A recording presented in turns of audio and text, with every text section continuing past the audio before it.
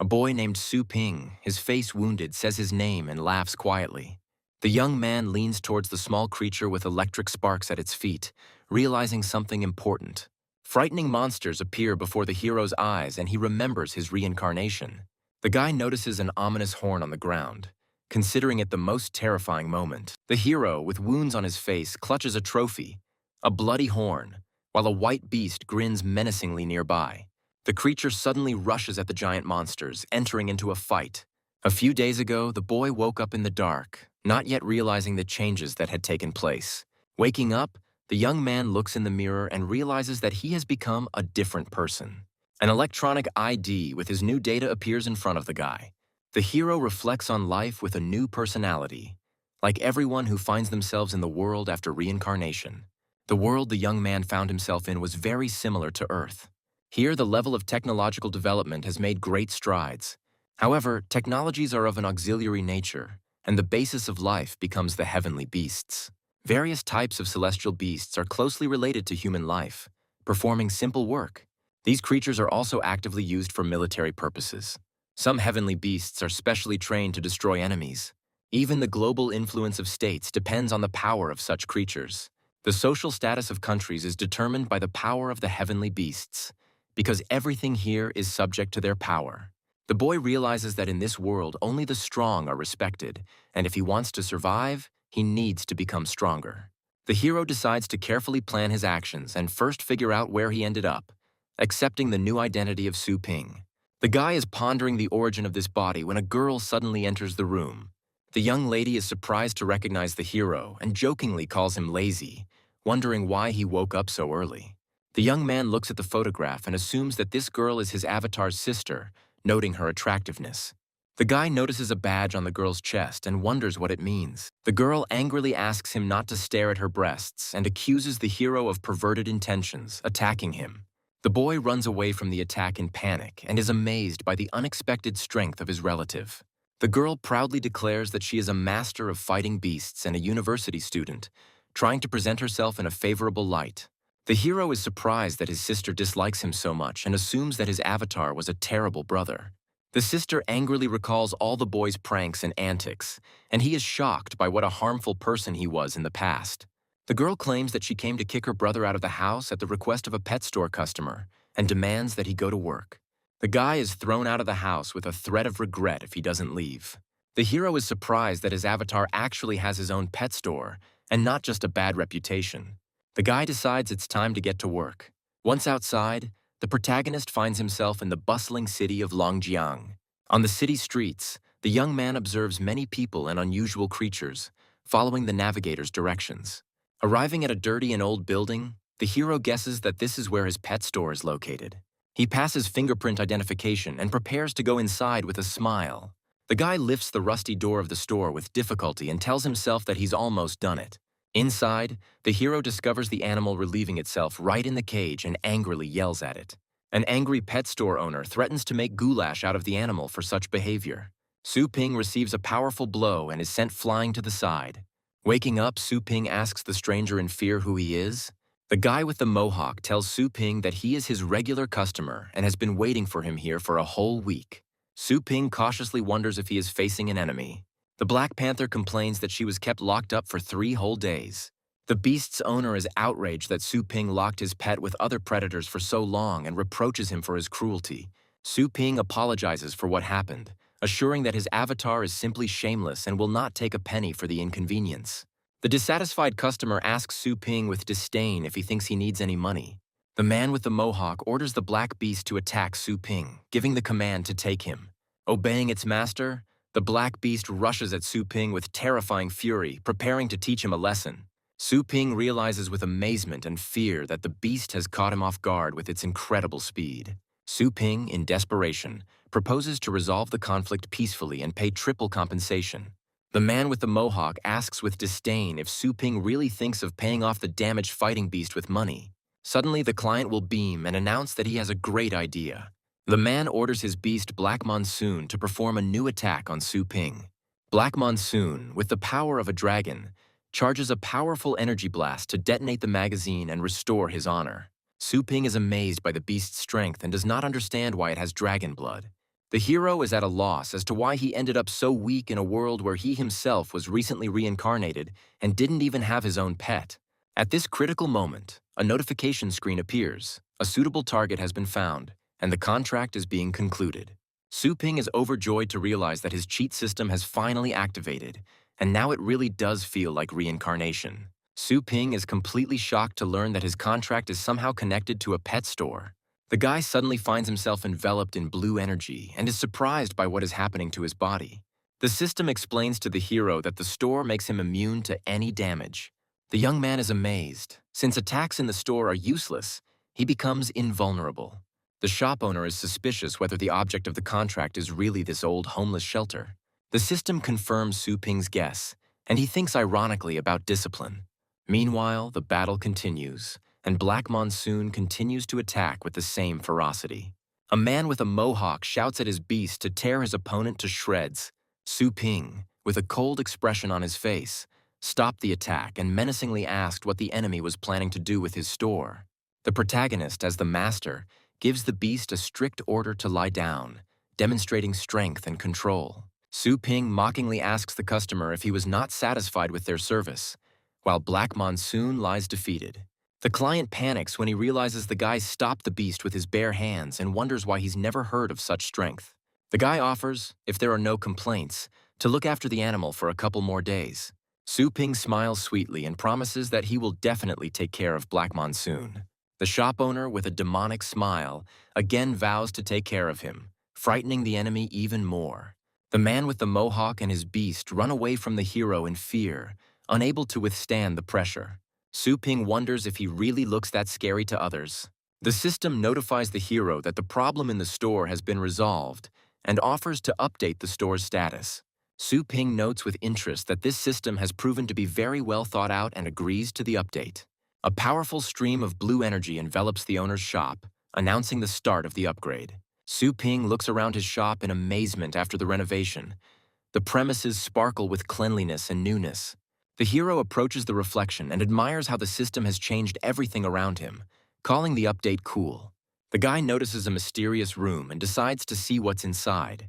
The young man discovers cages with small animals and is surprised by their size. Su Ping suspects that the pets will damage the cages, but the system reports that the animals are in a state of cultivation and do not need food or toilet. The guy asks the system what to do to prevent the new owners from causing trouble, and who should take these two pets. The system congratulates the owner on launching the main quest and offers a choice between the Thunder Mouse and the Moon Dog.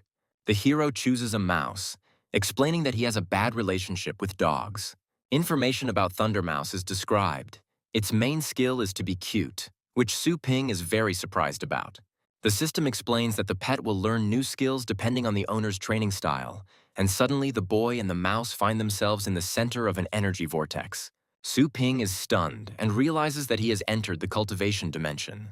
The hero and the mouse are delighted by the huge tree and strange crystals, marveling at the local inhabitants. Su Ping notes that the place is terrifying and jokes about meeting meter-long beasts. The boy encounters a giant creature, the king of beasts, which terrifies him. The protagonist comes to his senses covered in blood and doesn't understand anything, wondering why he's still alive. The system informs Su Ping that he was killed by the Beast King, but is now in the resurrection space. The guy is perplexed why the system didn't warn him about such a danger and asks about his scores. The system informs the young man that free resurrections are unlimited, but points are deducted for mission failure, and permission to evaluate is not yet available due to insufficient points. The hero sarcastically notes that the system is in no hurry to help and expresses its dissatisfaction. Su Ping and his pet enter into a temporary contract, illuminated by energy. The system informs Su Ping that his mental state has successfully merged with the Thunder Mouse and wishes him a successful search. The young man notices the peaceful herbivorous animals and decides that this is a chance for victory while the enemy is not dangerous. After signing a temporary contract, Su Ping begins to sense the pet's fear and senses approaching danger. A 10-meter giant sandworm appears before the hero, inspiring terror. Su Ping instantly recognizes the threat and prepares to act along with the mouse. The guy decides that the kids are less than 100 meters away and orders his pet to attack. The protagonist strategically aims the mouse to attack the worm in the neck. Su Ping understands that the Thunder Mouse's strength is clearly not enough, but he is happy with the possibility of endless resurrections and gradual progress. The mouse successfully resurrects after being defeated. The hero has an infinite number of attempts. Su Ping commands the pet to constantly approach the beast and use agility to dodge and circle around the enemy. The young man commands to attack the gap in the enemy's shell and use the dash right now. The hero happily notes that they managed to inflict damage. Su Ping activates Resurrection, supporting Thunder Mouse in battle. The guy reactivates Resurrection to avoid giving up in the fight. Thunder Mouse is resurrected again and ready to attack. The system informs that due to the high concentration of thunder in the environment, the mouse has mastered a new ability. Now the dash has become thunderous. A delighted Su Ping notices that the mouse skill has become stronger and can now penetrate the enemy's defense.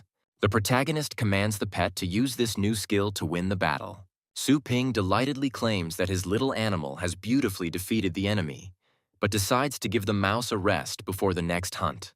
Suddenly, the guy is confused by the earthquake that has begun, and he encounters swarms of giant sandworms, of which there are too many. Su Ping, seriously wounded and with broken ribs, reflects on the futility of fighting with the adults. Thundermouse is also exhausted and still hasn't recovered from the last battle.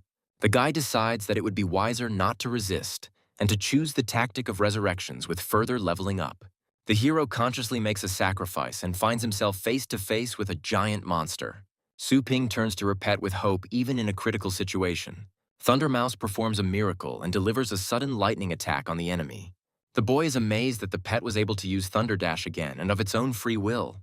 A fighting spirit awakens in the young man's eyes. He feels a surge of strength and intends to consolidate the experience he has gained. The hero takes the trophy, reflecting that even the beast did not give up completely. Su Ping resolutely declares that he too is not going to give up and will fight to the end. Despite the slim odds, Su Ping and his pet rush into battle against the enemies. The young man with the Thundermouse shouts resolutely that he will fight to the death. After a fierce battle, Su Ping wearily exclaims that even after death and resurrection, a feeling of fatigue remains. The hero realizes that his body is still weak and decides that serious training will be needed to improve his physical fitness.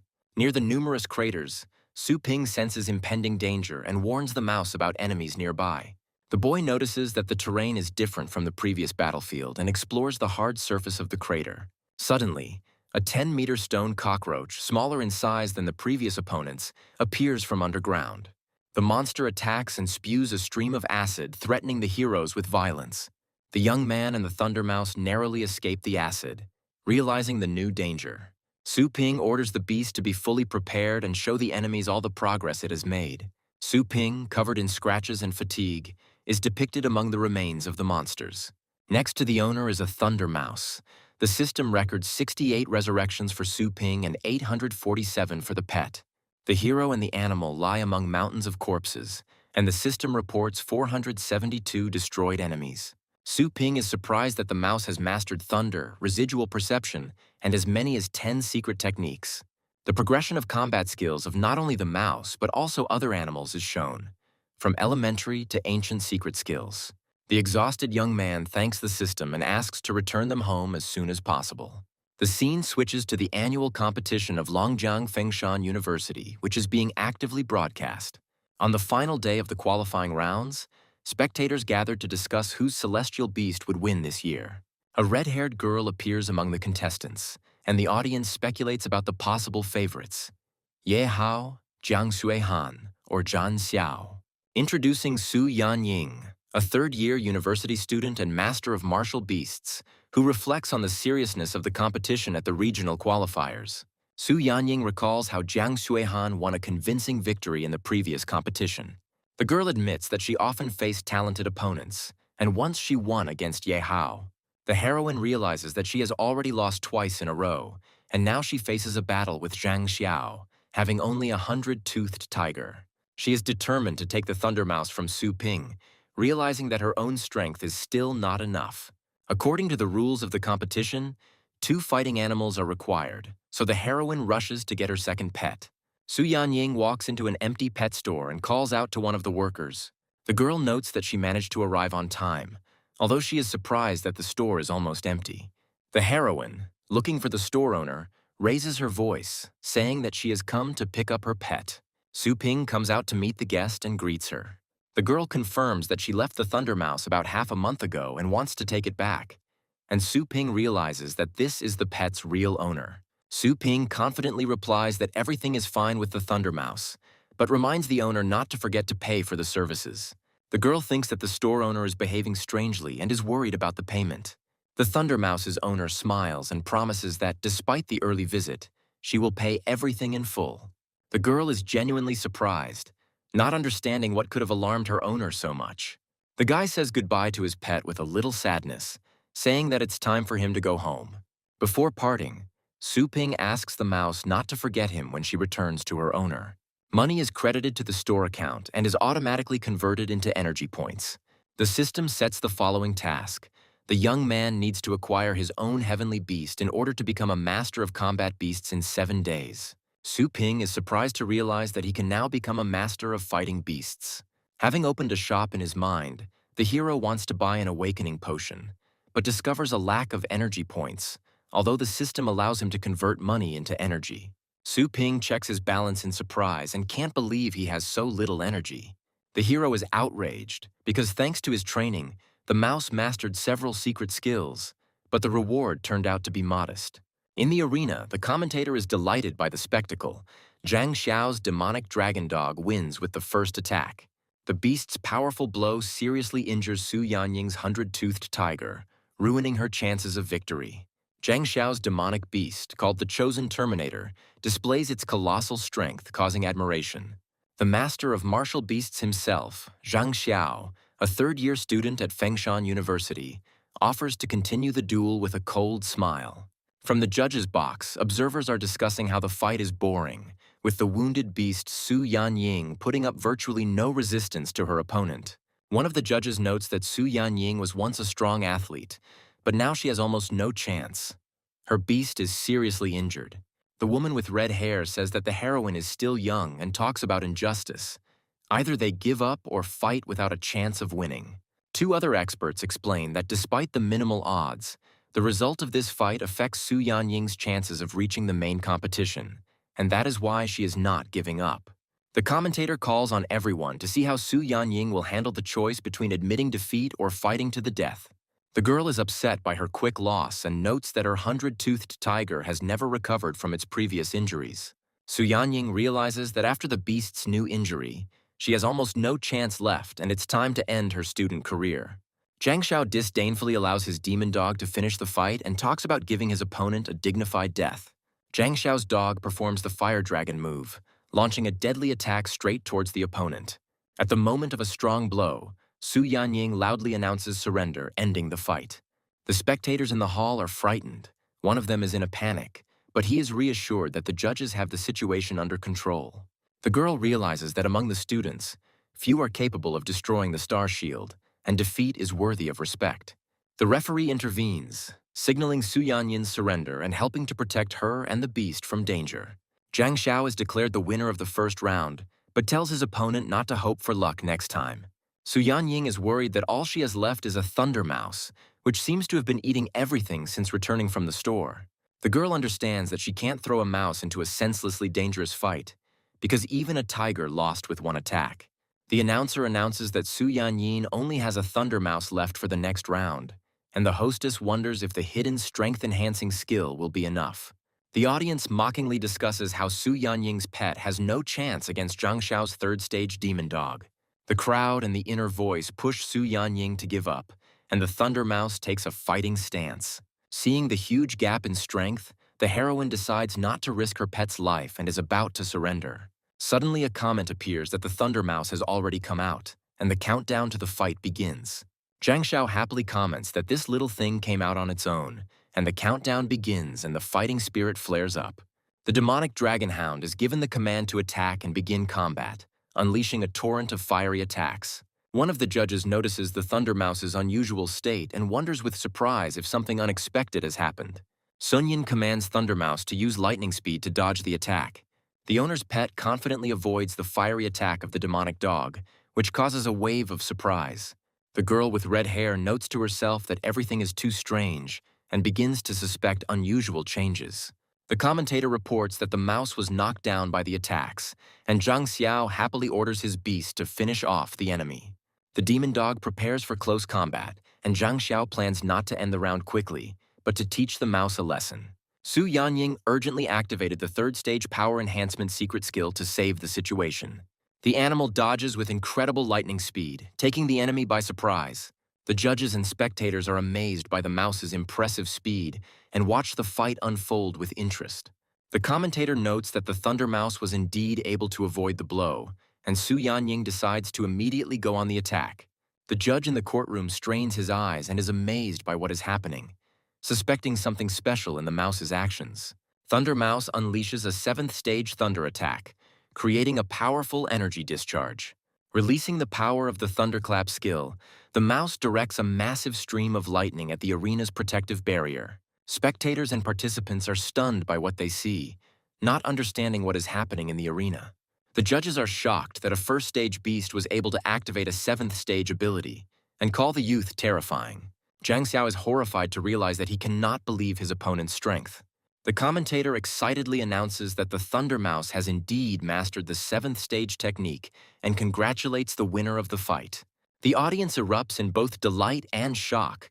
No one believes that a mouse could master such a powerful skill from the very first step.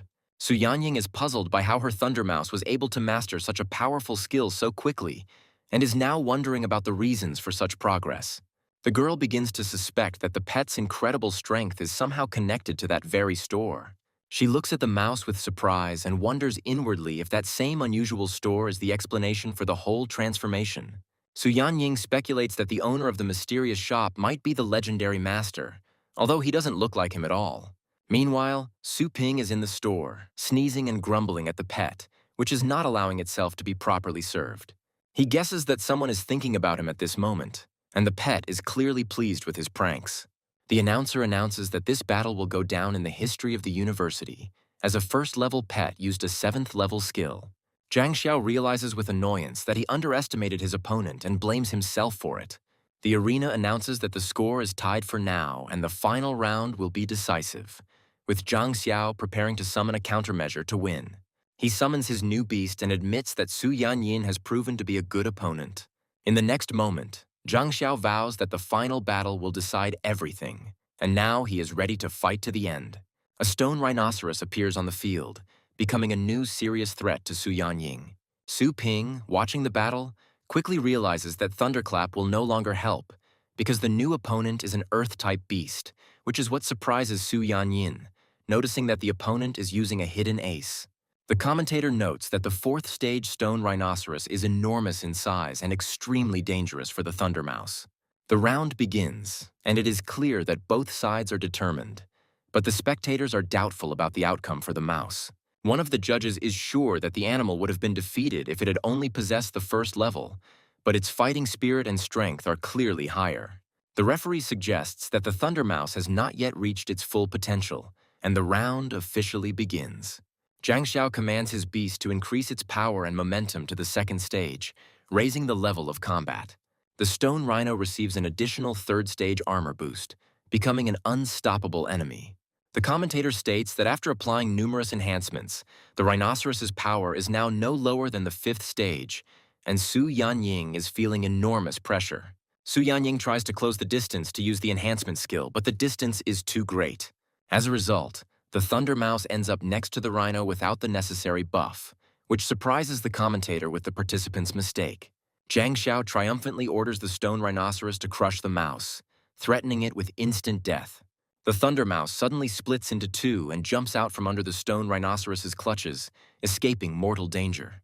The judges are stunned and discuss the impossibility of a residual separation in a real fight. The commentator confirms that this residual separation is another incredible Stage 7 skill, sparking unprecedented interest among team leaders. Thunder Mouse decides not to engage the rhinoceros in combat and instead charges towards Zhang Xiao, surprising everyone. Su Ping is glad that the Thunder Mouse caught his opponent off guard and took advantage of his mistake. Zhang Xiao panics and tries to defend himself by activating his 3rd stage star shield as the mouse approaches him. Thunder Mouse and her residual clone simultaneously use Thunderclap to break the opponent's defense. The commentator explains that Zhang Xiao's shield was almost immediately destroyed by the double attack, and it is now unknown whether he will survive such a blow. The judge's divine phoenix intervenes to save Zhang Xiao, who is knocked unconscious by a powerful attack. The referee solemnly announces that Zhang Xiao has lost in the third round, deciding the outcome of the fight.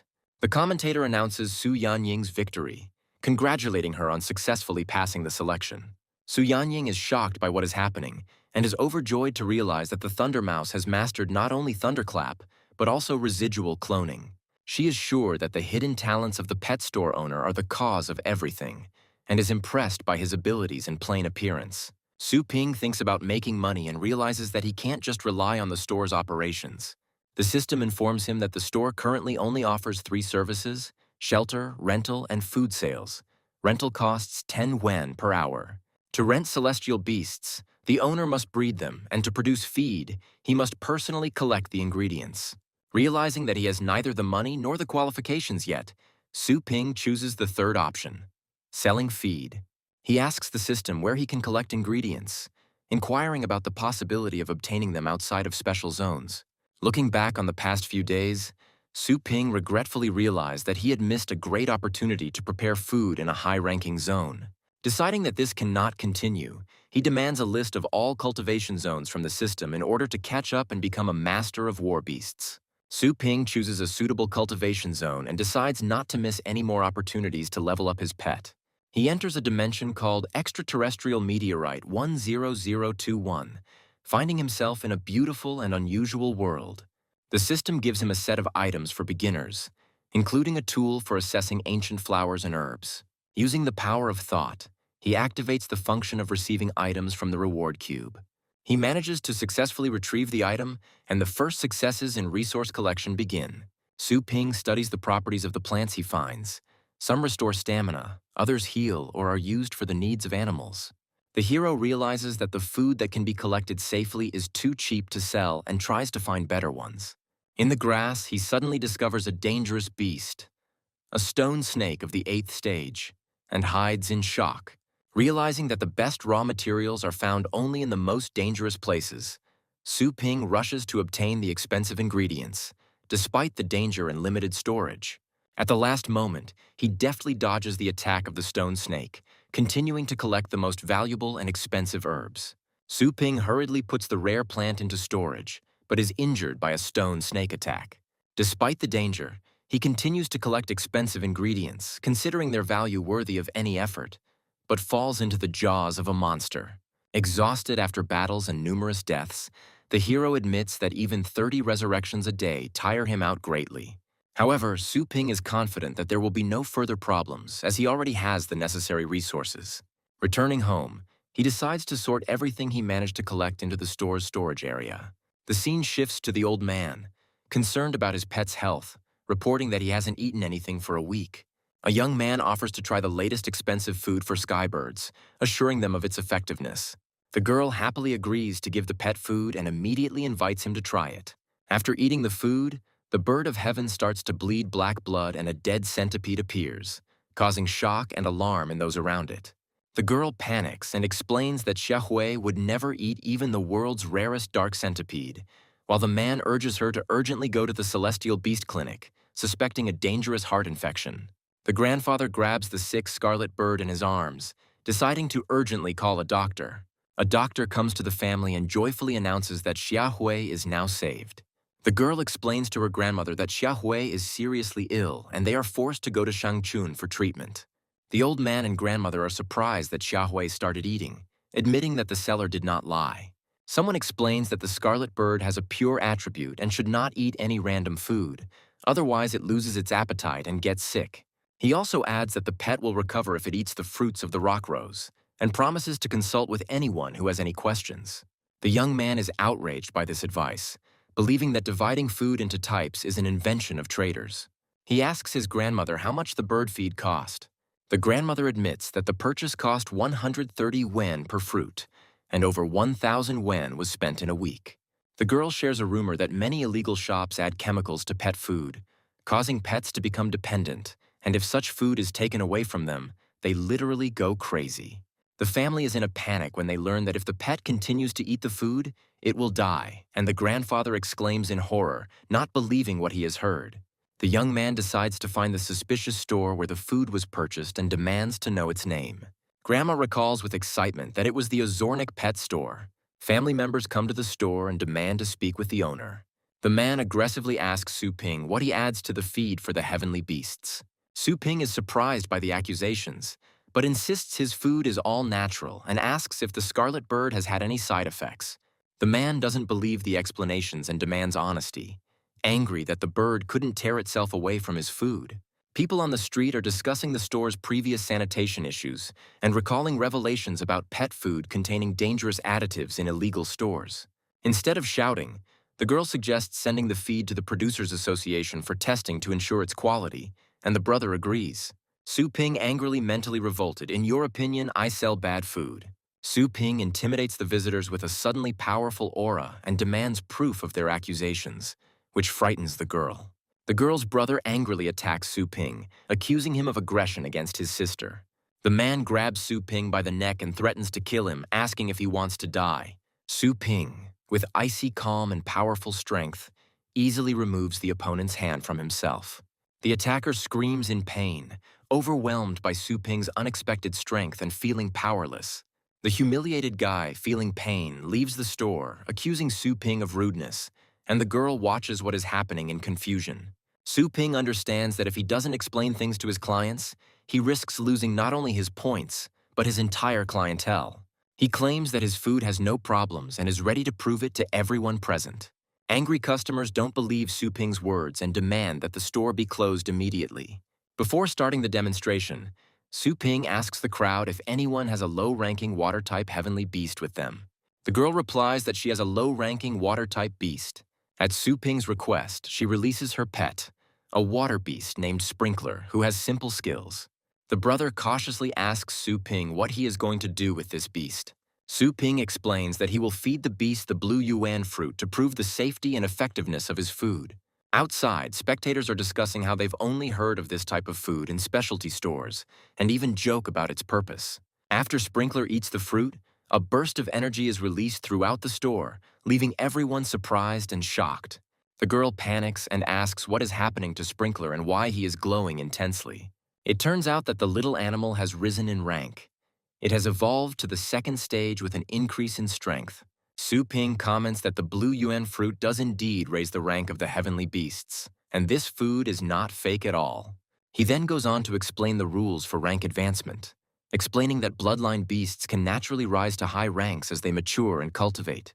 Su Ping explains that if the beast does not train, its strength will not grow further, and the audience is amazed at how quickly the rank increase occurred. The girl's brother is convinced by the beast's appearance that its level has truly risen and compares it to federal relics. He comes to the conclusion that if such feeding is available in a regular store, then the owner's personality is too frightening. The girl is surprised and asks Su Ping if he was replaced, because the result is truly stunning. The brother apologizes for his rudeness and admits that he and his sister went too far. Su Ping coldly accepts their apology, and his brother says that they were blind and asks for forgiveness. He comically declares that 8,700 per fruit is a great price and he is an honest businessman, and everyone is amazed. The brother happily agrees to pay, believing that it is incredibly profitable for such a result, despite the fact that the sister is sorry for the money. Su Ping muses stonily that the price is still very low considering his own efforts and the dangers involved in extracting it. Trying to raise the prices, Su Ping is rejected by the system, and then advises using the leaves of the colorful surbud for the animal, and to continue the course of the berries of the rock rose for the bird's recovery. The sister sighs with relief, and the family's son confidently declares that he will cover all the expenses, surprised by the effectiveness of the feed for such a low price. Livestock breeders in the crowd are vying with each other to sell them the miracle product, not believing that such an effect is possible so cheaply. The seller happily reassures customers, urging them to respect the queue, while everyone around them is eager to buy blue fruits. The protagonist triumphs, happily ordering the system to open the store, having finally saved up enough money for the awakening potion. The young man looks at the bottle of green liquid, knowing that now he can become a master of war beasts, and excitedly swallows his saliva. The guy decisively drinks the potion he bought, mentally urging himself not to doubt. With the essence of awakening within, Su Ping feels a powerful surge of energy, accompanied by a bright golden light. The hero's eyes fill with a new radiance, and he realizes that his moment has finally come. Su Ping proudly exclaims his success as he stands in the golden light, confirming that he is now a true master of the fighting beasts. Meanwhile, one of the clients is amazed to notice that even his reaction speed has increased, having managed to easily catch an ordinary fly. The protagonist studies the requirements for using the Chaos Spirit Pool and realizes that the chance of obtaining a valuable pet is very small. The guy decides to upgrade his pool to the second level, hoping to increase his chances. Having made sure that there is enough energy, the young man carefully starts the process of the emergence of a new beast. A powerful pillar of light shines through the hall, radiating magical energy while the ritual lasts. The system reports the successful use of the second-level pool, and the hero anxiously awaits the result. A strange figure appears in a thick cloud, and the boy is surprised to realize that a small skeleton has come to him. The young man is indignant that he spent 100 points on a funny skeleton, and the pet only laughs embarrassedly in response. Su Ping reasons that even with all the bonuses in the cultivation zone, it will be difficult for the skeleton to survive. But by investing in killing skills, one can reap benefits. On the monitor, the hero sees the requirements. Even the Thunder Mouse was stronger than the skeleton, and the skeleton itself is rated as the lowest level pet. Despite the huge difference in characteristics, the guy, with humor and optimism, decides to turn the skeleton into a real diamond. The hero hears the client's voice and is surprised by the familiar address, holding a small skeleton in his arms. Two girls with a pet appear at the door and call the store owner, surprised that their pet store is located in such a remote place. The young man greets the visitors with a displeased tone and immediately clarifies the amount of the debt, inquiring about the purpose of their visit. The red-haired heroine angrily corrects the guy's name, introducing herself as Su Yanyin, and asks him what he did with the Thunder Mouse. The protagonist, confused, notes to himself that the same scene with complaints and attempts to justify himself is being repeated again. Against the backdrop of a crimson mirage, he replies that he was just walking and playing with his pet, trying to look innocent. The boy turns to the animal and confirms with a smile that everything was exactly like that, and the mouse gets scared and confirms the owner's words. The girl is mentally amazed that for the hero the word walk means harsh hardening, and the mouse, who was not afraid even of the fourth rank, now trembles in front of his master. The heroine's imagination conjures up a terrifying image of a store owner who organizes walks comparable to animal abuse. The second girl with blue hair notes with horror that the main character's pressure even exceeds the 6th level, amazed by his hidden abilities. The blue-haired girl whispers to Su Yanyin that the owner looks completely ordinary and the shop is small, doubting whether her friend was mistaken. The red-haired heroine explains to her friend that she can't explain everything now, but she considers the young man a 7th-level master and fears for their safety. The protagonist, reflecting on the situation, realizes that the system does not require a limited task, meaning it is not about the pets, and asks if his prices are too high. In Su Yanying's wild imagination, he suddenly appears as a terrifying merchant testing a client's honesty by charging a high price for his services. The heroine, remembering how her Thunder Mouse became strong for only 108 yuan, frantically counts. Indeed, the prices are not that high. Su Yanyin decides to show her gratitude and transfers 1,000 yuan to the hero to thank him for his care, and Su Ping is surprised by such an act. The system reports that the transfer failed, the other party rejected the payment, and the girl is shocked and doesn't understand what's happening. The guy looks at the bracelet with indifference, considering the whole situation rather funny and ridiculous. The angry heroine decides that 1,000 yuan is not enough, and transfers 5,000, determined to win the master's favor. The translation fails again, causing Su Yanyin to despair, and then she asks Lele to help with this issue, and her blue-haired friend sighs and agrees, realizing that there is no choice anyway. Su Yanyin firmly convinces herself that meeting the master is a great success, and sends a transfer of 10,000 yuan for a worthy job. However, the girl is again faced with a system failure, and the guy looks more and more irritated each time. Unwilling to give up, the red-haired heroine frantically tries to make another payment. Finally, Su Yanyin decides to take the extreme measure of transferring 100,000 yuan and hopefully asks the hero to accept the money quickly. The girl is shocked to discover that this impressive transfer is again not going through, and desperately asks for the real price. Su Ping, pretending to be serious, tells him to get to the point, because if he wants to move forward, he will have to get used to the new rules. The heroine bursts into tears and is amazed. Does the owner of the magic shop really not demand any payment at all? The girl admits that they have a competition soon.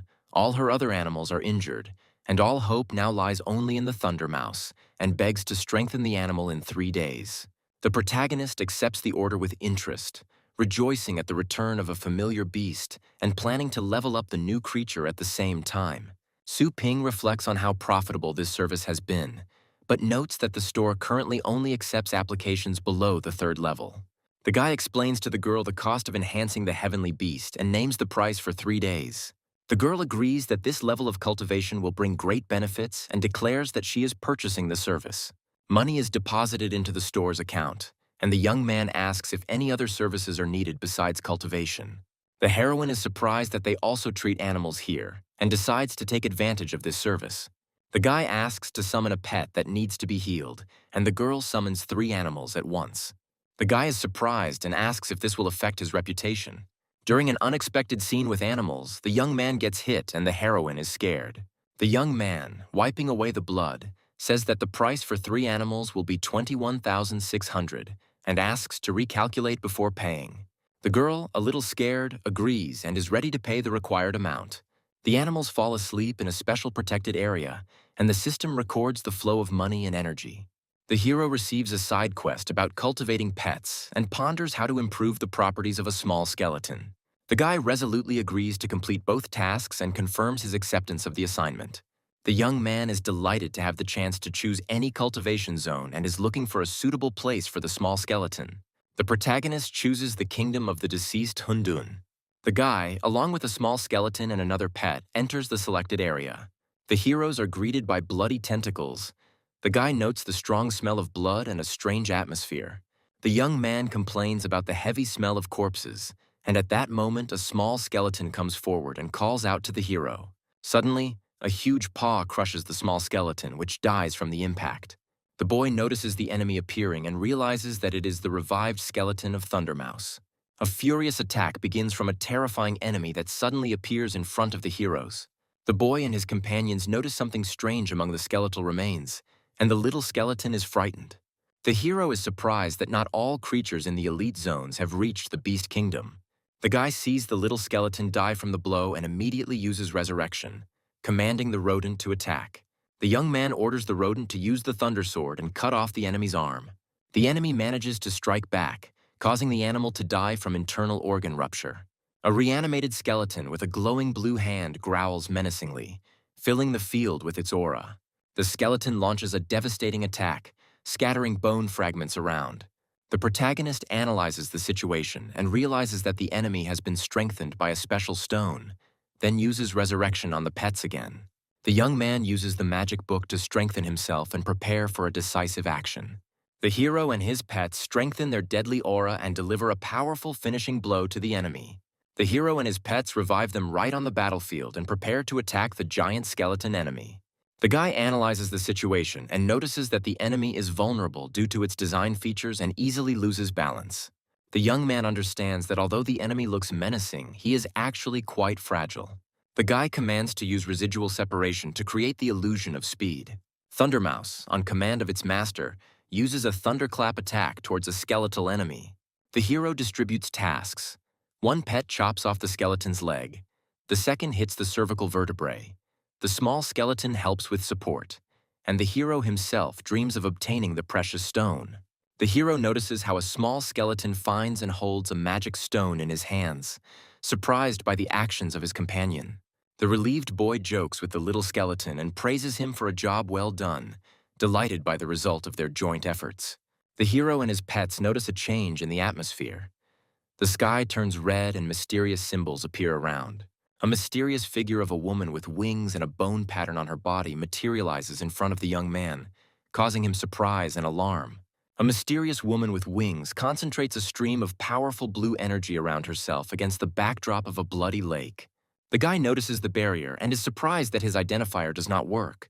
Assuming that he is facing a high-ranking creature, streams of energy penetrate the hero, filling his body, which is reflected on his face. A powerful enemy controls energy threads, attacking the young man with them, who tries to resist. After an instant defeat, a message appears about the death of the hero, the rodent, and the small skeleton, and the guy comments on the strength of his opponent. The hero turns to the winged woman and politely asks if she is the boss of this dimension. The guy waves his hand with a smile and ironically asks the enemy about her intelligence. The young man doesn't have time to finish speaking. He's struck again by a powerful energy attack, and the flow envelops his head. The guy, sitting in a red glow, is disappointed in the dialogue, reflecting that the language is not understood and that the attempts are in vain. Gradually, the hero teleports to a new safe place where he finally feels at peace. A guy in an unexpected place is surprised by the surroundings, looking around at the giant spikes. The young man sees before him a strange landscape with a huge army and wonders where he has ended up. The guy notices a hooded woman among his surroundings and recognizes her as an old acquaintance. A huge purple hand with a curse suddenly attacks the hero, and he realizes that he is trapped. A menacing skeleton in armor appears on the throne, demanding that the hero explain how he got there. The young man feels enormous pressure from the presence of the ruler and answers the question with difficulty, feigning uncertainty. The guy is confused and wonders why they don't kill him right away, and guesses that they want to find out something important from him. The hero realizes his hopeless situation. He is held tightly, there is no escape, the task is not completed, and the system is useless. The ruler's huge skull face says that the guy is not an ordinary person, and warns that the next question will be the last. The hero concludes that the skeleton was wary of his powers from the very beginning, and reasons that he still has a chance to maneuver, since the locals do not know about the existence of the system. The guy decides that he can only use one method and introduces himself as a clone of the most powerful man on the planet, who has come to check the threat level. The voice of a terrible enemy declares that everyone will be exterminated, after which the knight orders to protect the king. A massive explosion occurs on the battlefield, and the hooded heroine watches the destruction in shock. The young man ironically asks the enemy if he is tormented by conscience for the death of his loyal servants, and hints that only the weak are subject to him. The Bone Lord claims that nothing can threaten him, and that his only defense is his disregard for others. The protagonist stands serenely and smugly rejoices that the enemy has no chance while he is held by the effect of magic. The monster characters are amazed to see the events rewind as they look at the hero. The guy is resurrected again, accepting his latest death as usual and noting that he doesn't even feel pain. A powerful enemy realizes that the hero is able to change the time and space of the realm, considering him a terrifying invader. After another death, the young man grins and tells his opponent that he apparently possesses a very valuable magic stone. The Skull Lord notices the hero's disappearance in horror. The Skeleton King is amazed that the boy uses two higher laws at once and teleports beyond his sight. The hero appears in a safe place with a smile and is glad that his backup plan worked, calling his opponents naive. The boy joyfully greets his little skeleton, who has already freed himself from the chains. The young man shows the skeleton a huge red crystal to share the spoils. The boy asks the pet to absorb the stone, explaining that now he must enter into battle. The small skeleton charges in fury, using its basic sword technique. A huge demon and many monsters ready for battle appear before the heroes. A guy with pets watches the waves of enemies and entrusts all the experience to a small skeleton. A young man sits on a pile of bones among endless corpses, contemplating the endless waves of small enemies. A huge monster with a red core emerges from the remains, and the young man is confused, thinking that this enemy has not yet been defeated. The guy happily notes the strengthening of his pets, speaking of their murderous intent. The demon decides that he can advance further if he destroys the hero and rushes into attack. A huge shadow looms over the hero and his companions. The boy calls upon the small skeleton to use the basic art of the sword. The small skeleton deals a powerful blow to the monster using a red energy wave. The monster summons an army of blue creatures that attack the guy and his companions. The skeleton, the young man, and the rodent find themselves captured by the hands of blue monsters, and the hero is shocked by what is happening. The boy realizes that he is captured again and calls the rodent for decisive action. The boy commands his pet to attack the monster's core with a thunderclap. The monster blocks the attack with electricity, and the guy is surprised that the enemy was able to defend himself. The hero analyzes the situation and realizes that he cannot determine the enemy's identity. but he discovers two important weaknesses. Damage to the arms has no effect, and the core is indeed vulnerable. The boy, grabbed by many hands, orders the rodent to use Thunderclap and cover his body with electrical energy. Thundermouse activates its electrical defense, releasing a powerful charge despite its grip. The hero is surprised to notice that the pet unexpectedly uses some skill. Multiple hands are engulfed in an electric discharge. The pet breaks free from the grip. The guy finally gets free and immediately gives the command to the little skeleton to attack. A small skeleton with glowing eyes makes a furious attack on the enemy. The hero happily notes that the small skeleton, having absorbed part of the Bloodstone's powers, has significantly increased its power thanks to the absorption skill. The guy returns to the store and prepares to look at the characteristics of his pets. The young man is surprised by the results of the test. The pet's strength is already at the 7th level, but its rank is still only 2nd, and he doubts that the system has made a mistake. The hero watches with interest the visionary image of the Bone Lord and reflects on the beginning of endless chaos.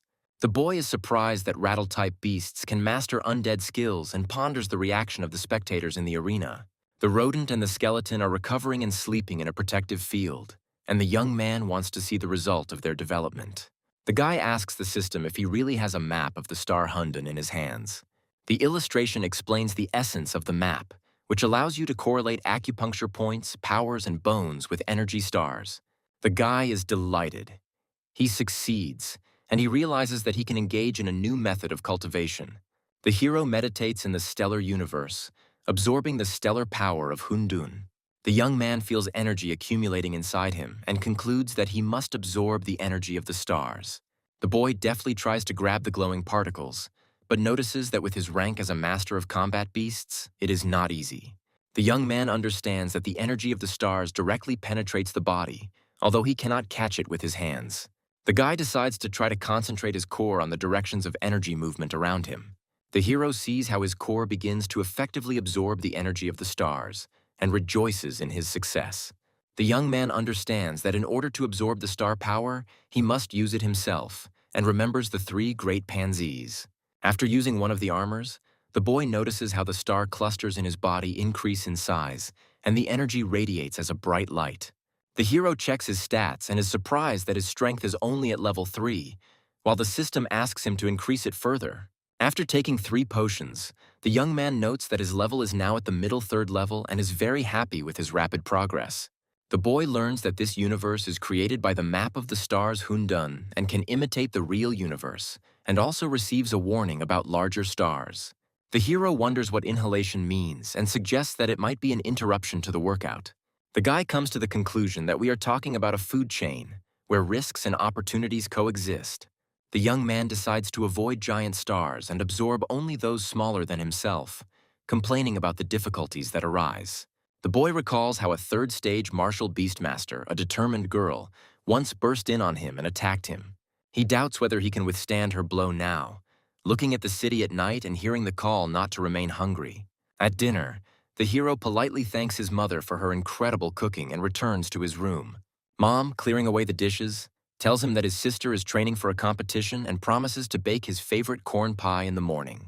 The young man smiles and responds as he climbs the stairs. He thinks that even though the woman is the mother of the body's previous owner, she still exudes a sense of homely kindness. Stretching, the guy decides to continue training, thinking about Su Lingyu's preparations and the possibility of talking to her. In the hallway, he notices golden star power flowing outside the door and is surprised by its appearance in the house. Opening the door slightly, the hero assures himself that he is simply observing his sister's cultivation and not peeping. Analyzing the scattered sparks, the young man concludes that the stellar power in the real world is weaker and more evenly distributed than in Hundong, where it is concentrated by a giant star. The guy decides to study university techniques to increase his star power and speed up his cultivation in the world of Hundun. The young man sits down in meditation and tries to rotate his inner core following his sister's example, collecting sparks of energy. A powerful vortex of force appears in the hero's body, and he is struck by the orange vortex that appears in his stomach. The system explains the scheme. When there is enough mass, the rotation itself attracts the nearest star, eliminating the need to run for energy. From above, the brother and sister can be seen simultaneously creating opposite swirls of star power in their rooms. The girl wakes up sweating and complains to the cat that it is becoming increasingly difficult to absorb energy. The guy rejoices at the successful direct and reverse star vortex, and golden streams rush towards his sister, causing her an unexpected sensation. The sister, surrounded by frozen sparks, wonders why the star power has suddenly become disordered and motionless. The frightened girl assumes that there is a powerful master hiding nearby, since the energy has changed so much. The mother, hearing her anxiety from the living room, worriedly asks her daughter if everything is okay. The sister, blushing, assures herself that she felt a strange and abnormal stellar energy. The girl concludes that the flash of power came straight from her loser older brother's room. The guy outside his door is almost mastering the vortex of stellar energy shining in his core. The young man projects himself in front of the enormous planet Hundun and swirls the currents, forming his own mini-universe. The joyful hero notices that he now automatically absorbs the star's power if he keeps a safe distance. In the kitchen, the guy is content with what he can cultivate even in his sleep, thinking about new plans. Two glowing figures of female customers in an aura of star power come to the store owner for pets, surprising him. A red-haired girl and her partner materialize in front of the hero, reacting embarrassedly to his words. The guy, clearing his throat, explains to the visitors that their star powers are too weak and require serious training to control the beasts. The heroine, hearing about more powerful celestial beings, is amazed that the Thunder Mouse managed to rise in just 3 days. The guy, wiping away his sweat, notes that at their university they usually only encounter animals of the 3rd or 4th level, while his pet already has the 7th. The young man places the blue Thunder Mouse on the floor, reminding the girl that the payment had already been made last time. The heroine takes the animal in her arms, surprised that the color of its fur has noticeably changed. The girl walks past all her creatures and notices that the huge animals look depressed and do not show joy. The guy in the booth sighs and gestures to the customer to hurry up and leave. The red-haired owner muses out loud that within a few days the pets seem to have become attached to the new place. Although the temporary contract does not stipulate this, the blue-haired companion checks the huge lion and is glad that the wounds have healed, and the stripes on his fur have become brighter. The girl thanks the owner for his concern and asks him to recommend suitable food, calling the store virtuous. The guy, having estimated the price, decides not to inflate the cost and admits that her praise disarmed him a little. The young man points to a jar of fire spirit grass priced at 1,200 wen each, explaining that it is the perfect food for a fallen phoenix, and the guest repeats the price in shock. The red-haired athlete decides to warm up before the competition and test how much stronger her Thunder Mouse has become. The girl calls out to her blue-haired rival, Layla, and challenges her to immediately release her strongest celestial beast. Layla creates a burst of energy and summons a stone titan from the rift, surrounded by blue lightning. The humanoid golem materializes in a puff of steam, and the summoner sarcastically warns her opponent not to cry. The redhead assesses the situation, realizing that Layla has put forward her favorite trump card, a high-ranking 5th stage beast. She runs alongside the blue mouse, hoping that her pet will survive the fight, relying on the thunderclap and the residual separation. Thundermouse, with pink lightning in his eyes, rushes to attack. Layla orders the golem Kshiti to toy with her opponent, and he rushes across the glittering arena floor to intercept her. The stone giant uses Earth Split, shooting spikes out of the floor, and the mouse dodges, sparking with electricity. The redhead, seeing the golem's powerful blow, loudly gives the order for residual separation, trying to save her pet from the stone debris. The heroine is shocked that the Thunder Mouse created 3 clones, and the red-haired rival, surprised, calls this multiple residual division. The girl activates the protective star shield, but realizes its weakness and asks her ally to command the beast to fight Kshiti. The rival explains that she only ordered the animals to approach without attacking, and considers this an excellent opportunity to test the residual division against the very perceptive Ksitigarba. Both girls are shocked to notice that the golem has managed to grab one of the mice. However, it soon becomes clear that the animal has outwitted the enemy. The Thunder Mouse ends up on Ksitigarba's head, escaping capture. The golem jumps back in panic, avoiding further attacks, and its owner is surprised that Kshiti is afraid of her opponent. The red-haired athlete asks to be released from her stone shelter, realizing that the Thunder Mouse is very fast. The girl is stunned that her high-ranking pet was so scared of a low-ranking Thunder Mouse. The heroine admits that the pet's strength has now crossed all boundaries, and is delighted with this result. At this moment, the host in the arena announces the start of the next stage of the annual Fengshan University competition. A new second-year star, the red-haired heroine Su Yanying, steps onto the left side of the arena. A professional competitor, a guy with blue hair who made it into the top 10 last year, comes out to the right side of the arena. They introduce their opponent as the most insightful, Li Ji, and they participate in turns, releasing 3 pets. The judge announces the rules. The winner is the one who defeats all of the opponent's animals first and gives the command to begin. Spectators are discussing Li Ji's release of a weak beast and questioning his choice, but others are warning not to underestimate his tactics. The red-haired girl analyzes the enemy. The aquatic beast is good at surprise attacks but of average origin, and prepares to summon a counterpet. Su Yanying summons a fallen phoenix clad in red-orange flames. The commentator from the podium is amazed, noting the high rank of the phoenix and warning that for an aquatic beast it is a very powerful enemy. Li Ji calmly raises her hand and declares her surrender. The guy confirms that he lost in the first round, which completely surprises the judges and spectators. The commentator announces Su Yanying's victory in the first round, and the heroine herself watches her opponent smile with suspicion. The rival says with a cold smile that sometimes you need bait to catch your prey. The girl notices her opponent's strange actions and reacts warily to what is happening in the arena. A huge ground-based hunter appears on the field, and the guy explains that the fallen phoenix is the most difficult opponent for his beast. The rival explains that the thunder mouse and the heroine's other pets are land animals, and his pet is capable of crushing them with ease. However, the air phoenix attacks fiercely, although even a 5th-stage beast has a hard time dealing with a ground giant. The guy, confident of victory, apologizes to the girl and categorically states that she lost. However, the attempt to stop the phoenix proves futile. The protective barrier cannot withstand the pressure of the fire. The next moment, the opponent realizes with horror that he himself is engulfed in real flames, and he panics in front of everyone. The red-haired heroine looks around calmly and asks with a smile if he has finished his statements. The blue-haired guy commands to attack the arena with the ground spikes technique, targeting the phoenix. The red-haired heroine commands her fallen phoenix to dodge dangerous sharp thorns. The girl activates the speed boost and wants to quickly get rid of the opponent's trap. She commands the flaming bird to use a fire slash to attack from the air. The enemy summons a ground hunter and a defense golem to help contain the phoenix's attack. The heroine is surprised by the earth beast's resistance to fire when her pet's attack does not produce the expected effect.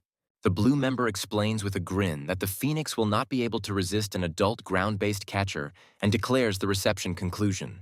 The entire arena is shrouded in a net, a confinement skill that can restrain both low-ranking and very powerful pets. The net is rapidly narrowing, and the girl and the phoenix find themselves trapped, forced to find a way to escape. The red-haired contestant calls on her firebird to find a way out, realizing that both are in mortal danger. The red-haired heroine uses the 3rd-stage power enhancement to try to escape the trap. The net continues to shrink around the girl and the phoenix, completely ignoring the enemy's fire attacks. The participant finds herself trapped in an energy grid but refuses to give up and calls for her pet. The girl desperately calls out to the fallen phoenix, while her opponent advises her not to resist, so as not to get further injured.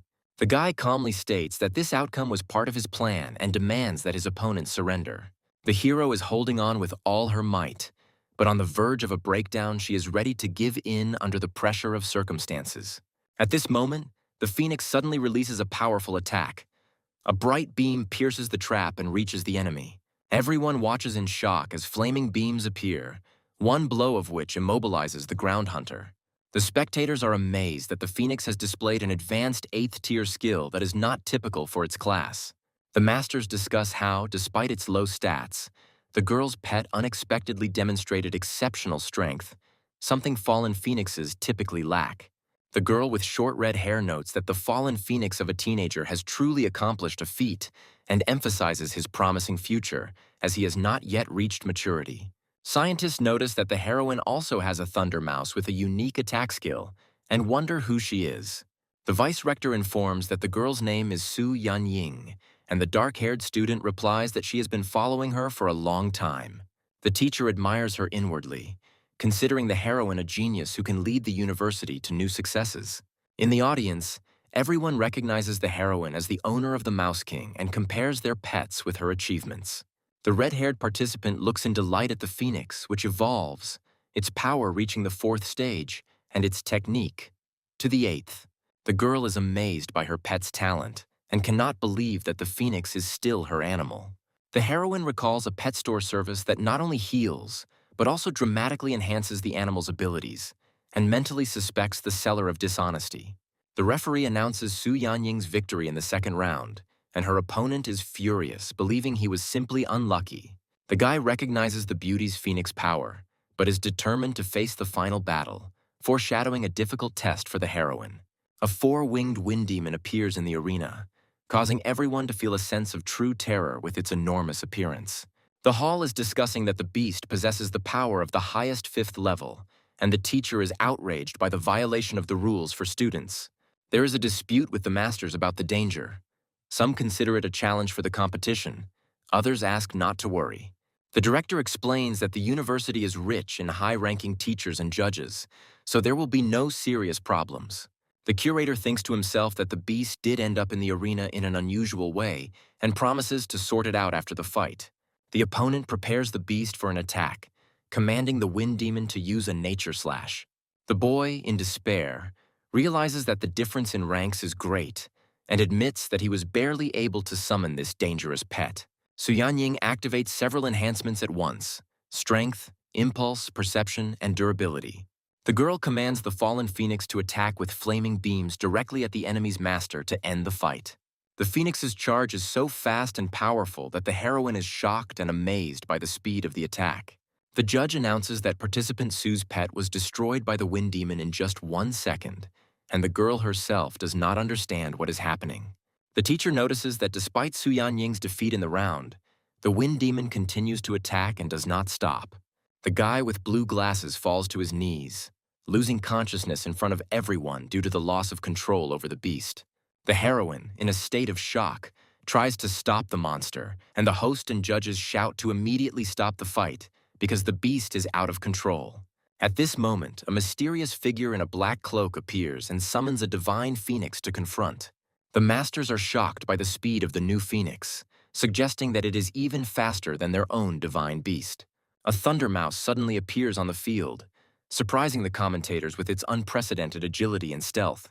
The mentor explains to the audience that Su Yanying was able to hide her pet in the arena all this time, which means that this animal knows how to hide its aura. The host announces the start of the third round, where the heroine and the thunder mouse once again face the wind demon face to face. The girl and her pet find themselves in the center of a furious attack. The number of attacking streams grows, and she is at a loss in her attempts to dodge.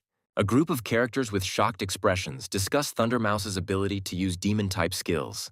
A hatted observer comments on Thunder Mouse's spectacular use of a demonic skill, successfully blocking a natural attack.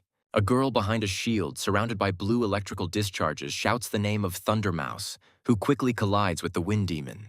A blue electric mouse surrounded by lightning rushes forward towards the final battle. A dark, demonic figure with glowing red eyes is riddled with electrical charges after Thunder Mouse kills the out-of-control wind demon. A winged creature surrounded by blue electrical energy confronts the small mouse, inflicting an unexpectedly deep wound on the wind demon.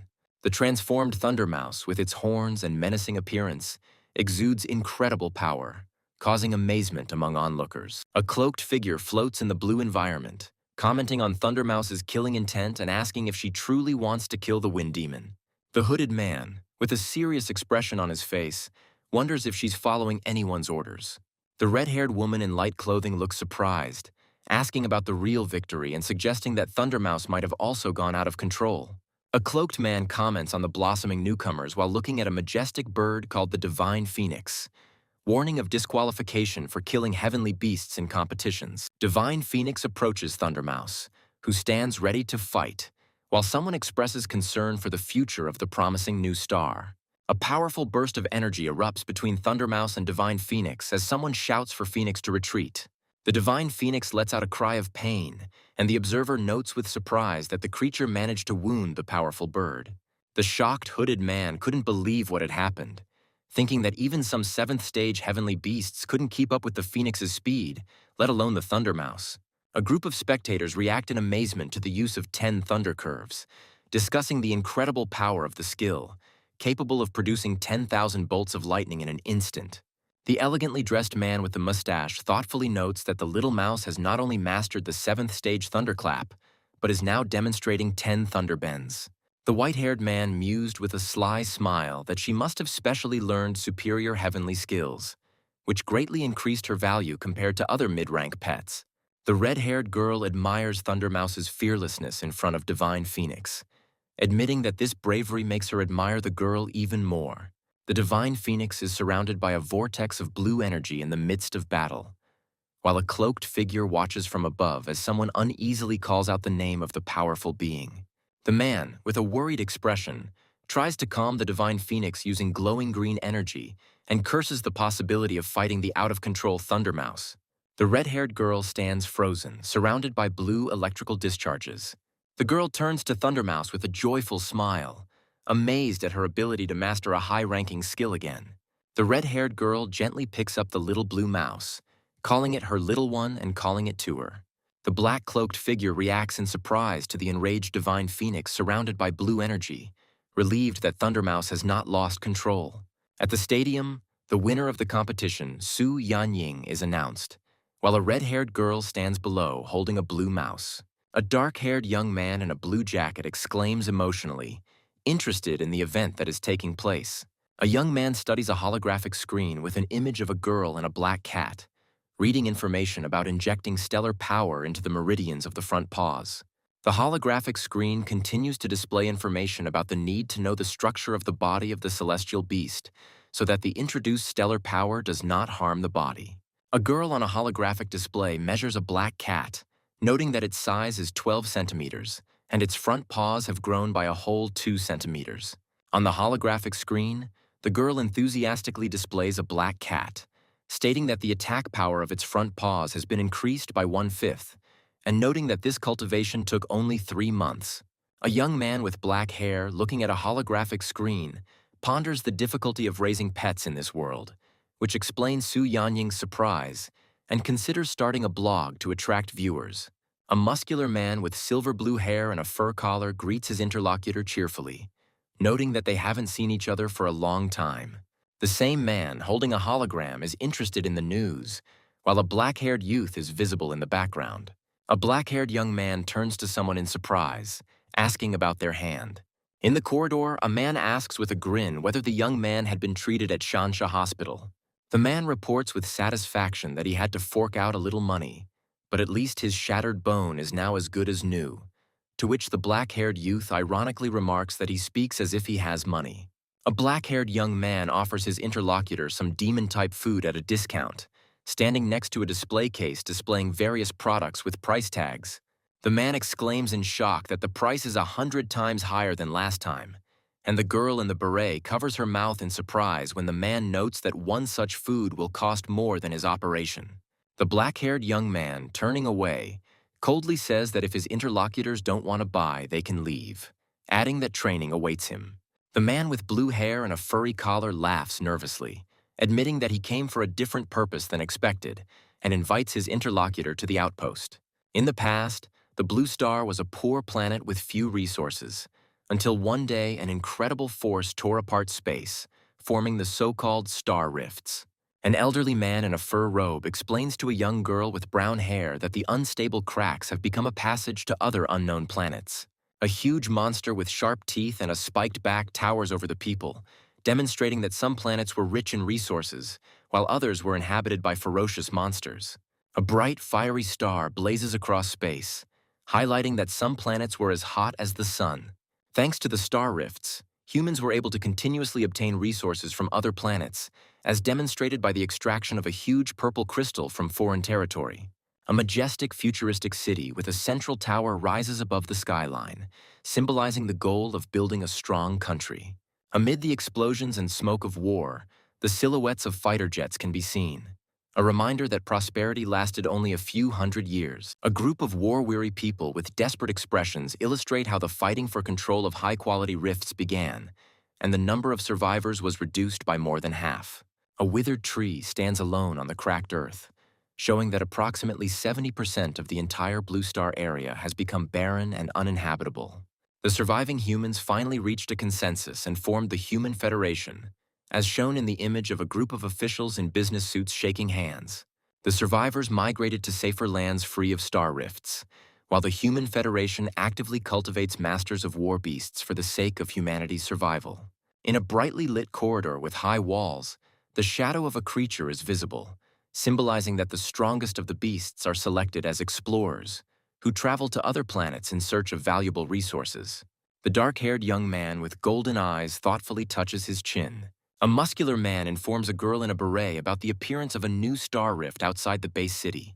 The black-haired young man with a keen gaze pondered the mystic skill, recalling that the reward last time was a Star Hundun card that brought quite a lot of benefit. But the current reward doesn't seem so bad. A close-up of the profile of a thoughtful guy who admits that he most wanted to test himself in a real fight, demonstrating his determination and ambition. A military observer wearing a helmet and carrying a radio announces the approach of a Prokodsev vehicle, which should be allowed to pass while the vehicle moves toward the checkpoint. An energetic captain with turquoise hair waves cheerfully, announcing his arrival, while a silent, black-haired young man in a blue jacket with orange stripes stands next to him. The man with a proud posture introduces himself as the captain of the Black Wolf Group, Fan Ganli, asking who he has the honor of speaking to. The black-haired, golden-eyed youth introduces himself as Su Ping and describes himself as an unremarkable type, looking modestly to the side. The fair-haired Li Ying, with a sly smile, tells the young man that they heard about him from Fan Yujin, and at first glance it is clear how young their hero is, asking if he has turned 20. Su Ping, with a serious expression and a hint of surprise in his eyes, simply answers 18. Captain Fan Ganli, his deputy, and the third member of the team are frozen in shock against the backdrop of flashing lightning when they hear the age of the young prodigy. The deputy captain, with a cold expression on his face, clarifies whether this means the guy has not yet graduated from the University of Combat Beastmasters, and asks where he studies. The captain says the self-taught man with amazement in his eyes, to which the confused Su Ping responds with bewilderment. Fan Ganli, with a serious expression, explains to the newcomer that the star rift is 100% life-threatening, and they need to register it before entering. Surrounded by a reddish aura, Su Ping calmly agrees, but immediately clarifies that he has no intention of joining their group and only intends to find his lost pet. An irritated Li Ying, with a disdainful look, notices that the young man, although very young, does not watch his words, asking whether he really thinks that he can join them just by emoting. The captain calmly stops his hot-tempered deputy, reminding him that Brother Su is Xiaofan's guest, so he should be polite, to which the blonde only remains meaningfully silent. The hero's menacing eyes, surrounded by scarlet lightning, sparkle, accompanying the command, emitting a powerful aura. A flash of red light reveals a small skeleton with a metal collar emerging from the shadows, ready for action. The team looks in shock at the lurking little skeleton, while the hero, calmly observing the situation, calls his servant personally. Su Ping holds a red energy stone in his hands, saying that after 8 days of diligent absorption, this thing is sufficient for his further use in the wasteland. The captain, turning to the hero, is surprised that he recently acquired this pet, to which Su Ping calmly confirms. Expressing concern, the captain explains to Su that the personalities of their leader and his deputy could create difficulties if he lets them down. Smiling, the young man places his hand on the little skeleton's head and assures the captain that he can be trusted, because he will not disappoint. The small skeleton, responding to its master's command, draws a sword that glows with powerful energy, ready for battle. The entire squad, including the captain, watches in amazement at the incredible speed of the little skeleton, who has already managed to sheathe his sword. Glittering attack circles spread out from the point of impact, creating destructive force. Su Ping asks in confusion whether the young man has completed his skills at this point, and the man standing next to him is surprised that the hero only graduated from high school and is only 18 years old. The blonde assistant warns the hero that temporary employees may be eligible for merit, but they will still not have full privileges. The man points the way for the hero, directing him to the registration corridor, clarifying that for any crime he will be tried as an ordinary civilian. The cheerful captain cheerfully assures Su that if he has any problems with the police, he will definitely come to his aid, which makes Su think sarcastic thoughts about this talkative comrade. In a spacious technical room, the captain offers the hero something for self-defense, emphasizing the dangers of desert areas. Pointing to rare and expensive items, the captain explains that such equipment is rarely found even in the market, which Sue understands and accepts with interest. The hero looks at a display case containing a mysterious artifact surrounded by bright energy circles, wondering if these items were really obtained from other planets. The captain reminds the hero of the time limit, asking if he found anything interesting. Su Ping points to one of the display cases, clarifying that he would like to take the item displayed there, causing surprise among his companions. On display is a book with basic skills for a master of war beasts of levels 1 to 6, worth 10 merits, which causes a loud surprise in the squad. The fair-haired deputy asks the captain with a grin who he brought into the group, making fun of the situation. The silver-haired man convinces Su Ping to take self-defense equipment, noting the danger of the upcoming mission, but the hero is reluctant to take anything until his task is completed. The captain ponders the hero's capabilities, suggesting that he is either incredibly confident in his abilities or acting impulsively. Su Ping looks at the box containing the unusual black equipment with confusion, wondering what kind of item it is.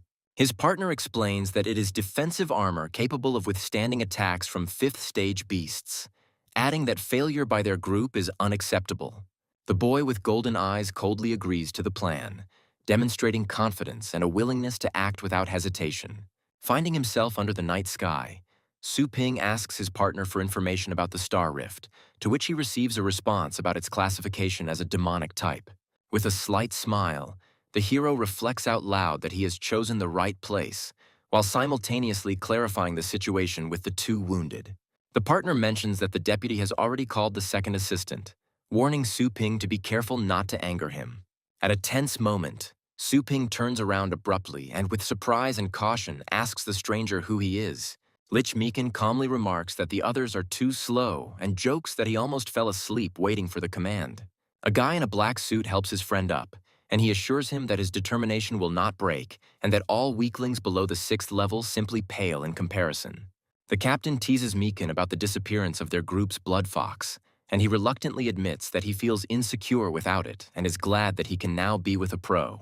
A burly man with tanned skin smiles and agrees that it would be foolish not to take professionals into the wasteland, while Su Ping watches the conversation from the sidelines. Someone looks at him suspiciously and wonders who this guy is, noting that he is not in the database. The blue-haired captain explains that Su Ping is Xiaofan's acquaintance and asks him to explain what happened, noticing the surprise on Mikun's face and his sarcastic remark about his first visit to the wasteland. Mikun assesses the situation with disdain, saying that the newcomers are clearly asking for trouble, and if they are unable to cope with such a threat, then there is no place for them in the wasteland. In response, the captain claims that although his comrade is not as experienced, he has truly good abilities as a master of combat beasts, and his strength level is quite up to standard. The silver-ranked entrancer turns to face him, insisting that strength alone isn't enough. You also need to be a true member of the team, and warns that once you enter, everyone acts according to his rules. Su Ping, with a cold gaze, says that he brought the people here himself and will be responsible for them himself, demonstrating confidence in front of the team. The silver-ranked explorer, with a tense face, wondered what was happening to this guy, clearly feeling some discomfort inside. Against the backdrop of Su Ping's dark eyes, his opponent feels a chilling gaze, as if the hero is looking at a corpse, and an ominous skeleton appears in front of him. The comrade assures the young man not to pay attention to the straightforwardness of the miners, and Su Ping calmly accepts the situation. The young man with the piercing gaze thinks that he thinks as coldly as his skeleton. A group of researchers moves towards an anomalous crystal on a mysterious planet, noting the gloomy atmosphere and the lack of detected creatures, but urging everyone to be on guard. Their route leads through a dark, twisted forest under the light of a huge moon. The captain gives the command to find a way through the fog.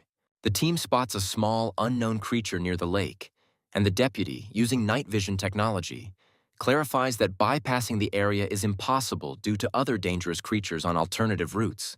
The hero with the mechanical snake decides to personally verify the situation ahead and promises to immediately warn if anything threatens the squad. Through the darkness of the night, they use their instruments to notice that the creature by the pond is actually an adult tiger tapir, possessing a strength of approximately level 5. A silver-ranked explorer undertakes to eliminate the threat, receiving instructions to do everything quietly. and Su Ping requests a pair of night vision goggles to personally verify the details. A man in a high-tech suit demands an explanation and asks if the others doubt his decision. The dark-haired man responds by explaining that tiger tapirs rarely drink water and are not found in such an environment. Two team members discuss that tiger tapirs typically live in the tropics and cannot be exposed to the cold here. The hero, wearing glasses with a red backlight, assures the others that they are looking at an ordinary tiger tapir and considers the whole thing a waste of time. The man with the ponytail gives the command to do this, releasing the creature into freedom. The blue-haired team member screams in panic that the creature is long dead and wonders what is really going on. The massive monster reveals its true form, shedding its tiger tapir disguise, revealing itself to be a spirit beast. The character demands that Lin Mi-kun force the creature to immediately spit out the captive, threatening his life. A bald man in a helmet angrily protests why he is being given orders, calling his interlocutor a brat. The blue-haired boy asks Sue if it's really a spirit beast in front of them, and admits that he has no experience dealing with demonic creatures. The guy in black explains that an adult spirit beast has the power of the 7th stage and often disguises itself as a weak bait to devour its prey from the inside. The hero explains that the main threat is not the dead spirit, but the creature with which he is in symbiosis, a bloody spirit beast. The girl with blue hair asks in surprise about the bloody beast and asks to clarify what is meant. The dark-haired youth explains that bloody spirit beasts always hide where other spirits reside. The black-haired character looks at the lake and declares that there is no water in it at all. Instead of water, the surface of the lake turns out to be covered with blood, in which a sinister monster was swimming. The man in the helmet reports that he has lost contact with the python and does not understand what is happening. The commander urgently orders everyone to leave, explaining that if ordinary 7th stage spirit beasts are eaten, the enemy is much stronger. A huge, big-eyed creature with a power of at least the 9th level appears before the heroes and is probably the king of beasts. The team makes a hasty retreat, encountering a bloodthirsty demonic wolf and a winged dragon. A huge, bloody creature hovers over the forest under the moon, and the guy orders me in to look for an escape route. The young man with glasses offers 2 paths: dangerous unknown beasts in the east and safety in the west. The team studies the map, and the blue guy reports that he has lost his beast, so the only way out is to run west. The blue-haired hero asks Brother Sue what he thinks about what is happening. The man in armor advises to go straight east, causing surprise among the others. Riding on their beasts, the crew argues about the wisdom of this decision and agrees with the captain to retreat. The blue warrior desperately asks Sue again if he is sure of his plan, because a mistake could cost them their lives. The dark-haired youth insists on trusting him, assuring them that they are running out of time and that this is the only way to find the bloody fox. The guy hopes that this choice will not be his last. The team moves determinedly east towards the canyon, following the chosen course. A guy in goggles calls the captain in alarm after noticing something unusual. The radar shows how all the monsters in the canyon suddenly start to scatter. The young man explains that everyone sensed the bloody spirit beast behind them, which is why they ran away. The team discusses what is happening and receives an explanation that the huge beast cannot chase prey on its own and uses others as bait. The black-haired hero clarifies that they are of no interest to the monster, and the canyon itself is too small for its size. The man with pink lines on his armor admits that he himself would not have retreated, and justifies himself by saying that he did not know all the features of the bloody beast. The guy on the blue dragon reports that they have almost reached the place where the missing person was found, but a sky beast is on duty at the exit. A young man in black asks to borrow a pair of glasses from a friend to sort out the situation. The man reluctantly agrees, calling him a pauper and telling him not to get cocky. The dark-haired hero catches the transmitted devices and thanks his comrade in arms. A mysterious dead spirit in a cloak is captured by the electronic visor and alarms the heroes. The man with the metal bands on his head says that this is an adult dead spirit with the power of the 5th level, and the guy in the red glasses asks if this guy is dangerous. The young man in the black suit assures his comrades not to worry, promising to deal with the enemy himself. A demonic monster with a skull for a head charges forward using medium sword art. The heroes are amazed. The guy with the dragon destroys the enemy in a second, causing surprise and admiration among the others. A bald man with pink lines on his suit angrily declares that he is also capable of the same and accuses the hero of showing off. The blue guy remembers that this mountain is very dangerous. Once due to an encounter with a strong beast, they lost the bloody fox. The protagonist commands everyone to hurry up and go down and start searching for traces. The girl with the tail and the boys notice something unusual and ask the many-armed monkey if she found anything interesting. The captain analyzes the find and reveals that these are golden bracers from the Black Mist group, which only high-level explorers can afford. The silver-haired girl reasons that if the captain of a powerful group died, then an incredibly powerful and unusual beast lives here. The black-haired young man asks that if no one noticed anything, then let them give him the find. The man with the mechanized arms reluctantly agrees and asks what the boy even knows about special equipment. The hero arrogantly hands over the golden item, emphasizing his importance and rank as a silver miner, adding that he does not recognize the young man. The man drops the armor on the ground, telling him to pick it up himself. The boys watch this, wondering what is going on between the heroes. The man in black examines the find, noticing that the blood has dried and the body died several days ago, but a dark aura is still emanating from the wound, deducing that a high-ranking demonic beast is approaching. The blue-haired man asks Sue if his concern is related to the blood fox. The young man explains that if the body part has been there for several days, then the target is still nearby and categorically denies that it has left.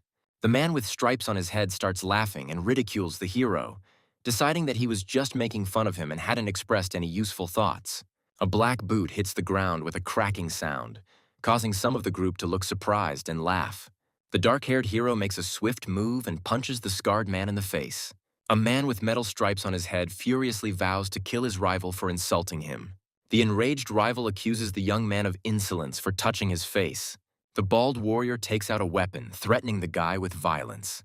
The skeletal pet with chains is instantly at their side, and everyone is amazed at its speed. The guy in the suit asks to let go of the weapon, inviting the others to do the same. The silver-haired girl, in shock, demands an explanation from Sue, asking why he hit the man. The protagonist calmly replies that he asked for it. A grim skeleton with red eyes prepares to attack, accusing the enemy of constantly trying to hinder its master. A terrible darkness hangs over the squad, and the boy declares that he no longer wants to be accused of ruthlessness. The fair-haired youth is shocked by the killer's powerful dark aura and does not believe that their opponent is truly capable of destroying everyone at once. A man with stripes on his head furiously accuses his opponent of bluffing and demands that he not be considered a coward. The blue-haired hero speaks to Lin in a conciliatory tone, saying that Sue was wrong and promising to return the pet after the mission, asking him to wait for now. The blue-haired girl maintains that in desert regions one must not kill one's own, otherwise no one will survive.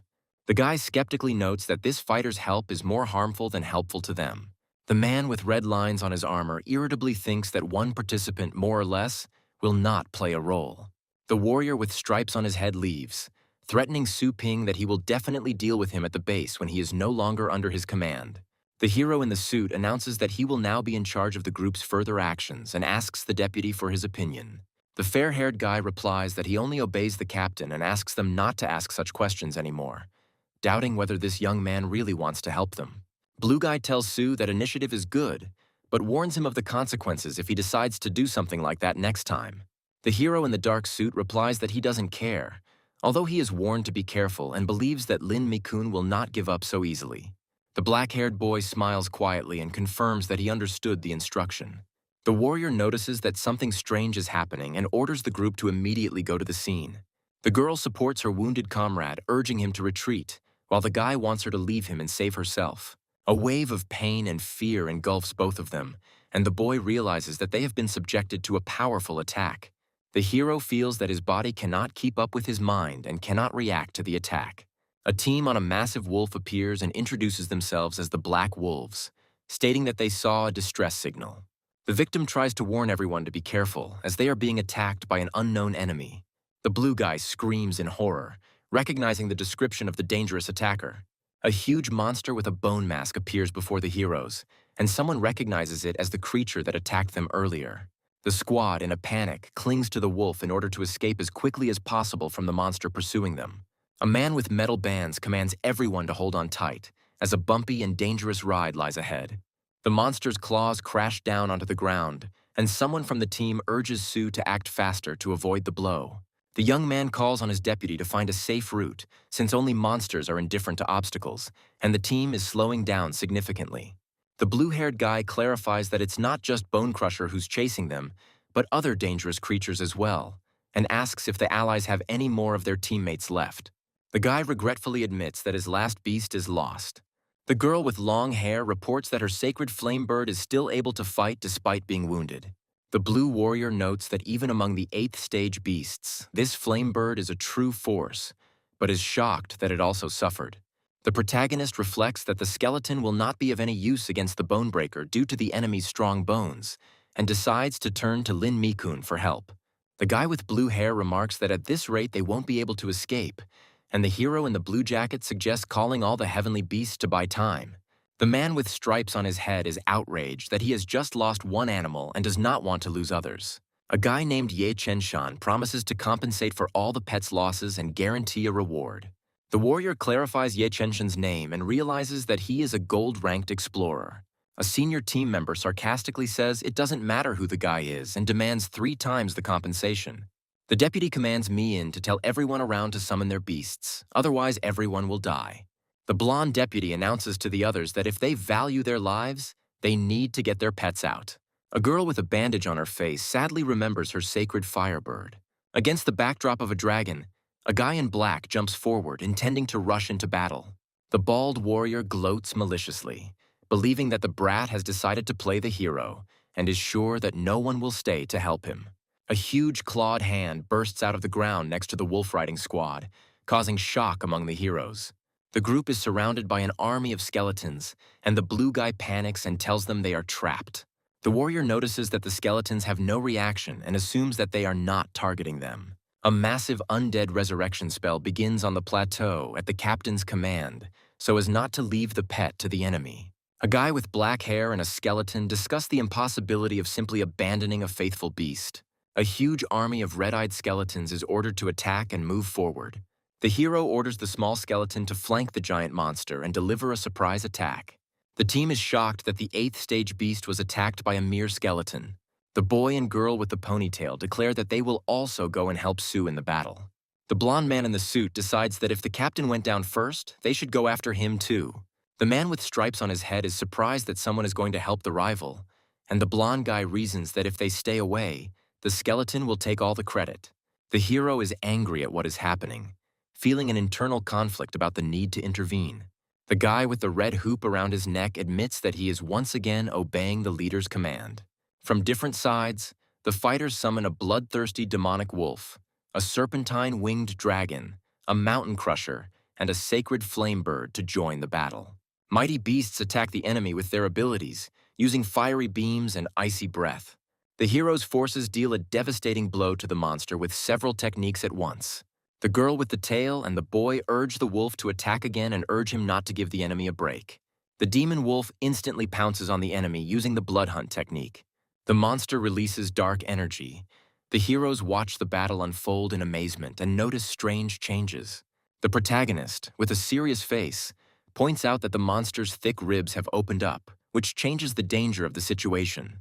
The girl and her partner warn everyone to hide, announcing an impending attack.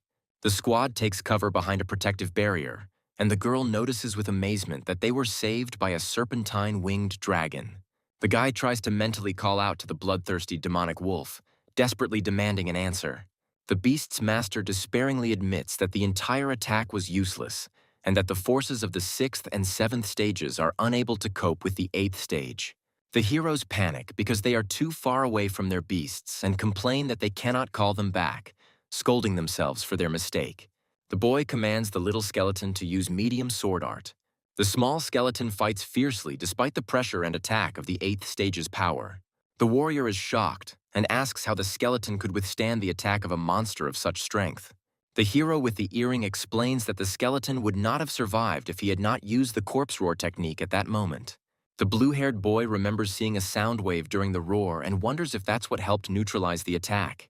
The blue-haired boy is amazed that using the corpse roar to repel an attack is only possible after endless training. A hero with a neon pattern on his back raises questions about the experiences and suffering he might have gone through. The team is shocked that a 9th-level skill was just used. A huge black cloud associated with the death annihilation technique appears over the battlefield, and one of the fighters runs away in panic. The protagonist gives the command to the little skeleton to act immediately. Everyone is stunned that the 8th level monster was killed so easily by a skeleton, and they don't believe what they saw. The hero answers his comrades' questions with a smile, assuring them that he simply guessed how to attack the enemy from the inside. At this time, they reason that only demonic beasts are capable of using the recombination of severed limbs, and are surprised by his recovery. The voiceover explains that the monster's body is just a shell, and the root of its life is in the spiritual core. Thanks to the core, the monster survived all this time and restored its body after any damage. As long as the monster uses its abilities correctly, any demon-type heavenly beast will be nothing more than paper to it. The guy with the earring notes with satisfaction to himself that this fight dispelled all doubts about his strength. The team is shocked and cannot believe that the monster is still alive after all the attacks. The hero with the blue collar notices that the monster's movements are unusual, as if it is being controlled from outside. The girl with the tail asks Sue if he is responsible for what is happening, and he reluctantly confirms. The group members are stunned by his confession, discussing how a small skeleton was able to summon an army and make a puppet out of a beast. The blue and blonde guys decide not to go into details and suggest continuing the search for the bloody fox. However, the protagonist stops them, saying that he still has unfinished business, and asks them to pretend that they didn't see anything. The blue warrior shouts after Sue to stop and listen to the command, but he stubbornly moves forward. A man with stripes on his head finds himself in a force barrier and indignantly demands to know what the hero is planning. The hero, with a gloomy expression on his face, warns his interlocutor to be careful, stating that he does not intend to do anything. In a deserted area, a battle begins where a man fights a dangerous creature armed with a glowing blade. One of the participants in the clash screams loudly in pain, having received a serious wound to the arm. An unknown young man with a cold gaze claims that his opponent will only remain alive thanks to another person. The wounded man retreats, threatening with hatred, but notices something that puzzles him. The hero with bright red eyes says that he will personally destroy the enemy if he does not disappear on his own. The partners turn warily to the blue-haired youth, reproaching him for yet another rash act. The girl with long hair declares that the man in question is too dangerous and insists on his expulsion. A group of people gather to discuss the search for a powerful creature, the blood fox, trying to gain information. The young man, confused, claims that he cannot remember the details, but the girl notes that she saw traces of this creature. The girl asks the hero to lend her a flare gun while at a mysterious object that has attracted attention. The characters find a bloody fox lying on the ground, looking exhausted. Smiling happily, the blue-haired guy announces that the search target has been found. The blue-haired boy tells the fox with relief that he has caused everyone to worry while the rest of the team watches. The young man reports that the task is completed and prepares the team for return. The hero asks to wait a little, delaying the others before leaving. The hero examines the strange glowing crystals with the small creature, noticing something inside. One of the team members offers to examine the find and begins to study the crystal. The group discusses how the discovered ore does not match any known elements and is clearly unfamiliar to scientists. The hero watches in bewilderment as several members of the team leave, leaving him to deal with the find. A man with gray hair explains that rare ores can be of benefit to miners if used correctly. He adds that the likelihood of finding valuable ores is very low, comparing it to searching for gold in sand. The hero listens as another participant advises him to simply report back upon his return, as the government will take care of the ores. The boy notices that the small skeleton is extremely fascinated by the ore, suggesting that it might be unusual. The heroine hands the hero her business card and shows a desire to continue communication. The girl, smiling, invites the hero to visit the university and mentions that she wants to introduce him to the rector. The protagonist, holding a business card, thanks for the invitation, thinking to himself about his past experience at the university. The guy apologizes for the rush, notes that he is interested in something else, and promises to discuss everything later. The heroine reflects with disappointment that she should have been more straightforward and immediately offered him the job of teacher. In the morning, the hero yawns and lazily wakes up, preparing for a new day. A girl in a yellow jacket catches the hero off guard early in the morning, making fun of his lack of sleep. The hero, turning his back to the girl, answers her with a question, suspecting that she also did not sleep enough. The girl demonstratively declares that she is not like him, calling him a loser brother, and mentions her morning workouts. The hero, walking down the stairs, raises his finger up, says that he is proud of her, and calls her a good girl. The girl angrily stomps on the floor, declaring that she does not need his pride and showing her character. The hero encounters a mysterious system, asking what it is, seeing a strange symbol with an eye. The voice of the system tells of the power of the Golden Raven, which destroyed most of the primeval universe. The surprised hero looks at the hologram, shocked by the power it speaks of. The system reports the inevitability of the hero's transformation into a golden raven demon who must rule the celestial empire. The hero looks at his hand with concern, wondering if he will become a monster, and notices that it looks like the story of a villain. The hero asks a rhetorical question about the possibility of a normal life, realizing the surrounding realities. The fight scene suggests that the weak in this world live without respect and can only survive by changing. The young man, with a frightening smile, agrees to play by the rules of the world around him, accepting its challenges. The hero controls the workers who deliver boxes of materials, indicating where to place them. He notes the convenience of delivery from the Federal Tunnel storage facility and successfully scans the cargo. The young man explains how he earned merit along the way and activates the water armor of the new defense system. The materials for the first level of the Golden Crow's demonic body have already been collected, which the hero finds effective. He reflects that creating a demonic body will give him access to dangerous territories and new opportunities. The young man takes the ore with a thoughtful look, thinking about its meaning and what to do next. The hero asks the system if it is possible to put the found crystal into the inventory, while continuing to study the obtained resources.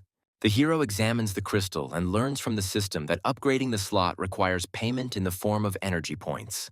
The young man offers the system to transform the ore into sections for the celestial animals, promising to provide the materials. He confidently notes that all these efforts are aimed at cultivating heavenly beasts. The hero ponders the possibility of an upgrade, rejoicing in the freedom of action despite the side effects. On the hologram, the system displays a list of necessary materials that the hero can obtain from the storage. The young man notices a lack of energy points and decides to temporarily close the shop to focus on cultivation. A girl with long red hair receives a message from the hero and is surprised that he called her. An image of the heroine appears on the hologram, and the young man asks if she is satisfied with the power of the Thunder Mouse. The girl enthusiastically replies that she is very pleased, but does not know how to express her gratitude. The heroine happily agrees to help the hero, considering this an opportunity to become closer to him. A guy tells a girl that he wants to record a short video with her, which makes her feel embarrassed. The girl, blushing, begins to wonder why he intends to film this video, imagining different scenes. The hero explains that if the girl agrees, she will be able to become famous, but otherwise he will find someone else. Having realized the proposal, the girl agrees and says that she understands his intentions. The girl comes to the hero's store dressed in an elegant dress and says that she has arrived. The guy, confused, notices that she is dressed especially nicely today, while the girl reminds him about the video. The hero, without changing the plan, asks the girl to summon the Thunder Mouse, saying that it will not interfere with the filming. The girl is surprised to hear about the task of summoning a Thunder Mouse, asking the question with bewilderment. Together with the summoned Thunder Mouse, the heroine begins to resent the fact that this must end in trouble for the hero. The guy, remaining calm, explains that he plans to make a video where the mouse produces the effect of a thunderstorm and a clap of thunder. The girl asks with disbelief and surprise whether her efforts are really required only for such a simple task. The hero explains that he wants to record a video showing the fruits of his efforts and asks if she forgot anything important. The girl happily replies that she took everything with her and shows the Thunder Mouse. Turning enthusiastically to the young man, she informs him that despite the end of the competition, there is still a final test ahead. The heroine explains that she is about to fight the champion Ye Hao, inviting the young man to go on stage with her for advertising. The young man asks in surprise who champion Ye Hao is, not understanding why he was chosen for the fight. She explains that Ye Hao possesses a 9th stage beast and that she never expected to get this far in the competition. The hero, intrigued by the power of the 9th level beast, reflects that the university has found a worthy opponent for the Thunder Mouse. The panorama of Fengshan University highlights the importance of the site for upcoming events. A young man and a heroine are walking down the street, discussing the popularity of thunder mice among the locals. The girl mentions that the Thunder Mouse has become the star of the competition and asks the hero if they will start distributing leaflets. The hero rejects the idea of distributing leaflets, believing that many students simply follow trends without developing their true potential. He confidently declares that they will be scared off by the high prices, to which the girl points out that he did not even accept the money he had lent her earlier. The couple finds themselves among a group of students discussing which of them will become a passer or make it onto the best teams. A student nicknamed God Ye, who possessed obvious strength, earned the admiration of those around him, earning places in the top teams almost effortlessly. God E addresses the girl, saying that he was looking for her, which makes her surprised, assuming that something happened. He thanks the heroine for the upcoming match, mentioning that his beast, the silver dragon, has reached stage 7. The girl congratulates him on his success, and the hero thinks to himself that this guy is the one who can challenge the Thunder Mouse. God E warns the heroine that he is suggesting that she not use Thunder Mouse in their match, which leaves her confused. He explains that his beast has recently reached stage 7, but has not yet fully mastered its powers, making the match unfair. The heroine reflects that it would be a shame if the Thunder Mouse lost, choking on its own blood. The guy notes that watching the phoenix fall in the finale will be much more interesting. The blonde man bids farewell to the spectators with a self-confident smile, declaring that he will see his opponents at the decisive match. The young man warns the blonde, reminding him that even the king of beasts won't scare a thunder mouse, much less an immature silver dragon. The champion turns in bewilderment to the source of the impudent voice, asking who dared to do so. The heroine introduces the hero as a person who is half owner of the Thunder Mouse and helped her in training. The girl explains to her partner that the blonde Ye Hao is the university's annual champion and the main sponsor of his pets. The hero shakes his opponent's hand with a smile and jokingly says that it is a great honor for him to meet him. Ye Hao believes that a new master has appeared behind the scenes and offers the hero a job, promising any amount for raising the beasts. The guy cheerfully replies that he is too busy running a successful store, but will make an exception for such a sincere request. The young man confidently announces his services, setting the price at 500,000, and with a sly smile clarifies that this is the minimum cost.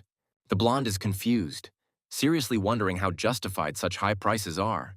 The hero sarcastically expresses surprise, hinting that a true lover of his heavenly beasts should not skimp on their development. The blonde finally gathers his courage and declares that money is not a problem if the hero really has the strength to fulfill his promise. The guy takes on the challenge with a confident air, thinking that he has encountered the right audience for his skills. In the battle arena, the blue beast fights with a show of power, but is suddenly faced with a strong counterattack. In another battle, spectators watch as dark green energy engulfs a girl and her pet, empowering them before attacking. A huge dark flame erupts in the arena, and the commentators declare Su Ling Yu the winner for her impressive move. A girl from the audience admiringly discusses her tactics, and a young man thoughtfully notes her professional skills. Despite the praise, the hero notes that there are shortcomings in Su Ling Yu's actions that could become decisive in the future. The commentator discusses how there are too many strong competitors in the current season, and some of the animals seem ordinary. Another observer confidently states that the champion will be a rare dragon beast with a 9th stage bloodline. The third expert notes that the girl could have become a star if she had had a more experienced mentor. The hero and heroine discuss how success in competitions often depends on luck as the start of the final match is announced. The second-place winner is introduced into the arena with her Thunder Mouse, showing confidence ahead of the final.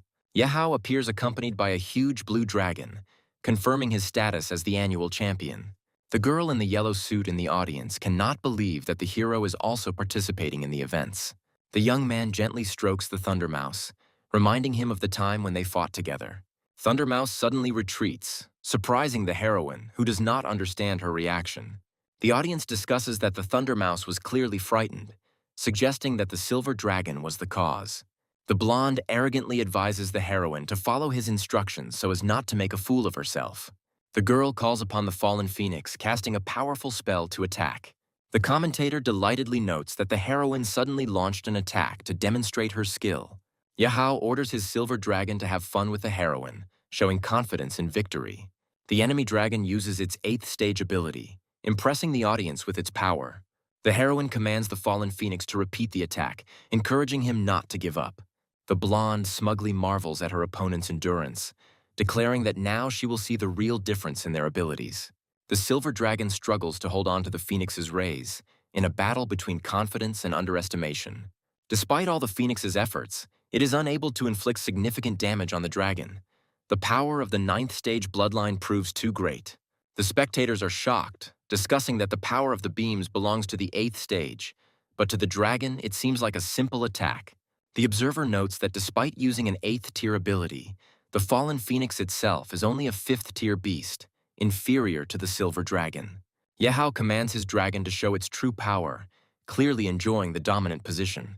The silver dragon uses fire, ice, and wind simultaneously, causing the public to admire his skill. The girl inspires her fallen phoenix to not retreat, increasing its speed against the enemy's whirlwinds. Under the powerful onslaught of attacks, the heroine is forced to go into deep defense, defending herself from the devastating scope. The fallen phoenix makes a mistake that immediately causes damage, weakening its position in battle. The fire beast is knocked down by a powerful blow from the silver dragon, demonstrating the champion's clear superiority. The heroine worries about total defeat and wonders if the Thunder Mouse will be able to change the outcome of the battle. Yehao addresses the heroine with obvious disdain, mocking the strength of her pets and doubting their value. The final scene shows Yehao's menace, his killing intent illuminating the arena, heightening the tension. The heroine is surprised to notice that the Thunder Mouse's aura has changed and become more threatening. The hero confidently orders the Thunder Mouse to attack, motivating it to take decisive action. The mouse rushes into battle, using the Undead Claw ability and dealing a powerful blow to the silver dragon. Commentators marvel at how the mouse was able to penetrate the dragon's armor despite its 9th stage lineage. Yehao activates the 4th stage power boost, emphasizing that such power makes victory meaningful. The silver dragon attacks with a frosty stomp, freezing the ground and restricting the movement of enemies. Thundermouse finds himself cornered, apparently on the verge of defeat. The hero points out the dragon's weakness, inspiring the mouse to use the combination attack he taught it. Mouse uses the 10 Thunder Curves technique, causing a series of powerful electrical shocks. Thundermouse uses multiple residual split, creating copies of lightning to attack the dragon and break through the defense. Yehao notices 3 thunder mice and tries to determine which one is real. One of the mice launches a swift attack, using thunder armor to defend itself, ignoring the enemy's efforts. Yehao is confused when he discovers that the attacking mouse may be a clone and doubts his strategy. The hero reveals that all the mice were a distraction to lull Yehao's attention. The real Thunder Mouse suddenly appears on the back of the silver snake-tailed dragon, dealing a critical hit. The mouse attacks the enemy's weak spot, the mouth, the only unprotected part of the dragon's body. The spectators are amazed by the mouse's incredible strength, which surpasses the 7th stage beast Yehao. Yehao begins to doubt his status as champion if he has to admit defeat. Yehao's anger and despair intensify as his dragon takes another powerful blow to its most vulnerable spot. The Thunder Mouse's final attack destroys the dragon's armor, confirming its absolute superiority in the battle. The silver dragon strains for a powerful attack against the heroine, who is unable to dodge due to the frozen ground. The hero looks at what is happening with condemnation and notices that the actions against the dragon seem unfair. Thundermouse deals a powerful blow with a thunderclap, wounding the dragon and creating a huge wave of energy. The silver dragon falls into the arena, and the commentators are stunned by the announcement of the Thundermouse's victory. Spectators are shocked to hear the silver dragon's unexpected and humiliating defeat in battle. Yehao was at a loss, wondering whether the Thundermouse was hiding its abilities or whether it was the hero's doing. The commentator is delighted that the hero with the Mouse King has destroyed the status of the annual champion. The hero jokingly asks his opponent whether he will pay for the service in cash or by bank transfer. Yehao, flushed with embarrassment, agreed to pay later, but asked if his dragon could reach the strength of a Thunder Mouse. As he leaves, the hero confidently replies that anything is possible, but only he decides whose turn it will be next. The purple-haired boy notices that the young man who commanded the Thunder Mouse is clearly not as simple as he seems. The girl confirms that he controlled the fight the entire time, despite the enemy's icy attacks, regretfully noting that there is no room for new members on her team. Vice Principal Du asks his colleague what class this amazing student is in, and is told that information about him is scarce. The teacher with the gray mustache reflects with disappointment that none of the mentors have reported on such a gifted student. On the door of the vice rector's office, there is a sign marking the importance of the upcoming meeting. The girl explains to the hero that they have been invited to a special reception, and the mentor really wants to introduce them to an important person. The young man slowly jokes about the importance of the meeting, pouring himself some tea, despite his friend's attempts to encourage him to behave more seriously. The commander of the White Crane enters the office with high-ranking officials, beginning to discuss the potential of the young man. The hero, sipping tea, arouses the guest's interest in his amazing success, while the heroine, in a panic, tries to calm him down. A dangerous tension hangs in the air as the commander delivers his praise, accompanied by the presence of the Shadow and Iron Hand squad leaders. The vice-rector asks whether the young man is a second-year student and who his mentor is. The secretary clarifies that the young man is not a university student at all, leaving the vice-rector puzzled.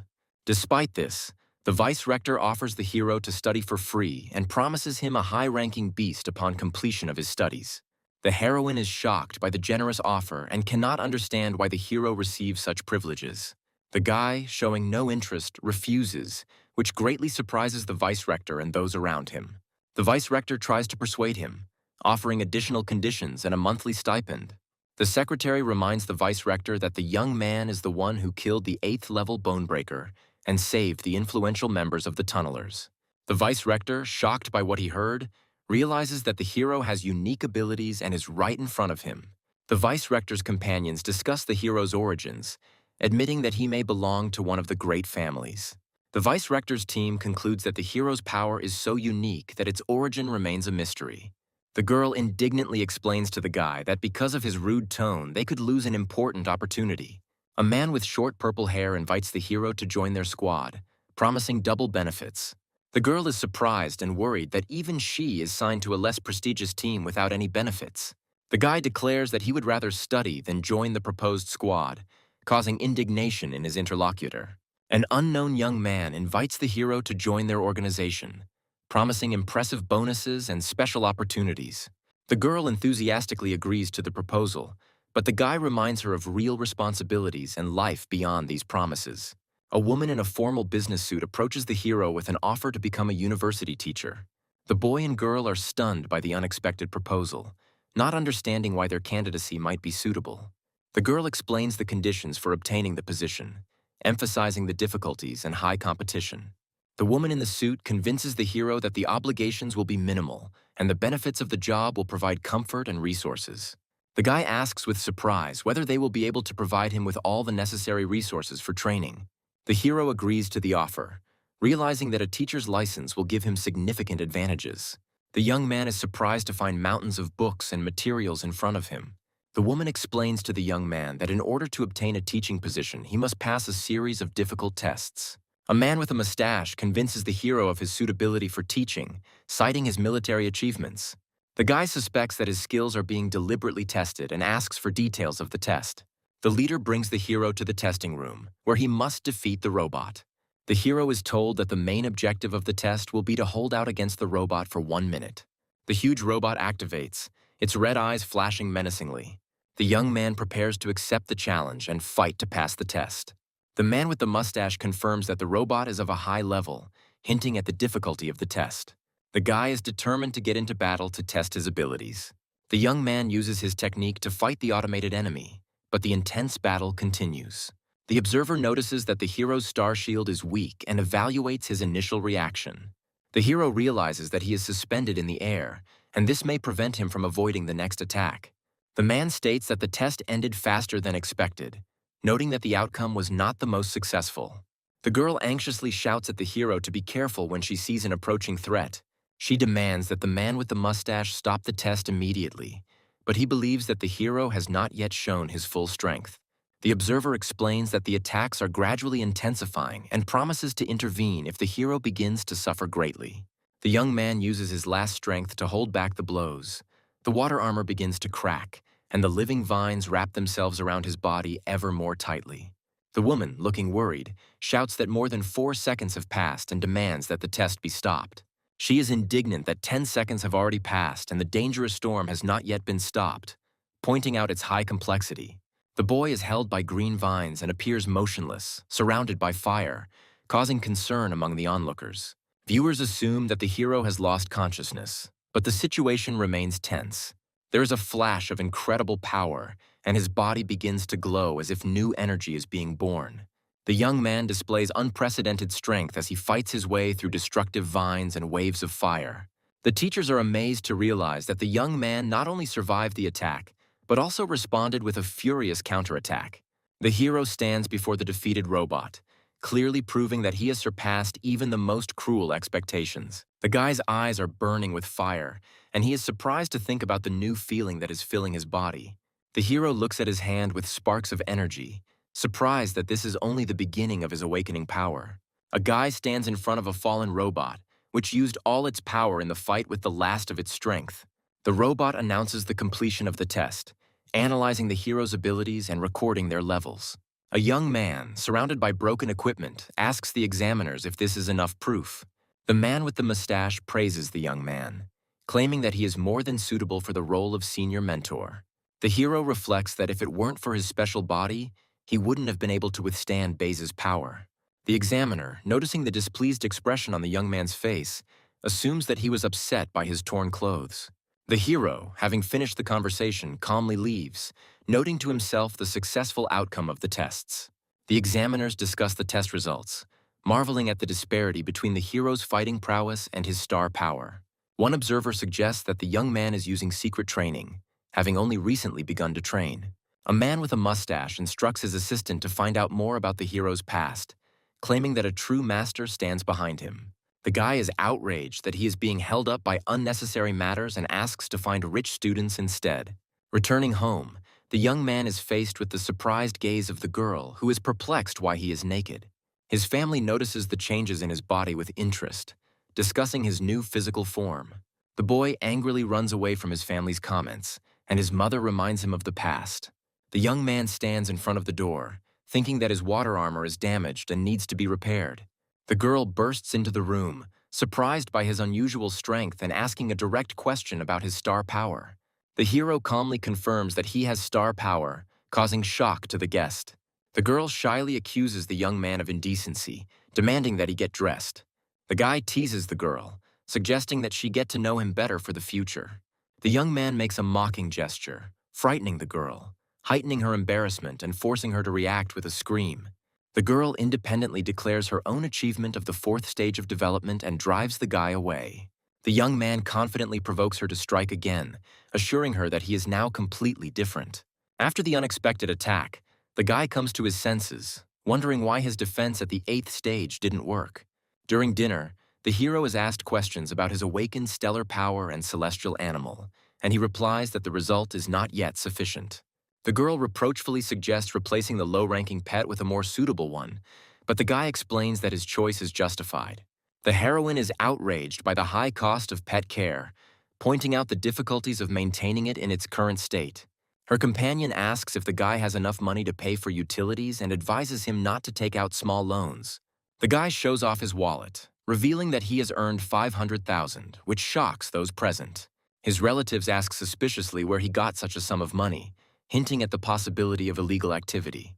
The young man explains that he made money thanks to the store's popularity and cannot reveal all the details for fear of revealing the secret of his success. The woman notices that her older brother has finally achieved success and advises the girl to learn from him.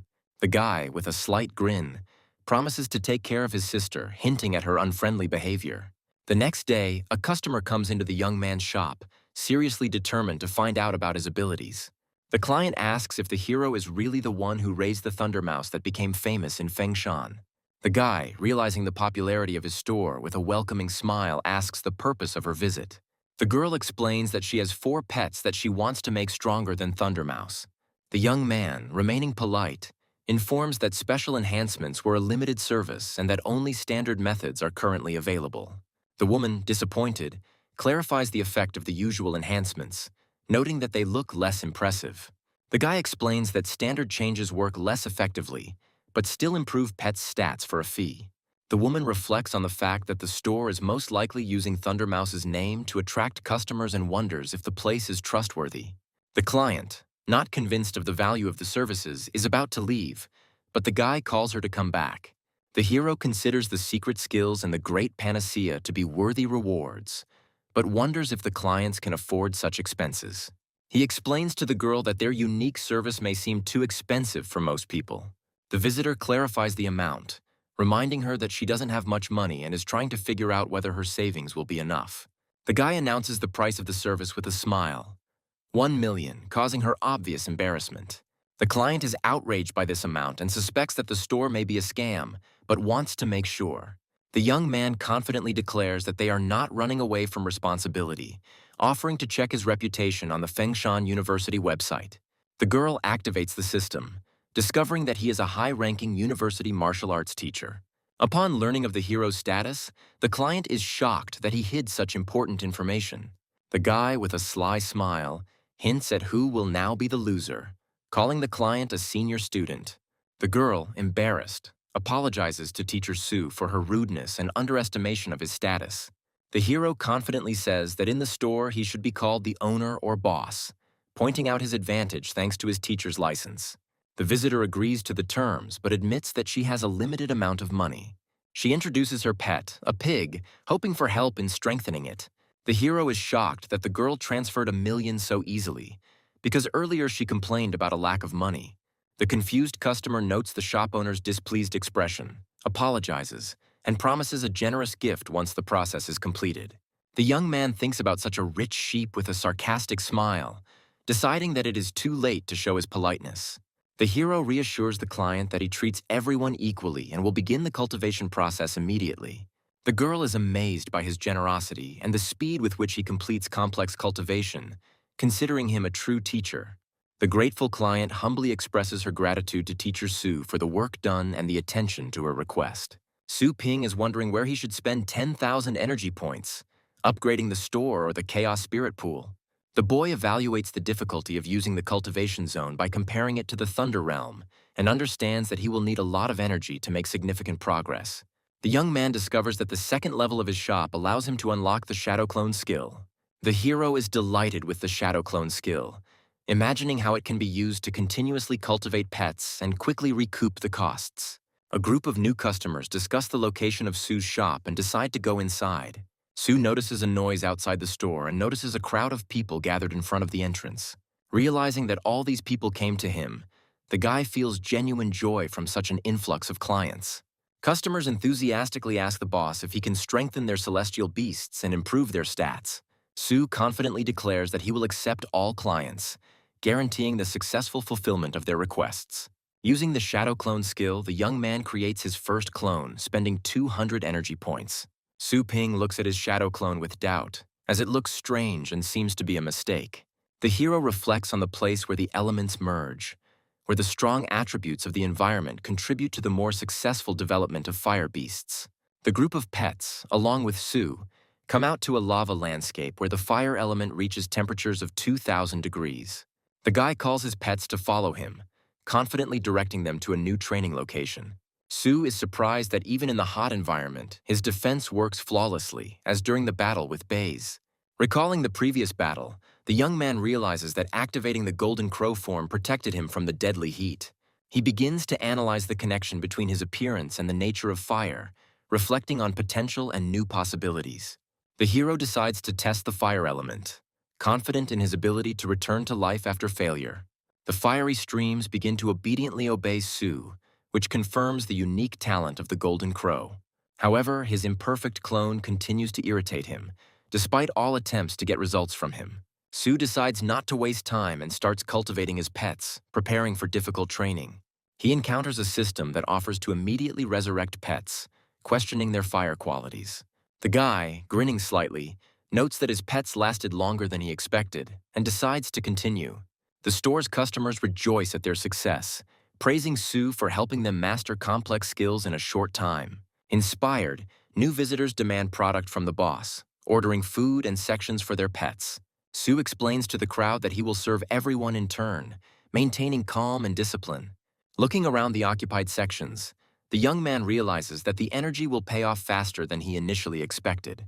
The hero wonders if it's worth investing in a high-level cultivation zone for his pet. The young man makes a decision by asking the system to improve the Chaos Spirit Pool. With a strong determination, Su activates the enhancement process, anticipating new opportunities for his pets to grow. Su notes that using the Chaos Pool costs thousands of dollars, wondering if the investment would be worth it. The guy makes a request in the system, hoping to get a 6th-level pet, indicating that he does not expect anything more. Visitors on the street begin to notice strange changes in the weather, wondering what is happening. A bright burst of energy illuminates the shop, calling the shadow serpent to cultivation. Sue is shocked to discover that the summoned beast is the light serpent of purgatory, a wielder of powerful abilities. The hero is delighted to realize that the case was a success, since the pet of the ninth stage was worth all the costs. Sue notes the greatness of the new serpent, emphasizing its strength and the severity characteristic of dragons. The man copes with a pet with a difficult character, noting his determination and willingness to go all the way. While talking to the snake, Sue offers to make a contract while remaining calm and confident. A reminder of an upcoming lecture leads the hero to the idea of returning to his teaching duties. Fengshan University prepares for a lecture, and the director of the combat department notes a lack of discipline and time. A woman in a formal suit explains that Su Ping might be lost as he is new to the place. The director expresses his dissatisfaction with the lack of order, reminding that the decision to recommend Su was controversial. The woman is worried about Su's tardiness and offers to take responsibility if he fails. At this moment, Su Ping appears, and the director looks at the newcomer with interest, introducing him as a stranger. Su jokes with a slight smile about his arrival on a dragon, hinting at a successful entry into the university environment. The students are excitedly discussing the appearance of a new master in the combat department, speculating about his origins. The blue-haired girl notices that his profile on the website looks empty, suggesting that Su got the job through connections. The student interrupts the gossip, condemning it and urging them to focus on training. A group of students laugh at the naivety of dreaming of becoming a high-ranking teacher, considering such aspirations absurd. Silence is declared in the large lecture hall before the start of the class, in preparation for a presentation to the students. A woman with long dark hair introduces the topic of the lesson and mentions that Su Ping will be assisting with it. The students are surprised to learn that Su Ping, their peer, is taking over as a teacher. A discussion ensues about his skills and strength, with speculation about whether he is truly worthy of the position. A girl among the students is shocked by Su's appearance, not believing in his participation as a teacher in the class. Her classmates, with a slight chuckle, remind her that she recently urged them to focus on training and not on rumors. One of the students asks Su a question regarding rumors that he defeated a dangerous beast called Bone Crusher. Other students discuss the scary legends about Bone Crusher, trying to figure out how true they are. Su Ping confirms with a smile that she will reveal the details later, switching to the main topics of the lesson. The director, observing the lesson, jokes that Su has only been a teacher for a day, but he already acts confident and important. The students begin to cheer Su Ping on, demanding that he demonstrate his skills to prove his qualifications. The blonde-haired boy remarks that he couldn't understand Su's strength before, and now he's even more curious to find out what he's capable of. The girl in the yellow uniform is puzzled as to how Su, whom she considers weak, is connected to dangerous monsters like Bone Crusher. The director, dissatisfied with the noise in the hall, scolds the teacher in a formal suit for his unconvincing arguments about Su, demanding more specifics. Having recovered from the remark, she apologizes to the director for her rudeness. The director accuses Su of needing to prove his strength to avoid rumors of possible patronage. The guy activates his abilities, demonstrating a flow of energy, and hints that he personally paid a high price for these powers. The students are surprised to see the little skeleton on display, finding him cute but not impressive enough. The director reassures Su, ensuring that he takes responsibility for the experimental demonstrations. Su instructs his skeletal pet to do no harm, beginning his demonstration on a calm but confident note. The blue-haired girl, covering her face with her hands, is perplexed as to why Su decided to demonstrate the weakest demon-type beast. The little skeleton suddenly unleashes a powerful attack, shocking the students and earning him a new nickname, the Skeleton King. The blonde-haired student, amazed by the demonstration, realizes that his own pet is no match for its strength. The yellow jacket student is stunned that a first-stage skeleton has such power and Su has just awakened. Su, with a slight smile, asks the audience if they were impressed and suggests another demonstration. The director notes that the classroom is made of super strong materials capable of withstanding the 8th stage, but the skeleton pierced it with one blow. Su invites those who don't believe in his abilities to come forward, adding that they can sign a contract with him. The hero notices that the students have lowered their heads and are silent, and suggests moving on to the lesson. The lecture continues in complete silence, and Su asks the students to turn to page 45 of their textbook to study the material. After the class, Students remark that it was the quietest lesson in their lives, where even the sound of hair falling could be heard. One of the students sitting at his desk looks tense because no one took notes on the class materials. The student's attention is completely focused on the deep crack left in the lecture hall by the little skeleton. Su Ping notes with displeasure that he was given a ride by the vice-rector, jokingly calling it an honor. The vice-rector happily comments on rumors that Su has instilled discipline in students, who now dare not break the rules. Su ponders thoughtfully what the vice-rector means by his friendly attitude and watches him with distrust. Suddenly, a man in a white lab coat appears and tells Su with a smile that he hasn't seen him for a long time. Inside the store, Su, the vice principal, and the new man discuss the lack of customers, creating a mysterious atmosphere. It was revealed that the man asked people to leave the street to discuss something important and secret with Su, promising to compensate for the losses. Su, smiling, provokes the vice principal, who, in turn, declares that he has his own business with the teacher. A man in a white coat seriously announces that the global elite tournament will soon take place, hinting at something important. The audience learns that the elite tournament is held every 3 years, and participants can win not only generous prizes, but also the guidance of a legendary master of war beasts. The throne room depicts the legendary master, before whom young contenders for the champion title bow. Past tournament champions, now legendary fighters, defend the entire continent from threats and inspire the admiration of thousands. The vice principal tries to lure Su into participating in the tournament by promising him a paid year's leave and the rewards he has received. Su Ping categorically refuses, explaining that he has too much to do running the store. As Su considers the offer, he suspects that participating in the tournament could bring unwanted fame and additional problems. The man in the white coat says he would like to suggest that Su explore the secret kingdom, but he understands that this idea is second in importance to the tournament. Su and the vice principal ask the man in surprise about the secret kingdom, assuming that it is one of the 3 unique kingdoms of Asia. The man explains that information about the secret kingdoms is known only to experienced high-ranking fighters, which commands respect for the vice-rector's experience. Set against a vast landscape filled with gigantic creatures and ore deposits, the mysterious Dragon Ledge Mountain, associated with the secret realm, is mentioned. A young man in a white coat talks about ancient civilizations and priceless artifacts that could change our understanding of the laws of the universe.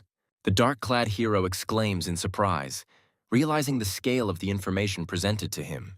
The wise old man explains that the secret kingdom is protected from humans and filled with dangerous heavenly beasts.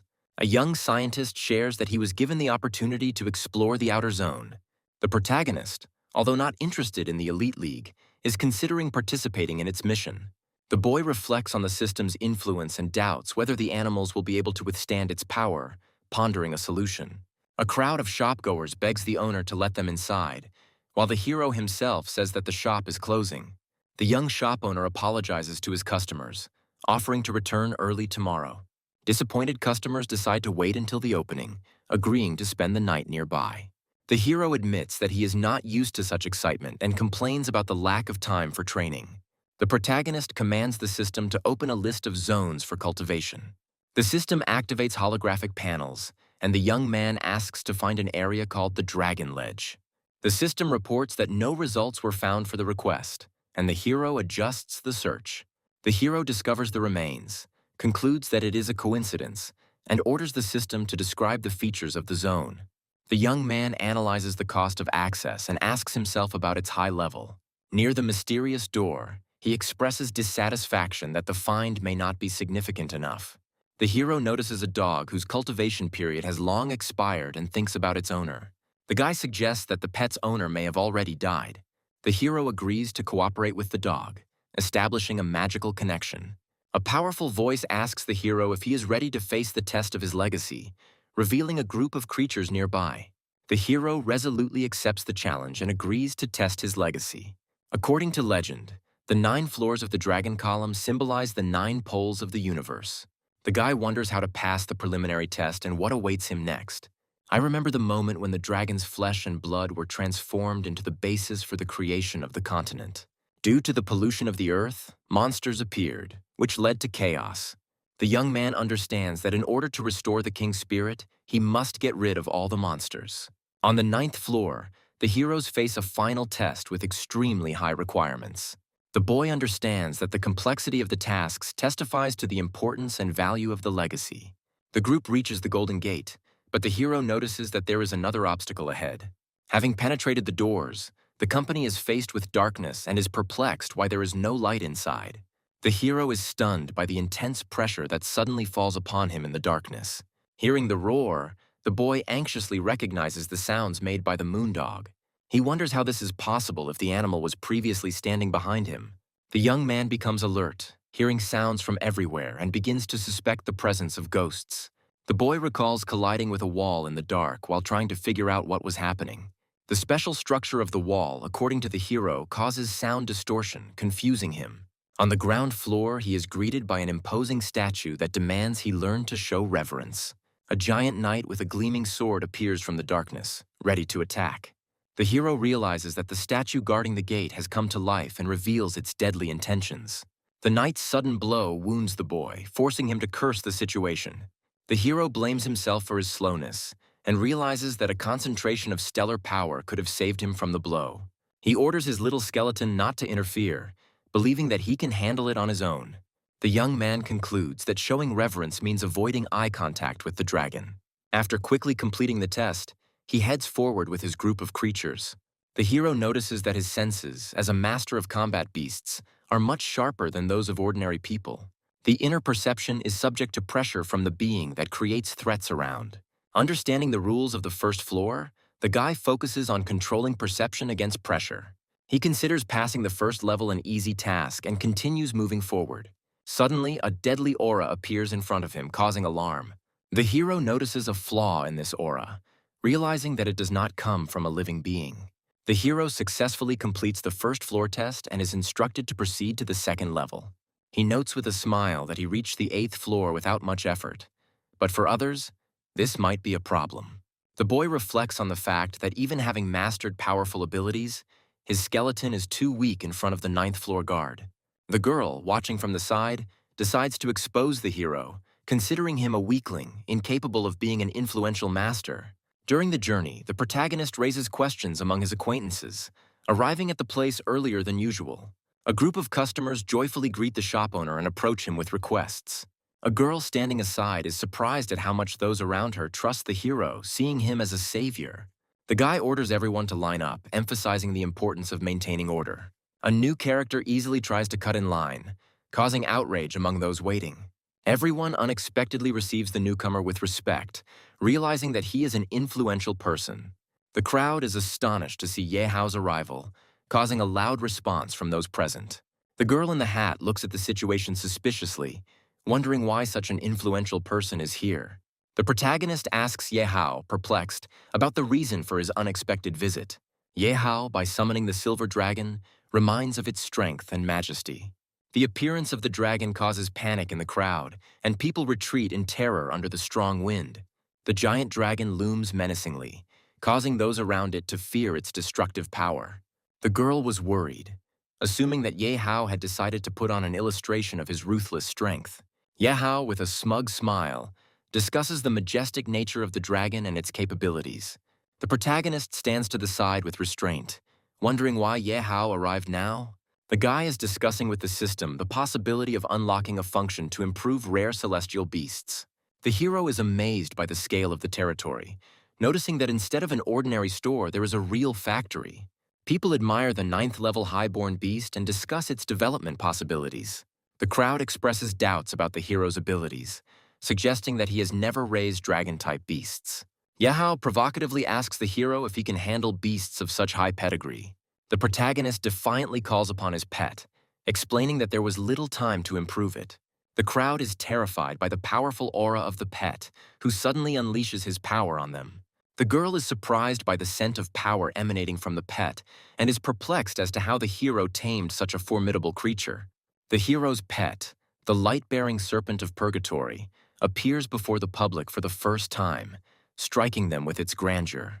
Ye Hao struggles to cope with the pressure, recognizing this as a manifestation of the dragon's true power.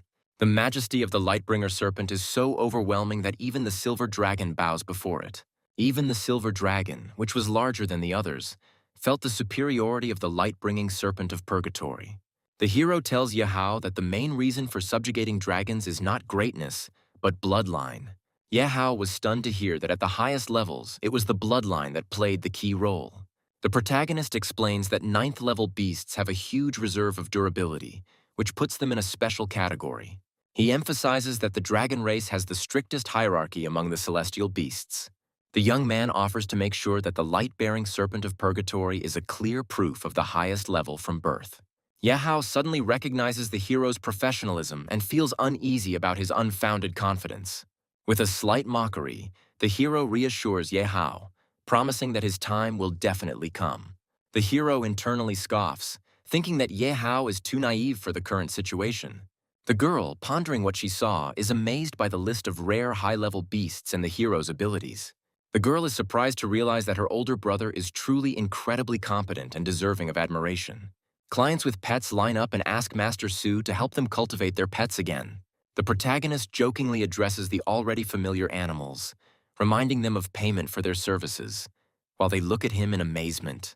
In the evening, the hero checks his account, seeing that all received funds have been automatically converted into energy points. He begins to consider the need to expand the store to 3,000 square meters, realizing the high cost of the project. The hero analyzes the pros and cons of upgrading the store, realizing that it will increase profitability but will be an expensive investment.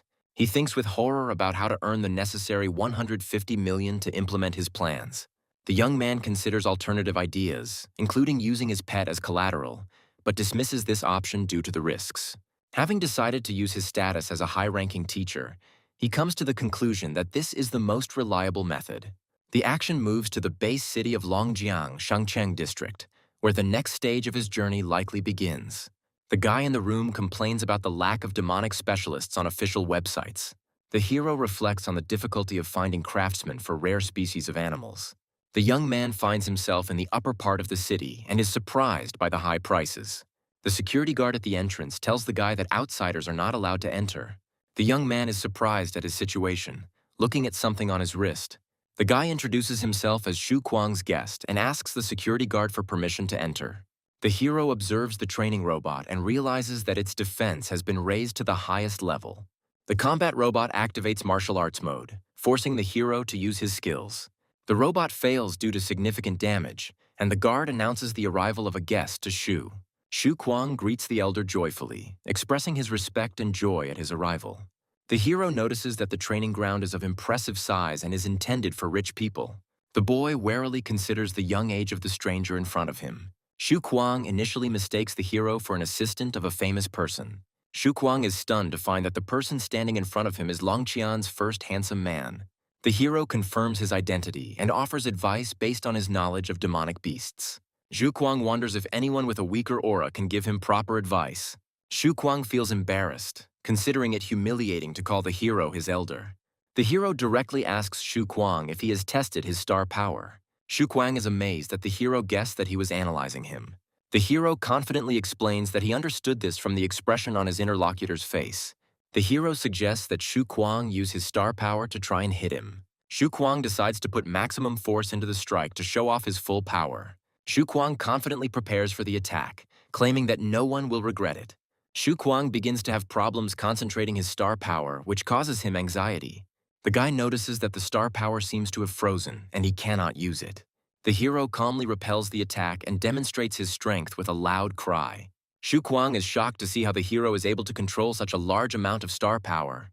Xu Kuang notices that the hero's strength is on a level no lower than his own, and attributes this to a unique phenomenon. The hero reveals his true power, surrounded by a fiery aura and impressing those around him. Xu Kuang thinks about the hero's high rank and wants to know what level he is. The hero says that the enemy does not need to know his rank, but offers him to try 2 more attacks. The opponent, ready to continue, calls on the elder to give him instructions. A guy analyzes a threat while facing a swamp robot and a 6th stage soul eater. The miasma emanating from the enemy creates difficulties in the hero's vision. The hero explains that natural conditions and sand reduce the swamp robot's actual combat power to the 5th level. The young man uses the Golden Crow form, which he had previously upgraded, to enhance his attacks. The hero demonstrates combat, increasing his power to the middle 6th stage and successfully defeating the swamp robot. The opponent expresses dissatisfaction with the defeat and explains that he had expected to use the swamp robot's abilities. The guy sarcastically remarks that his opponent's idea sounds good if the side effect can be avoided. The hero coldly warns that he intends to finally drive out the enemy. The hero remembers hearing the creature's roar many times and uses this memory to focus and strengthen himself. The guy increases his voice and makes a dragon roar, which impresses the enemy. Shu Kuang was stunned, doubting how a martial Beastmaster could master a high-level dragon skill.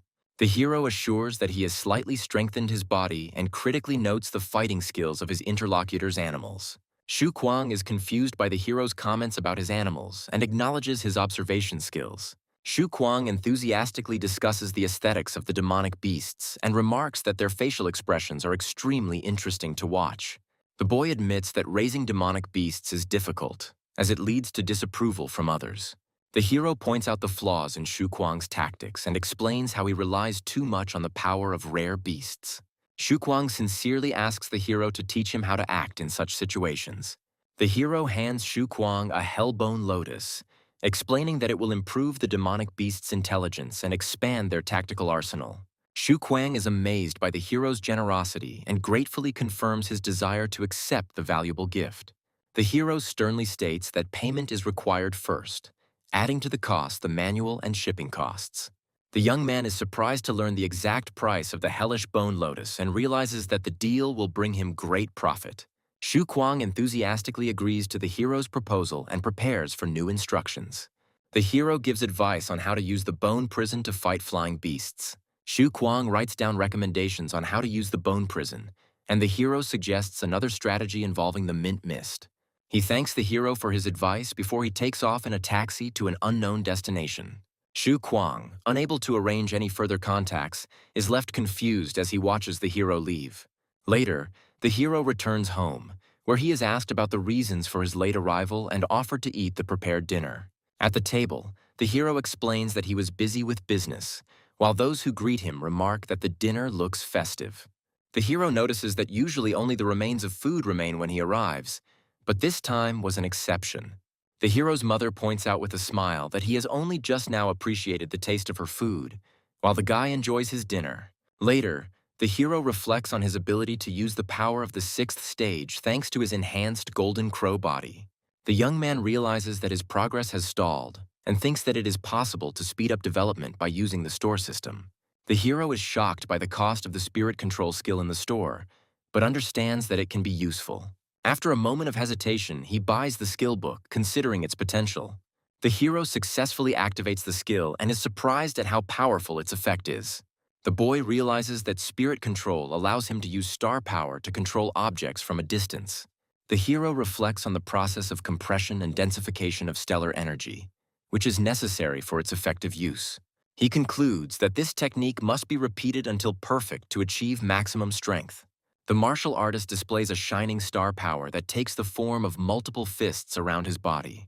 The hero explains that once the star power has completely solidified, it can be used to destroy and create objects. He adds that only 9th-level masters are able to control stellar power to condense it. The hero begins using the spirit control skill, discovering that it greatly strengthens his star power. He decides to test the limits of the system by focusing entirely on his practice. Despite his efforts, he notices that with his current level of power, he can only lift light objects from a distance. The hero ponders the need for a panacea to enhance his star power, feeling its lack.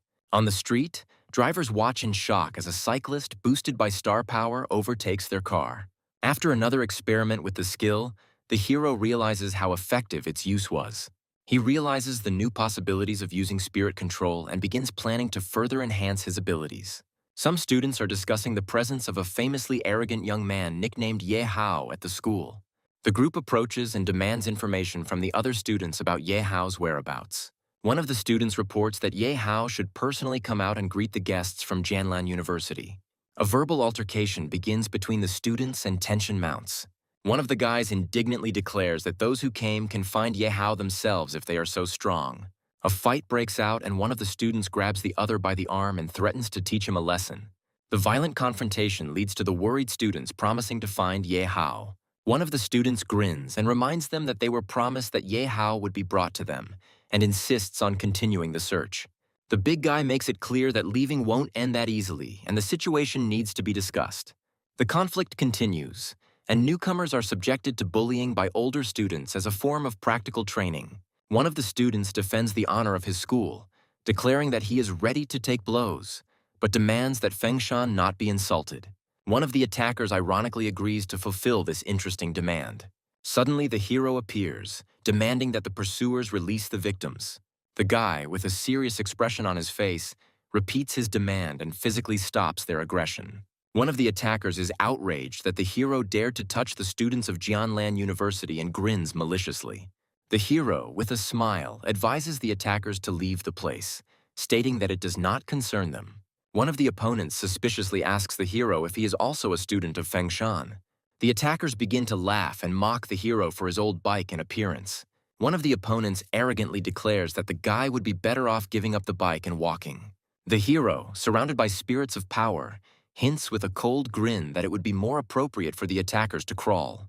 One of the opponents is struck down, falling to the ground and angrily trying to understand what just happened. His comrades scoff, suggesting that he simply tripped on level ground. An officer from the opposing camp notices that he didn't even have time to notice the hero's movements. Another opponent accuses the hero of using force, but receives a cold response explaining the situation. The hero calmly invites the enemy to come closer, without retreating and keeping the situation under control. The enemy leader activates his power, threatening to break the hero's legs for his actions. He summons his strongest card, a massive golden-maned bear, declaring it a worthy challenge. The hero sarcastically notes that the situation is becoming troublesome, but does not yet see the need to actively intervene. Noticing that his lecture is about to begin, the hero calls on the other opponents to quickly demonstrate their trump cards. In another scene, a group of elders discuss the progress of a 5th-stage student and his terrifying dragon. Jianlan University's vice president and a senior faculty member discuss the upcoming exchange competition, calling for compassion. The other side's representative reacts with a smile, noting the opponent's good awareness. He states that it is their university's turn to show its potential and win. Vice Chancellor Jianlan responds to his university's past successes, beginning a verbal duel. The assistant reminds students to register before the start of the competition. A teacher from Jianlan assures that he will send students who were recently planning to look around. One of the students greets the vice-rector and the teacher with visible embarrassment, showing signs of beating. The outraged teacher demands an explanation of what happened, reminding them that the competition is just around the corner. Seeing the students' silence, he raises his voice, insisting on an honest answer, threatening punishment. Finally, one of the students, overwhelmed by the situation, shouts out that the attack was on them. A teacher from Jianlan reports that the conflict was caused by a student from Fengshan. Director Jianlan, surprised by this news, wonders how such talent could have appeared in Fengshan. Vice-Rector Jianlan demands details of the incident, insisting on the accuracy of the information. One of the students apologizes and explains that they were caught off guard by a young man from Fengshan who learned of their participation in the competition. Vice-Rector Jianlan threatens students, warning that any lies will be severely punished. The frightened students confirm their friend's story, claiming that this is exactly how it happened. The Vice-Rector angrily accuses Fengshan of demonstrating poor hospitality. Principal Jianlan calmly asks the students if they know the name of their bully. One of the students describes the attacker as a short-haired guy their age with the surname Su. The hero, calmly training, receives a call from the vice-rector and inquires about his goals. The hero calmly asks the vice-rector about the problem that has arisen, simultaneously turning off the screen after the call. The vice-rector reports that those beaten by the hero were the best students of Jianlan University, sent to participate in the competition. The hero indifferently replies that he was only teaching the Jianlan students a lesson, adding that he only broke one of their arms and one leg. The vice-rector insists that Jianlan students were the first to initiate the confrontation, insisting on finding the culprits. He claims that he has already found 2 injured students, but they are unable to give testimony. The hero learns that someone deliberately silenced the victims in order to hide the true causes of the conflict. The guy with the cold gaze asks if the vice-rector assumes that he is ready to take full responsibility. The vice-rector assures the hero that he must not react impulsively to Jianlan and promises to sort out the situation. He advises the hero to avoid the university for the near future in order to stay safe. At the same time, discussions begin about the upcoming competitions, where they hope to destroy the myth of Jianlan's invincibility. The arena announces the entry of 5 Fengshan martial Beastmasters, each the strongest in their respective annual competitions. The Fengshan participants enter the arena, encouraging each other and preparing for the upcoming battle. A representative from Jianlan University enters the arena, attracting the attention of everyone present. It turns out that only one third-year student is participating on Jianlan's side, which is puzzling. In the audience, Jianlan students discuss why the mysterious single-player strategy was chosen. Rumors begin to spread that Jianlan students were attacked by someone from Fengshan before the match. Outraged Jianlan students are demanding a rigorous investigation and an apology from Fengshan. The girl from Fengshan responds indignantly, denies the accusations, and demands proof. One of Jianlan's students accuses Fengshan of using dirty tricks to avoid fair competition. In the center of the arena, a conflict begins to brew between representatives of Jianlan and Fengshan, with each demanding an apology. One of the participants from Fengshan suggests that his opponent from Jianlan should forget about the match and just enjoy the battle. Fengshan representatives explain that they do not intend to use numbers to pressure them, considering such behavior unfair. The Jianlan disciple confidently points out that his opponents do not understand the full danger they face. The hero and his Jianlan rival exchange glances, discussing how the meaning of the battle is gradually changing. The enemy summons his beast, declaring that this is punishment for everything that happened. One of the participants from Fengshan was struck by the powerful aura emanating from the enemy beast. High-ranking spectators comment that the opponent is using a 9th-stage beast, the Dark Black Dragon. Fengshan representatives are called to seriousness and summon their strongest beasts. The enemy mocks Fengshan's strength, claiming that even the combined efforts of the 5 of them cannot defeat him. In the final moment, Fengshan is defeated in just 1 instant, highlighting the incredible difference in strength. The spectators from Fengshan are perplexed by the huge difference in strength and are surprised that even Ye Hao couldn't defeat his opponent. Jianlan's disciples gloat after Fengshan's abrupt defeat, calling for more attacks. The scene shows bloodshed in the arena, where a rival from Jianlan defeats one of Fengshan's strongest participants. One of the observers from the stands demands that the match be stopped immediately, but is told that the referee is on the opponent's side. Another observer reports that the key truth will be revealed once the witnesses wake up. Jianlan's teachers remind us that the witnesses are still unconscious and demand that their recovery be expedited. A Fengshan spokesman claims that the opponents are simply stalling for time to avoid exposure of their actions. One of Fengshan's students holds his ground despite pressure from a rival who mocks his attempts at resistance. The girl from Fengshan is surprised that her team still refuses to give up and tries to contact her brother. The hero responds to the contact, assuring his sister that he is ready to intervene in the situation. The hero observes the arena and notices that the situation has gotten out of control, assessing it as terrible. Vice-Rector Jianlan notices the hero's appearance and wonders why he is here, while the Vice-Rector declares that it is necessary to investigate. The hero, with a self-confident smile, explains that he came simply because he happened to be nearby and wanted to take a look. The Vice-Rector, irritated by his appearance, mentions that he asked the hero not to interfere.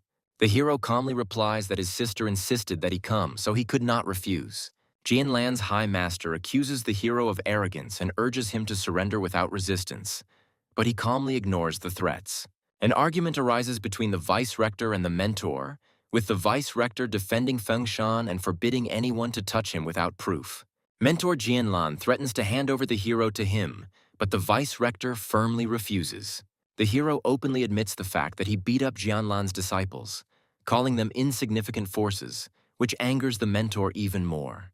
The Vice-Rector, warning the hero about the enemy's strength, declares that he will do everything possible to resolve the conflict peacefully. Vice-Chancellor Jianlan proudly declares that Dai Yang and his comrades are among the strongest students in the university. An unexpected revelation is made.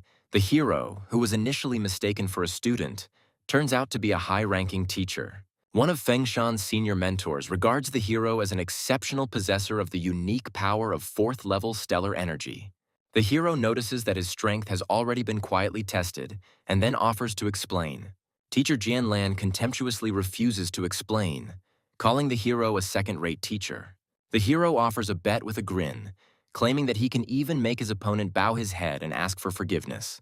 The mentor, angry at the insolence, challenges the hero to the arena for a fight to show who is stronger.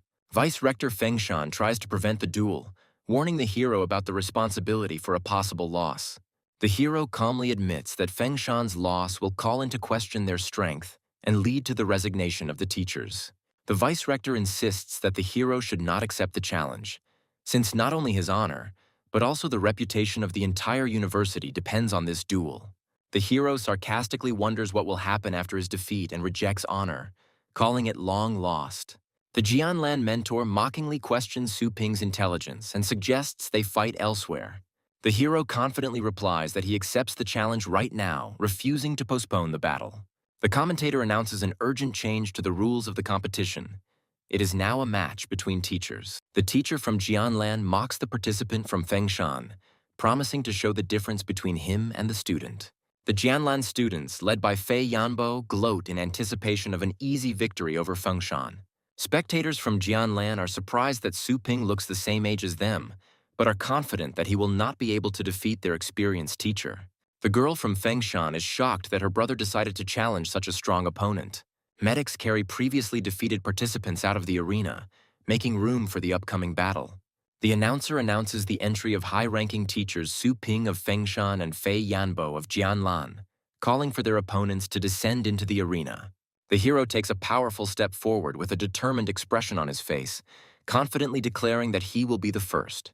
A majestic figure in a formal suit displays destructive power, surrounded by a vortex of magical energy.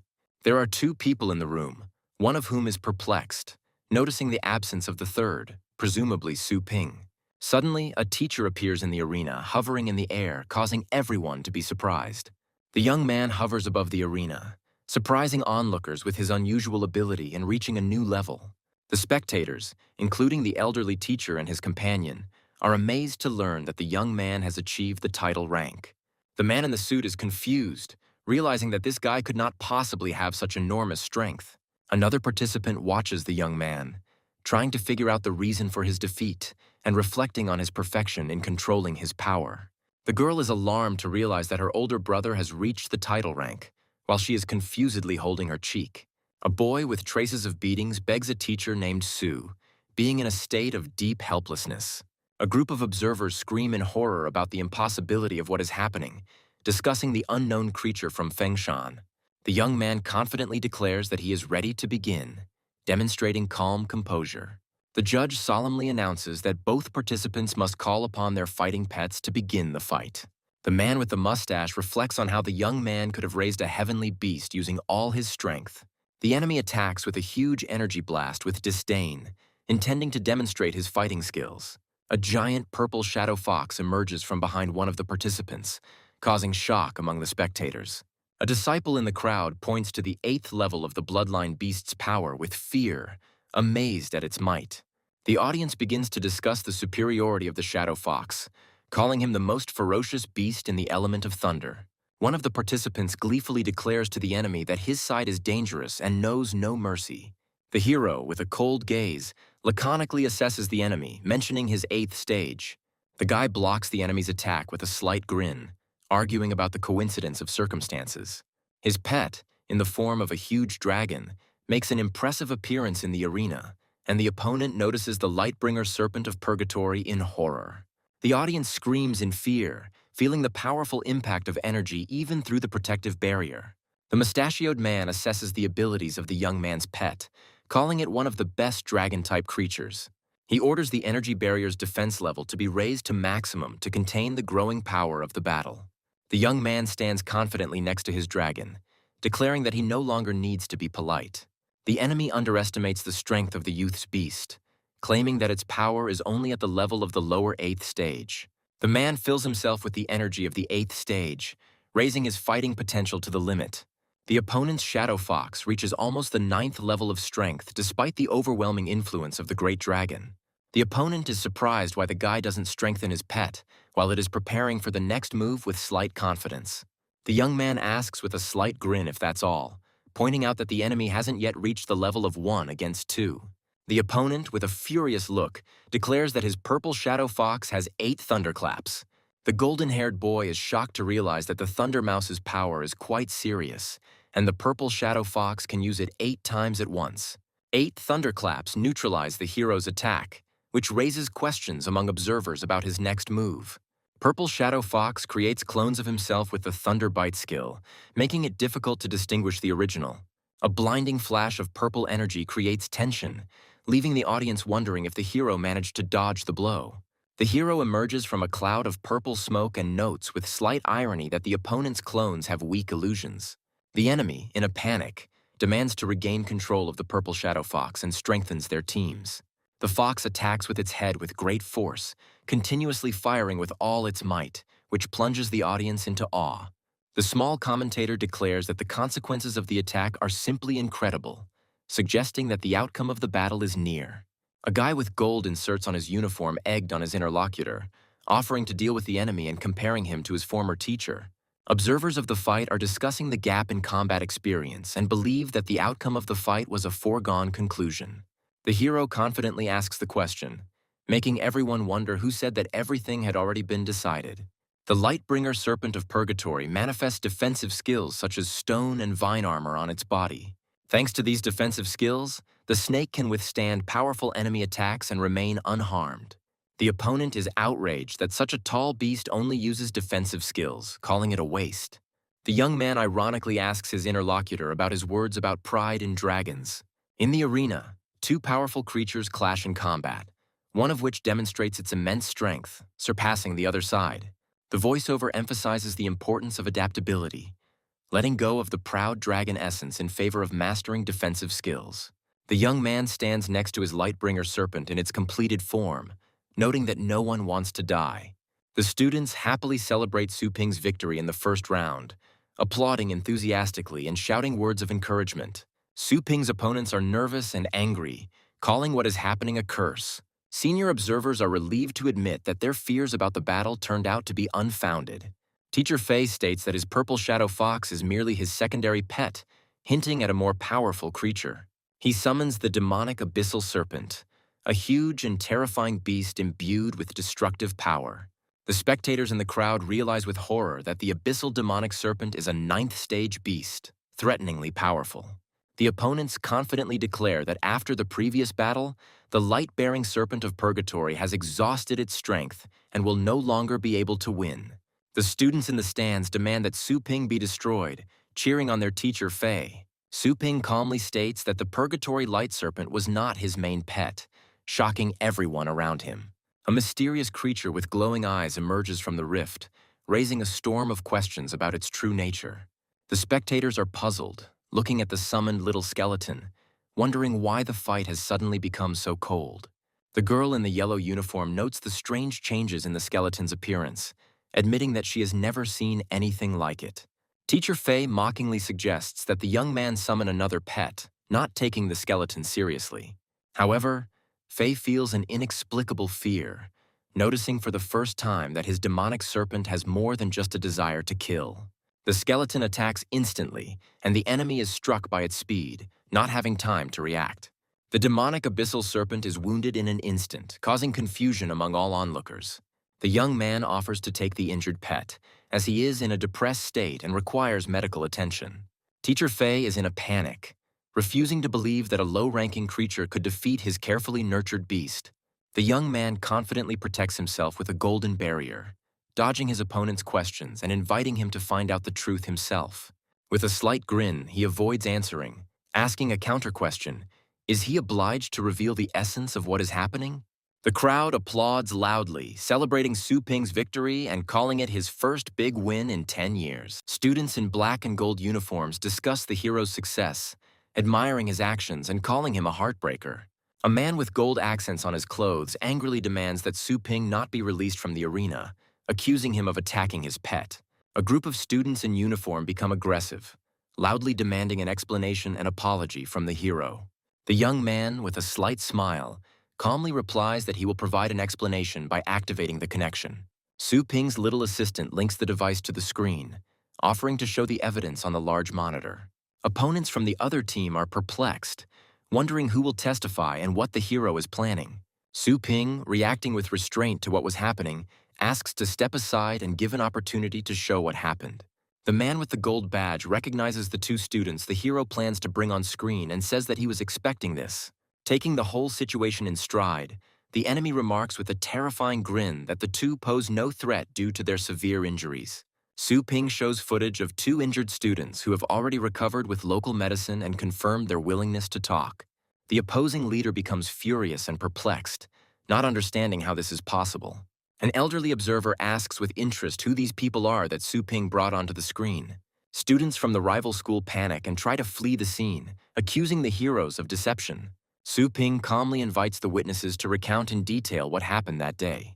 The injured student explains how a group from the enemy school surrounded them and beat them, trying to extract information. A second witness confirms that a hostile group attacked after class, but they were saved by Su Ping. The spectators from the other school sit in stunned silence, lamenting the loss of their leader and team. A young woman in a yellow uniform confidently declares that it has been proven who launched the attack first, rejecting the accusations of her rivals. The vice-rector intervenes, forcing the opposing leader and his team to acknowledge their defeat. The red-eyed senior mentor sternly warns of the consequences if anyone dares to lie. The enemy leader is horrified to realize that he faces expulsion and loss of the right to interact with the heavenly beasts. The elderly man humbly takes responsibility for the actions of his students and promises to reimburse all expenses. The teacher reminds Su Ping that he has forgotten something, hinting at his next steps.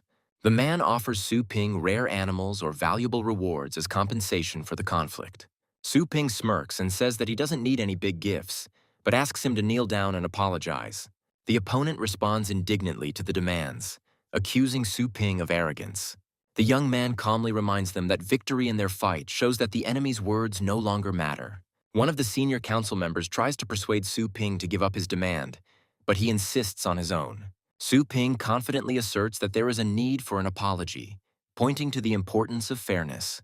Su Ping announces to everyone present that any provocation against Fengshan will lead to severe consequences.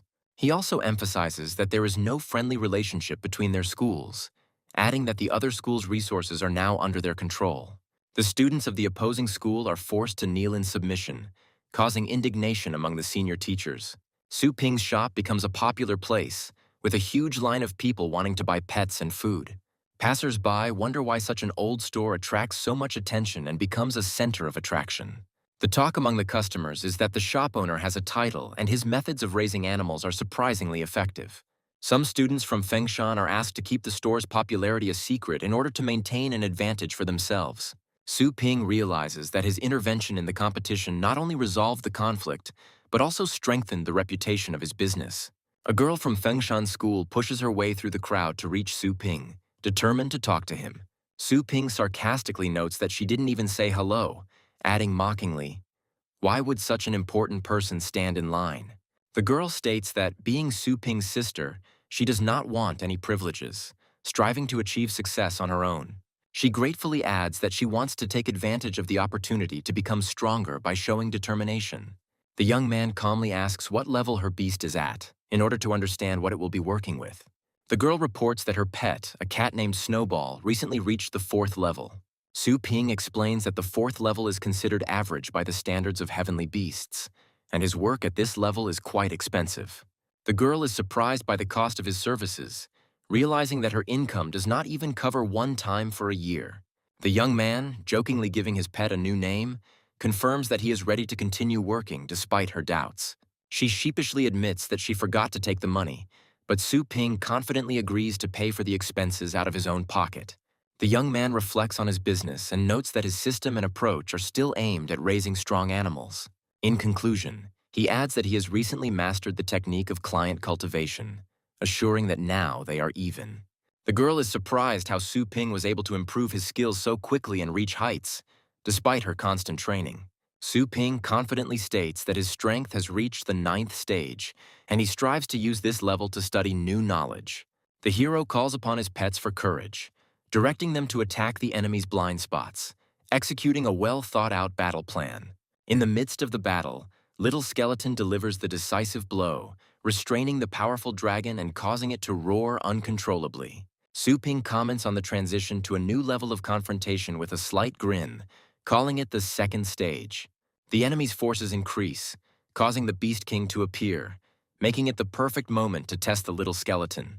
Su Ping is amazed by the increased pedigree of his pet dog, which has acquired a new skill. Dragon armor.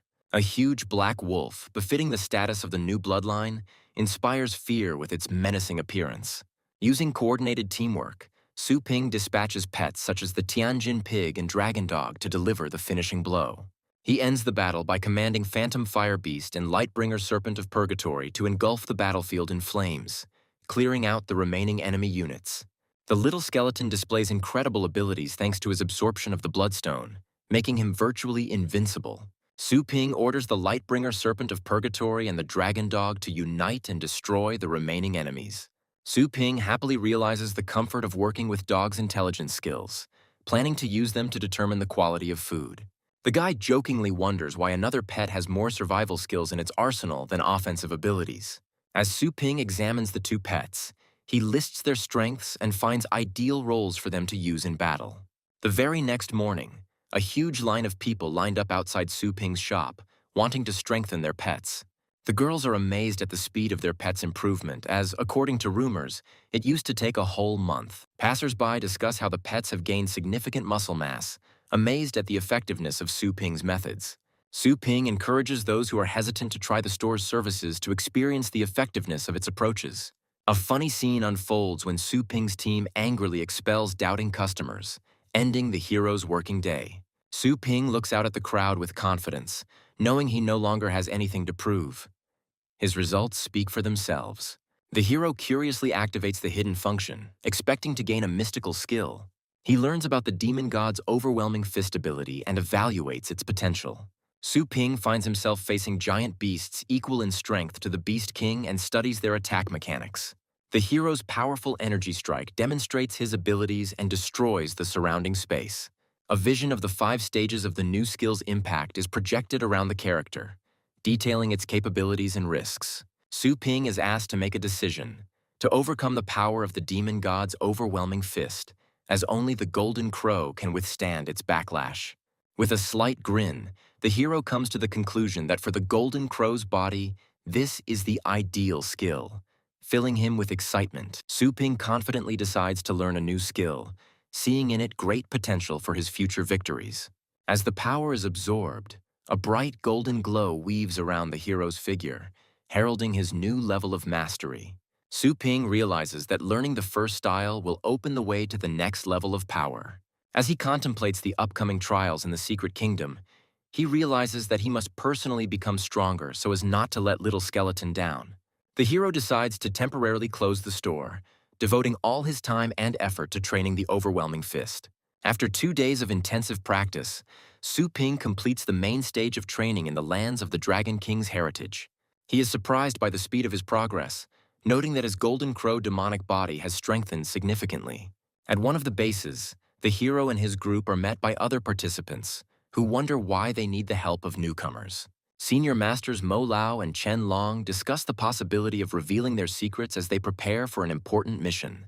Captain Ni Chenkong, who leads the group, declares that he is interested in a valuable ancient find. He warns that this treasure is guarded by a powerful beast, which will require at least 6 masters to defeat. The video shows a scene from the previous battle, demonstrating the terrifying power of the protective beast that the hero must face. Mo Lao and Chen Long discuss how Nie Chenkong has set his sights on a powerful asset that he has no chance of getting to on his own. Chen Long states that their team will do everything possible to complete the mission, but also warns of possible attacks from other groups. Nie Chenkong proposes distributing the spoils of the mysterious realm based on each person's contribution to the battle. Mo Lao agrees that it would be wise to give the first choice to the team captain. Nie Chenkong suddenly announces that he will not be the first to choose, causing surprise to the others. Mo Lao and Chen Long begin to wonder who, other than the captain, has the right to make the first choice. Su Ping enters the room accompanied by Chengshan's protector, attracting the team's attention with his appearance. Chen Long wonders why Nie Chenkong attaches importance to a person who at first glance is weaker than the rest. Nie Chenkong introduces Su Ping to the group and emphasizes the importance of his participation in their mission. Chen Long guesses that Su Ping, despite his strength, may be the one the captain appointed to choose first. Nie Chengshan introduces Su Ping to the team, telling them that he saved his life and defeated the 8th stage beast. Mo Lao agrees with the decision to give Su Ping first choice, acknowledging his achievements.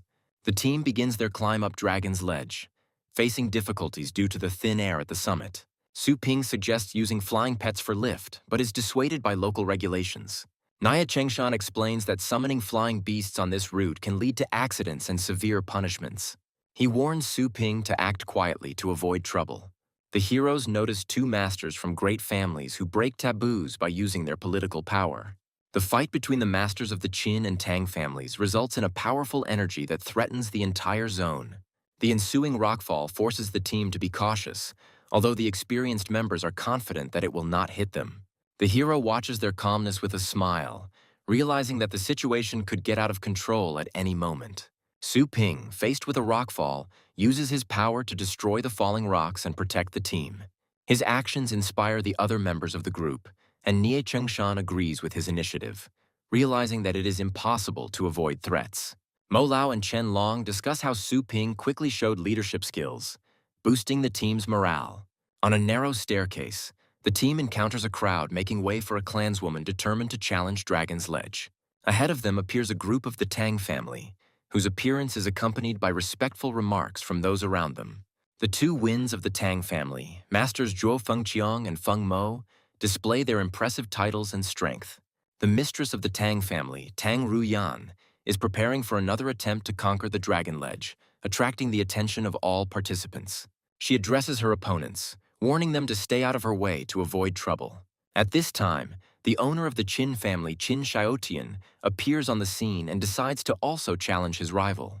Tang Ruyan, with haughty confidence, declares that she has not taken the fight seriously up until now and asks her opponent if he is ready to continue. A man with blue hair provocatively addresses a woman, wondering if she is taking the situation seriously. A tense duel breaks out between them, where both decide to settle the matter by force. At this time, the mysterious kingdom of Dragon Ledge Mountain opens, attracting the attention of many participants. The legendary master Dao Zun, a man of the highest 9th level, appears on the path, inspiring respect in those around him. Many observers discuss his presence, deciding that his approval is a chance to continue on the path. The Tang family places a strict ban on further advancement, threatening anyone who tries to cross their territory. A man from the crowd dares to condemn the actions of the Tang family, causing their representatives to react in bewilderment. The place is destroyed by a powerful blow from the sword, leaving a huge mark on the ground. Daozong intervenes, urging everyone to resolve conflicts privately rather than on the open stage. Su Ping respectfully thanks the master, admiring his sword technique, which allows him to cope even without the help of heavenly beasts. The man with gray hair says that his actions are aimed only at correcting mistakes, noting that the attack could not harm his interlocutor. The two elderly men rush forward furiously, condemning the disdainful treatment of the Tang family. The crowd watches the scene as a group of people discuss the boy's impulsive behavior and his recklessness towards the Tang family. The people in the darkened room analyze the situation, discussing the pursuit of the man and the possibility of receiving a reward from the Tang family. The young man, with a cheeky smile, reflects on his abilities and expresses his readiness to test them in the current situation. A woman with a purple aura appears on the battlefield, and one of the older men asks why she took so long to respond. The man, with an expression of repentance, asks the woman for forgiveness for failing to catch the right person and offers to punish him for his failure. The woman discusses her family's success in the ranking, emphasizing their place as a symbol of strength and respect. The man sets a goal to ensure the team's promotion through the 6th floor to take first place in the ranking, and the others agree. A group of people notice that the 6th floor light has come on and conclude that someone has just successfully completed a test. The tower lights up with fire, symbolizing the conquest of the 7th floor and the remaining 2 levels to complete. The heroes are surprised to notice that the 8th floor is on fire, and they discuss who has the strength to get through it first. The elderly man angrily recalls how their place in the heavenly ranking was stolen, blaming it on other families. The tower amazes everyone by signaling the completion of the 9th stage and inviting the remaining contenders to take on the challenge. The girl is surprised to see the top of the column, discussing what kind of family could possess such enormous power. A crowd gathers at the tower, watching the events from afar and discussing them. The young man coolly notes how easily he defeated his enemy, reminding him that these difficulties were once his limit. The hero completes his personal inspection of the system and decides to return to the group to continue the treasure hunt. The group looks out from the top of the tower and shares mixed emotions about the easy passage of the 9th stage. The boy turns to the captain, asking about the group's future plans as the sky envelops their silhouettes. The young man returns to the group, where the man greets him promptly, mentioning that he was expected to begin the treasure hunt. Among the participants, there is surprise that the guy who passed the column first used his abilities even for a small warm-up. The two companions discuss the young man's independent actions, which irritates them, but they promise to teach him a lesson. The man tasks the group with scouting the terrain on foot and in the air, while summoning a massive beast for protection. The young man summons the dark dragon dog, deciding to test its skills in the current situation. A senior member of the group criticizes the boy for summoning a high-level heavenly beast, suggesting a lack of trust. Another team member notices that the summoned beast is too attention-grabbing, asking the young man to bring it back. The dark dragon dog suddenly growls, warning its master of a threat that has appeared nearby. The group notices the beast's behavior, becoming wary and activating abilities to search for nearby enemies. One of the heroes looks around in confusion, wondering where exactly the enemy the beast is warning about is. The team captain is outraged by the lack of signs of the enemy, while the girl reports that her flame bird has not detected anything. One of the group members mockingly comments that the guy is trying to attract attention with his behavior. The flame bird and earth cradle become active in response to an unexpected change in environment. The group encounters high-threat pythons and prepares to fight, realizing it is too late to escape. A massive magical creature is summoned to protect the team, while the rest of the group prepares celestial beasts to attack the enemies. The hero explains that his dark dragon dog is unprotected, but is accompanied by two powerful 9th-level beasts. The girl warns that it is impossible to escape the pythons due to their dense surroundings, pushing the group into action. The young man recalls that his dark dragon dog warned them of the danger from the very beginning, offering a strategy for their protection. The guy thanks the team members for their participation, explaining that he appreciates their concern but does not fully require it. He assures everyone that his beast is not only strong in reconnaissance, but also has good combat skills for the upcoming tests. The young man suggests killing the leader of the pythons, explaining that this will solve all problems with their threat. One of the team members doubts the dark dragon dog's abilities, believing that he will not be able to defeat opponents of the 9th stage. The senior member of the party uses the Earth Cradle skill to hide the team to create a safe shelter. The team observes the battlefield from a protected area hidden using the invisibility ability activated by the curator's box. The girl is concerned about the fate of the dark dragon dog, not understanding what happened to him after the battle began. The young man points to a strange line of light in the distance, suggesting that it is connected to developments on the battlefield. The girl suddenly realizes the connection between the light and the dark dragon dog's actions, amazed by its capabilities. Dark Dragon Dog finds himself surrounded by shields as he fights against multiple pythons, showing off his skills in combat. The group realizes that the 7th stage Heavenly Beast continues to confront strong 9th stage opponents, shocking everyone with its level of strength.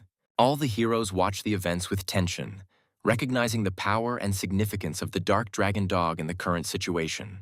One of the team members notes with admiration that the Dark Dragon Dog's defense is excellent, seemingly even better than his own pets. The guy argues that the blows only slightly scratch the dog's skin, proving the focus on defensive skills. The captain and his companion are confused, trying to understand how the pet could have been poisoned with such tough skin. The young man, with a confident smile, recalls how difficult it was for him in the past and declares that he no longer intends to play. The team celebrates their victory and congratulates Dark Dragon Dog, recognizing his strength and unique abilities. One of the men emphasizes the outstanding qualities of the young man's pet, but the hero himself modestly brushes off the praise. The elder in the group laughs at the young man's modesty, declaring that such pets are clearly superior to the others. The young man, with an indifferent expression on his face, notes that the team's pets are still not very different from each other. The situation changes dramatically when the creature vomits and reveals a huge number of python eggs. The rest of the team are stunned by the scale of the event, trying to make sense of what is happening in front of them.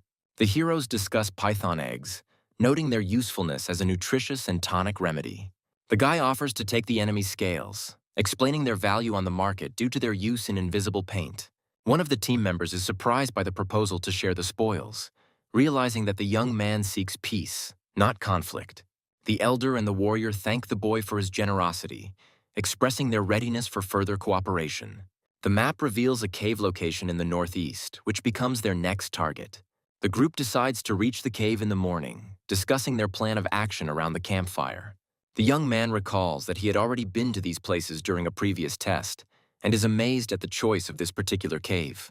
The hero inquires about the map's origins, and the captain explains that he obtained it through a lucrative deal, but other points may have already been plundered. The group learns that a 9th-level beast inhabits the cave, causing anxiety and tension among the companions.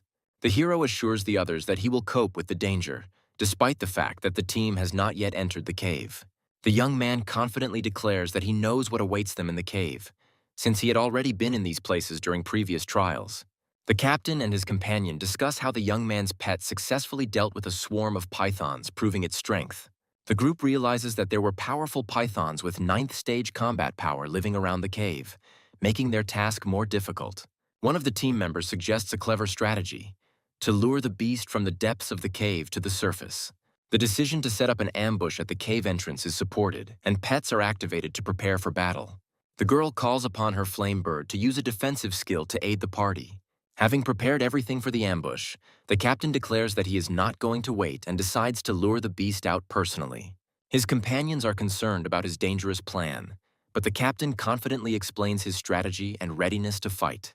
The young man, noticing the anxiety of his comrades, agrees to go with the captain to support him in case of danger. The young man says that he will also take care of the situation, causing surprise and admiration among his companions. The captain, with a slight smile, expresses confidence that with Brother Sue's participation, everything will be under control. One of the team members warns about the thick, toxic air in the cave, advising Sue to stay outside, but he assures him that his armor will protect him from any toxins. The young man points out that the captain chose the most dangerous mission, questioning him about his real motives. The hero observes his surroundings, noting the absence of anyone, while his interlocutor offers to share information. One of the group members says that the cave contains a unique spiritual tree with impressive properties. The tree is displayed, revealing its rare fruit, capable of stimulating the potential and reviving the abilities of war Beastmasters. The young man suspects that the captain risked his first choice for the sake of this fruit, receiving categorical confirmation. Standing by the woman's bed, the captain explains that there are things Sue shouldn't ask, as his goal is to save someone close to him. The captain declares that even great benefactors have no right to reproach him for possible actions related to obtaining the fruit. His words indicate a willingness to go all the way for the sake of the tree, regardless of any risks or relationships with others. The young man reflects that the fruit of the spiritual tree may be an ordinary treasure, but for the captain, it clearly has special value. One of the heroes warns that the beast guarding the place is on the highest 9th step and uses powerful psychic attacks. The young man is perplexed by his knowledge of the beast, but suggests simply following him without asking unnecessary questions. The group discovers a spiritual lamp capable of resisting psychic attacks and discusses its properties. The young man says that he has seen this artifact before, but it could not be used outside the Dragon King's testing area. With the lantern raised, the hero confirms that they can continue on to the tree without delay. The group is suddenly hit by an attack, which they barely manage to repel thanks to the active artifact. The young man notices that the attack was not directed at them, but remains wary of the presence of enemies nearby. The group engages in a brutal fight using pets and rockfall, with the elder heroically summoning his war beast to attack. After a successful victory, the crew rejoices, assuring the captain that all threats have been eliminated and they are ready to move on. The young man and the captain discover that they are late at their destination and are unexpectedly confronted by the enemy. The enemy attacks the flame bird, which desperately defends itself while the team tries to figure out what's going on. A huge 9th-level beast appears, causing the situation to become increasingly tense. The team realizes they are trapped in an illusion where their allies risk killing each other and attempts to use the spiritual lamp. The young man orders the captain to infuse the star power into the lamp to counter the illusion's attack, to which he agrees. The team members suffer from headaches caused by the enemy and try to keep from going beyond the lamp's protective zone. The young man jumps down, strengthening the protective zone, and calls on everyone to stay within it for safety. The team joins forces and channels stellar energy into the lamp to destroy the illusory field. The lamp begins to show activity, and one of the heroes notices movement as the object's power increases. The enemy attacks from all sides, and the team led by Brother Sue begins the battle to protect the spiritual lamp. The hero tries to protect his comrade by using the star shield to block a powerful attack. The guy calls on his enemies to stop hiding in the shadows and come out to resolve the conflict. A massive creature appears, while a group of mercenaries can be seen in the foreground watching the battle. The group's leader, Poison Fang, apologizes, explaining that he is acting on orders from his boss. The captain is shocked by the betrayal of the Poison Fang group, believing that there was no enmity between them. The enemy leader scoffs, explaining that the map was only a deception to use them as bait. It becomes clear to the captain that they were used from the very beginning to lure out the Blood Flame Dragon. The leader of the Poison Fang threatens violence if the heroes try to attack him. The young man activates his weapon and prepares for battle, despite the enemy's threatening plan. With a cry, the hero rushes into the attack, decisively engaging in battle with superior enemy forces. The Poison Fang leader realizes that the supreme 9th stage Blood Flame Dragon has been temporarily immobilized. The heroine and her partner, having been wounded, discuss with bewilderment what happened and the successful blocking of the dragon. The young man appears before his enemies in the air, insisting that they wanted to destroy them, and now it is time for retribution. The mercenaries are shocked to discover that there is a young master of the title rank in the squad, and they realize their mistake in not taking into account the intelligence. The leader loudly orders the panic to stop and the attack to be carried out, reassuring them that the situation is under his control. The long-range scorpions prepare to attack, but the young man stands motionless and condemns their methods. The leader commands, mocking their confidence, but is unexpectedly wounded. The captain, bleeding, asks the crew to hold on, while 2 of his companions are in serious condition. One of the squad members reports that 2 of their comrades, Mo Lao and Chen Long, were unable to complete the task and fell in battle. The young man stands in the center, ready to take control of the situation and continue the fight. He and the captain run towards the tree, despite the bad feeling, trying to reach their goal. The captain asks the young man to guarantee that the fruit of the spiritual tree will be obtained in the event of his death, to which he is asked about the meaning of such an act. The captain reveals that the fruit is meant for his daughter to save her from an incurable disease. The captain explains that the fruit will be able to stimulate the development and rebirth of war beasts, which is important for healing. A group of enemies reaches the tree and discovers that it is impossible to take it all, starting to harvest the fruits. The Poison Fang leader orders the tree to be destroyed so that no one else can have it.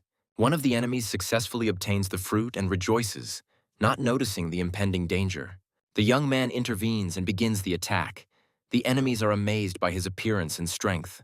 The group's leader is shocked to realize that their opponent is a 9th-level master and suggests settling the matter through negotiations. The enemy leader offers to divide the find in order to avoid further confrontation, trying to buy time. The enemies, in confusion, look for the one hiding in the shadows, accusing him of cowardice and provocation. The Venom Fang leader faces a powerful attack, indicating his readiness to destroy the enemy. Having lost 2 heavenly beasts, the leader is shocked to realize the catastrophic consequences of what is happening. The terrified leader begs for mercy, offering all the treasures in exchange for his life.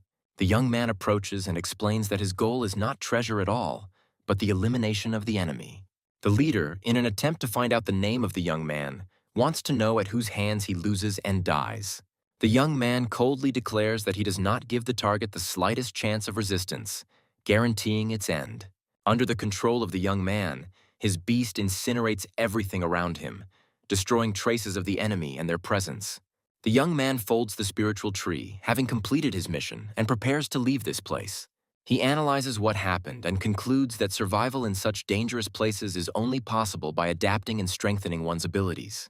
At night, at the base of the miners, the group's future plans after recent events are discussed.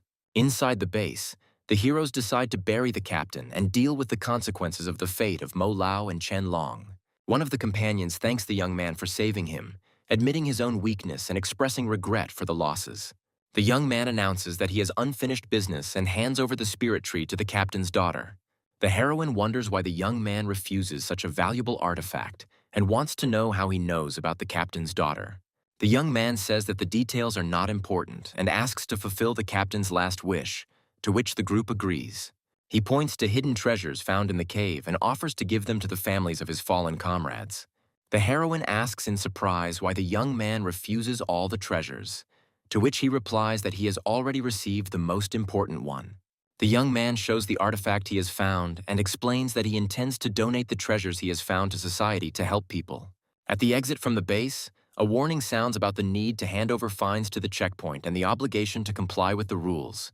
The young man joins his companions after an emotional conversation, offering to go through the upcoming stage together. The team passes through a checkpoint where rare finds such as crystals and artifacts are recorded and graded. In the adjacent sector, other groups discuss their findings, including poisonous rocks and orders for rare materials. One of the companions explains to the young man that among the inspectors present there are high-ranking masters who are ready for any unexpected event. The participating teams discuss the star cloud spiritual tree, admiring its rarity and significance. One of the leaders tries to find out the price of the tree's fruits from the hero's team, clearly showing their interest in buying. One of the young man's companions answers for everyone, firmly declaring that the fruits are not for sale and suggests discussing other finds. Tensions mount when one of the interested representatives begins to insult his companions, trying to provoke a conflict. Representatives of the other group believe that eating the fruits will give them a huge advantage and increase their rank. The leader of the other group mocks the young man, doubting that he, with his powers, can stop the masters of the highest 8th stage. The young man is outraged by the actions of the federal inspection, suspecting them of exploiting the miners, and decides to complete the inspection. The two opponents react mockingly to the young man's decision to leave, wondering who he thinks he is. They rush at the young man with an attack, declaring that the examination will end only when they say so. The crowd notices the tense situation and wonders why the young man was hit, but he assures them that he is fine. The opponents, citing the article of the law, believe they have the right to suppress the young man by force and take advantage of the situation for their own gain. The crowd begins to discuss what happened, recalling other incidents, and some recognize the young man as the one who previously challenged the Tang family. A mysterious voice emerges from the shadows, denouncing the pettiness of what is happening and attracting the attention of the crowd. A man is found on the ceiling who advises the young man to be brave and show his abilities. The mysterious man points out that only the strong will be able to pave their way, leaving a hint of his own strength. The young man considers the advice of the powerful stranger and thanks him, thinking about his future in the new world. Two opponents rush at the young man with threats, full of self-confidence in their strength. The young man uses an ability to knock out opponents with a powerful burst of force. Once on the ground, the enemies realize with horror that the young man is a master of the title rank. The youth, surrounded by an aura of power, draws the crowd's attention, demonstrating that even a young warrior can reach the highest levels. He subjugates the star cloud spiritual tree with the spirit control technique, proving his exceptional skills. The crowd is astonished when the young man disappears, suspecting that he was using a spatial artifact. The opponents discuss the situation without understanding who this person is and complain about their failure. Realizing the strength of the young man, they humbly apologize, admitting their mistake and unpreparedness. However, the young man rejects their apologies, claiming that the blow was for a friend and demands compensation of 20 million. The opponents argue about the impossibility of compensation, when the appearance of the head of security makes them realize that the situation for them is becoming even more dangerous. The boss sharply remarks that instead of following the rules, the wall was destroyed, and ironically asks if the lesson has been learned. The young man, rejecting a quick monetary solution to the situation, sets the payment at 60 million, adding that the funds will go towards improving the pet store. The companions discuss their defeat, expressing regret for their weakness, and the young man takes on the task of looking after the spiritual tree. The hero decides to replant the tree after using it, and offers the fruits to reach the 9th stage. The companions are surprised by the young man's generosity, and the heroine shyly notes his ability to help others. The young man instructs his war beast to guard the territory, while he himself dives underwater in search of treasure. He finds himself in a mysterious underwater place, remembering that a great treasure must be hidden here. A young man discovers an ancient temple that possesses incredible power, capable of moving mountains and filling the seas. Once inside, he finds a secret scroll hidden in a secluded place and realizes its uniqueness. The scroll turns out to be a tool for creating spatial storage, which impresses the hero despite its limitations compared to system storage. The young man studies the ability of an artifact that can create space and increase its capacity as its stellar power grows. The hero notices suspicious activity in the sky. A bird is watching what is happening from above. Deep underwater, a boy ponders the undead demon fruit and its unique properties. The hero and the dark dragon dog discuss the location of the bird and the fate of the demon fruit. The two 8th stage martial beastmasters resent the bird's pursuit, feeling threatened. The hero attacks the guys on the cliff with a powerful blow, which causes them to react with alarm. A mysterious old man with a magical artifact and a bird on his back stalks strangers in the forest. The masters of the fighting beasts are surprised to recognize a representative of the Tang family in front of them and begin a dialogue. A girl in an elegant dress demands the return of the stolen item, reminding her of her status. She warns them not to give in to greed and reveals that the demon fruit was stolen from them. Two martial Beastmasters attempt to escape by activating the so-called 36th plan. The titular old man accumulates star power, demonstrating his might and stopping the fugitives. One of the opponents falls to the ground, trying to protect the artifact, but notices that his plans are ruined. The magician threatens the fugitives, offering to avoid further conflict if they remain silent forever. The old man uses magic to forcibly take possession of the artifact, leaving his opponents no choice. The 9th stage Shadow Asura appears, causing chaos and displaying its combat power. The hero commands his dragon and allies to use defensive abilities against the Shadow Asura. The guy uses the Dragon Patron technique, breaking the enemy's defense and attacking the Asura. The Shadow Asura is defeated, causing shock and fear among the enemies who realize the hero's power. The old man realizes that the enemy suppressed the Shadow Asura in just a few blows and tries to understand how this happened.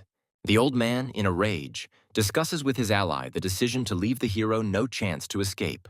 The master uses powerful light attacks, causing a cascade of destruction and demonstrating the power of his title. The hero appears with his ally, a small skeleton preparing for battle. A giant beast appears in front of the heroes, and the guy realizes that the trap has failed. The older opponent is surprised that the young man has reached the title rank at such an age and decides to stop him. The enemy releases a demonic beast, accusing the hero of killing his pet. A girl from the enemy camp is amazed by the destructive power of a small skeleton. The eldest of the enemies attacks with swords imbued with star power, pointing them towards the hero. The enemy unleashes the clan's most powerful attack, unleashing a barrage of energies. The young man prepares to use his power with an expression of confidence, finally testing his strength. A bright golden attack flashes across the battlefield, causing enemies to be surprised due to its divinity. The elder mage is seriously wounded by the hero, who is struck by the extraordinary strength of the young man. The Dragon King is commanded to rescue his mistress by carrying her away from danger. The hero and his ghost animals block the path of those fleeing, preventing them from escaping. The wounded mage launches a secret technique, convinced that the outcome of the battle is not yet decided. The hero realizes that the enemy is using the secret art of the Tang family, known for its powerful destructive force. The girl finds herself caught in a deadly trap of a magical technique that sacrifices the owner's body. A huge phantom enemy materializes in front of the hero, threatening to take his life. The ghostly spirit begins to laugh, confident in its invulnerability to the hero's attacks. The enemy declares that even after his death, he will destroy the hero, threatening him with an incredible curse. The phantom is perplexed as to why he cannot possess the hero, suspecting hidden protection. The young man holds in his hands a secret treasure of spiritual protection, causing the enemy to become furious. The girl is worried that the Dragon King of Earth might betray her and attack her. The guy notices the girl's appearance and asks about her presence with slight irony.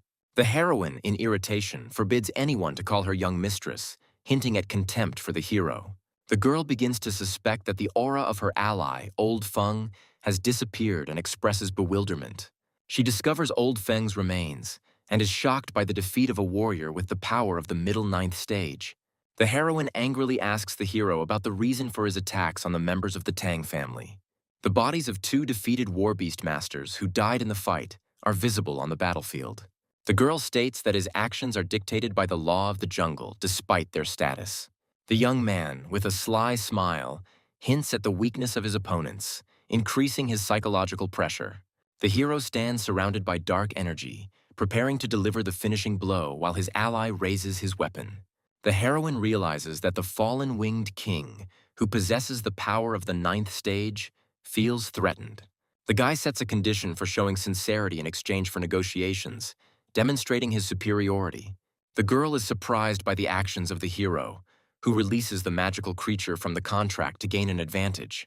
The heroine decides to break the connection with the help of her power in order to maintain control over the situation. The fallen winged king and the howling wolf appear on the battlefield with the sole purpose of destroying the hero. The girl is shocked to realize that her plan is falling apart and, disappointed, utters the word curse. The young man decides to end the dispute by preparing to physically destroy the connection between the opponents. The heroine reacts tensely when she notices the hero has a spatial treasure that could change the course of the battle. The young man is inside the mysterious space of the scroll and hears the heroine's question about why he did not kill her. The guy, with a mysterious smile, declares that the heroine can die, but only after he has extracted all the value from her. The girl notices the shiny mark of the air on the young man's forehead, which shocks her. The heroine laughs in disbelief, realizing that the hero was able to overcome 9 floors of the column, contrary to all expectations. The girl warns the hero that he is on the verge of death and threatens him with a legendary martial arts master from the Asian region. The young man threatens to use tricks if the heroine does not tell the truth, hinting that her photo could fly around the world. The girl admits that the heir to the dragon's ledge has been appointed a man who is ready to destroy all potential rivals. The guy ironically explains how 4 large families fighting for their inheritance can confront the real threat of the 9th floor. The young man notes that the entire secret kingdom is ultimately controlled by the legendary master Yuan, emphasizing his strategic goal. The hero's light-bearing serpent destroys enemies on the battlefield, emphasizing the youth's strength and his superiority over the 4 families. The hero reflects on his success in the battle against the King of Beasts, acknowledging that his victories were achieved through countless mistakes and perseverance. The young man realizes that no one saw his triumph through the Dragon's Ledge column, but prepares himself for a possible investigation by the legendary master. A guy arrives in a town where a crowd of people has gathered outside a store waiting for its owner. Customers eagerly discuss upgrading their pets, bombarding the hero with requests to upgrade their abilities. The hero tries to calm the visitors, asking them to maintain order and assuring them that everything is under control.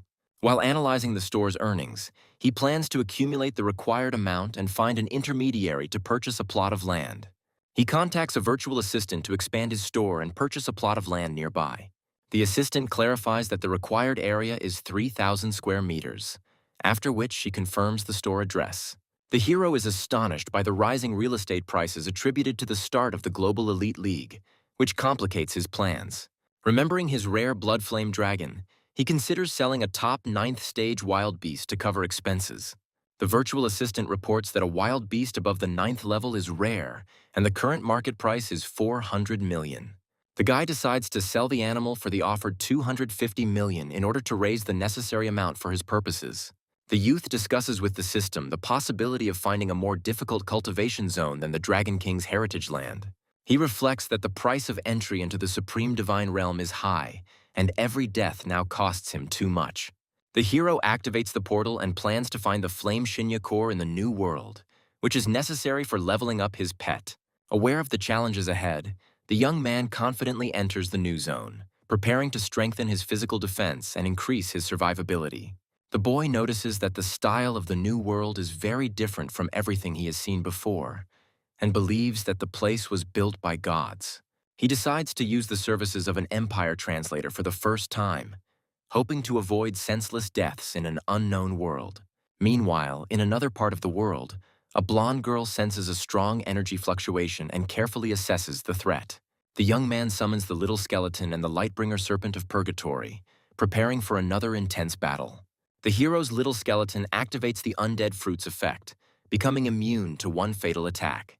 The youth calls upon the Lightbringer Serpent for resurrection, but explains that he has little energy and does not intend to fight.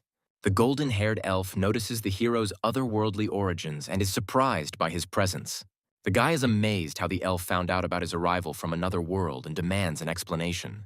The girl arrogantly explains that this is the domain of the gods, and that mortals cannot live here without outside help. The elf clarifies that humanity sometimes contacts the gods and gives birth to offspring, marveling at the backwardness of the hero's world. She dismissively remarks that even a student of her level is considered superior, even though the hero uses the heavenly beast. The elf begins to suspect that behind the hero's incredible aura lies something far superior to ordinary mortals. She bows her courtesy and asks demandingly how the young man got to the central lands of the gods. Appearing in all her power, the girl with wings demands to know who is behind the hero, threatening him with her power. The hero, with a slight grin, asks his interlocutor whether she is really talking about the central lands of the gods, and notes that this is a semi-divine kingdom. The young man analyzes the girl's reaction and notices that the name Demi-Divine Kingdom deeply offends her. The guy decides to put aside thoughts about his interlocutor and focus on his current goal, strengthening his own strength. Finding himself in a new area, the hero notices the strangeness of the ground beneath his feet, indicating the presence of a mysterious force. Suddenly, he is attacked by a huge monster that tries to swallow the hero, but he remains calm. The youth uses Divine Fist, attacking the beast and dealing it a crushing blow.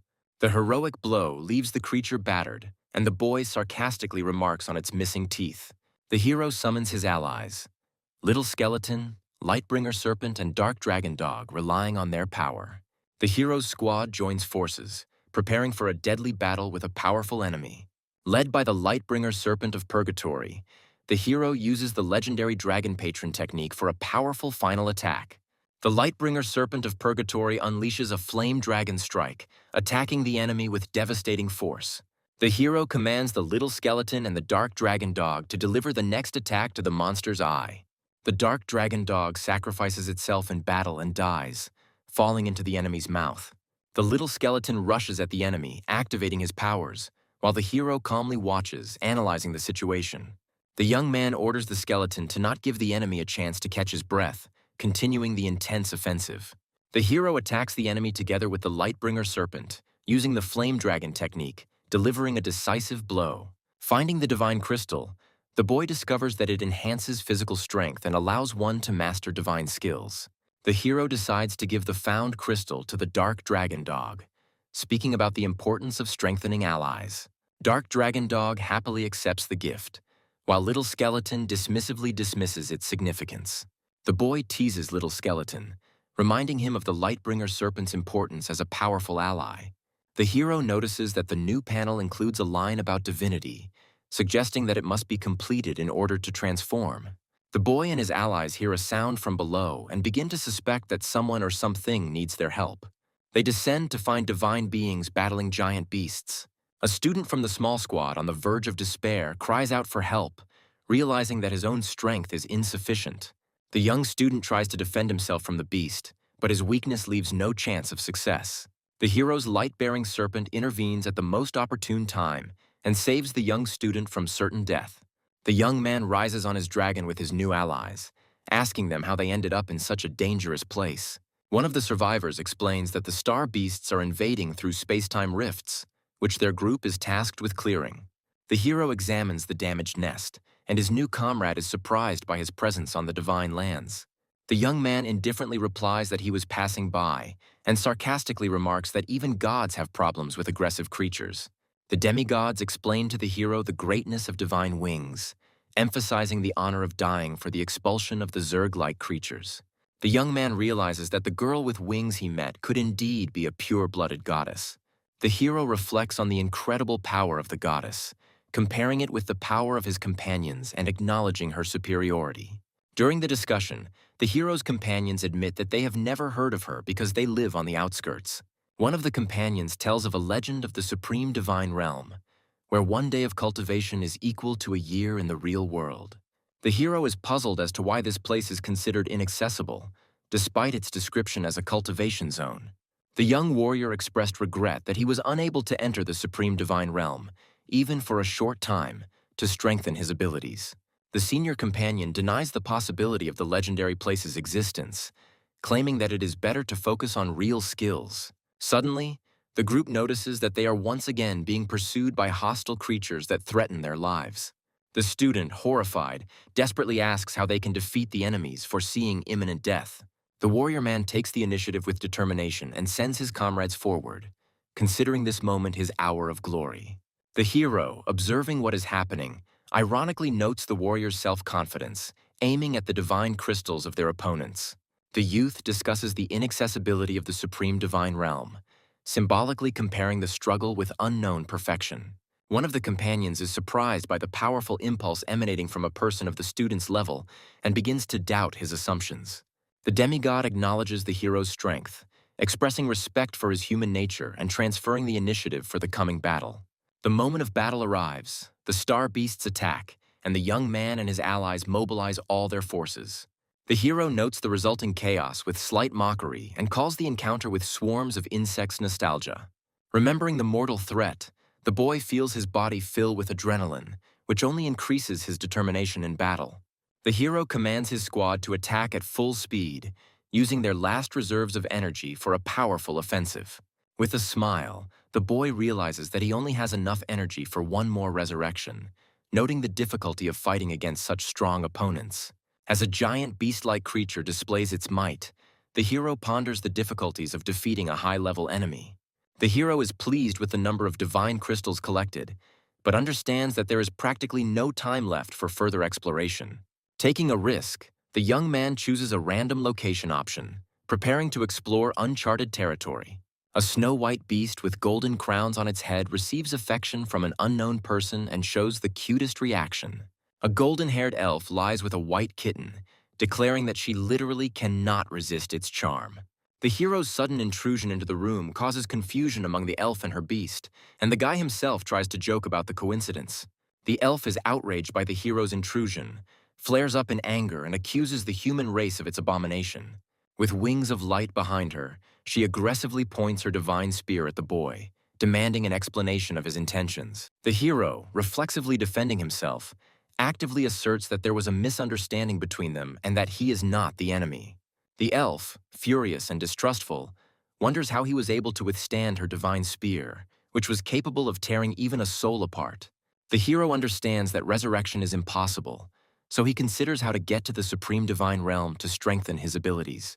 The elf is shocked by the mention of the supreme divine realm and says how many gods dream of returning there to destroy the race of beings. With doubt in her voice, the girl asks how an ordinary person can know about a place that even the gods could not penetrate. The youth claims that his strength is proven by the fact that he freely enters and exits the central divine lands, despite her attempts to kill him. The girl begins to hesitate, thinking that the hero's motives may not be as hostile as she assumed.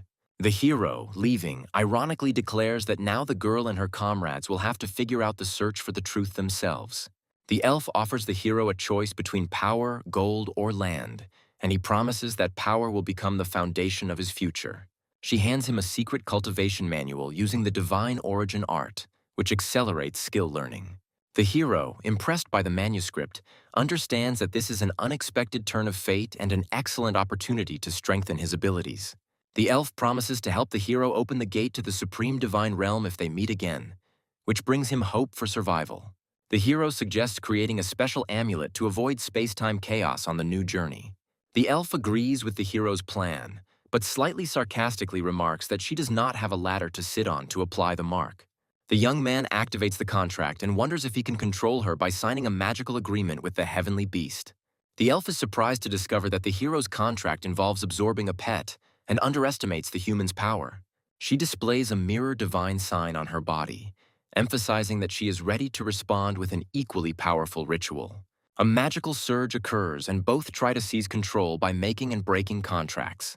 The elf taunts, saying that when the hero becomes her pet, he will have to reveal all his secrets. Suddenly, time freezes and the hero finds himself surrounded by chains, which causes surprise and confusion in the elf. The girl notices dark and threatening eyes in space, surprised by what is happening and the sudden tricks. Shocked, the heroine realizes that she is being overwhelmed by the power hidden in the hero's blood, suggesting that he may be a being from a higher dimension. The hero watches in confusion as the elf weakens after breaking the contract, trying to understand the reason for her depressed state. The guy calls the system to consult about the current situation and possible ways of interacting with the heroine. He ponders why the standard beast contract didn't work and looks for an alternative way to subjugate her. The hero surprises the elf by handing her an official cooperation contract, which she begins to study with skepticism. The indignant girl scolds the young man for his insolence, but understands that she will have to agree to get out of this situation. Doubts plague her mind, but she decides to trust in the hero's strength, assuming that there is something more behind him. The hero realizes that the gap in their powers is too great and tries to find an explanation for the origin of his system. Finding herself in a new place, the elf asks a question about the hero's possessions, looking around in surprise. The young man jokingly draws attention to her short stature, which causes her a subtle irritation. The hero warns the elf about the store's imminent opening and its readiness to receive customers. to which she reacts with bewilderment. The elf asks the hero a question, trying to understand his motivation and intentions in the current situation. A young man notices suspicious movements around his store and assumes that unknown forces are following him. The hero is surprised that the people of Tianjin have tracked his actions so quickly and begins to worry about his safety. As he watches his shop being renovated, the young man realizes he underestimated the threat posed by the legendary master. Suddenly, a video link with a mysterious agent is activated, which arouses suspicion and anxiety in the young man. A man appears on the screen, calling the hero by name and listing all of his accomplishments, including owning a pet store. The hero is shocked to realize that the background of the video resembles his own home and begins to worry about his family. The hero's parents and younger sister are shown being held hostage, increasing his anxiety. The young man, with a determined expression, demands an answer from the people who captured his relatives, suspecting them of being unusual kidnappers. The hero makes a confident move, declaring that their real target is himself, while demanding that they free his family first. A man in a suit activates a holographic screen to report the target's location. The man on the holographic screen transmits information to Yuan regarding the location of the object. The legendary Master Yuan decides to find out who dares to claim the dragon legacy. A crowd of people notice the titular masters floating in the sky and discuss their strength. In a remote area of the city, an intense battle begins, shocking passers-by with its scale. 5 servants of the great families discuss the man associated with the column and warn of his possible death. The legendary Master Yuan and the titular warrior Dao Zun prepare for battle without wasting precious time. The young men in yellow uniforms discuss the power of the 2 great masters in awe, sensing their terrifying presence. An older man orders the young people to leave, emphasizing that it is none of their business. A huge warrior with a crimson aura threatens to destroy the store, challenging the owner to a duel. The masters discuss with surprise why the door does not react to their attacks, assuming the presence of a complex defensive formation. A guy in sportswear comes out to meet the masters and asks them not to involve his family. The young man confidently asks his opponents who was looking for him and what they want. Dao Zun is surprised that this young man has skills on the level of legendary masters. One of the masters threatens the young man, stating that he is not in a position to set conditions. All the masters present join forces, intending to capture the youth, whom they consider too daring. Suddenly, a powerful burst of energy appears, and someone calls for the fight to be left to high-ranking masters. The legendary Master Yuan emphasizes that the youth's strength is much greater than expected, and suggests that he plan his actions carefully. The girl and the young man are held captive by spies while the legendary master expresses his admiration for their determination. The young man, unable to contain his rage, attacks and demands that his loved ones be left alone. The guy, in desperation, checks the girl's condition and asks what happened to them. The legendary master reassures, saying it's just anesthesia, and adds a philosophical comment about losing control. The young man sarcastically asks his opponents if the legacy of the Dragon's Ledge is really written in his name. One of the masters indignantly reproaches the boy for his boldness, questioning his right to the inheritance. The legendary master warns his allies of the threat emanating from the shop and asserts his dominant status in the region. Master Yuan comes face to face with the young man, wondering how they can both be in the same room like 2 equal legends. Yuan offers the boy to submit to him and promises to provide mentorship to develop his potential. Daozong comments suspiciously on Yuan's intentions, viewing his proposal in terms of power and influence. Yuan emphasizes the need to focus on the most worthy warriors in order to effectively utilize the secret realm's resources. The guy remembers with a smile his hatred for people who believe that something rare could only be obtained under certain conditions, including when choosing the best. The legendary master warns that no enemy who dares to go against him will go unpunished. He creates an energy barrier and reminds the young man that he must make a choice: surrender or die. Outside, the masters are stunned that the girl was able to stop a powerful blow with one hand, discussing her legendary rank. Yuan notices the girl's hidden star power and sarcastically asks if she is the boy's mentor. The girl asserts her right to defend the store, emphasizing its position in her duties as an employee. She claims that she will punish anyone who breaks the rules inside the store, even the legendary master. An irritated Yuan accuses the girl of deliberately belittling him, but her confidence baffles him. Enraged, Yuan attacks, demanding to know why he is being ignored, and his reaction causes concern among his allies. People on the street scream in confusion as they watch the events unfolding in front of the store and Yuan's condition. The young man and the girl insist that the opponents should only be neutralized, not killed, in order to uphold the principle of justice. The girl, with an icy expression, declares to her opponent that reducing the number of his limbs would completely satisfy her. The atmosphere escalates when a powerful demonic aura materializes from the store, shocking all witnesses. Yuan summons the dark entity to become his weapon, imbued with destructive power. The legendary master summons his most powerful servant through a spatial rift. Yuan activates a new level of power, merging with the Shadow Beast King, displaying incredible might. The young man looks at what is happening with disbelief, thinking about merging with the heavenly beast and its capabilities. The combined form of Yuan and the servant transforms into a terrifying warrior with the power of the empty cave realm, ready to destroy anyone. Witnesses, stunned by Yuan's hidden skills, admit it is impossible to participate in a battle of such a scale. One of Yuan's advisors begs him to calm down, warning that the battle could destroy the entire city of Longjian. Yuan scornfully declares that he will not destroy everything because of two enemies, comparing them to small mice stealing food. The girl mockingly breaks the enemy's attack, asking if this is the limit of his capabilities. The guy stops the heroine from killing the defeated enemy, explaining that it will take him several years to recover. Astonished observers cannot believe that the devastating attack was neutralized with one blow. The young man challenges his opponents with a cheeky smile, asking why they are still hesitating. Returning home, the guy worriedly asks the girl who has woken up how she is feeling. At the table, the young man and his sister discuss recovery while their mother is still resting after a hard day. A master with a thick beard tries to awkwardly talk to a girl, addressing her by name. The girl steps back in fear and panics, asking the uninvited guests who they are. A group of guests introduce themselves one by one, emphasizing their affiliation with the Xiao family, much to her confusion.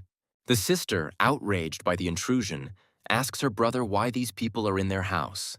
The guy awkwardly justifies himself to his sister, claiming that he brought the masters as her tutors. He emphasizes that training from such masters will give her knowledge that cannot be obtained even at university. The girl asks skeptically what exactly the invited mentors are going to teach her. One of the masters, Xiao Liu, introduces himself as the King of Poisons and promises to impart knowledge on poisoning and detoxification. Xiao Qin, a restoration master, offers to teach her healing skills and physical strengthening. The third mentor, Xiao Tang, states that he will teach her how to operate hidden weapons and mechanisms. The last master, Xiao Mu, who calls himself the Beast Emperor, offers her the skills to control celestial beasts and gives her a moon dragon. The girl is stunned by the master's generosity and, perplexed, asks if she can really control the dragon. She turns to her brother with a question whether these craftsmen can be trusted and whether they demand anything in return. The mentors, understanding her doubts, apologize for their straightforwardness, admitting that they underestimated her. The masters bow before the hero and heroine, begging them to spare their lives and show mercy. The guy jokingly asks the girl if she knows how to use curse magic, to which she sternly rejects such methods. The girl, with a sly expression, asks the guy if he is afraid of the master's betrayal and if he wants to keep them under control. Activating her energy, the heroine announces that for the sake of points, she will perform another miracle to purify the masters. The masters, blinded by the light of her energy, fall to their knees, praising her as a goddess and declaring that they have seen the light. An onlooker comments in shock that she is able to control even the title masters as if they were children. When the guy asks what she did, the heroine explains that she used the blessing seal to guide them on the path of truth. The heroine warns that disrespect for her faith will lead to punishment in the form of burning in divine fire. The guy calls the girl cruel, but then solemnly declares that everyone is now obliged to believe in the inviolability of the Su family. He ironically offers the masters, since they are here, to teach him the skills of swordsmanship, capturing their attention. Dao Zong, a little embarrassed by the request, doubts whether there is any point in teaching a guy with such colossal strength. The young man, with a firm expression on his face, insists on his desire to learn from the master. Dao Zong agrees, but emphasizes that the sword technique is destructive and also clarifies important points for starting training. The master notices that the boy's fighting style is more like fist fighting and inquires about his intentions in using the sword. The guy confidently replies that he will take care of organizing the training field, offering to leave contact information. The young man reminds her that learning from the masters is a rare opportunity and asks her sister to make the most of it. Having contacted his partners via a holographic interface, the guy discusses the sale of a fire dragon and real estate. He thanks the professional team for the speed and offers to complete the transaction in his store. After looking at the energy interface, the young man plans to upgrade the store to level 3 to expand its capabilities. Reflecting on the possibilities, the guy makes plans for additional income, discussing them with an invisible ally. The guy is decisively upgrading his store, happily noting that it is beginning to resemble a full-fledged pet store. Using a holographic interface, he carefully carves out 300 square meters of living space for his family. The girl, impressed by the power of this force, is surprised that the created objects can exist forever without the need for energy replenishment. The young man continues the layout, allocating part of the space for reception and office space. The next step involves dedicating a fifth of the store to a feed storage area to simplify inventory management. He uses the remaining space for growing sections and experimental zones, completing the store's design. Satisfied with the result, the guy confirms all the changes, believing that this will be enough to keep the store running. Outside the store, a mother and daughter wonder if they have the wrong address when they see a familiar name. A large building with a sign attracts their attention, emphasizing the grandeur of the new store space. The hero greets them inside with a smile, asking if they managed to take everything and if they are ready for the next steps. The two craftsmen inform the guy that all the things are packed and loaded into the truck, and say goodbye, heading off according to his instructions. The guy gives permission for the trucks to leave and begins preparing for a new organization of the space. The sister is surprised to see the store has expanded significantly and explains that the teachers vacated their house early in the morning. The young man calmly replies that it's a long story, but he'll explain everything on the way and offer to go to the store. The first customers appear at the entrance to the store, trying to impress the elf, but receive a cold response for their attempts at flattery. The heroine, holding 3 creatures in her hands, jokingly scolds the young man for calling his clients ants. The guy asks his sister to look after the store, citing his busy schedule with other things. The sister is delighted to discover that they now have their own swimming pool, and her joy lifts everyone's spirits. She is delighted with her new room with a soft bed, noticing how much better the conditions have become. When asked about the cost of the house, the guy explains that the money was received from clients from elite areas of the city. The guy assures the family that the elite clients are happy with his work and pay for it easily, and the house is too big for their convenience. The sister jokingly says that she is taking over the responsibilities of running the house, and then asks who the attractive girl in the store is. The young man recalls the heroine's contradictory images with confusion, but calls her his new employee. The mother suggests that the boy invite the elf to dinner to get to know her better as part of the team. Joanna greets her family members elegantly, emphasizing her respect for them. At the dinner table, the girl's mother asks her name. The sister touches Joanna's hair curiously, noticing its softness and fluffiness, while the boy reacts with slight irritation. In an informal conversation, Joanna's mother asks questions about her background, age, and personal life. Joanna replies that she is from the Outlands, is 18 years old, and has not yet thought about romantic relationships. After dinner, the guy ironically asks Joanna why she behaves so normally with his family, and she jokes about the possibility of raising her ratings.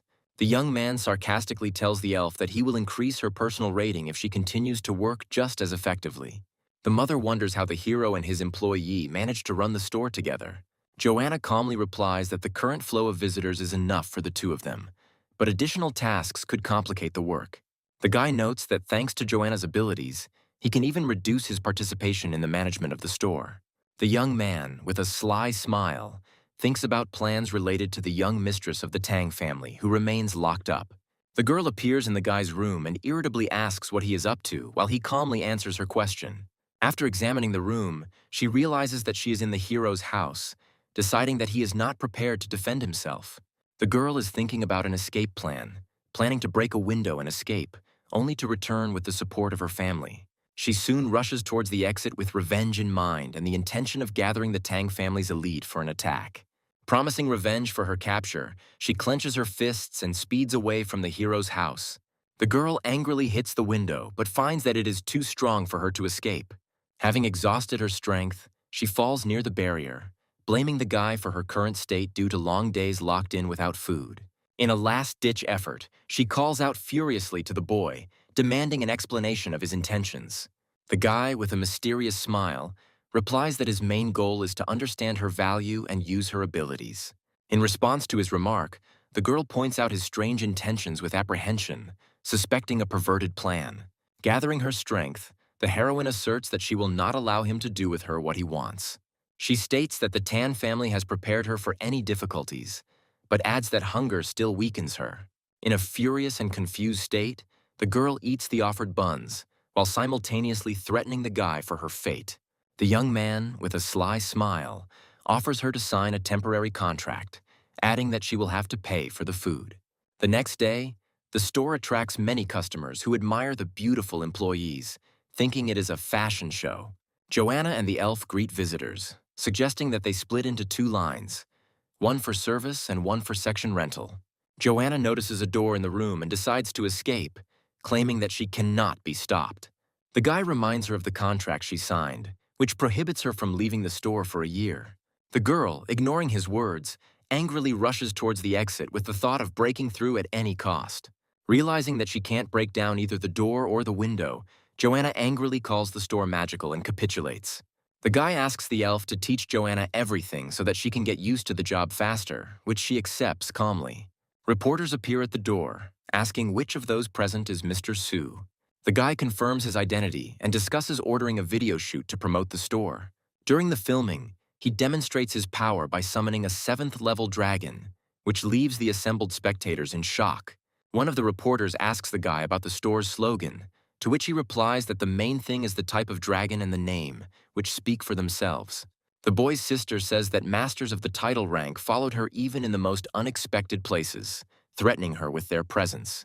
The guy laughingly explains that these masters were hired by him to protect her and cannot harm her. Joanna notices two masters, identifying one of them as an elder with the title of Snakeheart. Joanna, reflecting on what happened, suggests that her family may still be informed thanks to her skills. The star-titled master transmits a voice message to another elder, who is amazed by what is happening. The heroine tries to explain to the elder that she was captured by the guy and is being held against her will, begging him to release her. The elder asks in surprise if there was anyone else before her who was also caught by this young man. Joanna is relieved to realize that the elder didn't notice her, but his words make her deeply suspicious. The boy instructs the masters to guard the school grounds from the outside and gives them free access to the training field. Joanna can't believe her eyes when she sees the title masters bowing down to the boy and wonders how he achieved such influence. The guy records in the system that Joanna received 1 point, justifying her usefulness for training a new employee.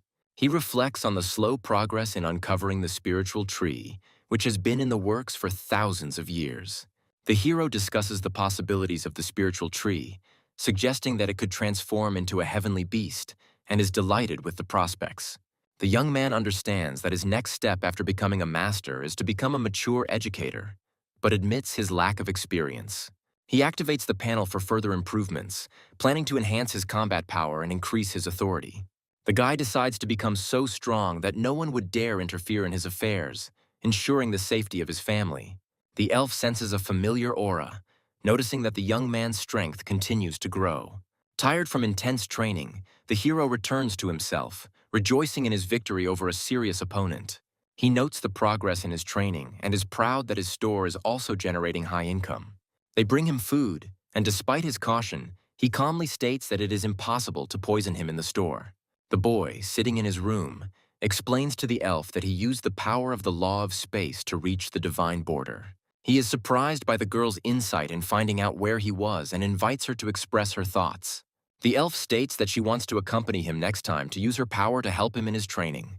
The guy guesses that she has something else in mind, but agrees to go about her business alone. The hero notices the girl exploring the boundaries of the store, investigating what she is allowed to do, and advises her to be careful. The elf is surprised by the guy's decision to take her with him, which is why he jokes about her possible antics. Joanna, tired after a hard day, falls asleep in a chair, and the goddess casts a sleeping spell on her. The guy jokes that even the apocalypse shouldn't interrupt her sleep when she's completely exhausted. The hero suddenly activates the portal and calls the girl to follow him in order to use the moment for important matters. They find themselves at the World Tree, and the elf is amazed by its ability to easily move between dimensions. The guy points out that the elf is not a good employee and asks her to show him the way to improve his level. He asks which kingdom the main god is in, and the elf explains how their structure is arranged. The girl talks about the 5 levels of divine realms, and mentions that no one has been able to reach the highest level for a long time. Suddenly, a winged guest of the goddess appears and greets her, and the guy asks who he is. The guest asks them to hold his hand to transport him to another world, which causes the hero slight bewilderment. They arrive at a majestic hall where the divine source has been prepared, to which the guest leads them. The guy notes that the elf takes her preparation seriously, even changing her clothes before the procedure. The divine source activates, creating a grand spectacle, and the hero notes its incredible effectiveness. The elf explains that immersion in the spring is only available to the best, and points to a specially prepared arena for training. The girl offers a deal. Every time the guy returns her to the kingdom, he gets access to the source, but she asks him to stop hunting the star beasts. The guy wonders why the elf is against his battles with the star Zerg, because they have the same goal. The girl brings clarity by stating that she can smell divine crystals, mined from her kind, on his body. The young man evaluates her words and, not finding anything strange, explains his interest in these crystals. The elf points to the giant world tree, recalling its significance to her people. She tells that after death, the bodies of the gods turn into divine energy, which returns to the tree, which gives birth to new gods. The guy explains that the star Zerg absorb this energy, as a result of which it does not return to the tree. The elf explains how cultivation level affects the amount of energy returned, confirming his words. She laments how the Zerg attack lost as much divine power as new gods. The girl confirms that with the loss of the supreme divine realm, her people have lost the opportunity to reach the realm of the supreme god. She sadly notes that the once great divine people are now fragmented and on the verge of extinction. The heroine is in a depressed state, worrying about the current situation. The boy hands the girl a large number of divine crystals he collected during the day, which surprises her. The young man realizes that his actions in eating crystals are no different from the methods of his enemies, and decides to change his behavior. The hero calls on the girl to bring the creatures into the arena to test their strength. The heroine notices that the energy from the crystals penetrates to the bones, thanks the hero, and leaves. The young man dives into the magical waters, contemplating how they accelerate his training and activate the cells of his body. The girl leads the hero into the battle arena, reflecting on his potential and meaning to her people. The hero opens the vault to hide the collected divine crystals in a safer place. The guy completes the training, advancing in his development to a new level of strength and mastering the art of spirit control. The hero realizes that the only real opponent on this subcontinent will be another legendary warrior whom he must surpass. The young man reminds the girl of the need to prepare for the workday, mentioning the funds spent on advertising. The girl asks the hero about his day off, surprised by his unexpected return from work. The guy explains that the students were dismissed early from class, telling them about the lesson he was preparing for with his mentor. The girl is overcome with emotion, outraged by competitors using clever marketing tactics. The young man laughs at her heated reaction, which leaves her puzzled. The hero comments that her behavior is reminiscent of a little boss, which makes the girl embarrassed. The guy explains that the competitor's massive success is due to the influence of the tournament winner and the passive following of clients by trends. The girl decides not to ignore this and suggests developing her own cunning plan of action. The young man comes up with the idea of using the tournament champion to create a buzz around their store. Crowds of people discuss the advertisement of their establishment, preparing to try their hand at the championship with the promise of victory. The unknown man is outraged by the appearance of a competitor's store, clenching his fist in anger. The board of directors discusses the issue of competition and the need to take measures to retain customers. The company's president proposes using PR specialists to gather dirt on the owner of a rival store. The president ominously gives instructions on the need to destroy the reputation of the store and its owner. One of the subordinates praises the president's ability to deal with competitors and supports his plan. At the Zhou family residence, they discuss how a small shop can guarantee a championship, causing confusion. The elders of the Zhou family plan to take advantage of the enemy's weakness to strengthen their family's position. Meanwhile, at a family meeting, the Liu family discusses who owns the strange store, calling it impudence. One elder reports that the shop owner is not listed among the major or minor clans, raising questions about his origins. Additional information suggests that the legendary Master Yuan was sent to the shop owner, but he returned without results. The elder reports that the legendary rank was at stake and the witnesses were eliminated secretly. The man asks not to spread information about the opponent and to wait for a clear picture of the situation. Within days, the store attracts attention with the promise of a guaranteed championship, causing a stir in the crowd. The young man answers the student's question with doubt, confirming the seriousness of his statement. The girl clarifies whether the young man really intends to promote one of his clients to champion status, following the advertisement. The hero explains that this strategy is just a gimmick to attract traffic and does not produce real winners. The young man states that he will only recommend trusted people to avoid any unwanted consequences. The hero indicates that the plan is to select someone who can consistently put effort into training to achieve success. A determined girl asks to be given the opportunity to train and achieve championship status, surprising everyone around her. The hero notes that with the right strategy and effort, and with a strong ally, one can confidently enter the top 10. The girl resolutely declares that she wants to become stronger and follow in the hero's footsteps, since being in the top 10 is not enough for her. She admits that the hero has undergone difficult training, for which she herself is ready to work to reach his level. The hero reminds her of her significant progress in her first year and asks about her concerns. The young man warns that the fight for the championship will bring confrontation with the city, competitors, and even former friends. The guy adds that the upcoming tournament will require her to sign up for a life-or-death fight. The girl confidently replies that she realized this when she became a master of fighting beasts. She mentions the day she felt the strong aura of a hero protecting them behind their backs. The girl screams that she is no longer a child and wants to use this opportunity to protect others. The hero replies with a smile that he will think about her decision. The young man agrees that her aspirations deserve discussion and further action. A crowd of people is demanding a refund, outraged by the situation around the store. The hero feels a strange reaction from the system and thinks about what is happening outside. One customer claims his pet was injured by the store and is arguing for contractual rights. The crowd begins to discuss rumors about a possible store error and suspicions of hormone use. The customer makes accusations against the store and claims the money invested, demanding an answer. The panicked man accuses the store staff of coercion and threatens to call the police.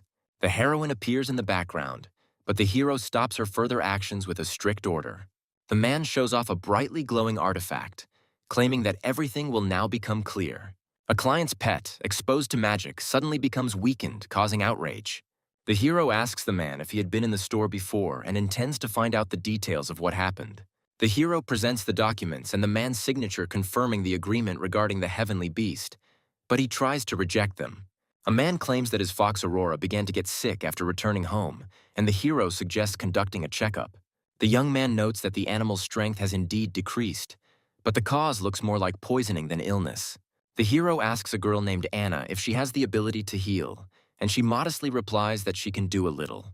The man accuses the store of using stimulants and mutated substances, citing a doctor's report. Anna interrupts the accusations and declares that she will take care of healing the beast herself. Anna pushes the noisy man aside with one movement, ordering him to get out of the way. Shocked onlookers watch as Aurora the fox recovers almost instantly and gets back on her feet. The man, seeing the result, apologizes for his accusations and says that he will leave them alone. As he leaves, he calls for the restored beast to follow him, acknowledging the shop's craftsmanship. The hero stops the man with the fox Aurora and asks him to come upstairs for further investigation. The young man notes that the man's nervous reaction to curing the fox is suspicious and asks who sent him. The man attempts to deny his actions, threatening to call the police if he is not released. The hero increases the pressure, forcing the man to reveal information by using his magic and the power of the fox. The hero recalls that the title rank allows for punishment without charges, and asks the man if he is willing to experience this for himself. The frightened man confesses that the Liu family, who run another pet store, is behind him. The hero asks the man if the Liu family is connected to the famous Fei Fei chain of stores and demands more information. The man explains that the heavenly beast was seriously injured, and the Liu family offered free treatment in exchange for placing the blame on the hero's shop. The guy tries to find out the identity of the man from the Liu family, but the man claims that he does not know his face because he was wearing a mask. Anna, with a cold look, answers the heroes that the gods do not use disgusting methods like mind-reading, rejecting such a possibility. The hero notices that the man speaks too easily and precisely in his explanations, as if he had prepared everything in advance. Anna suddenly intervenes, approaching the man, which frightens him and causes him to call the fox Aurora for help. Anna uses a soul search spell, revealing the man's memories and the reason for his actions. The flashback shows the man receiving threats from the Joe family and being forced to carry out their plan with the heavenly beast. The man recalls being promised a level 8 bloodline if he betrays the hero's shop, but he also acknowledges his guilt towards the fox Aurora. The hero angrily grabs the man and declares that he is an undead for his actions, frightening him to the point of trembling. The man begs for his life, promising to take better care of the fox and correct his actions. The hero demands that his contract with the fox Aurora be annulled while Anna watches what is happening. The fox does not respond to her former master's order to return, confirming that the man is no longer worthy of her trust. The frightened man finally surrenders, asking the hero not to kill him, and acknowledges his submission. The hero, holding the man, throws himself from a height, emphasizing that he does not like to get his hands dirty. Against the backdrop of the hero's titular rank, a group of accompanying creatures appears, striking the witnesses with their strength. The hero demands to summon the head of the clan, marking his arrival as the owner of the Azornic store. The servants of the Joe clan ask the hero to wait, stating that the head has already been notified of his visit. The hero, demonstrating the power of the luminous purgatory, warns that he does not have much patience. The elite army of Joe emerges from the clan's courtyard, blocking the hero's path and promising to prevent his advancement. The hero coldly states that he needs a leader, adding that he will not wait long. The commander of an elite army with a level 9 combat power warns against entry without permission. The hero decides that if the head of the clan does not come out himself, he will have to knock on the door. The hero's secret techniques have a stunning effect on the soldiers of the Joe army, who recognize the uniqueness of his fighting style. The commander of the Joe family's elite army orders all might to be used to repel the hero's attack, claiming that the intruder will be killed. The soldiers form a powerful defensive barrier, but the hero manages to break their formation, shocking the army. The army commander is confused by the hero's unwavering strength and accuses him of planning to destroy the Joe family. The protectors of the Joe family enter the fray, declaring that they would rather die standing than live on their knees. The hero uses the Xuanwu burst-style technique, crushing the Joe family's defenders with a powerful blow. The commander, defeated along with his soldiers, thanks the protectors for their attempt at resistance. The head of the Joe clan comes out, remarks on the strength of his elite army, but reproachfully asks how they became so useless.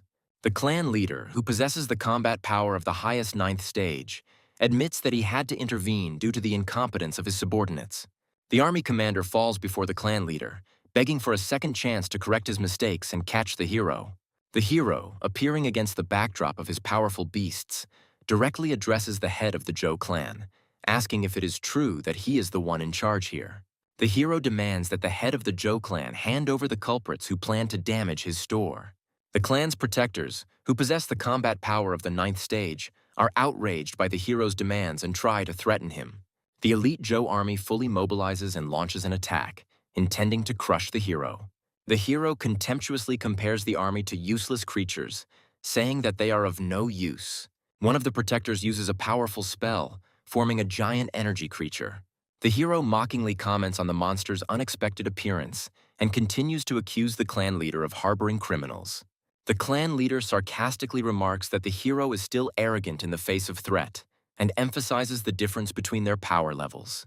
He mentions the divine punishment of Qinglong, which is at the limit of the 9th stage, which is insurmountable for the title rank.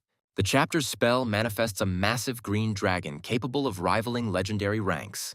The hero summons his strongest beasts, the light-bearing purgatory serpent and the dark dragon, to show the Joe clan that he is ready for battle. The hero summons his beasts, ordering them to put the enemy on their backs, demonstrating the power of the Lightbringer serpent and the dark dragon dog. Standing in the midst of an energy vortex, the young man holds one of the enemies by the head, causing him to scream in fear and call for help. The Joe clan protectors are shocked to realize that the attack of the Qinglong's 9th stage maximum was completely blocked. The hero responds coldly to the threats, destroying one of the opponents and declaring that he has no intention of negotiating. The head of the Joe clan is horrified to learn of the use of a rare technique called Dragon Execution, which is aimed at dragon-type creatures. He activates his most powerful defensive technique, Joe Ku's Molten Armor, in an attempt to escape. The hero mockingly says that the leader remembered to use the armor too late and warns that it will not save him. With one crushing blow, the hero pierces the armor, causing the enemy to vomit blood and realize his defeat. The weakened right protector of the Zhou clan confesses to his companions that he hoped to lure the hero in to harm the Liu family. The hero, with a menacing look, asks the head of the clan if he intends to continue to cover up for the guilty, demanding an immediate answer. The hero demands that the clan leader bring all those responsible for the attack and emphasizes that he does not intend to wait any longer. The clan leader, reflecting on the situation, realizes that the hero turned out to be much more dangerous than he expected, comparing him to the god of death himself. Those involved in the conspiracy are led out under escort, begging for mercy, while the clan leader monitors their condition. Chief Zhou declares that these people are ready to be punished for their misdeeds and invites the hero to do so. The hero watches over the prisoners, giving the order to check whether all the culprits are there. One of the captives cowardly declares that he does not know the others, denies knowing them, and tries to escape punishment. The hero realizes that the memories of these people were probably erased to hide the real customer. In the background, the right protector admits that key parts of the memories were deleted, preventing the truth from being revealed. The hero categorically declares that he will not allow the head of the clan to hide behind deception, and demands that the real culprits be handed over to him. With a menacing look, the young man finally warns that the insult to his store must be washed away with blood. The head of the clan is shocked by the hero's confidence and tries to understand where he gets such power from. One of the guards reports that several more people involved in the conspiracy have been brought in for questioning, reassuring the chief.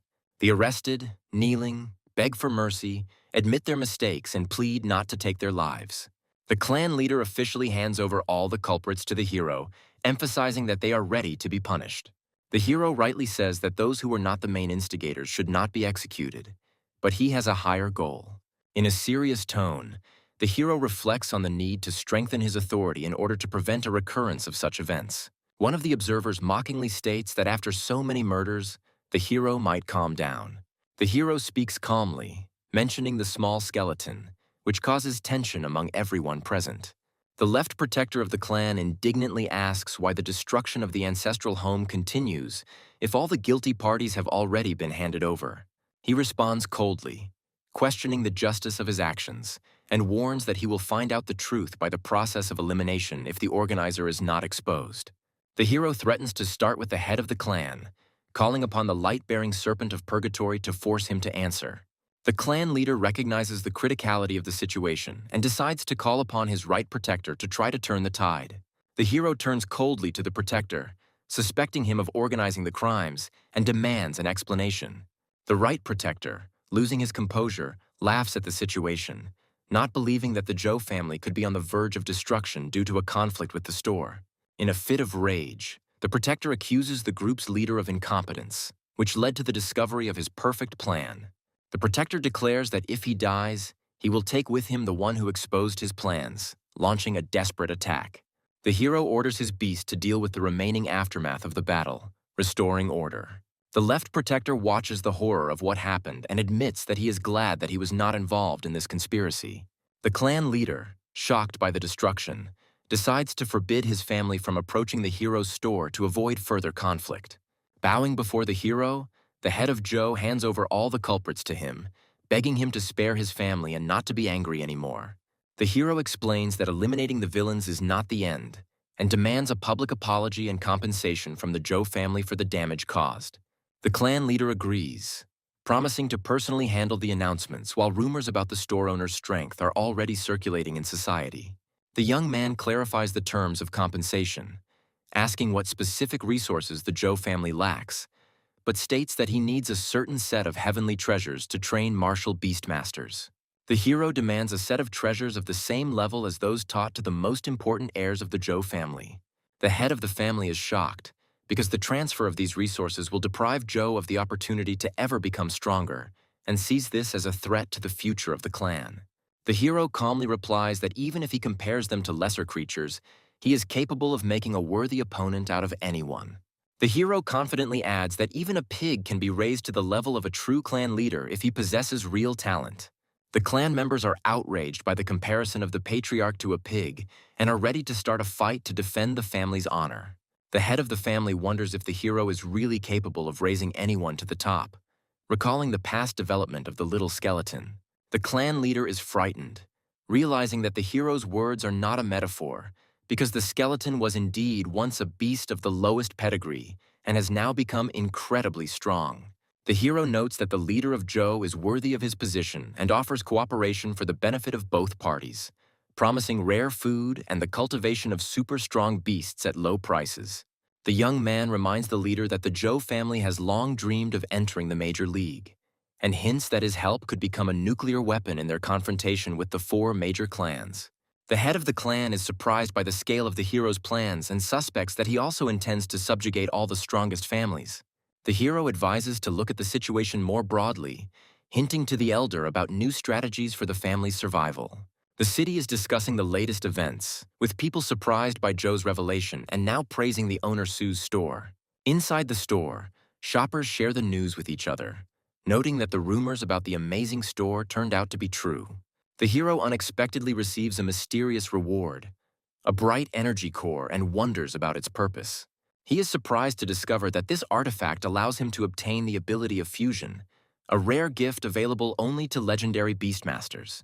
The young man is puzzled about which of his pets to entrust with such a powerful skill book, because it is truly dangerous. In his imagination, the hero tries on the power of merging with the dragon, imagining how he will breathe fire and fly on the wings of the light-bearing serpent of purgatory. The guy thinks that using a dragon for fusion is too banal and familiar, because he prefers spirit control. The hero considers the option of fusing with the dark dragon dog and, imagining its abilities, notes that it would be useful to see souls from a great distance. The dark dragon dog reacts happily, but the idea of becoming a dog warrior seems too ridiculous to the hero. The boy decides that the only one truly worthy of the legendary fusion skill is a small skeleton. The young man summons a miniature skeletal warrior, warning that this time he is not needed for battle. The little skeleton grabs the skill book. The hero encourages him, urging him to accept the power quickly. The hero is surprised to notice that after receiving the fusion skill, the skeleton's combat power has increased almost 1.5 times. After absorbing the bloodstone, the small skeleton's appearance changes. It becomes stronger and much more terrifying. The boy realizes that for a long time, battles and experience did not provide a noticeable increase in strength, but now even a small increase is significantly valuable. The young man rejoices that after numerous battles with divine beasts and acquiring a new skill, the little skeleton's combat power has finally reached 11, confirming the effectiveness of the fusion. The hero's shop finally finds peace, and he decides to train newcomers for future victories. The girl and the boy are discussing the unexpected appearance of a strong fighter who is now in contact with Sue's boss. The hero greets the elder Dao Zun, a swordmaster capable of slaying 9th-stage beasts with his own power. The swordmaster is surprised by the changes in the shop and invites the hero to finally begin training in the art of the sword, specifying his preferences regarding the training location. The young man chooses an open and safe area with mountains and sea for training, emphasizing the danger of the master's art. The elder was amazed by the realism of the chosen hologram, and the hero assures him of its reliability for a training duel. Dao Zun agrees to reveal the secret techniques and asks the hero to prove himself in action, expecting a real sword fight. A tense duel begins. The guy announces the start of the battle with the senior swordsman. The hero warns that learning the sword will come at a price and shows his opponent a mysterious glowing fruit. Senior Dao Zun is astonished to recognize the legendary spiritual tree fruit, which can develop the power of a Beastmaster to the next level. The hero looks with delight at a rare artifact that could shorten his years of training. The man activates the blade, explaining that its uniqueness is not attainable without exceptional skill. The boy notices the devastating attack and exclaims in surprise at the appearance of a mysterious creature. The senior master discusses the hero's pet's power level and shares his impressions of its potential. The heroine reflects on how destructive this little skeleton is. The master is determined to train his pet in the art of weapon mastery at any level. The hero, full of determination, actively prepares for training, sparing neither effort nor time. On the battlefield, two blades clashed, causing surprise among those watching the clash. The hero gathers his allies, claiming that he is now ready to head into the dangerous region. In a combat vehicle, a young man and woman discuss its power and exceptional nature in light of their current mission. The hero informs his companions that he has arranged for a free place to stay temporarily, including the preparation of transport. The girl is surprised by the mention of combat armor and asks about yesterday's incident. The young man explains that a clash with an influential family was inevitable, but he managed to defend justice. The guy reports that he eliminated the leadership involved in the attack, causing surprise among those around him. The girl assumes that recent events are connected with her success in the tournament, but she is assured otherwise. The hero philosophizes about the power and inevitability of confrontation, emphasizing that the problems are not her fault. The guy admits that he doesn't strive to be a champion, but emphasizes the value of training for his companions. The group discusses plans to prepare for the tournament, where the leader confirms that he has sufficient strength. A devilish creature appears on the field, and the allies decide to postpone the battle for a while. The girl releases a fire beast that attacks enemies, creating a fiery whirlwind. The girl warns her sister about an approaching enemy, offering to block his next attack. A young warrior summons the moon dragon to face a powerful foe. Combining her power with the summoned creature, she attacks the enemy using the moon claw technique. The group rejoices at the victory over the enemy, finally easing the tension. A girl protects a comrade from a surprise attack by a creature with spiritual power. The enemy uses toxic fumes to hide from the team's attacks. The young heroine uses a treatment method to cope with the poison. The girl reacts to her comrade's joke, and the team realizes that the enemy is calling for reinforcements. The hero decides to unite the forces of his creatures for a final attack on the enemy. The young man solemnly assures that their coordinated actions will allow the battle to be concluded in their favor. The girl invites the guy to coordinate for an attack, confirming his ability to work in a team. The hero decides to contain the hostile couples and builds a strategy for the future, reflecting on his plans. The young man gives the girl an expensive drug, emphasizing her contribution to their survival. The master declares the end of the training day and suggests that everyone rest, but the heroine wants to continue fighting. The girl shares her enthusiasm for the battle, and the boy explains that he is raising money to promote his dragon. Based on the merit calculation, the operator announces the results, registering the achievements in the system. The man happily accepts the challenge to count his merits and asks about his results. The scoring system is explained to the hero, detailing the difference in value between killed animals of different levels. The base's staff recall previous records and joke about the hunter's gradual progress. A group of competitors called the Night Wolves demonstrate their results with an impressive number of points. The Night Wolves group discusses the distribution of over 1 million merits among its members, which causes envy in those around it. The boy is outraged by the low credit he receives for his efforts in solo hunting and decides to join a group. The operator calls the next team, representing 3 registered participants. The hero and his 2 companions collect a record-breaking 2 million merits, stunning the other participants. Observers are amazed at the number of points received, calculating how much each team member earned on average. The hero renounces his share of the credit, allowing his comrades to share it among themselves. The guy suggests that the heroine take a little more credit, but she insists on an equal distribution. Other participants express dissatisfaction with the unfairness of the merit system. The girl silently listens to the arguments of her group, who accuse her of inaction and unwillingness to fight for points. The boy explains to the girl the importance of effectively using the acquired merits to improve future opportunities. The senior participant, addressing the newcomers, emphasizes that they should be grateful for the internship opportunity. Young hunters admit their mistakes, but justify their failures by their inexperience in difficult battles. A group of students are outraged that the work they have done, including killing high-level beasts, is being valued so low. The girl notices the tension in the room, but the young man asks her not to rush to conclusions and to remain calm. Senior hunters point out to newcomers that their success is commonplace and a natural consequence of hard work. The leader of the experienced hunters concludes that participating in battles gave the youth useful experience. He reminds us that we need to focus not only on the results, but also on what was done to achieve them. A group of students is told that joining a team means sharing all risks and rewards collectively. Experienced hunters emphasize the importance of the value of each action and encourage those who are dissatisfied to act independently. Young people are becoming more aware of the fairness of the system, recognizing the importance of experience and teamwork for further growth. The boy reflects on the girl's resilience, acknowledging that she hates injustice, but she needs to become stronger. The hero motivates his companions by offering to exchange their achievements for currency and continue training in the desert regions. The day before the tournament opens, the ranking of the top participants is temporarily suspended. The mysterious man rejoices at the opportunity to spread the hero's name throughout the city, planning his moves. In a darkened room, mysterious figures discuss a young opponent who is ready to fight for first place. On the customer rating screen, the name of the hero and his comrades occupies the top positions, attracting the attention of rivals. Giant screens on the airships announce the start of the long-awaited 50-second global epic tournament.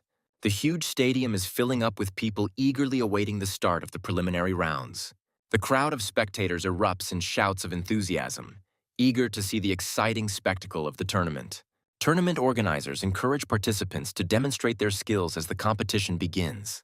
A girl from Fengshan University is preparing for the qualifying round of the tournament, aiming for high achievements. Participants from different universities and families take their places, emphasizing the scale of the 1,000-strong tournament. The arena gates close, the force field is activated, and the name of the round is announced. The first qualifying round, called Insect Swarm, is filled with dangerous fantasy creatures. Participants will learn that they will have to confront a swarm of wild level 5 bees, whose stings can paralyze. The round requires participants to last 6 hours, which causes panic among those unprepared. A university professor watches the tournament, noticing how much more difficult this level has become compared to previous ones. The young man finds himself in the spotlight, sitting next to renowned teachers backstage at the competition. One of the mentors offers the hero to become a golden teacher at the university, promising great privileges. Two professors begin a dispute over the right to recruit the hero, competing for his attention and talents. The young man discusses his recent successes and opportunities for continuing his work at the university with the professor. The teacher praises the hero for suppressing the influential family and notes how his store influences the development of students. He is offered to head a new department of the university related to the cultivation of celestial beasts, which provides enormous resources. The hero jokingly declines the offer, saying that he is only interested in participating in the tournament now. The second professor expresses dissatisfaction with his colleague's treachery, but admits that he would like to suggest something similar himself. The tournament host reminds participants of the rules, as well as the need to take care of the arena's environment. The tournament begins, and the participants are faced with paralyzing poisonous insects that pose a deadly threat. Many players are eliminated from the round due to the swarms of bees attracted to the arena. A girl finds herself in the spotlight after becoming the target of a swarm of insects due to an unsuccessful maneuver. She displays amazing agility and elegant movement while resisting attacks, which brings delight to the spectators. The girl reflects on the strange activity of the swarm of insects that avoid attacking the grass flowers. On the other side of the arena, one of the participants easily deals with insects using his strength. The guy unleashes power, destroying many fantasy bees, hoping to finish the round faster. The presenter admires the participant's tactics, who hides his true strength, showing only a part. The participant is unexpectedly faced with a massive attack of bees, causing him to lose his advantage. The commentator points out the participant's mistake, as he underestimated the reproduction rate of the ghost bee swarms. The girl analyzes the situation, realizing that even high-level masters would not have lasted so long against the swarm. She comes to the conclusion that the key to passing the round lies not in fighting strength, but in unconventional solutions. The younger generation of the Tang family criticizes the girl for her ambitions, preparing for battle with disdain. The heroine comes up with an experimental plan to lure bees to herbal flowers to reduce their pressure. The insects continue to ignore the grass flowers, which increases the girl's suspicions about the swarm's bizarre behavior. The heroine comes to two possible reasons. Either the swarm is being controlled, or the flowers somehow repel them. The girl guesses that special rules for protecting flowers may explain the current situation in the arena. Behind the scenes, the teachers learn about the Tang family's weapon, which is capable of fatally wounding even strong opponents. The girl successfully repels the attack, unexpectedly wounding her opponents, causing them shock and confusion. The announcer reports the defeat of 3 strong members of the Tang family who were attacked by a swarm of bees. One of the participants calls upon his fire frog to create a wall of fire to protect himself from insects. A group of participants uses a fire barrier for cover, but begin to argue about what to do next.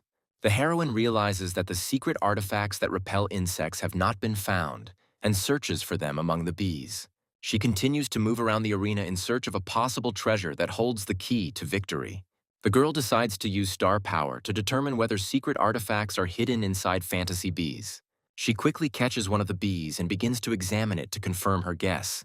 While examining the captured insect, she discovers a hidden treasure inside it, confirming her suspicions. The commentator happily announces that the participant has found the correct way to complete the round in just 1 hour. The girl stands proudly in the arena after winning the first round, which draws admiration from the audience. The remaining participants begin to realize that the treasure is hidden in the bees, but regret their failure. Backstage, teachers discuss how Su Linyu's skillful technique helped her defeat difficult opponents. One of the senior mentors comments sarcastically upon discovering the girl's connection to the Tang family. The protagonist lightly replies that there is nothing special about teaching the girl, strengthening his calm. The Tang family participants who lose the round leave the arena under the care of medical assistants, which concludes the round. One of the participants successfully repeats Su Linyu's method, receiving the key to passing the first round. The round is declared over, allowing the advanced participants to prepare for the next stage in 3 days. The heroine notices the importance of her discovery and is glad that it prevented possible tragedies in the arena. As she leaves the arena, the girl jokes about returning home and is noticed by a hidden rival from the Mu family. The Mu family's secret technique leaves a blood mark, provoking beasts to become aggressive. The opponent explains that using this technique will split the load between the participant and their heavenly beast. A swarm of insects controlled by a member from the Mu family rushes towards Su Lingyu, causing horror among the onlookers. Viewers are outraged by the injustice of what is happening, assuming that the heroine was deliberately attacked. The commentator explains that there is no direct rule against attacking other participants, leaving the situation open to condemnation. A member of the Mu family, ostentatiously declaring himself to be the future champion, directs his full power at the heroine. The girl activates the summoning rift, summoning her powerful celestial beast to counter the enemies surrounding her. A fantasy fire beast appears, possessing high speed and destructive power, which confuses the opponents. The enemy is shocked that the heroine was hiding such a powerful battle beast. The enemy attempts to regain control of the battle situation by using the 8th stage demonic claw. The fire beast activates the nightmare paralysis ability, immobilizing the enemy and depriving them of control over themselves. The heroine explains the weakness of the blood mark, pointing to the owner's decreased concentration due to sharing the load with the heavenly beast. She disarms the enemy and destroys the source of his power, avoiding unnecessary violence. Leaving the arena, the heroine easily and confidently declares that she does not kill enemies, following her brother's instructions. The Mu family's hope lies defeated on the field, as their entire younger generation was mercilessly destroyed. The young men watch in horror at the crushing victory, not believing that such cruelty comes from a fragile girl. The calculating young man realizes that all the rumors about the heroine's incredible strength turned out to be a frightening reality. Powerful figures rush to congratulate director Su, trying to profit from the success of his talented sister. The sycophants look at the empty space in confusion, not understanding where the person important to them has disappeared to. The girl feels watched with icy calm, preparing for a new hidden threat. A ruthless mercenary looks forward to dealing with Su Ling after receiving orders to eliminate his daring rival. The client demands not just to kill, but to brutally maim the girl, ruining her life and career forever.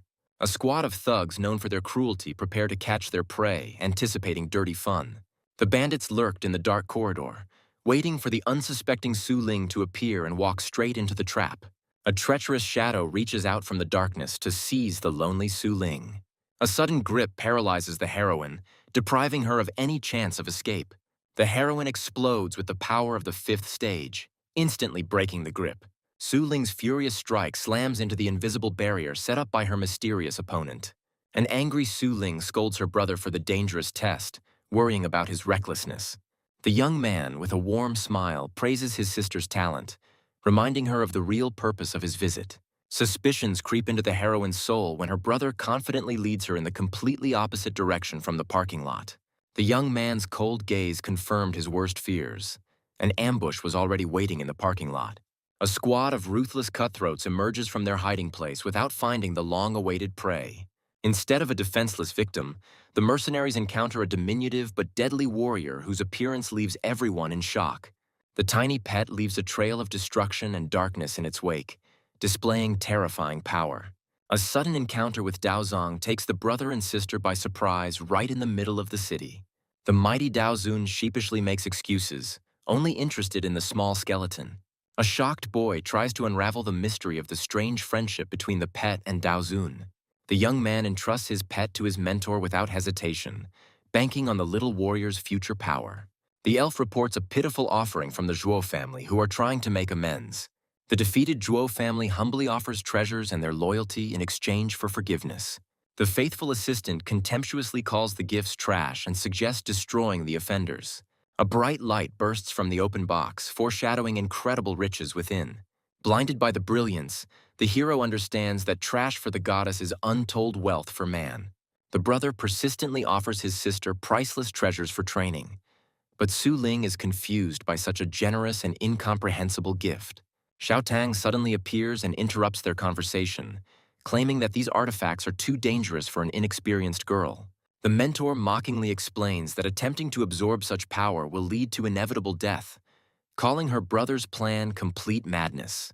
The young man pauses to think, realizing that the warning comes from Tang Ruan, the heiress of a great family, and that changes everything. The guy's gaze turns icy, and with a frightening grin, the hero calls Xiao Tang over for a serious conversation on which his sister's fate depends.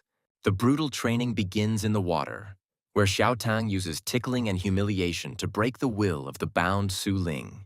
The teacher, with a sadistic smile, justifies her methods, assuring that this is the only way to keep her student from going mad. The heroine's body is pierced by unbearable pain, while the girl, tied up and helpless, tries to understand what kind of hellish ritual is being performed on her. An hour earlier, the boy begged Tang Ruan to reveal the secret of using the treasures to help his sister. The arrogant assistant demands payment for her knowledge, hinting that her help will not be free. The arrogant mentor is ready to give in, but sets her own conditions, unaware that the game is about to change. A dark aura grips the boy, who declares his ambitious plans to take over her family, leaving his sister in shock. The girl scornfully ridicules his insolence, reminding him of the invincible power of her family, which rules entire cities. While Tang Ruan revels in the history of his clan, the young man searches for a loophole in the ancient contracts to subjugate even divine beings. Ancient knowledge is revealed to a young man, revealing the secret of a temporary contract capable of enslaving any creature. Armed with new knowledge, the hero resolutely steps towards the stunned Tang Ruan to make a deal on his terms. The guy mercilessly presses her against the wall, enjoying the powerless rage of the powerful heiress, trapped. A magical seal flashes on the girl's forehead, forcibly creating a temporary contract and binding her fate to his will. An enraged Tang Ruan demands an explanation, but the hero only cryptically hints at a new, unnatural connection between them. Hatred rages in Tang Ruan's soul, but her mind screams of danger, because now her enemy has become her temporary master. The contract's magic breaks Tang Ruan's will, forcing her to see the boy as an indisputable deity whose words are like the law of heaven. The proud heiress falls to her knees, completely subdued by the power of the contract and ready to carry out any order of her new master. The young man enjoys Tang Ruan's humiliation with a satisfied grin, while the shocked Su Ling cannot believe such a terrible change. Hatred breaks through the shackles for a moment, and the girl's former insolence returns, demanding that orders be given immediately. The young man sets an impossible task, demanding that his new servant prepare Su Ling for the greatest test in just 3 days. Tang Ruan reveals the mortal danger of the treasure, explaining that months of preparation are necessary, otherwise the student's body will simply be torn apart. The impossibility of 3 months of preparation does not frighten the hero. A brilliant and risky plan is already maturing in his head. A sudden revelation dawns on the young man, as the cultivation space distorts time, giving nearly 3 months of training in 3 days of peace. The guy, with suspicious kindness, persuades his little sister to trust him, hiding his true intentions behind a fake smile. The hero makes a temporary pact with his own sister to forcibly transport the unsuspecting girl to a dangerous dimension. The unbearable tickling becomes real torture, bringing Su Ling to hysterics and tears. While the heroine begs for help, her brother remains deaf to her suffering, intently preparing for his own triumph. The teacher continues the painful procedure with cold calm, assuring that it is necessary to cleanse the body. Trapped in a tickling hell, the girl dreams of a brutal battle just to end this humiliating torment. Meanwhile, disturbing news reaches the Mu family, reporting a treacherous attack by a mercenary squad. The reporter reports with horror that the operation has completely failed, as the squad has been destroyed and Su Ling is completely safe. Disbelief grips the elders, who refuse to believe the girl's involvement until all evidence is mysteriously destroyed. The elder, desperately trying to find a clue, demands to examine the bodies of the dead in order to determine the style of the killer from the wounds. The subordinate reports with horror that nothing remains of the bodies except a bloody mess, as if they had been ground up in a juicer. Realizing that they were faced with an unknown force, the conspirators made a new decision: to eliminate Su Ling during the tournament in front of everyone. The loyal fighters of the Mu family arrived to take orders, ready to carry out any will of the elders. The clan leader hands his warriors incredibly powerful artifacts, demanding absolute victory in return. Blinded by generosity, the warriors swear allegiance, not realizing that they have become pawns in someone else's bloody game. In the shadow of the Qin family palace, another assassin takes a blood oath, pledging his life to carry out a deadly mission. The Tang family also enters into a conspiracy, preparing their champions for brutal reprisals in order to prove their superiority with the blood of their rivals. The tournament host cheerfully welcomes the participants, unaware of the deadly intrigues that have unfolded over the 3-day break. The roar of the crowd and the grandeur of the arena create a festive atmosphere, setting the stage for the upcoming battle for survival. The rules are changing, and now participants will have to demonstrate not speed, but pure combat power and tactical thinking.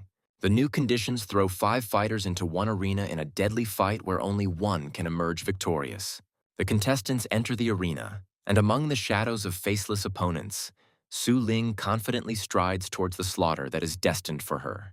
The grand opening of the tournament thunders over the stadium, hiding deadly intrigues behind the festive atmosphere. Influential figures discuss the arrival of mysterious guests from the starry sky, while the young man silently absorbs the disturbing rumors. The director speaks with disdain about the powerful organization, not understanding what dark purpose brought them to this city. Terrifying rumors of the merciless destruction of an entire clan because of a treasure hang ominously in the air, foreshadowing disaster. The story of a ruined city, nearly destroyed by wild beasts, makes your blood run cold. The hero, with cold calm, realizes the enormity of the situation, realizing that now all that remains is to hope for a miracle. Su Ling enters the arena with trepidation, praying that their family will not become the next target of the ruthless treasure hunters. The gong sounds like a death sentence, and the 5 fighters freeze in the arena, ready to tear each other apart for the sake of victory. Zhang Shou's vile gaze pierces the girl, and he is already anticipating how he will break the main contender for victory. The huge Ma Zun, with a menacing grin, promises the heroine a quick and painful reprisal, considering her easy prey. Ge Shu presumptuously suggests that Su Ling surrender, but receives only a cold and defiant look in response. Young Yu Jijiang looks at the formidable opponents with anxiety, not understanding how his sister can be so calm. The boy, with childish naivety, suggests joining forces, fearing that they won't be able to stand up to the 3 of them alone. Su Ling agrees to the alliance with a smile, surprised by her little rival's tactical savvy. Yu Jijiang enthusiastically extends his hand for a handshake, completely trusting his new ally. Behind the boy's innocent smile lies a devious plan, and he is already anticipating how he will deceive his next gullible victim. The cunning boy secretly prepares an artifact to deprive Su Ling of all her power at the moment of their handshake. Yu Zijiang triumphantly activates the trap, confident that without her star power, the girl will become completely helpless. Instead of the expected effect, the artifact turns against its owner, and a powerful discharge pierces the boy's body. Yu Jijiang falls unconscious, and the stunned opponents cannot understand how Su Ling was able to repel such a treacherous attack. Paralyzed by his own poison, Yu Jijiang is horrified to realize that his insidious plan has become a tool in the hands of the heroine herself. The girl, with a mocking grin, reminds him that she simply accepted his offer, completely outplaying her arrogant opponent. Ma Zun questions her cruelty, not understanding why she would eliminate a potential ally in a mortal battle against everyone. Su Ling ruthlessly exposes the conspiracy, claiming that the treacherous boy belongs to the same Mu family as her formidable opponent. The heroine continues her deadly analysis, accurately naming the names of the families of the remaining conspirators and plunging them into complete confusion. The girl explains condescendingly that their clumsy disguise was revealed from the very first step into the arena, because every little detail gave them away.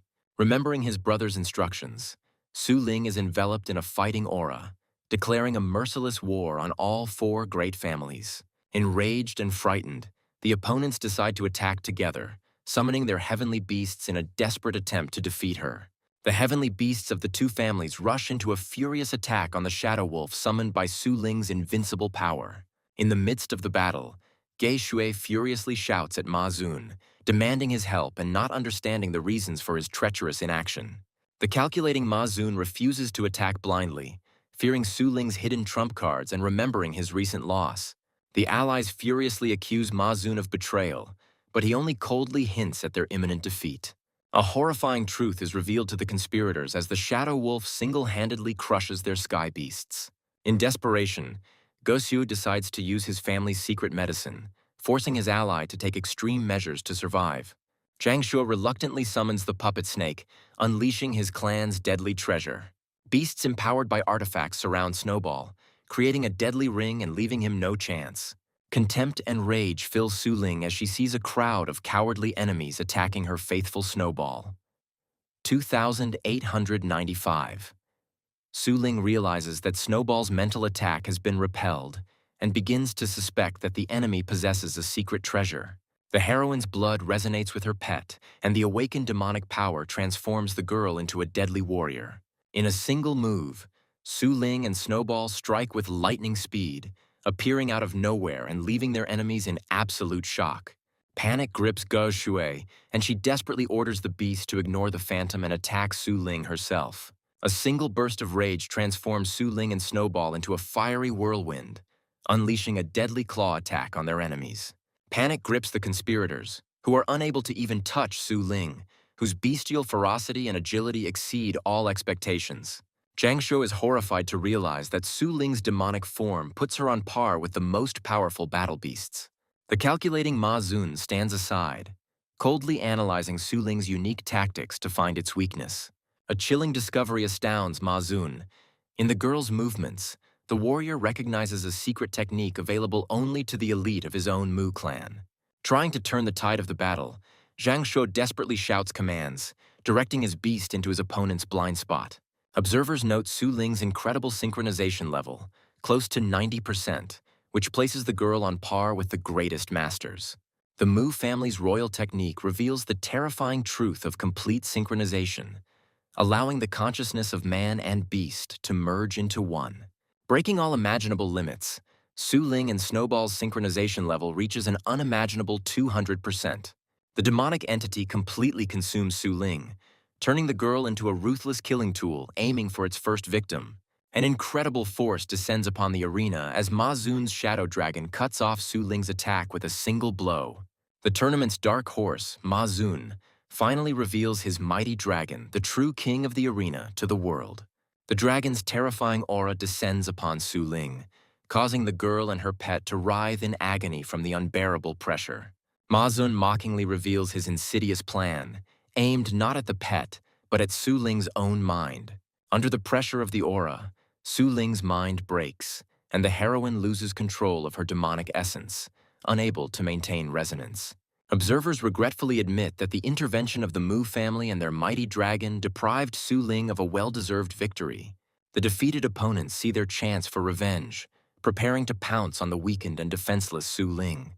The situation becomes critical when Zhang Shuo and Ge Shui team up to finish off the weakened Su Ling, who is trapped in the dragon's aura.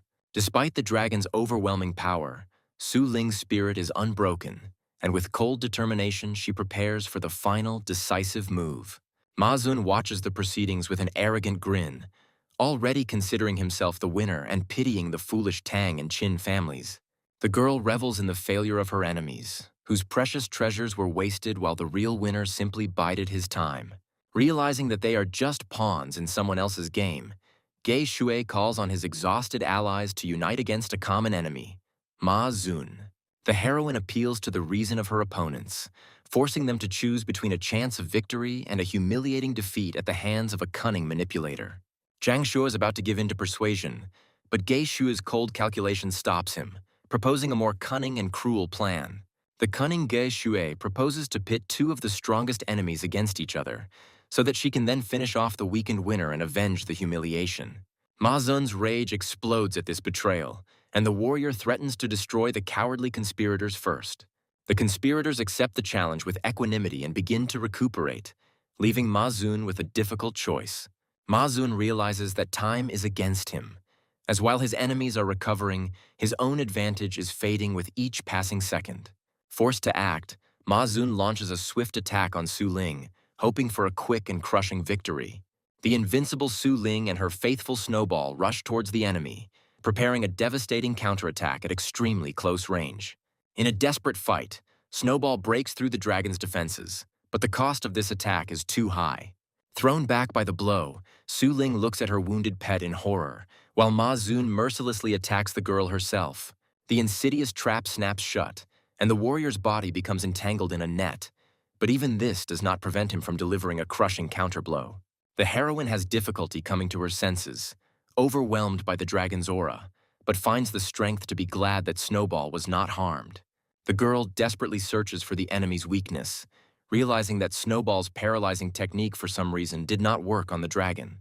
Ma Zun, with arrogant confidence, offers to surrender, promising a quick and honorable death for her insolence.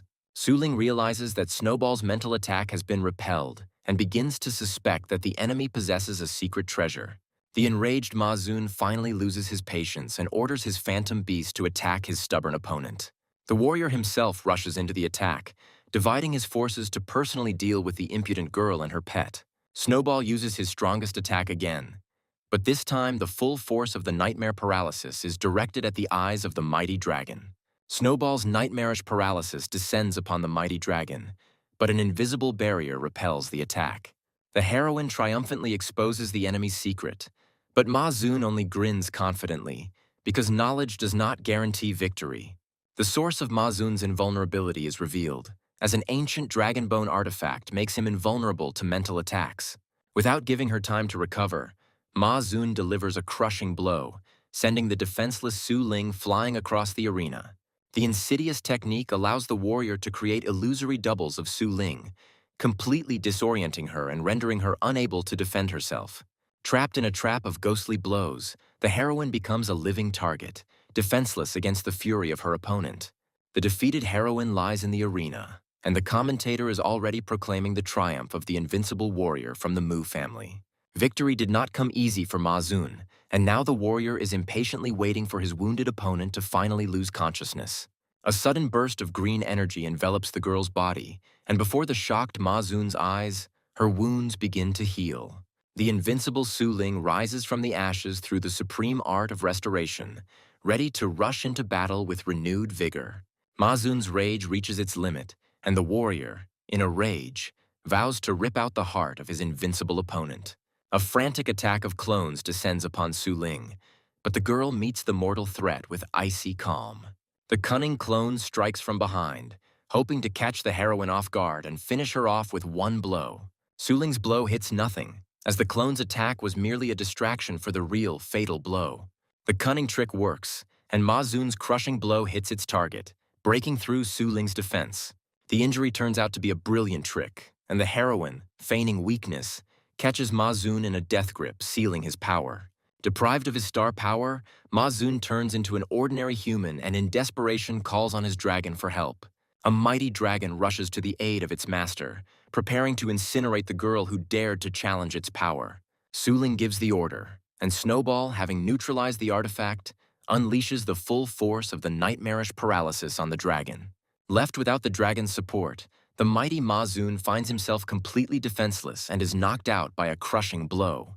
Ma Zun's last ally was intercepted in mid-air, leaving the warrior alone against two dangerous opponents. The situation in the arena changes again, as the two surviving conspirators now join the battle against Su Ling. In the face of a common enemy, old grievances are forgotten, and three powerful families join forces for a decisive blow. Ma Zun reluctantly agrees to the alliance and summons his dragon again, preparing for a final desperate attack. The combined might of the three families falls upon Su Ling, and even the commentator admits that her chances of winning are slim. At the most critical moment, the girl hears her brother's mysterious voice in her head, ordering her to use the hidden trump card. The young man looks at the arena with regret, realizing that his brilliant plan failed due to the hatred of the great families. The hero's eyes light up with a golden fire, and the boy telepathically orders his sister to stop hiding and release all her power. Surrounded by an army of dark beasts, the heroine looks defiantly at her enemies and calls upon her last, most powerful ally. From the icy vortex emerges a gigantic white dragon, whose devastating power is capable of freezing the entire world for thousands of miles around. A chilling fear grips the three warriors when they recognize the giant beast as a legendary dragon of the highest rank. The moon dragon's frosty breath unleashes upon the arena, instantly freezing all enemies and their powerful pets. The legendary technique of freezing for thousands of miles is in action, and now the commentator is delighted to see its devastating power. With one gesture, Su Ling ends her attack, and her three opponents fall limply to the icy arena, defeated and unconscious. The audience is shocked by such an incredible display of strength as the girl single-handedly crushes three of the strongest warriors. Victory is won, and a wounded Su Ling stands proudly beside her beautiful and deadly dragon. Influential figures rush to congratulate the young man on his sister's triumph, already seeing in her the future support and pride of the entire university. A mysterious knock on the door interrupts the silence of the night, forcing the girl to tear herself away from her upcoming training session. The heroine cautiously peers into the room and sees her mentor, surrounded by a golden glow and immersed in deep meditation. An irritated Tang Ruan interrupts her training, demanding an explanation from the uninvited guest and for her to leave immediately. As a sign of reconciliation and respect, Su Ling presents her mentor with a box of exquisite pastries. The heroine humbly asks Tang Ruan for daily training, willing to do anything to achieve her goal. The mentor, with a sly smile, reveals the student's true motives, suspecting that she is only interested in her secret tactics. An embarrassed Su Ling admits that the brutal battles at the tournament made her realize her own weakness and imperfection. Tang Ruan accepts the treat with understanding, but her penetrating gaze forces the girl to reveal the true reasons for her fear. The pain of her recent defeat and the fear of falling behind her brother drive Su Ling to desperately strive for new, unattainable power. The mentor understands that behind the desire to become stronger lies the fear of losing the connection with her powerful pet. A steely determination flashes in Su Ling's eyes, and she declares her intention to strengthen her psychic power to protect Snowball. Tang Ruan explains the difficulty of developing mental strength, hinting that only a few are able to achieve mastery in this. The mentor, with a mysterious smile, offers to show her clan's secret technique, accessible only to women, and asks to summon a dragon. The mentor points out her student's stupidity with disdain, explaining how to properly control the power of a mighty dragon in a confined space. Obedient Su Ling, embarrassed by the criticism, begins the summoning ritual, opening a portal for her powerful pet. The icy majesty of the moon dragon descends upon the room, but Tang Ruan meets its crushing aura with unperturbed calm. Trapped in the shop, the mentor savors the moment as the dragon's menacing roar awakens a long-forgotten thirst for battle within her. An enraged Belyashik prepares to attack, and a frightened Su Ling desperately tries to warn her mentor of the impending danger. With one graceful movement, Tang Ruan deflects the fierce attack, easily demonstrating the superiority of his secret technique over the dragon's power. Shocked, Su Ling realizes the full power of what she has seen, as this technique grants its owner almost absolute physical and mental protection. The heroine's eyes light up with hope, and the girl begs her mentor to teach her this art, which can change the course of any battle. As payment for her tuition, Tang Ruan demands something strange, and the naive Su Ling readily agrees to buy her salty food every day. The cunning mentor reveals her true motive, as Su Ling will become her ideal and secret sparring partner to hone her forbidden technique. The young man gathers a secret council, using soundproofing to ensure the elders' reports remain strictly confidential. The enraged ancestor of the Mu family reports the patriarch's displeasure, as the humiliating defeat has made Yu Er their main threat. The wise ancestor of the Qin family warns his young master against a reckless fight, recognizing Yu Er's overwhelming power. The Tang family's ancestor doesn't care about the tournament at all, as all the clan's efforts are focused on searching for the mysteriously disappeared Lady Ruin. The cunning ancestor of the Liu family laughingly declares the neutrality of his clan, which wisely decided not to get involved in a dangerous game. The unexpected neutrality arouses the young man's suspicion, and the hero tries to unravel the true motives of the reserved Liu family. The elder reveals the secret of their alliance. As in the past, It was the intervention of the Liu family that saved Yuer from the wrath of other clans. The hero turns his attention to the main threat, receiving a report about a mysterious messenger from the Starry Sky organization. The young man gives orders to take care of a participant named Shui Kuang, ending the secret meeting and preparing for the next step. The hero's eyes glow with determination, as the young man is certain that the powerful organization Starry Sky is pursuing its own secret goal in this tournament. Deciding to put aside unnecessary worries, the young man remembers his duty and goes to his weekly training with Joanna. The faithful assistant obediently awaits the order, and the hero invites the girl to the divine source for joint cultivation. The cunning elf senses the alarm in her master's voice and offers him a faster and more seductive path to power in the supreme divine realm. The hero freezes in horror, realizing that his secret thoughts have been heard, and now he will have to explain himself. The young man tries to wriggle out of it, using the terms of the contract as a cover, but Joanna is already ready to offer a more profitable deal. Seeing that the owner did not fall for the trick, the assistant shyly offers him a special method, ideal for quick strengthening. Joanna tells of the heavenly trials, a brutal selection process that takes place on the brink of life and death, tempering the body and spirit. A mighty warrior with the body of a divine bull prepares for the test, dreaming of a promotion and a place in an elite squad. At the peak of divine thunder, amidst raging lightning, the most severe and dangerous test in the world begins. Feeling the colossal pressure even from a distance, the guy understands that they are too late, and the most desperate warriors have already begun their mortal battle. The young man admits with a slight smile that he hasn't yet gotten used to the new environment, but has already managed to think about the store's future. Joanna wonders why Su Ling and Tang Ruin remained in the palace, not realizing that their training requires privacy. Observers are gushing over the incredible talent of Team 7, whose thundercloud radius has already reached 10 miles. The hero watches what is happening with interest, trying to assess the strength of local talents and compare it with the capabilities of his pets. A bolt of heavenly lightning strikes the warrior, but he takes the blow with a furious roar, trying to withstand the crushing power of the test. In his agony, the warrior calls out to the mother tree, begging for help and the glory that successful completion of the test will bring him. A second lightning strike pierces the warrior's body, breaking his horns and will, depriving him of his last hope of victory. Having lost his mighty horns, the warrior falls to his knees, completely broken and defeated by heavenly punishment. The shards of horn fly apart, and the warrior's lifeless body falls to the ground, marking his complete and utter failure. The storm clouds disperse, and observers note with disappointment the failure of yet another daredevil who failed to conquer the skies. The onlookers are horrified to realize that even the most powerful protective treasure could not withstand the fury of the 10-mile thundercloud. Although the warrior survived, his body was crippled and his spirit broken, turning the once mighty champion into a helpless cripple. Realizing that the warrior's fate is sealed, his comrade, with a heavy heart, prepares to perform the coup de grace. Death in the heavenly trial is cruel and final as the loser's body crumbles to dust, leaving no chance for salvation. The young man begins to worry about the question of probability, but Joanna explains that this brutal selection has nothing to do with luck.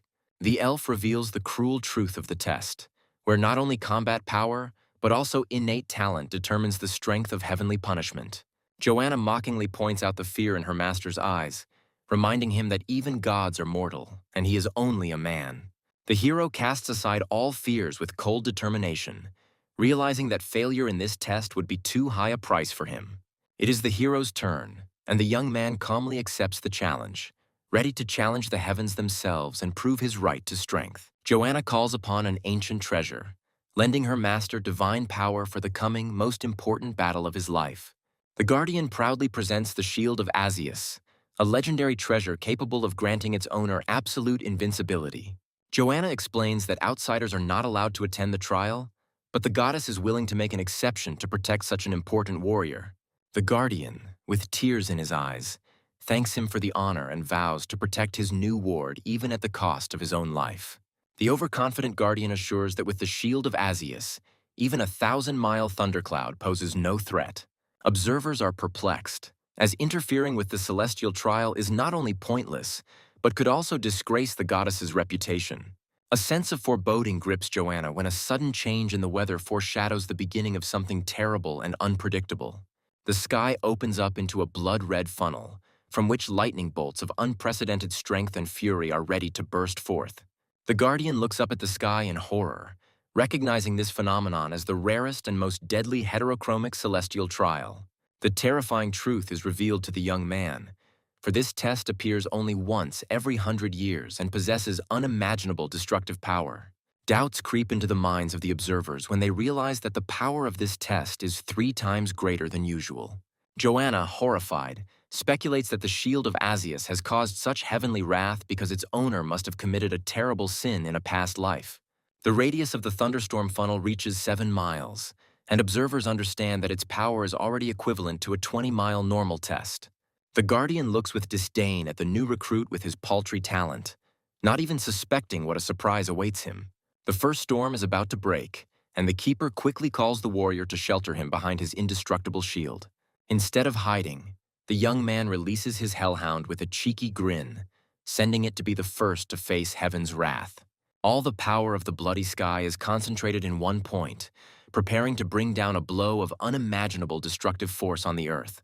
The storm clouds continue to grow at an alarming rate, and observers are counting the miles in panic, not believing their eyes.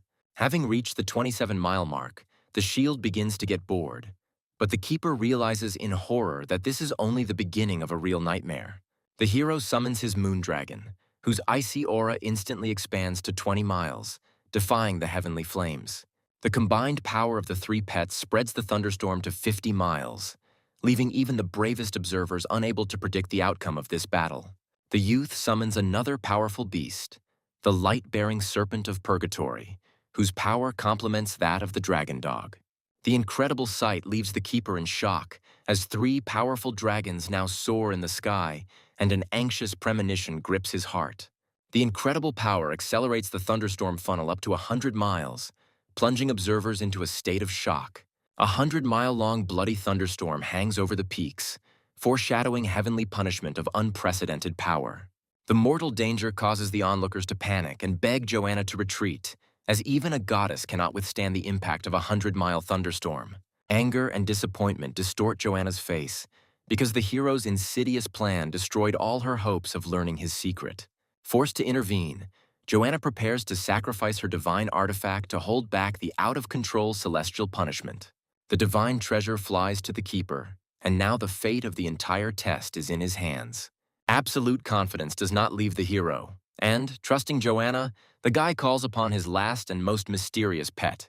The elements, out of control, descend upon the observers, and now even strangers cannot escape the wrath of the 100-mile thunderstorm. The apocalyptic storm grows to 200 miles, reaching far beyond the sacred peak and threatening all living things. Even the ancient shield of Asius is delighted by such a spectacle, and its Keeper is horrified to realize that he has witnessed something incredible. In a panic, the Keeper tries to shelter the warrior, calling on the Mother Tree and hoping that divine artifacts can withstand the wrath of the heavens. The hero and his faithful pets take the full force of the first blow, creating an impenetrable barrier against the fury of the elements. The heavenly punishment proves too strong, and the souls of all the pets, except one, are completely destroyed by the crushing blow. The shocked Keeper cannot believe his eyes, as all the powerful beasts were destroyed in an instant. With an icy grin, the young man reveals his main trump card. The souls of his pets are immortal and can be reborn in the same place. The resurrected beasts rush into battle again, but now their only goal is to survive and protect their master at any cost. The Guardian realizes in horror that this was only the first of 9 strikes, and with each new wave, the destructive force will only increase. The second level of the trial begins, and ghostly dragons emerge from the bloody clouds, ready to unleash their fiery wrath upon the earth. In a fiery whirlwind of explosions, a small skeleton single-handedly holds back the onslaught of ghostly dragons, taking blow after blow. The skeleton's immortality allows him to cheat death time and again, reviving after each fatal wound. The destroyed dragons explode, creating a deadly wave of fire, and now the hero himself has to keep his distance. The Guardian, in a panic, warns of the approach of the next, even faster and deadlier level of the test. The young man faced the new threat with a cheeky smile, activating the demon god's suppressive shield and preparing for a new wave of attacks. The 4th level of the trial falls upon the moon dragon, completely destroying his soul and depriving the hero of one of his strongest allies. Ignoring the losses, the young man, with a furious roar, orders all of his pets to rise again and rush into battle again. The resurrected beasts face a new blow, but this time the heavenly punishment destroys the souls of 3 of them at once. The 5th level of the test proves fatal, and a crushing blow from the giant ghostly elephant completely destroys the hero's soul. By activating the divine treasure, the resurrected hero receives an incredible boost, and now even a small skeleton gains new, unprecedented power. A dark aura envelops the hero, and the small skeleton transfers its power to him, preparing for a decisive transformation. The new ability unlocks the combined skills of all pets, giving the hero limitless possibilities. The boy realizes that he can now temporarily master double the strength of any of his beasts, gaining almost invincible power. With a devilish grin, the young man begins recombining severed limbs to strengthen each of his pets. The small skeleton is transformed into a powerful demonic warrior, clad in indestructible armor. A giant bloody palm appears in the sky, preparing to bring down a blow on the earth capable of wiping out all life from the face of the earth. The remaining pets use all their defensive abilities, creating a multi-layered barrier around their master. The mighty skeleton meets the blow from the heavens, and its armor begins to crack under the unimaginable pressure. Having withstood the attack, the warrior realizes with relief and pain that he was able to survive the blow that should have destroyed him. The guardian watches in horror and delight, not believing that someone dared to challenge the heavens themselves. Inspired, the shield of Asius rushes into battle, leaving its astonished guardian far behind. The ancient shield merges with the skeleton's armor, granting it divine protection and unbreakable power. With newfound strength, the warrior defies the heavens with fury, ready to push back against the divine protection and strike back. A golden aura envelops the hero, and he unleashes the full might of the demon god's overwhelming fist on the ghostly dragons. Realizing that strength alone is not enough, the warrior decides to use the power of the Prism Star Core to deal hundreds of crushing blows. A furious barrage of blows rains down upon the heavenly wrath, and with each hit, the warrior's fury only grows. Blow after blow, the warrior breaks through the heaven's defenses, and his attack finally begins to bear fruit. In a single impulse, the hero and his pet deliver the decisive blow, merging in a whirlwind of golden and bloody energy. The onlookers gaze in admiration at the brave warrior, whose courage and strength make them understand why the goddess favors him so much. Joanna recognizes the ancient art of the Golden Crow clan in the hero's fighting style, and dark suspicions creep into her soul. The onlookers gaze in admiration at the brave warrior, whose courage and strength make them understand why the goddess favors him so much. The triumphant gleam in the warrior's eyes gives way to surprise, because he was able to stand firm and win. The jubilant guardian congratulates the young man on his incredible victory, as he managed to pass the most difficult heavenly trial. Joanna, in the guise of an angel, descends from heaven to personally assess the condition of the warrior who has undergone a baptism of thunder. The hero delightedly feels a surge of new strength, as his body has become stronger, and his energy level has increased to unprecedented heights. The guardian and the shield bid farewell with gratitude, but the hero notices a strange scale above the god's head, foreshadowing a new discovery. The system opens access to the path of thunder, and the young man realizes that he can now imbue his pets with the power of lightning. The new ability grants access to 999 skills, and the hero can now customize them to suit the characteristics of his beasts.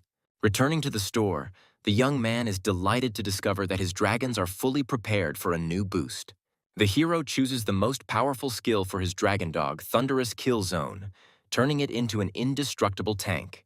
For his second dragon, the hero chooses the Thunderbolt, granting it the ability to deliver irresistible and deadly ranged attacks.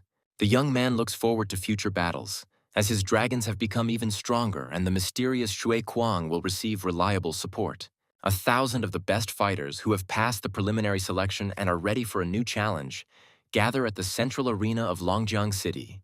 A new stage, the Nightmare Hunt, begins, and now 1,000 participants will have to fight for the right to reach the final 5.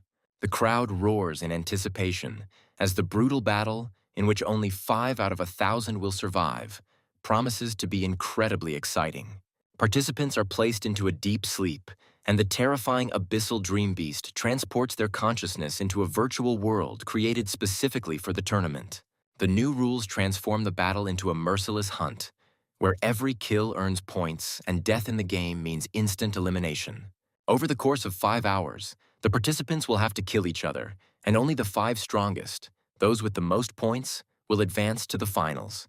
Suling looks to the future with confidence, knowing that she will be able to use one secret treasure that will give her an advantage in battle. The hero watches what is happening, because a new rule that reveals the location of the strongest turns them into desirable prey. The sleeping gas fills the capsules, and Su Ling, with icy calm, wishes everyone a fun game in the world of deadly dreams. The minds of thousands of participants are transported into a virtual world created for the most brutal hunt of their lives. Director Faye is surprised to find Yuer next to her, not even suspecting that this is not a coincidence. The hero and the director put on special glasses that allow them to watch the battle from any point. But Faye doesn't know the price he paid for this place. The nightmare hunt begins, and Su Ling, finding herself in the forest, immediately takes a defensive stance. The girl decides not to take any risks and first looks around, realizing that in an unfamiliar forest, danger can lurk behind every tree. The heroine activates her secret treasure, the serpent heart, gaining access to advanced scanning technology. The puppet owl soars into the sky, and now Su Ling can see everything within a 20-mile radius, remaining completely safe. Meanwhile, the other participants, lacking such tactical savvy, engage in a noisy and reckless battle. Hiding in the grass, the cunning hunter watches with disdain the fools who, with their noise, have made themselves easy targets. With a predatory grin, Su Ling glides silently through the branches, transforming into a deadly night hunter. The heroine's demonic nature allows her to easily eliminate opponents, becoming a real nightmare for other participants. The girl is surprised to notice another player who is gaining points at an incredible speed, killing one after another. Watching the carnage below, Su Ling realizes that her own hunt seems like child's play in comparison. A cunning plan is brewing in the heroine's head, and the girl decides to set up an ambush, waiting for the fools greedy for glasses. In just an hour, the strongest players, the young masters of great families, score 100 points, causing a real massacre. The incredible power of the heirs of great families allows them to single-handedly mow down more than half of all participants in the arena. Mysterious golden pillars of light point to the gathering place, and the young man realizes that this is no mere coincidence. The hero, perplexed, asks about the old rules, not understanding what secret agreement binds the strongest players. Director Faye reveals the secret, as it is an ancient pact that allows the young masters to avoid clashing with each other until the very end. The young man realizes with cold anger that the agreement of the great families is not just a tactic, but a cruel conspiracy to monopolize the final. Young Master Liu easily dispatches a crowd of opponents, demonstrating the devastating power of his sword. The arrogant heir reminds his charges that their lives and places in the tournament have been bought, and without his protection, they are nothing. The sons of influential businessmen and politicians humbly swear allegiance, realizing that their future depends on the will of the young master. A sudden pillar of golden light attracts attention, and at the same time, Su Ling is surprised to see an identical beam of light in the distance. With a devilish laugh, Shui Kuang charges into the thick of the battle on his dragon dog, reaping a bloody harvest of points. Enchanted by his own power, the boy orders his pet to destroy everyone, enjoying an easy and quick victory. Meanwhile, in another part of the forest, Liu Qingfeng encounters a mysterious and powerful stranger who is ready to teach him a cruel lesson. Su Ling continues her hunt, but now her target is not weak players, but those who dare to challenge her strength. Seeing the two strongest players moving towards Shui Kuang, the girl realizes that she must hurry to help, otherwise it will be too late. Following the pillar of light, Liu Qingfeng finally finds his target, unaware that he himself has become the prey. Shui Kuang confronts the powerful heir with a bold challenge, and Liu Qingfeng notes his courage. The guy admires the power of Liu Qingfeng's sword, but declares that he is not going to run away, because their meeting is predetermined. Liu Qingfeng's sycophants look down on the impudent upstart, advising him to give in and not tempt fate. Shui Kuang listens to the threats with mockery, confident that the pitiful minions will not be able to understand the true difference in their strength. Without wasting time on words, Liu Qingfeng strikes, sending two deadly waves of energy rushing towards his opponent. The blow misses, and a shocked Liu Qingfeng cannot believe that anyone was able to dodge his attack. Before Liu Qingfeng can land a second blow, Shui Kuang interrupts him with delight, preparing to introduce himself. Without letting him finish, Liu Qingfeng unleashes the full force of his technique on the insolent man, creating a whirlwind of wind and rain. The minions watch the proceedings with glee, certain that the insolent scum who dared to challenge their master are doomed to die. From the smoke and fog, the silhouette of a giant wolf appears, and Shui Kuang proudly calls out his name, shocking everyone. An irritated Shui Kuang reproaches his opponent for his cowardice, as he only dared to attack when he was distracted. Spectators are perplexed by the incredible size of the dragon dog, unable to understand how an ordinary beast could grow to such gigantic proportions. The familiar name makes director Fei wary, and he tries to remember where he has heard about the mysterious Shui Kuan. A sudden revelation strikes the director, as he remembers that this is exactly how Su Ping called his faithful follower. Liu Qingfeng's gaze turns icy, and he vows to remember the name of the insolent man who dared to dodge his attack. Unwilling to bear the humiliation any longer, Liu Qingfeng summons his heavenly beast, preparing to unleash his full might on the enemy. The crushing aura of the dark black dragon, the fifth-ranked dragon, descends upon the arena, causing its minions to tremble in terror. Director Fei recalls another powerful dragon, wondering whose beast will prove stronger in this battle. The giant dragon appears in all its terrifying glory, and its power makes even the bravest warriors shudder. The dragon's crushing aura falls upon Sui Kuang, but he only winces in pain, not intending to give up. Liu Qingfeng, with a devilish grin, enjoys the helplessness of his opponent, confident in his superiority and the power of his sword. A sudden blow out of nowhere interrupts the battle, and a new, mysterious player appears in the arena. Su Ling and her pets stand between the two opponents, challenging Liu Qingfeng himself. The minions are horrified and cannot understand why the aura of the powerful dragon has no effect on the impudent girl. Qin Xiaotian, who suddenly appeared, easily deciphers Su Ling's secret, recognizing her defense as a legendary technique. Shocked, Su Ling cannot understand how the stranger knows about a secret technique available only to a select few. The young master of the Qin family confidently confirms his guess because he is well acquainted with this technique. Liu Qingfeng is confused because the unique art should only belong to the heiress of the Tang family, who is not at the tournament. A terrifying realization dawns on Liu Qingfeng, and he realizes that the mysterious shop owner is holding the young mistress of the Tang family captive. Liu Qingfeng proposes an alliance to Su Ling, seeing it as an opportunity to weaken the Qin family and clear the way for his clan. Shui Kuang readily accepts the challenge, and Su Ling instructs him to deal with Qin Xiaotian while the girl keeps an eye on Liu Qingfeng. Qin Xiaotian accepts the challenge with disdain, wanting to personally test the capabilities of the man who claims to be the champion. Without wasting time on words, Qin Xiaotian summons two giant dragons, preparing for a devastating attack. The spectators are delighted as two dragons from the top 7, which cost a fortune to own, appear in the arena. Qin Xiaotian mockingly challenges Su Ling, knowing about her dragon and proposing a true battle of the titans. The girl assesses the situation with cold calm, realizing that her phantom beast will not be able to cope with two dragons alone. Su Ling summons her Belyashik without hesitation, and the giant moon dragon appears on the battlefield, ready to fight. 3 mighty dragons clash in a furious battle, their crushing power shaking the very earth. Liu Qingfeng's henchmen watch in horror, unable to believe that 4 dragons are fighting in the arena at the same time. The dark black dragon uses its strongest attack, and Liu Qingfeng doubtfully asks if Shui Kuang can withstand this blow. Shui Kuang declares with absolute confidence that his dragon dog will easily repel any attack. The dragon's attack penetrates the defense, but Liu Qingfeng sees in horror that it has done no harm to his opponent. An enraged Liu Qingfeng decides to deal with the insolent man personally, leaving his dragon to restrain the dragon dog. The heir of the Liu family scornfully promises to show how helpless his opponent is without his pet. Shui Kuang accepts the challenge with a cheeky grin, swearing that he will not blink an eye even if the tip of the sword touches his face. Liu Qingfeng's sword stopped a millimeter away from his eye, but Shui Kuang, surrounded by blue flames, didn't even move.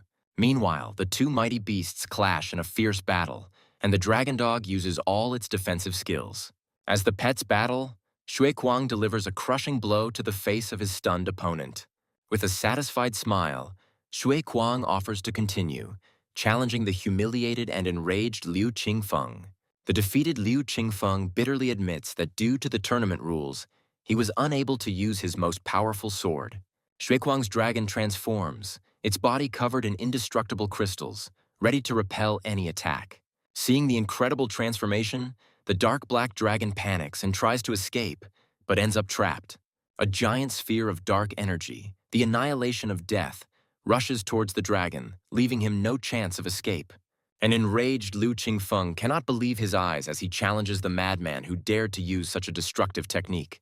Meanwhile, Su Ling encounters Qin Xiaotian, and now the girl must fight the wielder of the legendary spear. Qin Xiaotian mockingly presses the girl, confident that his pet will easily block any of her attacks. The heroine finds herself trapped and now faces imminent death, as her own dragons are about to turn into ice statues. With a devilish grin, Qin Xiaotian promises to turn Su Ling's pet into a toothpick for his dragons. The spectators watch in delight as the battle of equals unfolds, unaware that the third island is about to be completely destroyed. The sphere of death annihilation rushes towards the earth, and its creator, with a devilish laugh, predicts death to all who dare to oppose him. Xuequang, with cold calm, orders his pet to use the secret trick taught to him by the mysterious master. The giant sphere of death collides with an invisible barrier, but its destructive power continues to grow. Incredible power erupts from the dragon dog's mouth, and the thunderous kill zone absorbs the deadly attack. The audience is shocked as the death annihilation dissipates, and Shui Kuang's spatial skill proves to be stronger than the most destructive technique. Shui Kuang proudly states that this skill was taught to him by his master, and no one could have foreseen such an outcome. A shocked Liu Qingfeng cannot believe that a mere tournament participant could have such a powerful mentor. Shui Kuang proudly names his master, the owner of a famous pet store, leaving everyone even more shocked. A golden aura envelops the dragon dog, and Shui Kuang proudly calls out the name of his teacher, Su Ping. The truth comes crashing down on Liu Qingfeng, and he realizes that the powerful Shui Kuang is just one of the fighting units of the mysterious pet store. With a devilish grin, Qin Xiaotian anticipated the humiliation of the Tang family when everyone found out that their secret technique had fallen into the wrong hands. Liu Qingfeng is eliminated, and Shui Kuang, who has almost 300 points, looks menacingly at the remaining henchmen. In horror, the sycophants beg for mercy, promising to pay any price for their lives after the tournament. Ye Kuang deals with the cowards with contempt, disappointed by their insignificant strength and pathetic excuses. Viewers are shocked by the incredible power of the Azornic pet store, as its representative easily eclipses the heir to the great family. Director Fei is worried that such a resounding victory might be seen as a slap in the face to the great families, but Yuera doesn't care at all. The hero lends his dragon dog to Shui Kuang, who cannot believe his luck and the opportunity to control the master's own pet. The young man explains that pet rental is a common service and offers to sign a temporary contract for money. The hero reassures Shui Kuang that he can limit the pet's power, and he reverently accepts this priceless gift. Su Ping, with a warm smile, instructs his student, ordering him not to hold back and to show his true strength in the tournament. The young man with a devilish smile understands that the elite tournament is the perfect opportunity for advertising and dispelling all doubts. The time has come to break the monopoly of the great families, and a divine figure appears in the sky on a mighty dragon. The celestial figure releases a thunder arrow aiming straight at Qin Xiaotian, and the announcer screams in horror at the unprecedented skill. Feeling a mortal threat, Qin Xiaotian summons his two strongest pets, Blood Demon Squire and Nature's Patron. The presenter is shocked, because the Bloody Demon Squire is one of the most cruel and difficult to tame beasts. The divine arrow flies towards its target, bringing with it inevitable death and destruction. Qin Xiaotian orders all of his pets to attack, hoping that their combined power can stop the deadly arrow. Three powerful beasts create an impenetrable barrier, combining their defensive skills in a desperate attempt to survive. With a predatory grin, Su Ling watches the scene unfold, knowing that even the triple defense of the 9th stage is useless against this attack. The thunderbolt easily pierces the barrier, its icy power rushing towards its defenseless target. In horror, Qin Xiaotian sees his loyal Blood Demon Squire rushing to intercept the deadly arrow. The mighty beast takes the full brunt of the impact, its body pierced by the icy power of the thunder arrow. With a furious roar, Squire repels the attack, but the price of this defense proves too high. The shockwave from the collision destroys 36 participants, and Su Ling watches his score rise with an intoxicating sense of power. The commentator is shocked, as the terrifying skill passed through 2 defenses, and only Squire's incredible abilities allowed him to parry the blow. Qin Xiaotian looks at Su Ling with disdain, confident that her best blow has been blocked and the outcome of the battle is now decided. The Blood Demon Squire unleashes his true power, and an ominous red aura envelops his body. 2 powerful beasts rush at Su Ling with incredible speed, leaving her no chance of escape. The heroine meets the attack with icy calm, creating an impenetrable barrier of pure ice around herself. Seeing that the enemy is not inferior in speed, Su Ling summons his Belyashik, and the giant dragon is ready to join the battle. With a cold smile, Su Ling announces that the first attack was just a test, and now the real battle will begin. Dozens of thunder arrows rain down on the enemy, and Qin Xiaotian, horrified, realizes that he cannot withstand such power. Su Ling becomes the second player to reach 200 points, and the commentator panics and shouts that no one can stop these 2. The 2 remaining heirs watch with a grin as their rivals are defeated, confident that it is now their turn. Unresisted, Su Ling and Xue Kuang continue their bloody hunt, mercilessly destroying everyone in their path. With their targets divided, the heroes begin the cleansing, and Xue Kuang watches in delight as his new chariot sows death and destruction. The invincible duo approaches the last survivors with devastating speed, and the commentator anxiously awaits their reaction. The heirs of the Mu and Ye families look with disdain at the approaching threat, confident that they were simply lucky. Realizing that they cannot stand, the last 2 heirs flee in panic, leaving their enemies with nothing. With only 5 survivors remaining on the field, the host happily announces the end of the nightmare hunt. The defeated heirs bitterly admit their defeat, and Xue Kuang becomes the leader in points by an incredible margin. Xue Kuang is ecstatic about his victory, but Su Ling reminds him with cold calm that there is still the final round ahead. The girl feels a lot of pressure and, having given up on the holiday, decides to immediately start training. The defeated opponents approach to introduce themselves, and Qin Xiaotian respectfully admits his defeat, hoping for a rematch. Qin Xiaotian smiles and reassures Su Ling, admitting that his true goal is not winning the tournament, but entering a prestigious academy. The news of his admission to the #1 academy shocks everyone, and even Liu Qingfeng enthusiastically offers to repeat their fight. An enraged Liu Qingfeng cannot understand how anyone could want to fight a monster like Xue Kuang. Unable to bear the humiliation, Liu Qingfeng runs away in a rage, leaving his stunned opponents in disbelief. Feifei's director Liu Yuan approaches Liu Qingfeng with a sly smile, proposing a new, even more cunning plan. An enraged Liu Qingfeng hits Liu Yuan hard, accusing him of being the one who dragged his family into this dangerous game. The Tang family's followers are horrified to recognize Su Ling's technique as the legendary immobile glazed body and rush to report it to the family. Director Fei congratulates the young man on his sister's incredible success, but the hero, having received an alarming message, cuts him off mid-sentence. The young man reads the intercepted message with irritation, realizing that the Tang family has finally figured out his involvement. The hero arrives at the Zhou family residence, where new trials and unresolved problems await him. The young man watches the lazy training with disdain, realizing that he still has a lot of work ahead of him. Recognition gives way to fear, and the elder orders everyone to stop, reminding them of the patriarch's order. The warriors reluctantly greet Master Su, but their hostile glances indicate a complete lack of respect. The hero realizes with cold fury that the forced oath of allegiance is worthless, and he will have to teach them a lesson again. The young man defiantly suggests that the dissatisfied people not greet him, but take him straight to the patriarch to resolve all issues. Over a cup of tea, the patriarch, with feigned friendliness, asks about the purpose of the visit, hiding his true intentions behind politeness. The patriarch enthusiastically notes the excellent results of cultivation, but the hero is in no hurry to rejoice. The young man asks suspiciously why he sees no changes in the elite army, since services were only provided to high-ranking members. The hero realizes that his scolding had no effect, and now he will have to act more decisively. The patriarch speaks with admiration of the incredible thunder techniques that inspired his entire army to train hard. Unwilling to listen to empty words any longer, the hero orders an army to be assembled to personally test their newfound strength.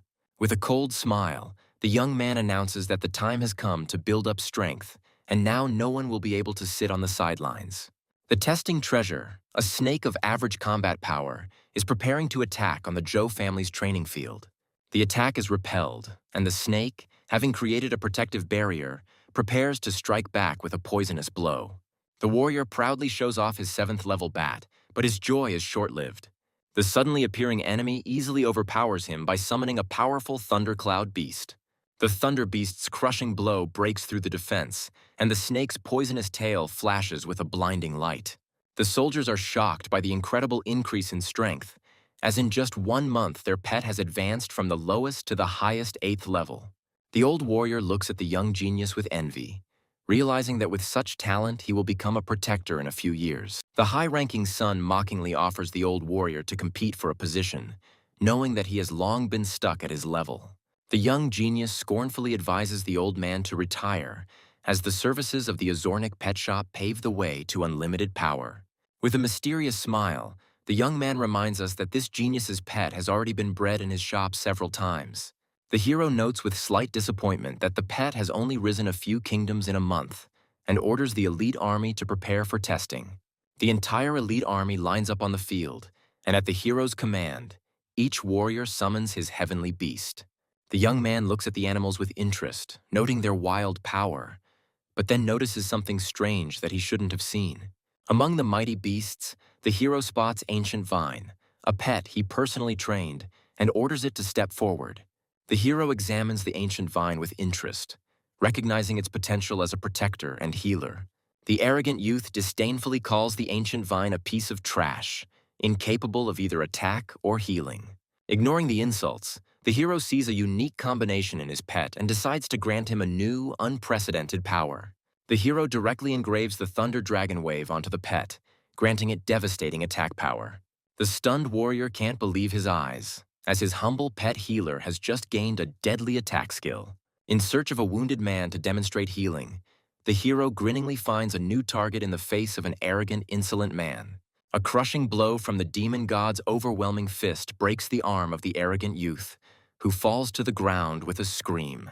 At the hero's command, Ancient Vine is enveloped in a glow and prepares to use its new, deadly skill. A thunderous dragon wave crashes down on the wounded man, and he realizes with horror that the healing could prove fatal. Instead of the expected death, the young man's body is enveloped in a healing light, and his broken arm is restored before the eyes of an astonished audience. The shocked young man looks in amazement at his completely healed hand, not feeling the slightest pain. The patriarch and the elders are shocked, because regeneration of a severed limb is a technique available only to 8th-level masters. The incredible sight makes them realize that there is a skill in the world that can both attack and heal at the same time. The Ancient Vine's master is delighted, as his humble pet has just demonstrated a terrifying and unprecedented power. The hero, with a satisfied smile, promises that thanks to his teachings, every student will be able to fully realize their potential. The soldiers, realizing their mistake and Mr. Su's incredible generosity, decide to follow him so as not to miss this unique chance. The entire elite Zhou army falls to its knees, swearing allegiance and promising to follow its new master until death. The young man accepts their oath, but announces that they will undergo grueling training to achieve unprecedented power in a short time. The patriarch watches what is happening with alarm, not understanding why the young master needed to directly control his army. The hero catches a falling leaf with a mysterious smile, hinting that big changes are coming to Longjiang. A disturbing message from Snakeheart reveals a devious plot in which the Mu and Tang families plan to unite to destroy a common enemy.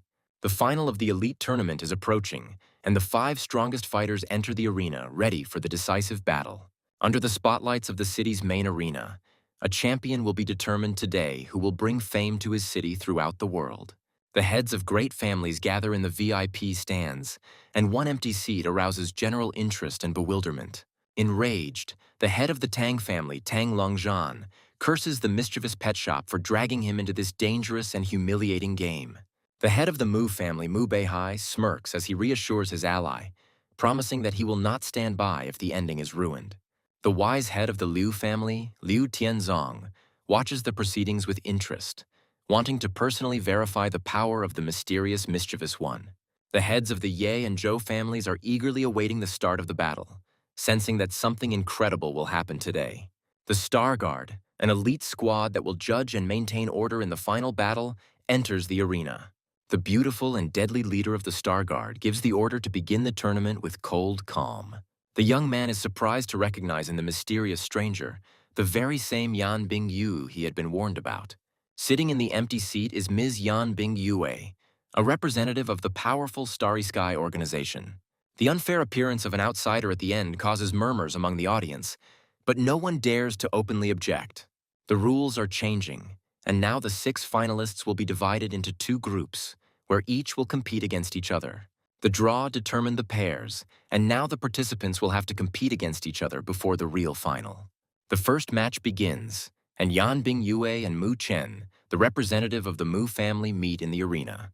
Unexpectedly for everyone, the head of the Mu family makes a gesture of surrender, voluntarily giving up the chance to become champion.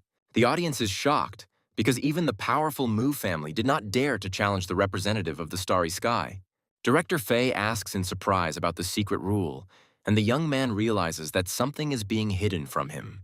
The hero realizes that the elite tournament is not just a competition, but a brutal struggle for resources and influence, where the base cities have no say. Director Fei angrily realizes that the outsiders' victory will set their city's development back several years. The second match begins, and the undefeated Yan Bing-yue appears in the arena once again, this time against Ye Longtian. The head of the Liu family, with a predatory smile, understands that the Mu family is trying to get rid of the mischievous one with the hands of the Starry Sky.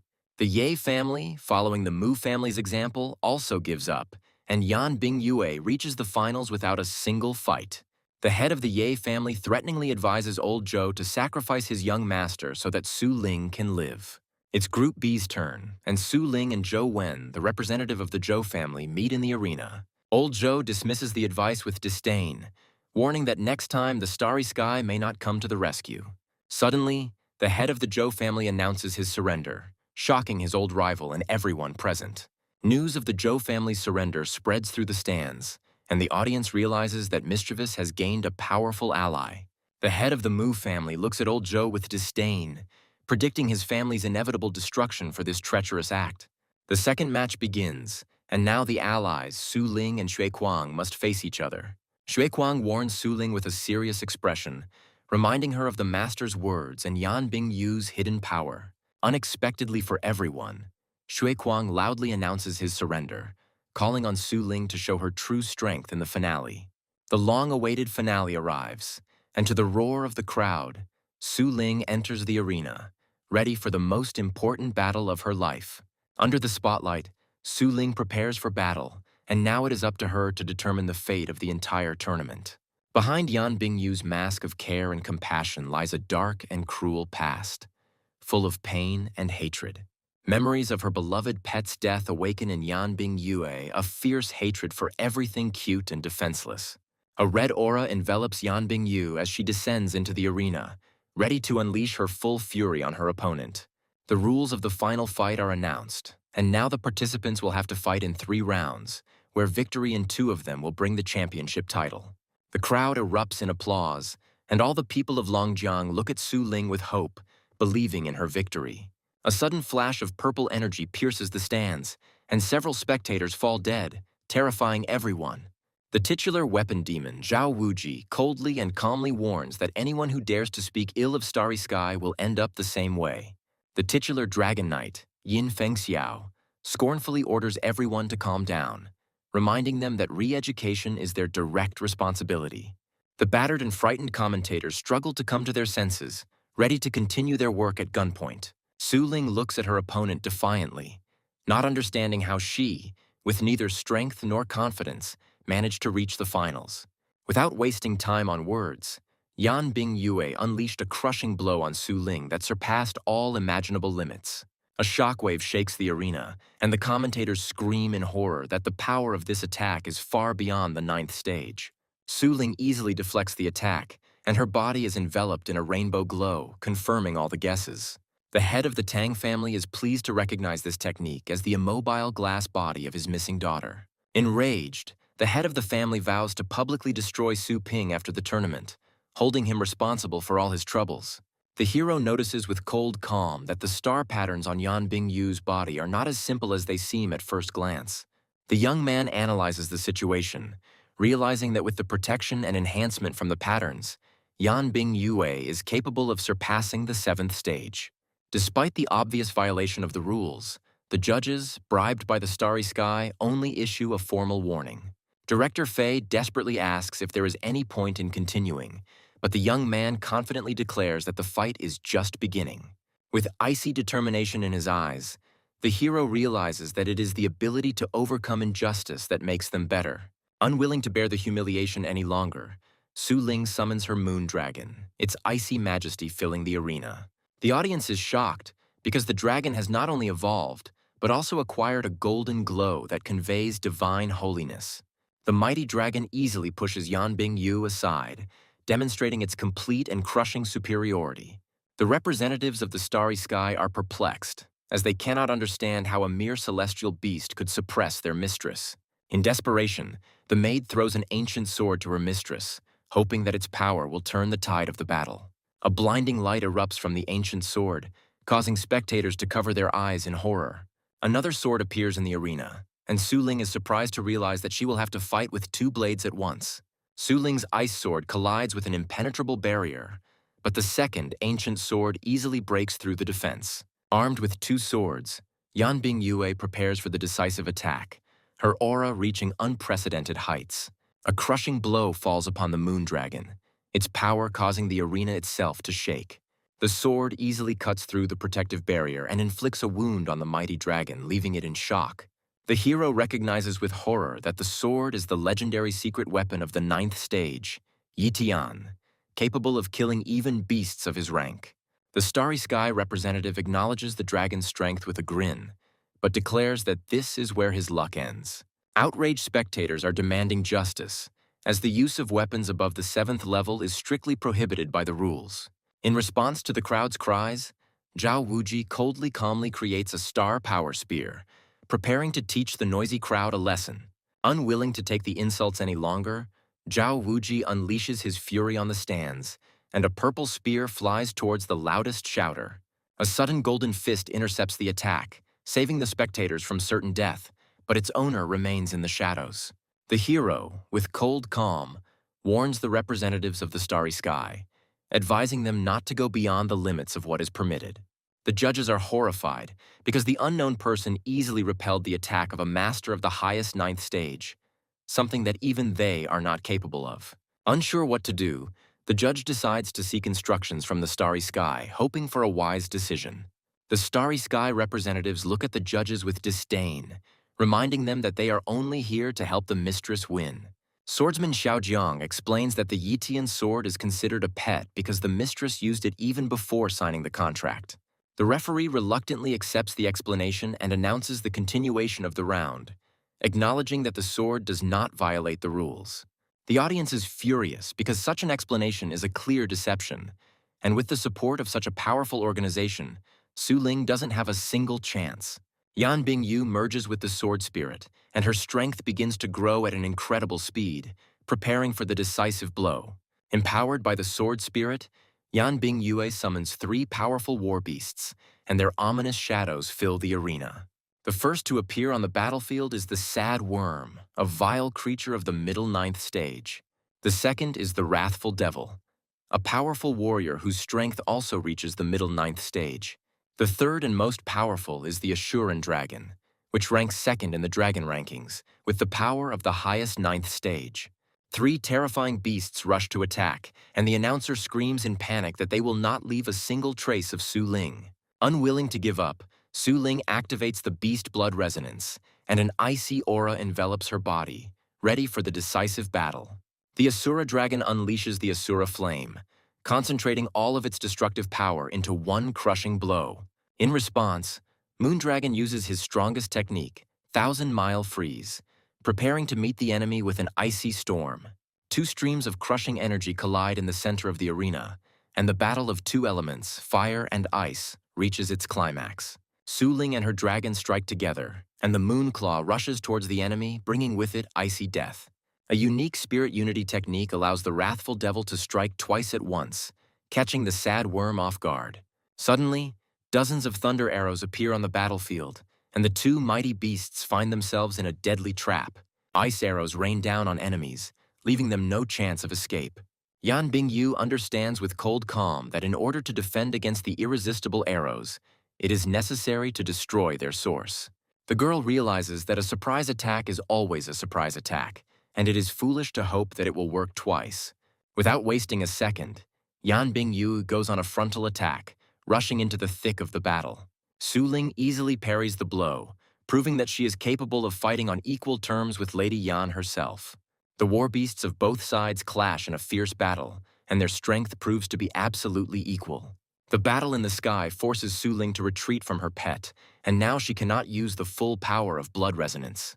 Having lost her advantage, Su Ling finds herself under attack from Yan Bingyue, and now has no choice but to dodge. Surrounded on all sides, the moon dragon finds itself in a deadly trap, and the situation becomes increasingly difficult. The 8th tier divine skill, Divine Wing Slash, rains down upon the enemies, sending golden rays piercing through their bodies. With one blow, the moon dragon heavily injures 3 ninth stage war beasts, and now the outcome of the battle seems certain.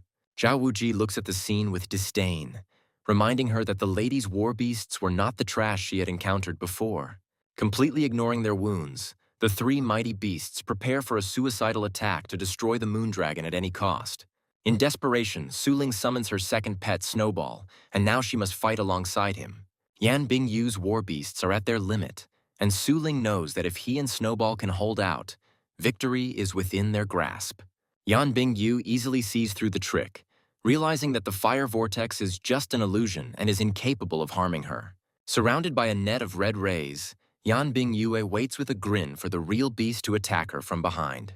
Having figured out this trick too, Yan Bingyue, with cold calm, prepares to deliver his counterattack, a crushing blow. A crushing blow falls on Snowball, and Su Ling watches in horror as her faithful pet is blown to pieces.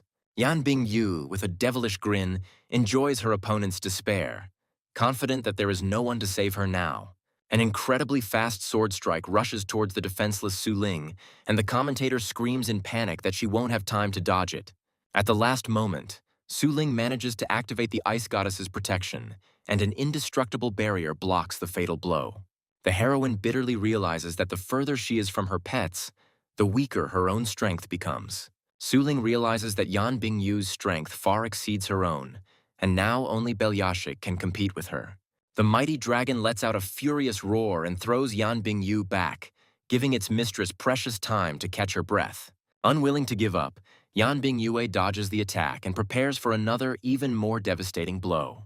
A sudden flash blinds Yan Bingyu, and she is surprised to realize that the ice goddess's protection is still active. With a sly smile, Yan Bingyue reminds her opponent that she got what she fought for. The moon dragon hesitates, and his indecision becomes a fatal mistake in this mortal battle. Taking advantage of the moment, Yan Bingyu's beast latches onto the dragon's neck, leaving him no chance. In a desperate attempt to save himself, Moondragon uses Thousand Mile Freeze, but finds himself in a deadly grip. A crushing blow falls upon the dragon, and its death roar echoes throughout the arena. The sad worm's tentacles wrap around Su Ling, and the girl gasps as she tries to utter a word of surrender. Both of Su Ling's pets are seriously injured, and the girl herself is tied up, and now the judges are ready to deliver their verdict. Despite the obvious defeat, the judges announce the continuation of the round, and the outraged spectators erupt in screams. The representatives of the starry sky disdainfully declare that the strong always bully the weak, and call on the lady to teach the impudent woman a lesson. Bound and helpless, Su Ling is suspended in the air, and now she must endure humiliation and pain. Spectators turn away in horror, unable to bear to watch the cruel and unjust reprisal taking place before their eyes. The heads of families look on with disdain at what is happening, convinced that the arrogant upstarts deserve such humiliation. Just as the sword is about to pierce Su Ling, it is stopped by an invisible force, leaving Yan Bingyu frozen in confusion. The hero suddenly appears and saves his sister, and the girl is surprised to realize that the first round is over. A crushing blow shatters the protective barrier, and the commentator screams in horror as a huge hole appears. The judges reluctantly announce Yan Bingyu's victory in the first round, as Su Ling had already announced that she was giving up. Yan Bingyu looks at the mysterious savior with bewilderment, feeling an inhumanly frightening aura in him. A golden glow envelops the hero, and his appearance begins to change, turning into something divine and terrifying. The representatives of the starry sky contemptuously recognize in the savior the same Su Ping who dared to interfere in their affairs. An enraged Yin Fengxiao descends from the stands, considering Su Ping's appearance in the arena an attempt to mock the weak. A crushing pressure falls on Yan Bingyu, and the girl falls to her knees, unable to withstand Su Ping's terrifying power. The hero asks threateningly if one small skeleton would be too much for this battle. An enraged Zhao Wuji is not about to sit idly by while an outsider interferes in their affairs and puts his pet into the arena. The young man explains with a cold grin that pet rental is a common service, and his skeleton is no exception. The hero calmly declares that he is simply fulfilling his duties, since Miss Su rented his pet in advance. The young man mockingly reminds that the Yitian sword also has its own caretaker, hinting at the double standards of the starry sky. The representatives of the starry sky are furious because they cannot allow some upstart to injure their mistress's pets. Su Ping disdainfully suggests recalling the weak beasts that do not have sufficient combat power. With a devilish smile, the hero declares that numbers don't matter, and the main thing is that they admit their defeat. The heads of the families are horrified because the impudent youth not only challenges the starry sky, but also gains the upper hand over them. Two powerful warriors of the starry sky accept the challenge, preparing to personally deal with the insolent man who dared to humiliate them. 5 terrifying beasts emerge from a mysterious portal, their ominous aura leaving the audience trembling in terror. The mighty beasts easily break through the protective barrier, and the commentator screams in panic that their strength is close to the 9th stage. Su Ping's 5 pets are revealed in all their glory, and their combined power completely changes the atmosphere in the arena. Inspired by the support, Yan Bingyue thanks her allies and vows to make the insolent ones breathe their last.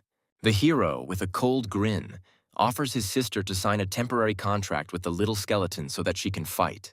Su Ling is terrified because the difference in strength between her and the skeleton is huge, and the forced contract could kill her. The skeleton extends his hand with a noble gesture, and Su Ping orders his sister to trust him.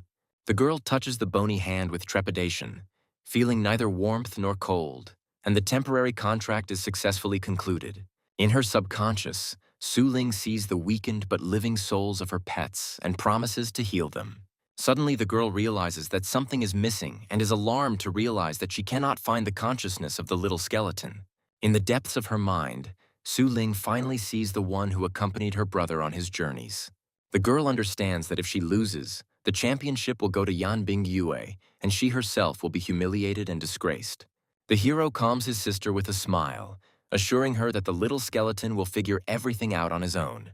The round begins, and Yan Bingyu shouts furiously as he orders his beasts to tear their opponents apart. An army of powerful beasts rushes into attack, and their combined might is ready to wipe out all life from the face of the earth. Gathering all her willpower, Su Ling looks at the little skeleton with hope, trusting him with her life and destiny. A flash of undeath erupts from the skeleton's eyes, and a beam of red energy pierces the giant dragon's head. In an instant, the small skeleton decapitates 2 powerful dragons, leaving everyone in a state of shock. The representatives of the starry sky cannot believe their eyes, because they did not even have time to follow his movements. Having accomplished the impossible, the little skeleton does not stop and with a devilish grin rushes at the next victim. The infinity slash of the chaos stars falls upon the last enemy, and a bloody whirlwind tears it apart. The 9th stage's illusionary art, Eternal Prison, proves useless against the skeleton's crushing might. Yan Bingyu watches in horror as her last and most powerful beast is destroyed by a single roar from the divine skeleton. The starry sky representatives scream in panic, begging the skeleton to stop, but their pleas go unanswered. Showing no mercy, the skeleton pierces Yan Bingyu with his sword, and her blood spills onto the icy arena. There are 2 types of dangerous creatures in nature: those that openly display their strength and those that hide it until the very end. Su Ping, like a predator, became one with the environment, hiding his true power behind a mask of indifference. Yan Bingyu realized with horror that the little skeleton defied any classification, because its strength went beyond all imaginable limits. Chilling disharmony, pure blackness, that is what this small but deadly warrior represents. At the last moment, Yan Bingyue activates her protective treasure, but even it cannot save her from the fatal blow. Su Ling is delighted to realize that now that her main opponent has been defeated, the man who put Belyashik in a hopeless situation is left defenseless. The family heads are horrified to realize that either they have overestimated their strength, or Su Ping's true power is beyond imagination. The elders understand with awe that the Poison King was not exaggerating, and this guy's strength is truly divine. Old Zhou admits with a grin that he knew about the mischievous man's true strength from the very beginning, because he once almost died at his hands. The small skeleton pins the defeated Yan Bingyu to the ground with cold calm, ready to deliver the finishing blow. In a panic, the representatives of the Starry Sky rush into the arena, begging for mercy and declaring their complete surrender. The incredible turn of events shocks everyone, and the commentator cannot believe his eyes as the mighty Starry Sky surrenders. The hero looks with contempt at his defeated enemies, reminding them of their former arrogance and self-confidence. With icy calm, the young man asks if they are ready to give up the championship, and his voice leaves them no choice. The heads of the families are horrified to realize that this boy is a real madman who will stop at nothing. In exchange for the life of their mistress, the representatives of the Starry Sky give up their championship, ready to leave everything in the past. Yan Bingyu's wound is not healing, and the thick, dark energy of the corpse poison continues to corrode her flesh. The hero asks with a cold grin if they are really ready to leave everything in the past. With a devilish laugh, the young man reminds them that they themselves made a mistake, and only on the brink of death did they suddenly become magnanimous. The enraged representatives of the Starry Sky threaten to destroy the entire city if their star falls, reminding them of their omnipotence. Ignoring their threats, the hero repeats their words with contempt, asking if they will be able to stop someone who finds themselves in a death grip. A sudden blow knocks back one of the warriors, and the small skeleton once again proves his superiority. The second warrior rushes into the attack with a furious cry, not believing that someone dared to attack them, representatives of the Starry Sky. Suddenly, dozens of ninth-level masters burst into the arena, and the commentator screams in horror for reinforcements. The mysterious stranger leading the squad wonders with cold calm whether his goal is an order from the regicide. With a devilish grin, Zhao Wuji predicts Su Ping's imminent death, confident in his superiority. The hero looks at the new arrivals with bewilderment, not understanding what the regicide's order is and who these people are. The family heads are horrified to realize that the Starry Sky has summoned the Kingslayer's order, which is only issued in the event of a Beast King-level threat. 10 ninth-stage peak masters, capable of single-handedly dealing with the King of Beasts, are dispatched to suppress the threat. The titular Soldier King, Jie Gang, with icy calm orders everyone else to leave the area so as not to interfere. Panic grips the spectators, as a battle of this magnitude could wipe out the small city of Longjiang. Su Ling is horrified to realize that her mother is in danger and frantically tries to figure out how to save her. The young man reassures his sister with a warm smile, assuring her that their mother is already in the safest place in the world. Meanwhile, in a distant store, the hero's mother calmly drinks tea, unaware of the impending disaster. The hero looks at his enemies with contempt, declaring that the order to kill the king is an unattainable goal when it comes to him. The enraged Zhao Wuji cannot believe such arrogance, because no one dares to call himself a king in the face of the Starry Sky. Unwilling to endure any more humiliation, Zhao Wuji calls upon all the families of Longjiang to help destroy the common enemy. The head of the Tang family, blinded by the thirst for revenge, gives the order to his flying army, ready to tear Su Ping apart. Thousands of winged beasts soar into the sky, their combined might ready to rain death upon the arena. With fury in his eyes, the head of the Tang family orders his army to help Starry Sky and bring Su Ping to him. At the command of their master, the warriors of the flying army draw their bowstrings and release thousands of fiery arrows into the sky. The arena's roof collapses under a hail of arrows, and panicked spectators try to escape the falling debris. At the last moment, the nature patron comes to the rescue, and the young master of the Qin family saves the innocent from certain death.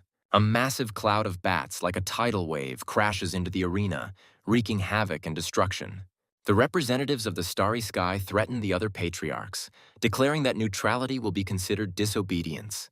The head of the Zhou family unhesitatingly announces his support for Su Ping, urging the others to think carefully. The patriarchs face a difficult choice, because any mistake will cost them not only their reputation, but also their lives. They realize that Su Ping's current strength is incomprehensible and is capable of crushing even 5 ninth-stage peak beasts. On the other hand, the starry sky is an undeniable force that has saved base cities from destruction more than once. Remembering their past grievances and humiliations, the heads of families understand that even if they help Su Ping, it will not be of any use. After much deliberation, the patriarchs make their choice, and now they must announce their decision. The head of the Qin family orders his son to take refuge, announcing his decision to ally with the starry sky. Qin Xiaodian desperately begs his father to change his mind. Unable to understand how he could make such a suicidal choice, the young man tries to reach out to his father, reminding him that the starry sky doesn't care about their lives, and even victory won't change anything. The son bitterly explains that pleasing the starry sky is like putting out a fire, and sooner or later they will still burn. The head of the Qin family tries to reason with his son, reminding him that now is not the time for heroism, and no one can stop the regicide's order. With desperation in his voice, Qin Xiaoqian begs his father to trust him, believing in Su Ping's power and his ability to change the course of history. The son's confidence makes the father think, and doubts arise in his heart. What if Su Ping really can overthrow the starry sky? The other patriarchs are surprised to realize that the Qin family is not with them, and now they must make their own choices. Zhao Wuji dismisses the doubts with disdain, believing that as the head of the clan, he cannot rely on the foolishness of his child. Suddenly, the head of the Qin family switches to Su Ping's side, and his son looks at his father with joy and relief. The enraged head of the Tang family cannot believe such a betrayal and angrily orders his army to fire. The head of the Qin family bitterly admits that caring for his family has made him old and indecisive, but he will no longer remain silent. Recalling his title as God of Wrath, the head of the Qin family unleashes his true power, preparing for the decisive battle. With a furious roar, he declares that he will never stoop to the level of mediocrity, and his body explodes into a blinding light.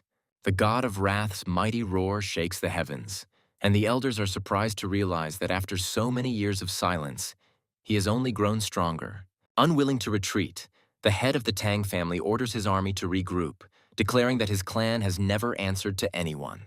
Not wanting to get his hands dirty, the God of Wrath gladly accepts the help, and Su Ping orders the elite Zhou army to step forward. Giant roots pierce the heavens, and an army of winged beasts falls to the ground in terror, impaled by the deadly vines.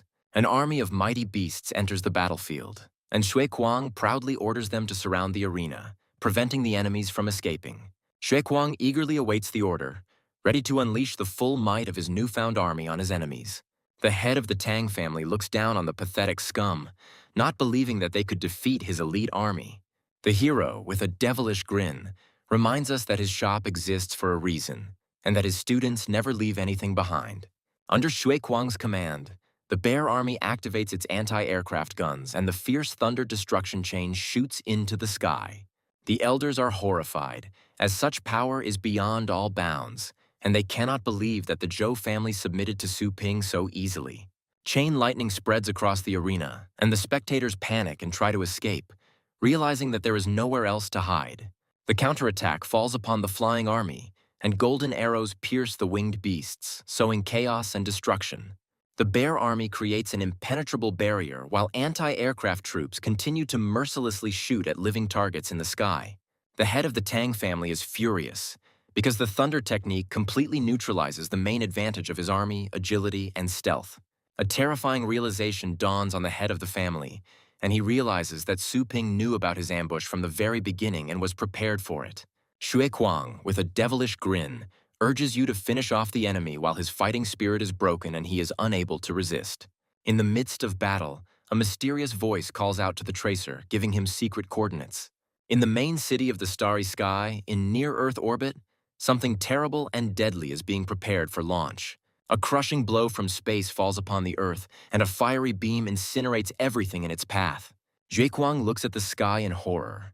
not understanding what kind of devilry has fallen upon them from the heavens. The god of wrath recognizes the weapon with horror as the 10,000-ton space cannon tracer, the weapon of mass destruction of the starry sky. The patriarchs look upon the fugitives with disdain, confident that remaining on the side of the starry sky was the right decision. A second strike from space hits the Earth, and a wave of fire sweeps away everything in its path, leaving no one a chance for salvation. At the most critical moment, a giant light-bearing serpent of purgatory appears in the sky, ready to take the blow. The mighty beast meets the fiery beam, and its body bursts into a blinding light, absorbing the destructive energy. The patriarchs are in shock, because they cannot believe that anyone managed to withstand the blow of the space cannon. Surrounded by a golden glow, the serpent creates the iron wall of the gods, an impenetrable barrier capable of protecting everyone from certain death. A protective dome covers the arena, and the fire beam hitting it dissipates without causing harm to anyone. The hero is surprised to realize that his snake was so frightened that it even used its most powerful defensive trump card. The representatives of the starry sky are horrified, because in the past, Tracer's cannon destroyed even ninth-stage beasts. With a satisfied smile, Ji Gang acknowledges Su Ping's strength, declaring that the test is over and he is satisfied with it.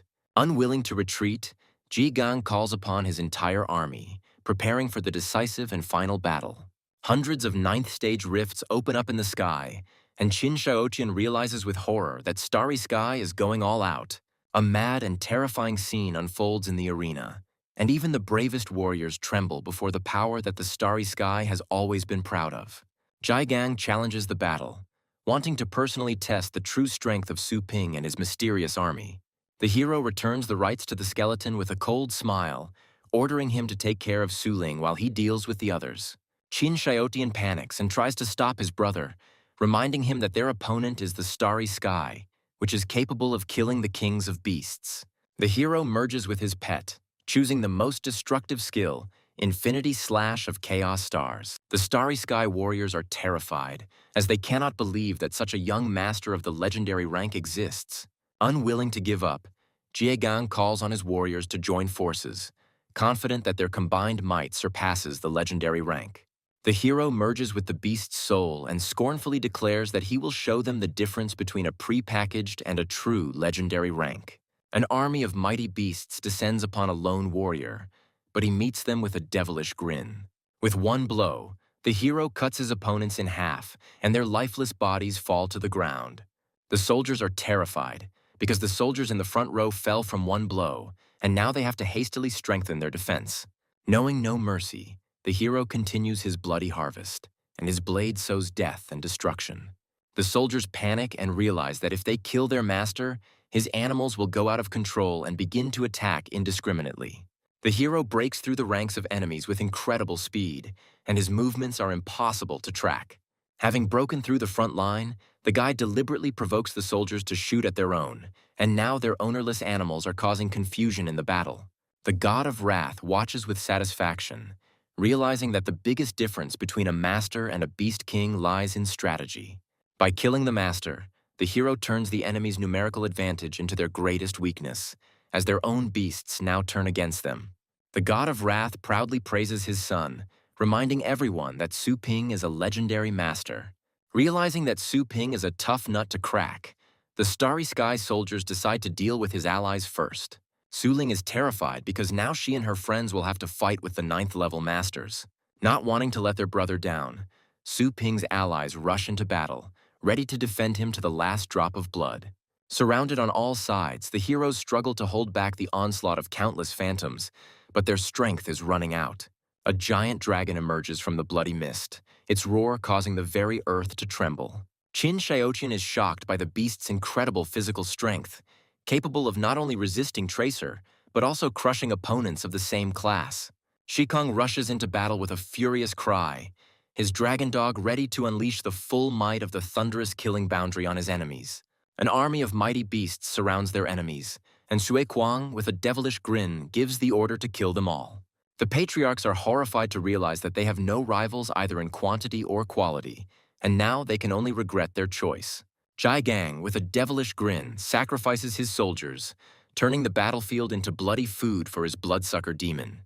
By absorbing the energy of the fallen, The bloodsucker demon grows larger and stronger, surpassing even the Lightbringer serpent in size. The hero realizes with a cold grin that his opponent had been preparing for this move from the very beginning, sacrificing his troops. Undeterred by size, Su Ping defiantly declares that he has never been intimidated by his opponent's size. The hero activates the second style of the demon god's overwhelming fist, preparing for the decisive attack. A crushing blow falls on the giant demon, and Jie Gang is horrified and cannot understand what kind of strange combat technique is in front of him. The defeated demon falls to the ground, and Yan Bingyue struggles to come to her senses, unable to believe that her strongest ally has been defeated. The wounded Yan Bingyu panicked and asked to be taken away from here, realizing that even the Soldier King was no match for this monster. The girl looks at her enemy with hatred, swearing that she will return with revenge when she gains strength. In desperation, the girls try to escape, but realize that the protective barrier has turned into a cage from which they cannot escape. The hero, with a devilish grin, announces that the iron wall of the gods cuts off everything, and now none of them can escape. A giant skeleton looms over two helpless girls, its shadow foreshadowing their impending doom. At the last moment, the maid pushes her mistress away, taking the blow and saving her from a crushing fall. In near-Earth orbit, in the main city of the starry sky, the fate of entire worlds is decided. In the Supreme Conference Hall, all the members of the starry sky had gathered, ready to listen to the order of their chairman. The senator anxiously asks if the seal of the abyss has weakened again, but the reason for the urgent meeting turns out to be much more serious. The chairman grimly reports that two of their best warriors have encountered someone much more powerful and have asked for help.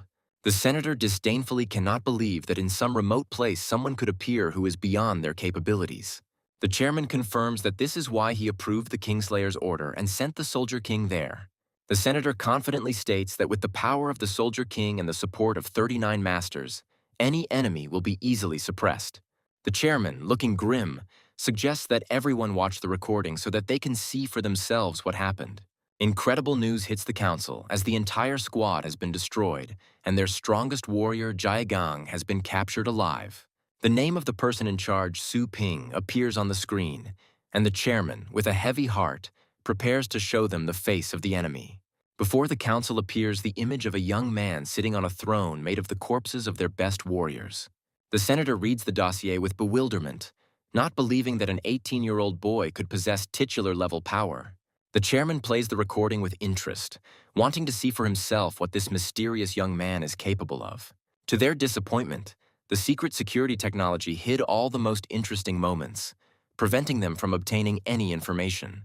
The senators are confused, as this could mean that their enemy is deliberately hiding his true strength. The chairman confidently states that there is someone of legendary rank behind this young man, and his words leave no doubt. The council is perplexed, as they cannot understand how this remote town could have attracted the legendary patron. The chairman recalls intelligence reports that Su Ping has a close relationship with Dao Zong, one of Yuan Tianxin's subordinates. Senators disdainfully discuss the fact that a commoner cannot be a legendary swordsman, since he would have been killed long ago for such imposture. The chain of logic leads them to the conclusion that behind Su Ping stands Yuan Tianxin himself, one of the few who can match their strength. The council faces the difficult question of how to respond to such a daring challenge and whether to mobilize all its troops. The chairman sadly admits that despite the loss of one of their legendary warriors, they still remain a powerful organization. Battles between legendary ranks are taboo, as they only weaken the continent and benefit the enemy. The chairman bitterly admits that they will have to make concessions in order to save face and avoid official repression. To hide their humiliation, the council decides to hush up the news by announcing that a wave of beasts has attacked the arena. The enraged chairman cannot come to terms with such humiliation and decides to personally deal with this issue. With a devilish glint in his eyes, he declares that even the mighty Yuan Tianxin must show them at least a little respect. Shui Kuang looks in horror at the bloody mess left by his enemies and can hardly comprehend how brutally they trampled them into the mud. The young man reports to the master that there is no one left on the battlefield, but their peace is short-lived. With a cold grin, Su Ping notices the uninvited guests and prepares to welcome them with due hospitality. A titular master emerges from a mysterious portal, his aura making everyone tremble in fear. The supreme chairman of the starry sky arrives in person for the negotiations, and his appearance heralds a new, even more dangerous game. The fallen warriors look to their leader with hope, begging him for salvation from imminent death. Unwilling to listen to their pleas, the patriarchs use the star seal of the larynx, silencing the captives forever. The chairman can hardly contain his anger, realizing that this is clearly too much, and demands that his demands be voiced immediately. The chairman condescendingly offers the young man to do him a favor, not understanding with whom he is dealing. The enraged Shui Kuang cannot believe such impudence and angrily shouts that the old man who came to beg for mercy should not pretend to be anything. The enraged guard cannot believe such impudence, but the chairman, with wise calm, stops him. The chairman understands that since Su Ping's patrons are gone, he won't be able to create a storm on his own. Unwilling to endure the humiliation any longer, the chairman demands the surrender of the soldier king, promising in exchange to spare the insolent man's life. The hero meets the threat with a mocking smile, asking rhetorically what will happen if he refuses. The chairman scornfully reminds that even the mighty Yuan Tianchen trembles at the sight of the Star Master. Undeterred by the threats, the hero defiantly offers to argue, confident in his strength and rightness. The soldier king tries to say something in despair, but the hero confidently promises to get him justice. A young man with a devilish smile offers a deal. If the chairman can withstand his attack for 3 seconds, he will be able to take his people back. The chairman accepts the challenge with a sneer, confident that some youngster cannot defeat him in 3 seconds. The soldier king, horrified, tries to stop his master, realizing that this bastard is the owner of the legendary rank. The chairman contemptuously calls his opponent an arrogant boy, confident that he won't last 3 seconds. 5 mighty dragons appear on the battlefield, and their combined might is ready to destroy anyone who dares to oppose them. The chairman was shocked, because his opponent not only wasn't afraid, but also contemptuously called his mighty beasts just these. The chairman is furious at the incredible audacity, and he cannot understand where this simple youth gets such arrogance from. The enraged chairman unleashes his true power, his body becoming engulfed in blue flames. Having cast off his clothes, the chairman appears in his true form as he was 70 years ago at the height of his power. The Guardians are horrified to discover that this transformation is a forbidden technique that shortens life in exchange for incredible physical strength. Unwilling to endure humiliation any longer, the hero, with a devilish grin, prepares to show his opponent his true strength. A menu of skills opens before the young man, and he eagerly chooses which one to use in this battle. The hero notices the Beast Soul Imposition skill with interest, realizing that he can now merge with another of his pets. The hero is delighted to realize that now, in addition to the strength of the skeleton, he can gain double the combat power of another beast. With a devilish smile, the young man decides to take advantage of the old man's generous gift, as it would be rude to refuse such a chance. The hero chooses Beast Soul Imposition and summons his Lightbringer Serpent, preparing for an incredible transformation. By merging with the snake's soul, Su Ping transforms into a powerful demonic warrior whose strength goes beyond all imaginable limits. The Guardians are horrified, as they cannot believe in the double fusion, which even those who have reached the legendary rank are not capable of. A terrifying realization dawns on the God of Wrath, and he realizes that Su Ping has already reached the 2nd stage of the legendary rank.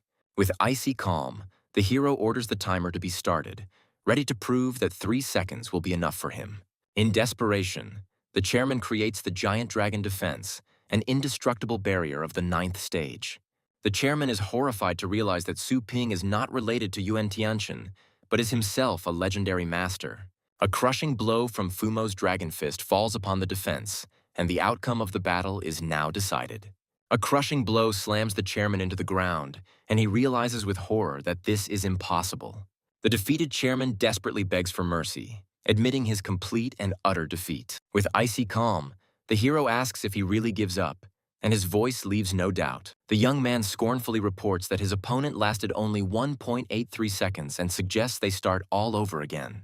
Realizing that there would not be a speck of dust left of him if he had not given up, the chairman bitterly admits his defeat. The defeated chairman bows before his new master, and now the starry sky has a new master. Su Ling and Shui Kuang enthusiastically welcome their master, the new Star Lord. News of Su Ling's victory and the incredible power of the Ozornic pet shop spreads throughout the city, and crowds of people rush to its doors. In the crowded store, new customers eagerly wait in line, dreaming of gaining the same power. Tang Ruan is surprised to see a delegation of heads of great families who have come to personally pay their respects to the new ruler. Tang Ruan is delighted to see her father among the visitors, confident that he has come to save her. Suddenly, the father turns around and leaves, and the girl realizes with alarm that something has gone wrong. A sudden realization hits Tang Ruan, and she realizes that her father did not come to save Su Ping, but to put him in his place. With a devilish smile, the girl anticipates the imminent death of her jailer, dreaming of showing him the true power of the flying army. Meanwhile, in a crowded store, a new customer, delighted by Tang Ruan's beauty, asks to shake her hand. A girl with a flirtatious smile grants a fan's request, who delightedly vows not to wash his hands until the end of the month. Tang Ruan happily tells her friend that she will soon be free, as her father has joined forces with other families. The girl mockingly promises to lend a helping hand to her friend when she manages to escape. A sense of foreboding gripped Tang Ruan, as she couldn't understand why there had been no reaction to her father's actions. Su Ping suddenly appeared with the defeated patriarchs at his feet and asked with a cold smile if she was satisfied.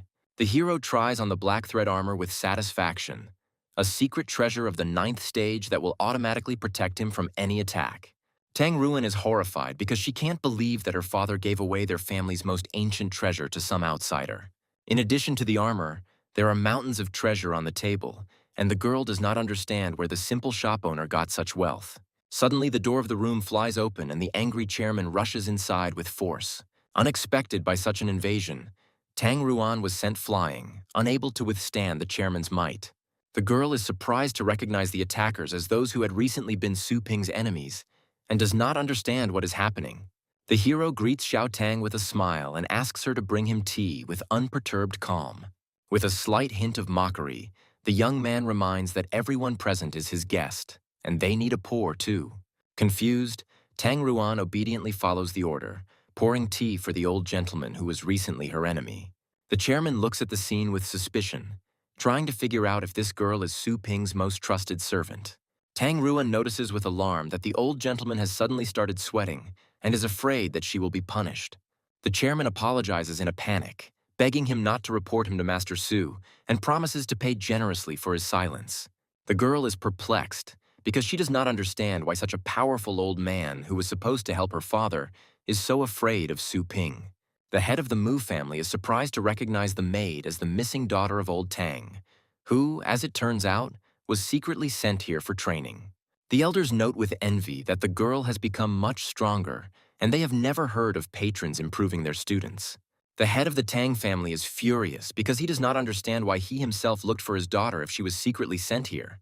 Tang Ruan eagerly asks her father when they will start, confident that the flying army is already on its way. The girl, in her naivety, cannot understand why her father is hesitating, since he came here specifically to save her. The father, with a heavy heart, orders his daughter to follow Master Su and work hard. The head of the Tang family explains that due to some problems, she is now under Su Ping's command, and their future depends only on her. The head of the Mu family, not wanting to be left behind, offers to invite his son to serve the powerful lord. The patriarchs compete to praise their heirs, offering them as masseurs, cleaners, and servants. Tired of being toady, the hero irritably declares that there are enough people now and he doesn't need anyone else. The patriarchs regretfully realize that they have missed their chance and look with envy at the cunning Tang family. With a sly smile, the young man clarifies that there are enough people in the main office, but this does not mean that he does not need workers in other places. The hero, with cold determination, announces that the time has come to open branches, and now he will need all their resources. Young masters will be appointed as administrators, and those who show good results will be promoted. With a devilish smile, the young man reminds them that the life of each member of their families is now in their own hands, and orders them to applaud. The hero decides to upgrade the store system to gain access to new features and further strengthen his power. With the help of the Level 4 store teleportation, Su Ping can now open branches even on Mars, and his empire is ready for limitless expansion. An important message from Daozong interrupts the hero's plans, as a struggle for the Dragon King's legacy will soon begin in the Secret Kingdom. The hero begins planning his empire, allocating sites for new stores around the world. The young man decides that the branches will not have growing sections for now, and customers will have to teleport to the main store. Having planned the expansion, the hero remembers that he still needs to sort out something before heading to the secret kingdom. Su Ling and Xue Kuang answer the call, and the girl reports that Joanna conveyed his request to them. The hero announces his imminent journey and invites his charges to join him in the wastelands. Xue Kuang enthusiastically agrees, as he misses real adventures and wants to test his new knowledge. Su Ping notes with a smile that the tournament was beneficial for Xue Kuan, who began to see the world more broadly. Su Ling bitterly admits that she failed miserably, and without the help of the little skeleton, she would not have survived. The hero gently comforts his sister, reminding her that Starry Sky used many dirty tricks and that her defeat was not fair. The hero explains that this was not just a fight, but a competition of forces behind the two sides.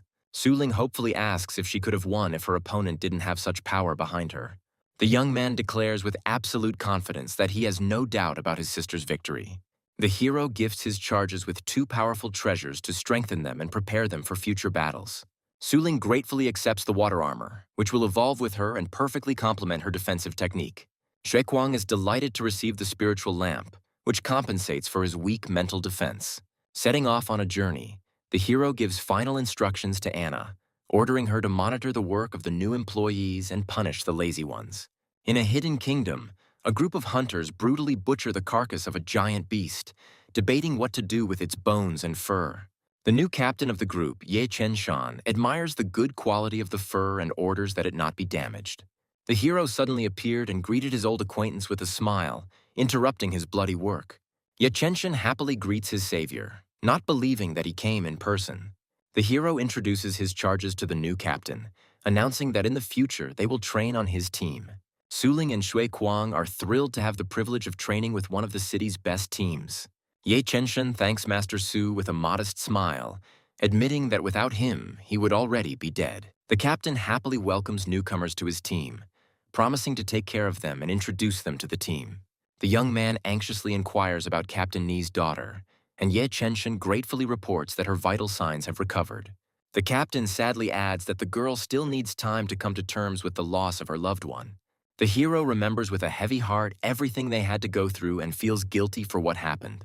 Su Ping leaves his charges in the care of the captain, promising to return next time and have dinner together.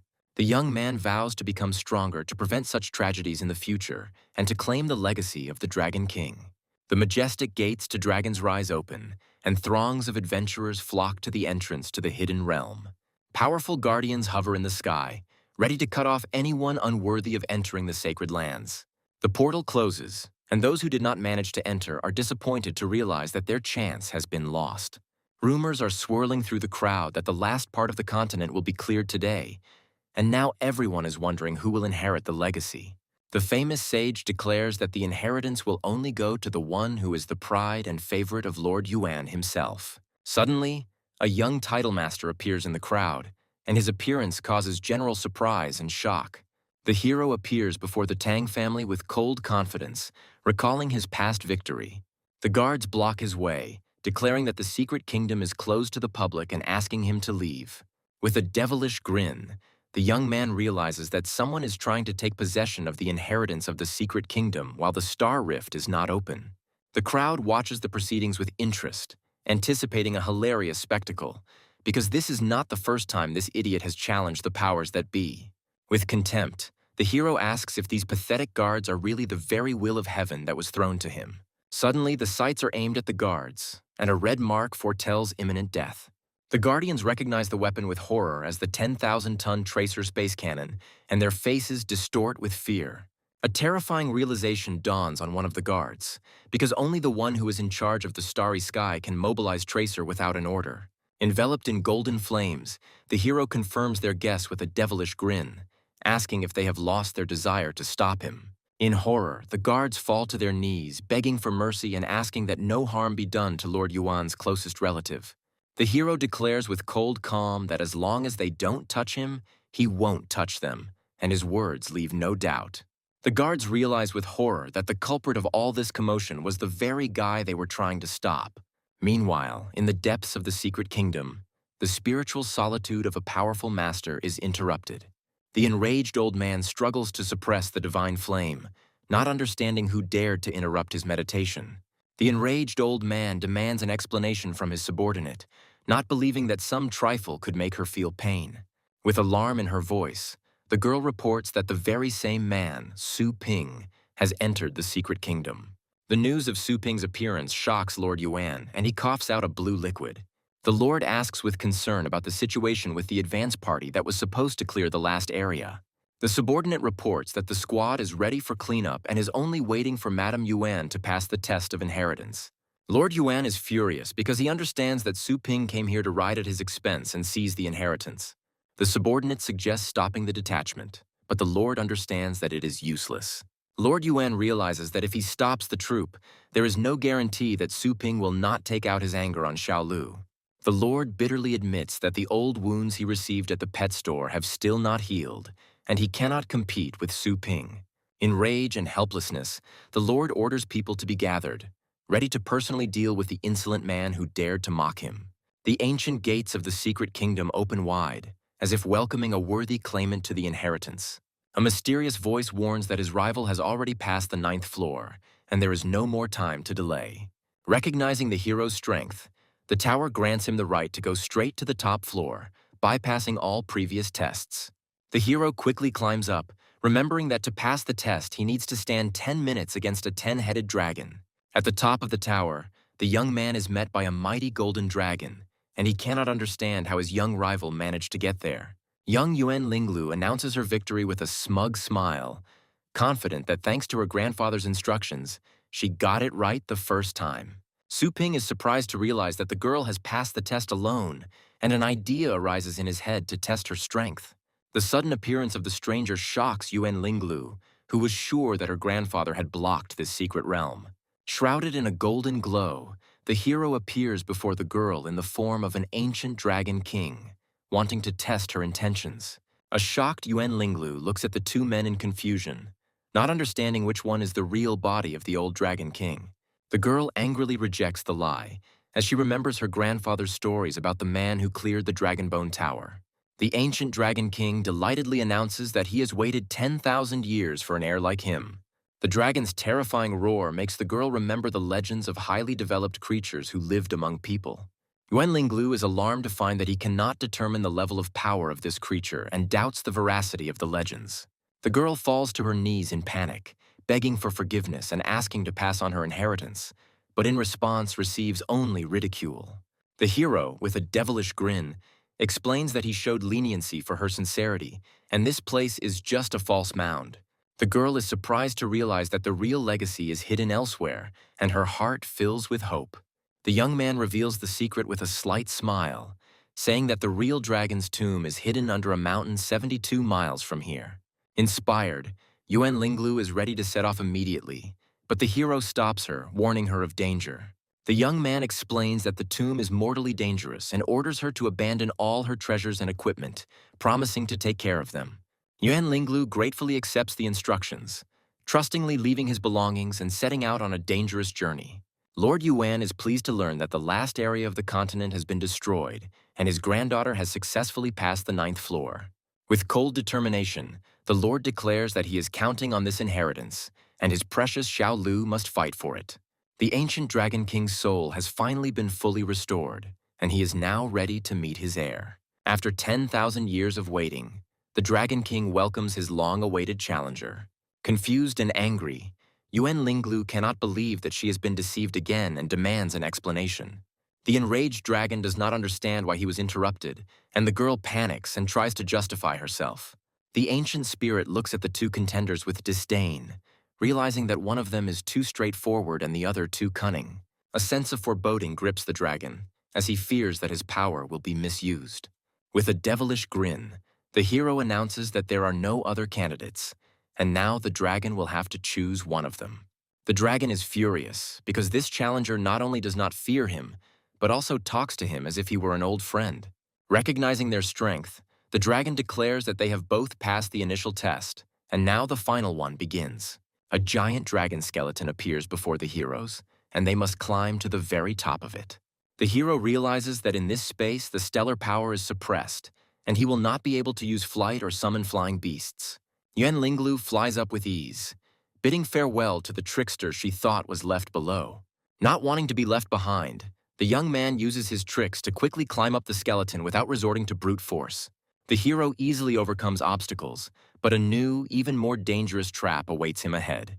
Hundreds of skeletons emerge from the dragon's bones, their skeletal hands grabbing the hero, trying to drag him into the darkness. The young man realizes with surprise that his black thread armor for some reason does not work against these creatures. A sudden flash of light blinds the hero, and he realizes with horror that he has fallen into a deadly trap. The dragon's roar dispels all illusions, but their incredible realism makes the hero think. The young man understands that illusions are so real that each time they appear, a subconscious attack is triggered. Attacking illusions is a waste of energy, and now the hero must suppress his defensive instinct. Not wanting to waste any more time, the young man looks defiantly at the stream of skeletons, ready to compare his will with their illusion. Meanwhile, on the 9th floor, Yuan Linglu encounters a giant dragon and must now prove her strength. The girl looks at the illusions with disdain, confident that compared to her grandfather's special training, this is child's play. Yuan Linglu has been fighting ferocious beasts since she was 10 years old, and now she is ready to defeat anyone who stands in her way. Without further ado, the girl rushes into battle, following her grandfather's instructions and believing in her victory. With cold determination in her eyes, Yuan Linglu declares that she should be the one to inherit the inheritance because Grandpa is always right. The grandfather suddenly appeared and proudly praised his granddaughter, confirming that she really tried hard. The illusion of a grandfather looks at his granddaughter with disdain, calling her a creature who grew up without a father. The enraged old man rushes into attack, but the girl meets his blow with cold calm. Yuan Linglu easily deflects the attack, knowing it's fake because her grandfather would never say that. The girl is surprised to realize that a simple illusion can cause real physical damage. Finding himself on the 10th floor, Yuan Linglu anxiously wonders how many floors that mysterious guy was able to climb. Su Ping's sudden appearance shocks the girl, as she can't believe he was able to overtake her. Unwilling to endure humiliation any longer, the hero easily fights off a stream of illusory dragons.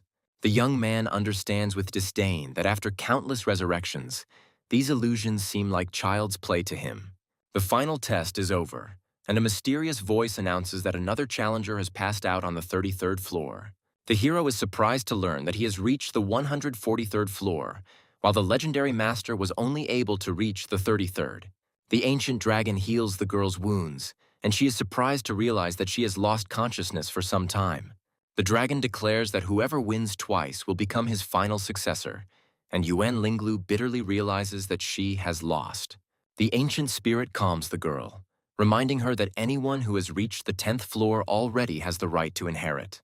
The dragon respectfully notes that even after losing consciousness, the girl reached the 33rd floor, and such talent is found once in 100 years. Yuan Linglu hopefully understands that the gift is meant only for her, and this is a good opportunity to prove her strength. The dragon looks at her with regret, knowing that someone like Su Ping is born once every 10,000 years. The second test is a battle of strength, and Yuan Linglu looks at her opponent defiantly, ready to show what she's made of. The hero is surprised to recognize the girl's pet as a purple-winged phoenix, possessing the pedigree of the king of beasts. With a mocking smile, the young man notes that the girl has only an immature phoenix, which has not yet had time to become a symbolic beast. Yuan Linglu proudly states that her phoenix has been her partner since childhood and has already defeated countless masters. The hero mockingly refutes the girl's words, stating that her grandfather had to force Daozong to give in. Not wanting to listen to any more boasting, the young man calls upon his dragon dog, offering to test everything in practice. The ancient dragon looks down on the dragon dogs, calling them mere dogs despite having only a small amount of dragon blood. The dark dragon dog's subtle and reserved aura makes the dragon think, and doubt arises in his soul. Unwilling to retreat, Yuan Linglu and her phoenix charge forward, ready to prove their strength. The divine flames of the phoenix envelop his body, and he rushes towards his opponent with a furious roar. The dragon dog easily dodges the attack, and its blue flames are ready to incinerate anyone who stands in its way. Yuan Linglu is shocked because there is not a scratch on her opponent's body, although she was sure that her phoenix hit. The girl realizes that it was an illusion, but at the same moment a real blow throws her back. Yuan Linglu realizes with horror that it was not an illusion, and her opponent's physical defense exceeds the power of her phoenix. The hero looks at his opponent with disdain, asking if this is all she is capable of. An enraged Yuan Linglu commands her phoenix to use its inherited technique, preparing for the final attack. The hero is surprised to notice that the phoenix's flame has become stronger than before and now poses a real threat. The girl understands that although her technique is not perfect, it will be enough to defeat the dark dragon dog. Unwilling to endure the humiliation any longer, Yuan Linglu decides to use his strongest attack. The dazzling phoenix's slash falls upon the hero, and the fiery sword is ready to incinerate him on the spot. With a devilish grin, the young man praises the beautiful technique and, as a tribute to respect, decides not to humiliate his opponent anymore. The hero lets his dragon dog go all out, and his body is engulfed in blue flames. The fiery sword collides with an impenetrable barrier, and the dragon dog easily repels the deadly attack. The Dragonbone Tower begins to glow, and its insanely strong aura makes everyone tremble in terror. Lord Yuan watches the battle with a mixture of horror and admiration, recognizing that his granddaughter's fighting prowess is no less than that of a true titled master. With a furious roar, the girl launches into a final desperate attack, putting all her strength and will into it. The blow almost reaches its target, but at the last moment the dragon dog manages to reflect it, and the girl bitterly realizes that it is beyond her strength. The ancient dragon announces that Su Ping has won 2 victories and has become his rightful successor. Defeated and healed, Yuan Linglu, with a heavy heart, acknowledges the truth of the ancient spirit. The girl bitterly realizes that she lost to this bad man without even being able to touch him.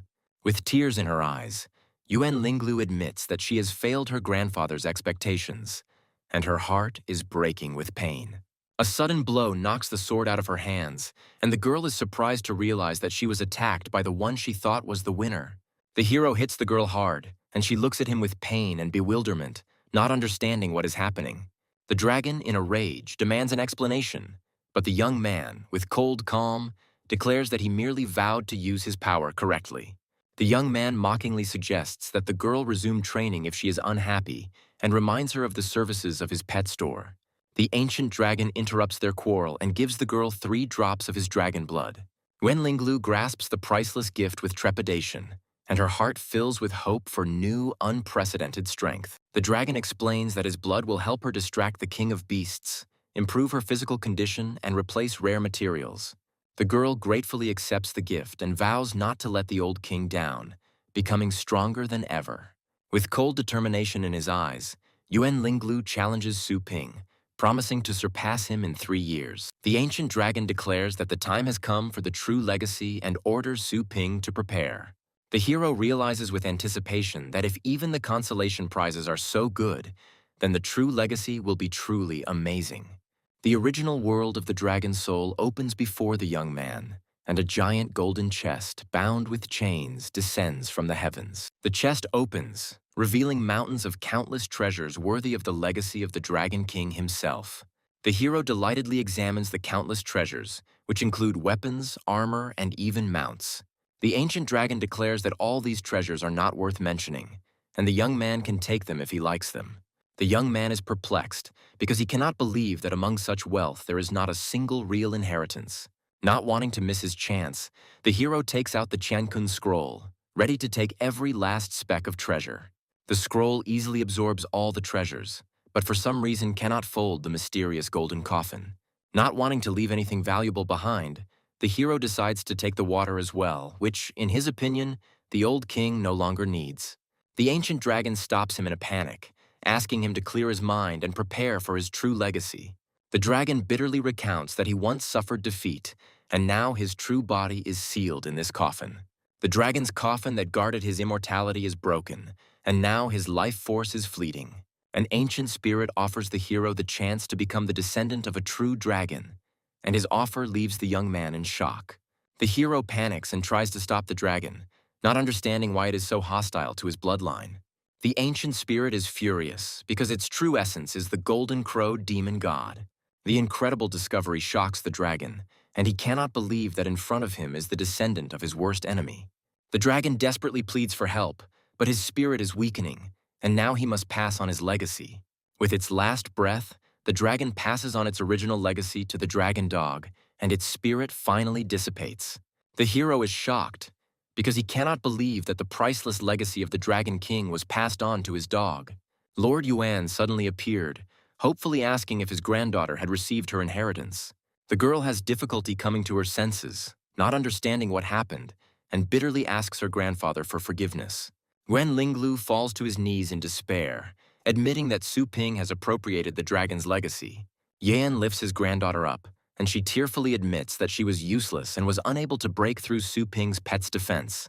Lord Yuan is horrified to realize that Su Ping not only survived, but has also become the de facto master of the starry sky. Yuan Linglu bitterly asks for forgiveness, but immediately realizes with horror that now she has nowhere to hide her treasures. The girl excitedly shows her grandfather a rare blood crystal, begging him to continue training to defeat this villain. Lord Yuan looks at his grown-up granddaughter with pride, realizing that this experience and secret treasures were worth it. With cold determination, the Lord declares that he will not allow Su Ping to obtain another inheritance, as his power will become immeasurable. An army of adventurers enters the tower with trepidation, ready for new challenges and dangers. The hero looks with alarm at the golden cocoon in which his dragon dog sleeps, and does not understand why it is so noisy. The young man decides to stay and wait until his pet comes out, ready to protect him from any threat.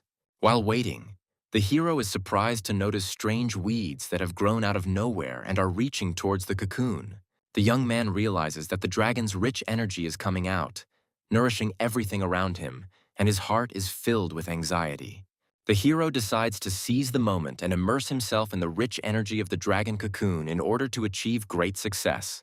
After 7 days, the soldiers left outside go mad with terror, begging the dragon not to eat them. Lord Yuan is alarmed to learn that the tower contains an extremely powerful spirit dragon capable of driving anyone mad. 7 days have passed, but no one has emerged from the tower, and the Lord suspects that Su Ping might have already slipped away. A sudden column of golden light erupts from the tower, and the guards realize with horror that someone is coming out. A giant golden dragon appears from the light, and the guards are horrified to recognize its rider as Su Ping. The majesty of the golden dragon of great dispersion descends upon the earth, and its roar causes the very earth to tremble.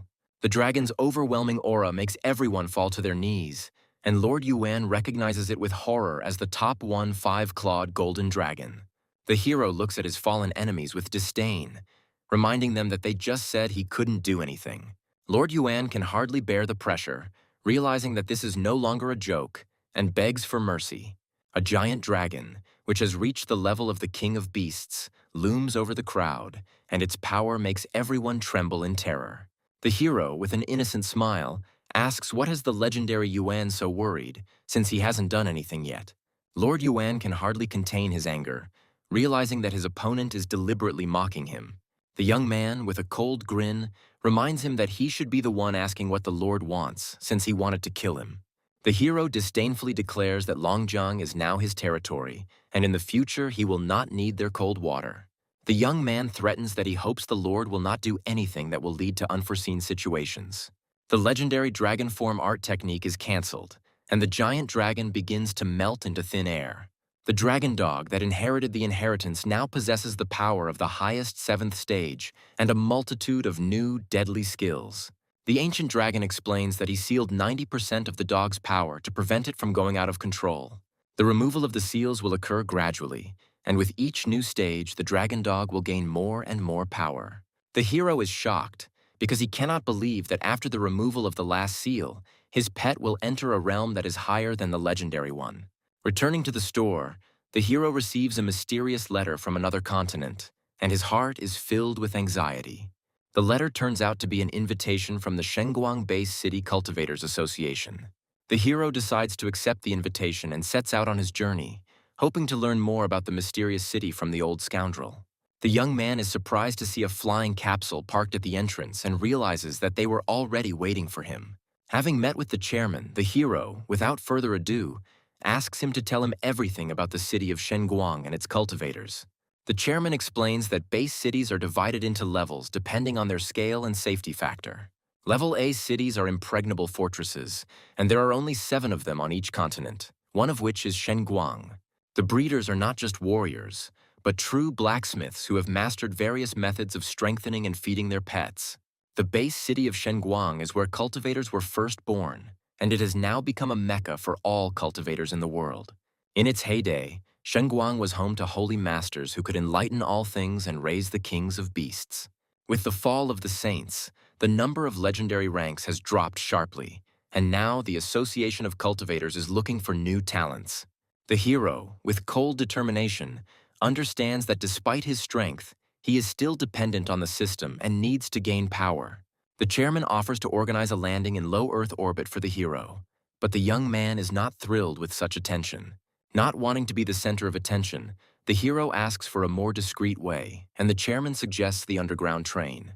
The young man agrees to the train with a slight smile, and the information about the trip is immediately confirmed.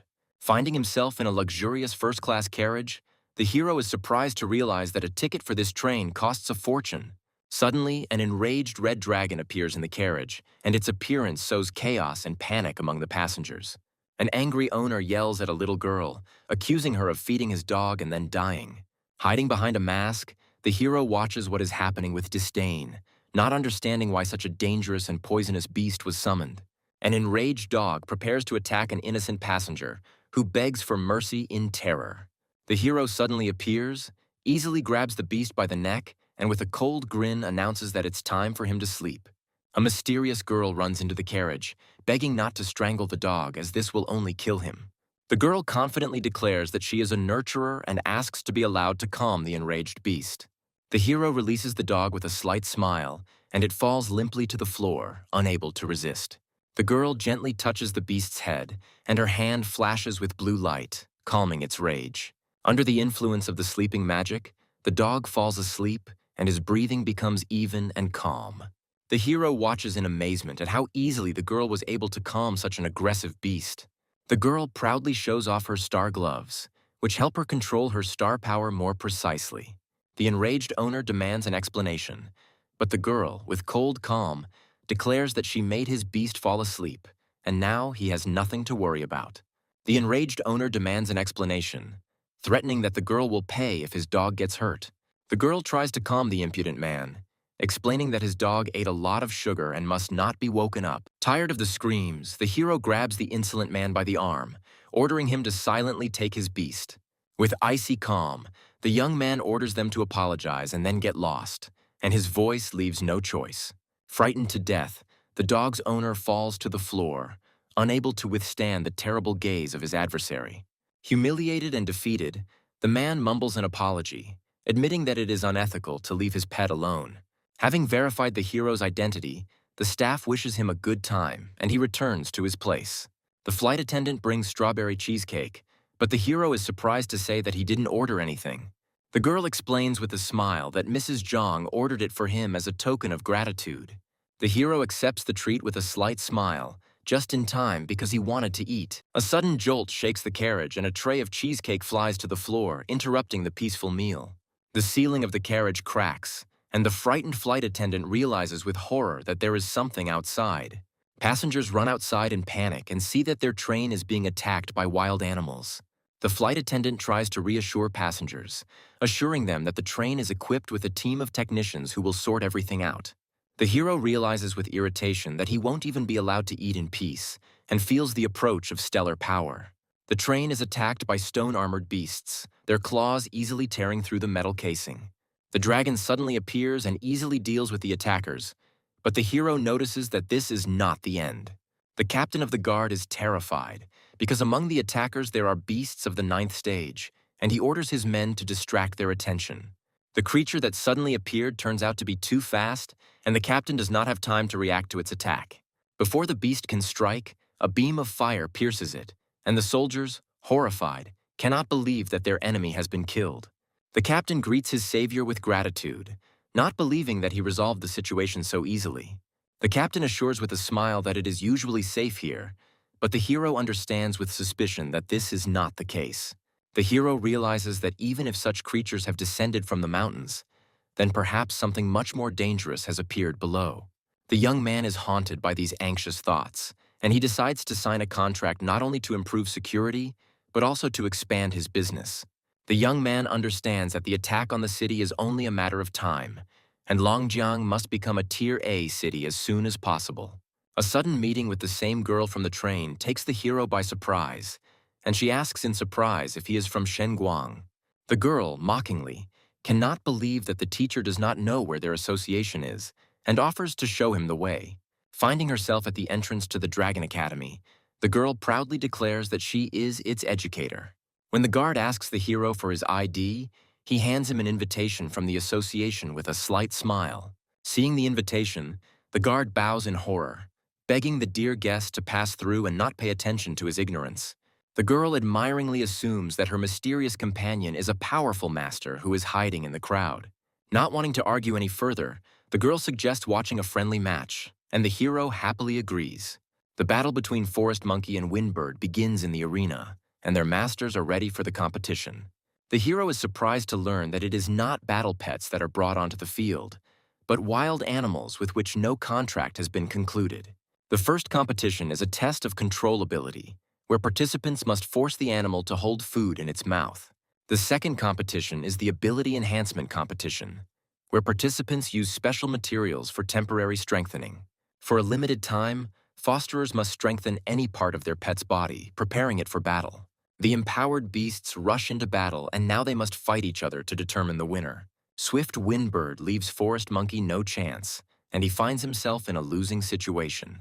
The death blow is approaching the vital point, and now the outcome of the battle seems a foregone conclusion. The sudden transformation puzzles everyone, as the reinforced part of the monkey turns out to be its back. A fatal blow from the stone teeth pierces the Windbird, and it falls to the ground with a scream, having lost the battle.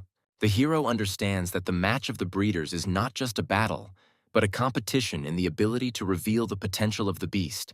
A sudden meeting with the teacher takes the girl by surprise, and she shyly tries to justify herself. The teacher smilingly advises her to watch more matches, but immediately reminds her that her graduation is in jeopardy. The arrogant students look at the girl with disdain, calling her a soft-legged shrimp who couldn't control her beast. Unwilling to endure the humiliation any longer, the girl meekly agrees to leave, not daring to contradict her offenders. The hero suddenly appears and stands up for the girl, declaring that he did not notice any problems with her equipment. The young man, with cold calm, declares that they are the ones who are interfering with his ability to follow the match, and that their impudent faces irritate him. The enraged students cannot believe such impudence, but the hero contemptuously reminds them that their pathetic 6th grade does not give them the right to behave like this. The enraged student challenges the hero to a match of nurturers, confident of his victory. The hero accepts the challenge with a slight smile, but suggests playing for something else to make it more interesting. With icy calm, the young man offers to bet his life, and his words make the blood run cold. An ominous aura envelops the hero, and the frightened student realizes in horror that this is not a joke. With a devilish laugh, the young man declares that he was joking and suggests that the loser simply ask for forgiveness. The friend mockingly reproaches his comrade for cowardice, not understanding how 2 words could frighten him so. The enraged student cannot stand the humiliation and angrily declares that he will show who is dirty here. The teacher suddenly appears and happily offers to prepare the arena and act as a judge. The teacher, with a wise smile, explains that as a nurturer, you cannot be afraid to tame others. The arena is ready, and now one game will determine the outcome, and for the sake of fairness, a blind selection will be used. The blind selection begins, and the participants must choose one of the wild animals locked in cages. The hero studies the proposed animals with interest, realizing that their distribution among the 5 elements could be the key to victory. The young man chooses the thunder beetle with the metal shell skill, and his choice is met with surprise. His opponent chooses Flame Dog with the blazing bite skill, and now they must fight in a battle of the elements. The girl realizes with alarm that Metal Shell will not be able to resist the flaming bite, and her friend is doomed. The arrogant student smirks and suggests to his opponent that he repent before it is too late, but he remains unperturbed.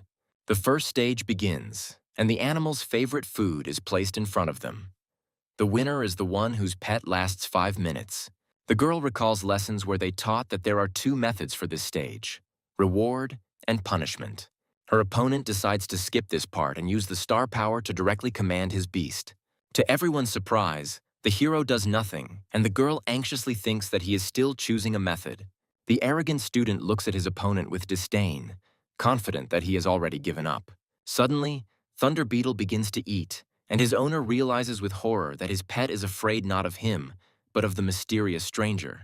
The enraged student accuses his opponent of cheating, but the teacher, with cold calm, states that there is no such prohibition in the rules. The judge announces that time has passed, and Thunder Beetle is the first to pass the taming stage, winning. Humiliated and defeated, the student looks at his opponent with fury, vowing that he will definitely win in the next stage. The second stage begins, and now participants have 3 hours to choose materials to strengthen their pets. Not wanting to take any chances, the student chooses the Dragon's Breath herb to maximize his dog's fire attribute. The guy with a devilish grin understands that no matter how hard the metal is, in the face of flame it will turn into a rag. The girl looks at what is happening with alarm, not understanding how her friend can win if his opponent is so strong. The time has passed, and the judge announces the beginning of the battle stage, where the enhanced beasts will meet in a mortal fight. Flamehound uses Blazing Bite, its jaws engulfed in flames, ready to tear its opponent apart. The death bite falls upon the Thunder Beetle, and its shell begins to melt under the influence of hellfire. The teacher notes with admiration that his student's ability to sort star power has improved again. The arrogant student disdainfully declares that he is different from the amateur who only knows how to bluff.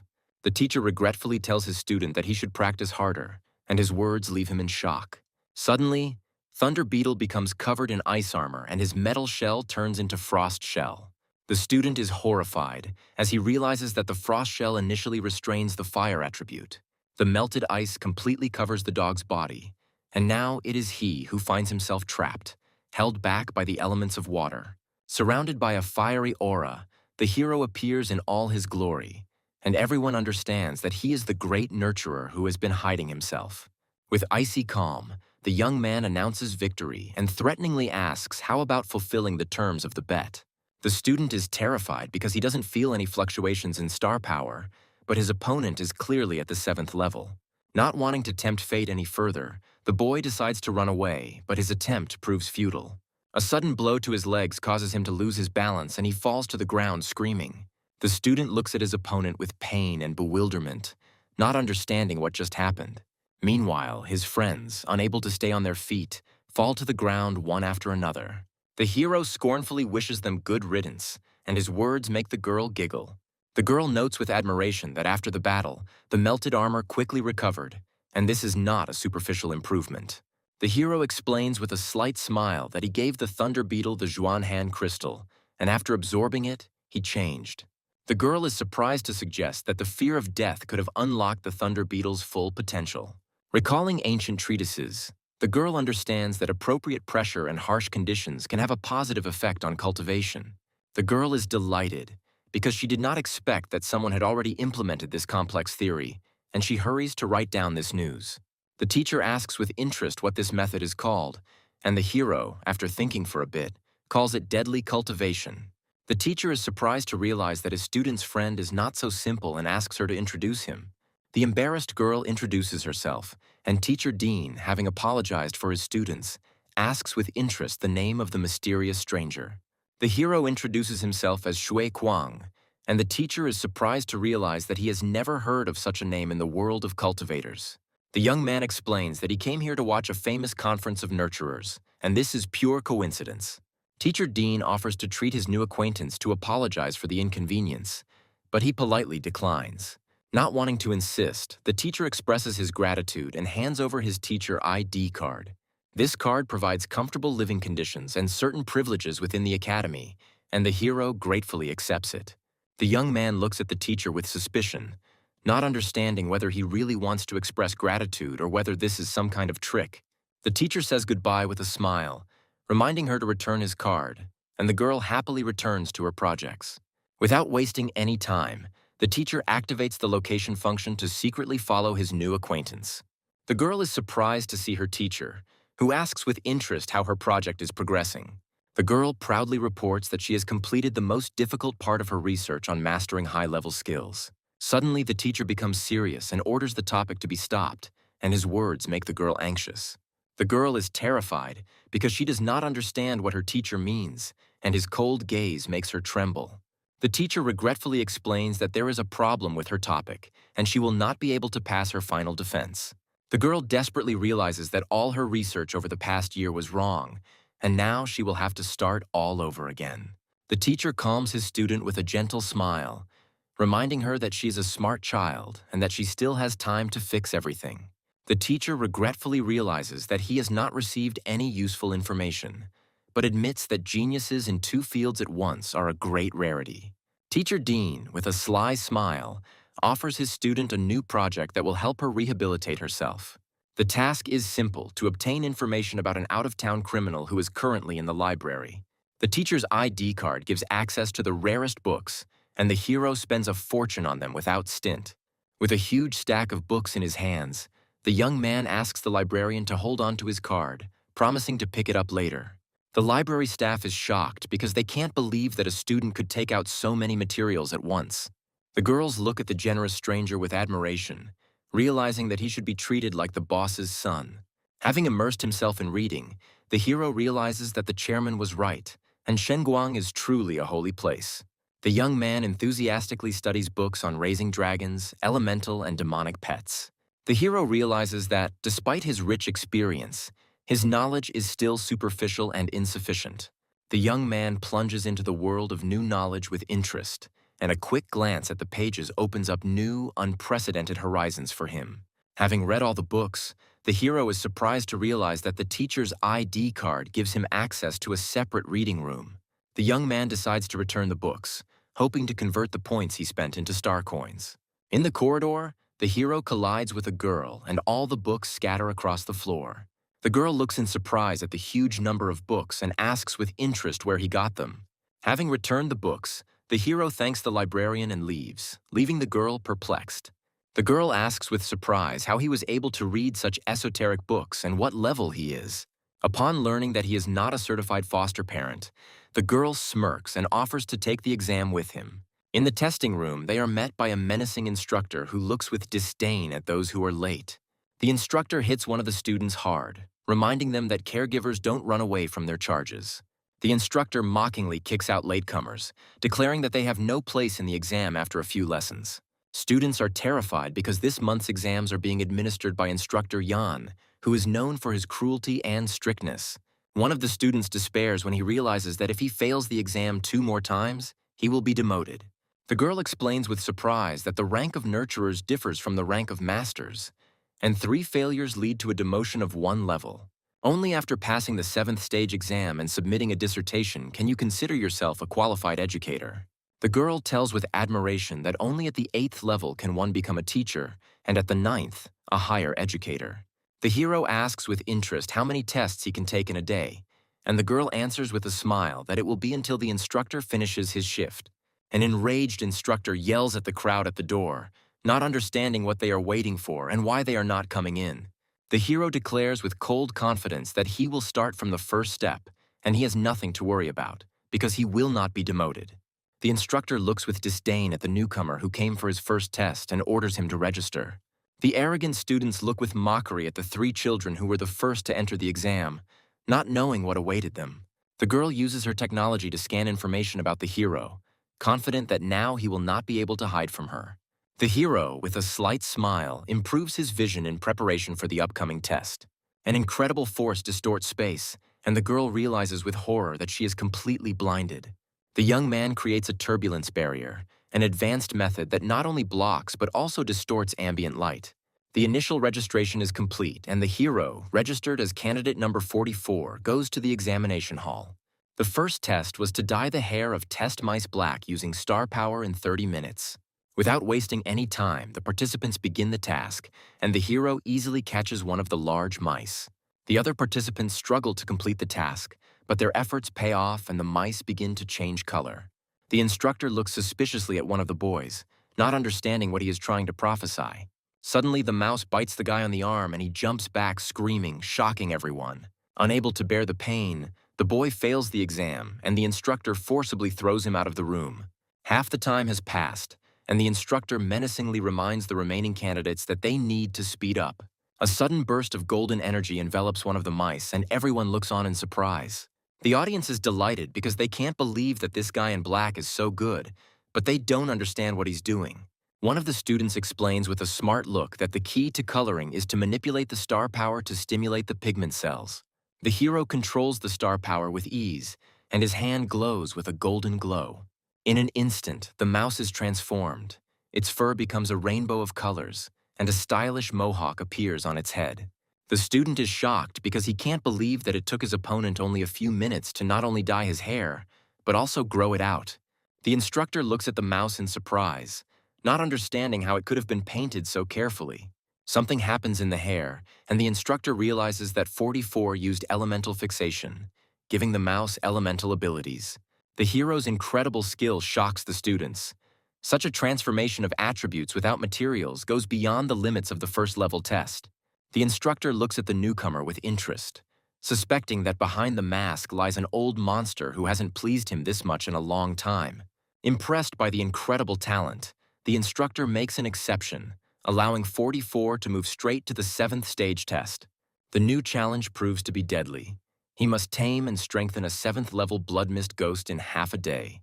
The participants are terrified. The evil ghost of the bloody mist is unpredictable and capable of corrupting hearts, leading to madness.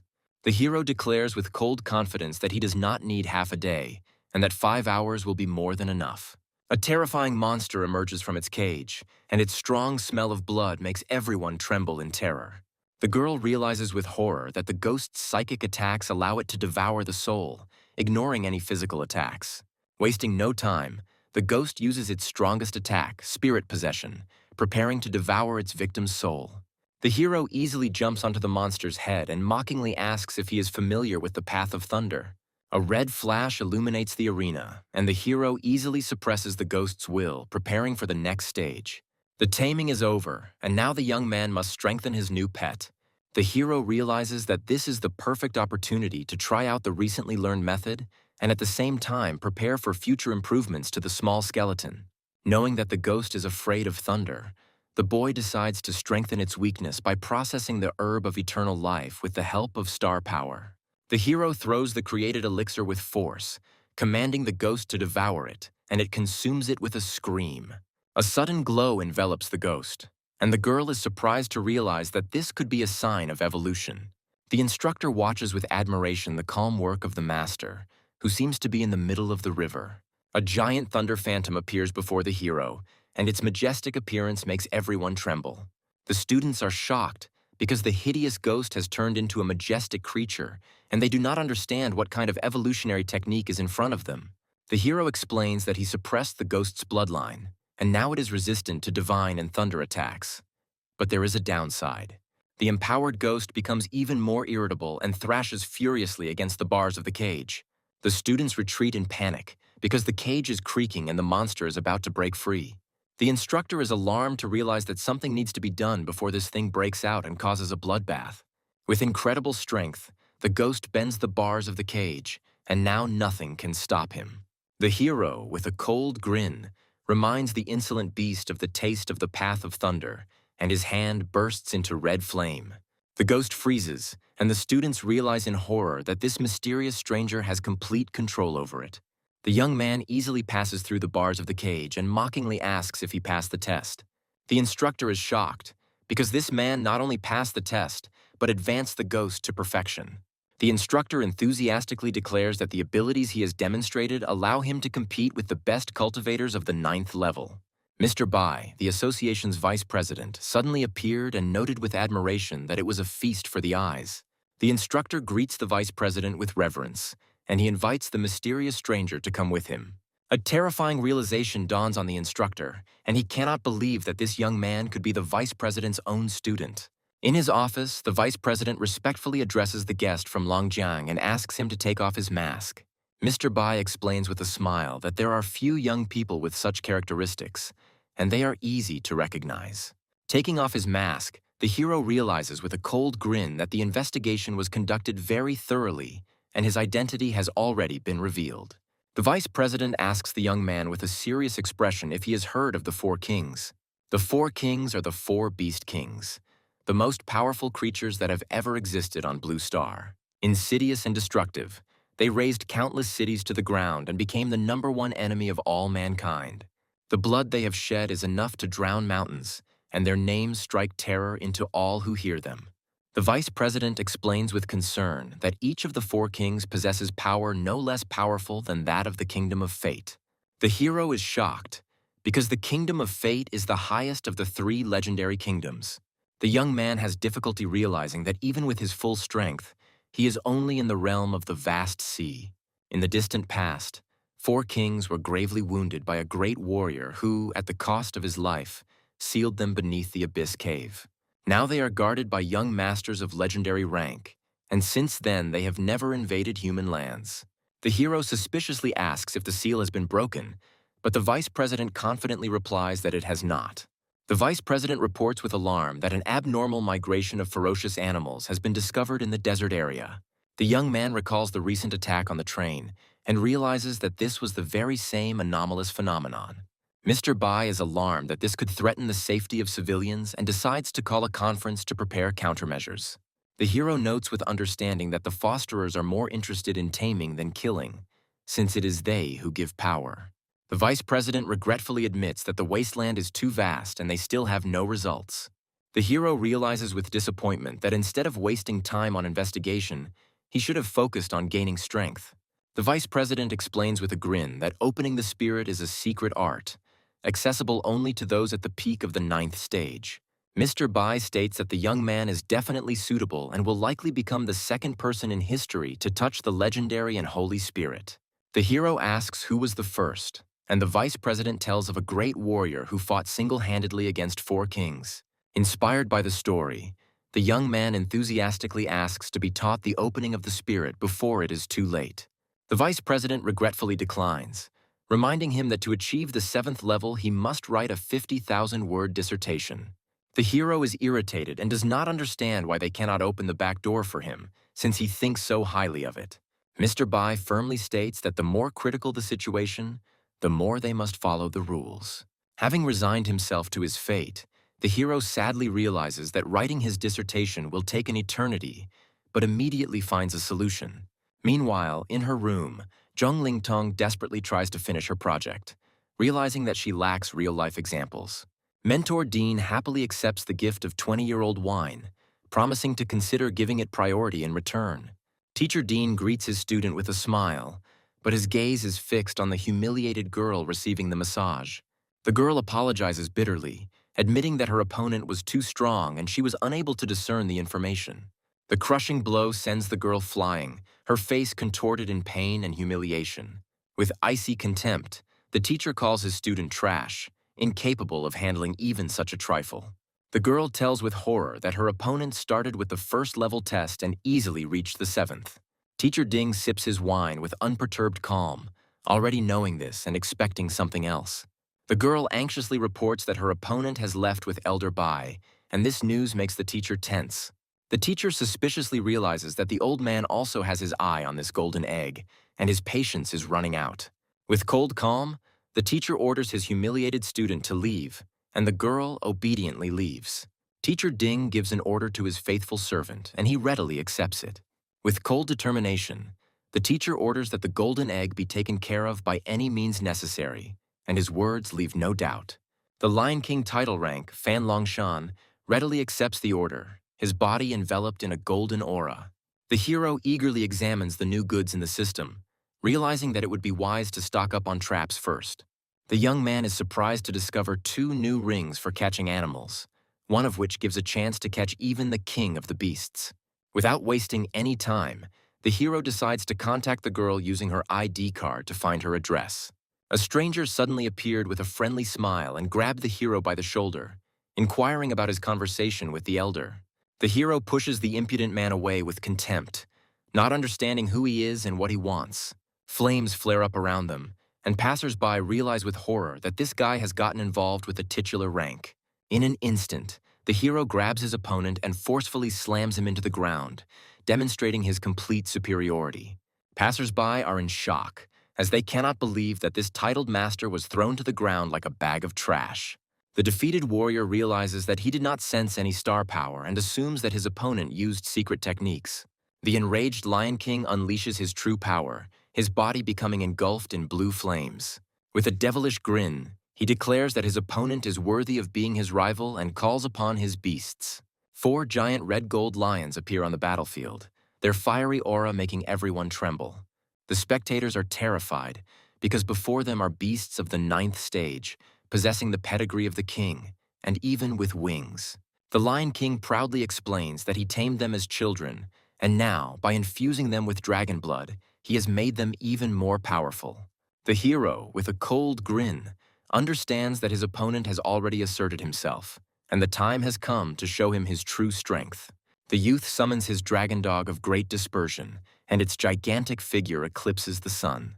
With one blow, the mighty dog knocks back all 4 lions, demonstrating his complete and crushing superiority. The giant dragon dog pins the fallen lions to the ground, its golden aura leaving them no chance. The Lion King is horrified and cannot believe that his mighty lions were so easily subdued by a mere dog. A terrifying realization dawns on the warrior, and he understands that this aura can only belong to the king of beasts. Panicked, the Lion King tries to justify himself, muttering that it was all a mistake, but his words are drowned out by fear. Meanwhile, in his office, the vice president listens with interest to the screams coming from the next room. Strange and frightening things are happening in the experimental building for teachers. In one of the cages sits a small 5th stage ghost dragon, its eyes full of fear. The teacher regretfully announces that this beast will be brought to the test tomorrow, and its fate is sealed. Unwilling to accept such injustice, the teacher injects the dragon with a mysterious serum. A sudden transformation turns the little dragon into an enraged monster, and its roar shakes the entire building. Teacher Dean is surprised to see the Lion King, not understanding how he returned so quickly. The defeated Lion King falls to his knees, and the young man, with a cold grin, announces that this egg has come for his soul. The teacher is surprised to recognize his recent acquaintance, not understanding what he's been doing for the past 2 days. The hero mockingly reminds that he was being watched all this time, and his words leave no doubt. The young man recounts with disdain how the students saw their teacher adding ingredients to the evaluation animals. The enraged teacher hits his students hard, accusing them of daring to spy on him. The teacher disdainfully declares that his shoes are dirty, and the humiliated students are ready to clean them. The teacher, with feigned sympathy, explains that he is doing this for their own good, because without difficulties they cannot survive. The hero is surprised to realize that this old geezer isn't so bad after all, but then he notices a crowd gathered to kill him. The teacher says with a cold smile that there is no need to silence him, because people will believe the cultivator of the 10th level peak. The arrogant warrior looks at his opponent with disdain, confident that he will still have to humble himself and beg him to teach him. With a sly smile, the teacher invites the hero to join them, promising to make him the strongest grower in the world. The sudden blow sends the teacher flying, and his body is slammed into the ground with force. Disgusted, the hero orders him to shut up, declaring that every word he says makes him sick. The enraged bodyguards rush to defend their master, threatening the hero with a terrible death. Unwilling to endure the humiliation any longer, the young man looks defiantly at the crowd, challenging them to come closer if they don't want to die. An incredible aura, not inferior to the 9th step, makes the bodyguards retreat in horror. Teacher Ding gives an order, promising a generous reward to whoever kills this dog and catches him alive. 3 titled masters of the highest 9th stage accept the challenge, hoping to use this opportunity to break through. With a furious roar, the 3 warriors rush into the attack, promising that their enemy will not have time to take a breath. With icy calm, the hero repeats for the last time that if they take even 1 step forward, they will die. The young man is interested to see if the authority of his little skeleton will work on these impudent fellows. In an instant, 3 9th stage title masters were killed, and the bodyguards fled in panic. With horror, they recognize in the small skeleton the very beast that killed several leaders of the starry sky. Teacher Ding realizes with horror that in front of him is that very young man, an incomparable master of combat beasts, possessing legendary combat power. Realizing his mistake, the teacher falls to his knees, begging for mercy and promising to give everything he has. The hero asks with a cold grin if he is really ready to give him everything in exchange for his life. With a devilish laugh, the young man offers him to pray, reminding him that his things are now his things. The hero looks at his enemy with contempt, realizing that he knew from the very beginning that he was the owner of the pet store. The young man proudly declares that this little skeleton is his battle pet, which he personally raised. The bodyguards are horrified because they cannot believe that this small skeleton, comparable to the king of beasts, was raised by his hands. The hero, with a devilish grin, offers everyone the opportunity to have the same pet, and his words leave no doubt. The young man throws the swords of his slain enemies to the ground, inviting those who do not wish to participate to leave. With cold determination, the hero declares that those who want to be with him must show what they are capable of. The bodyguards are confused, as they cannot decide whether to betray their master for the opportunity to raise such a pet. An enraged teacher, Dean cannot believe such a betrayal and angrily shouts that this is their payment for his kindness. Tired of the bullying, the bodyguards draw their swords, ready to take revenge on their former master for all the humiliations. The teacher furiously orders them to leave, but his words are drowned in hatred and contempt. With a cry of despair, the teacher rushes at his former subordinates, but finds himself in the minority. One of the bodyguards hands the hero a secret order that Ding Chunfeng carried with him, and now his fate is sealed. The bodyguard reverently hands over a secret order that gives the right to use the abilities of a 9th-level cultivator. With a cold smile, the hero accepts the order and orders that from now on he be called Master Su. The bodyguards fall to their knees, swearing that they saw nothing and knew nothing. The hero, with a slight smile, summons his snake and orders it to clean up the battlefield. Meanwhile, in the student dormitory, someone is worried about his friend.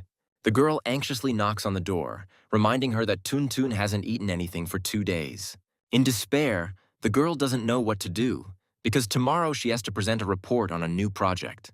The rector is furious because he only warned Teacher Dean yesterday, and now he doesn't understand what's happening in the 8th grade.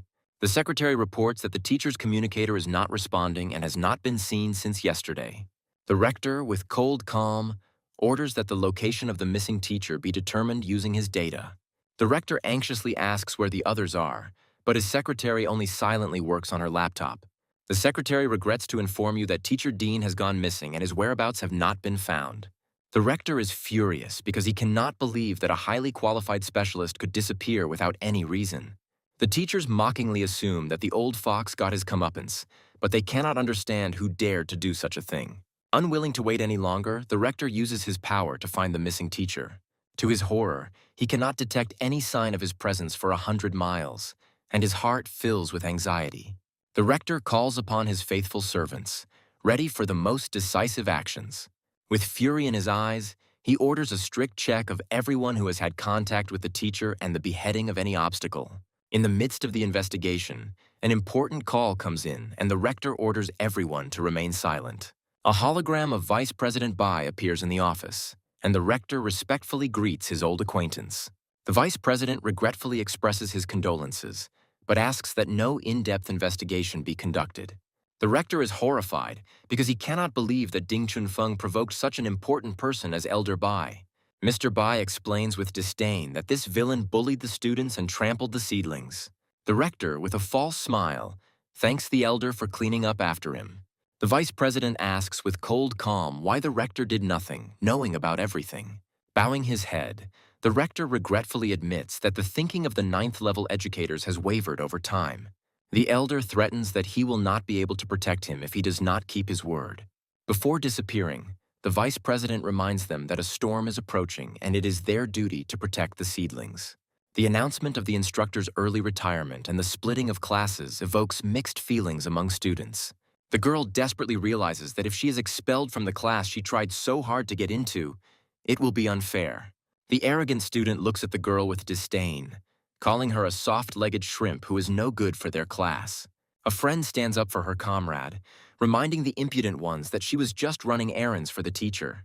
With a grin, the girl declares that they won't see them after the meeting anyway, and leaves, leaving the losers behind. The girl looks at her friend with gratitude, but she suggests staying away, afraid of becoming a target. With tenderness, her friend reminds her that it was she who taught her the theory of domestication, and everyone is simply jealous of her. The girl bitterly admits that she feels helpless and asks to be left alone. Unwilling to accept her despondency, her friend grabs her hand forcefully, declaring that she needs to sort out the placement first. Meanwhile, in the library, the hero approaches the counter with a whole stack of books, ready for new discoveries. The girls who suddenly appeared were surprised to recognize their new acquaintance, and the friend did not let her companion go until she saw the results. A friend sympathetically tells the hero that Teacher Dean not only abandoned the dissertation, but also assigned her a cursed project. The girl, irritated, cannot understand who even came up with this stupidity, and how growing up can be connected with death.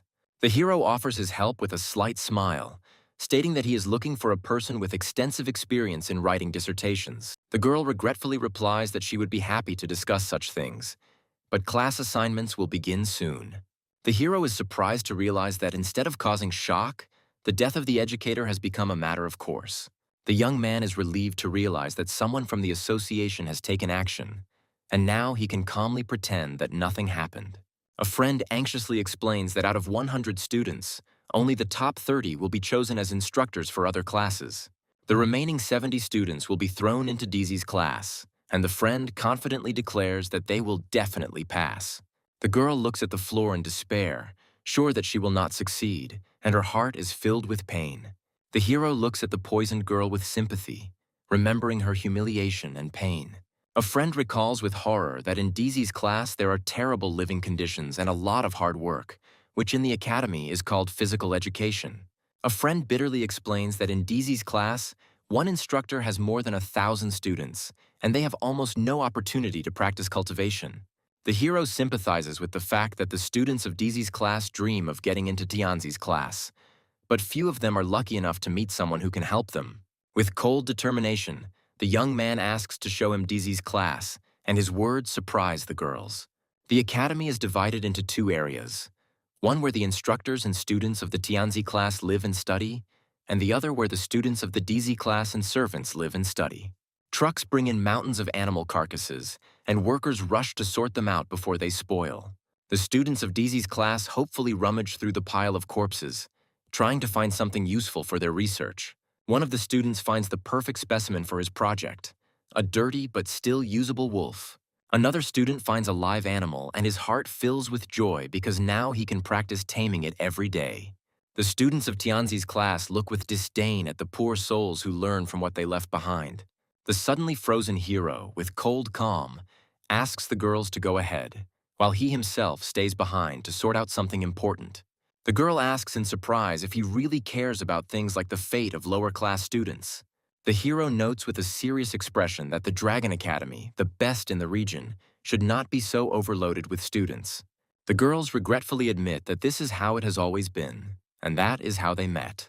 Suddenly, one of the students flies to the side, and the girls realize in horror that this is not a simple coincidence. An arrogant student contemptuously beats his friend, shouting that he does not hear his groans.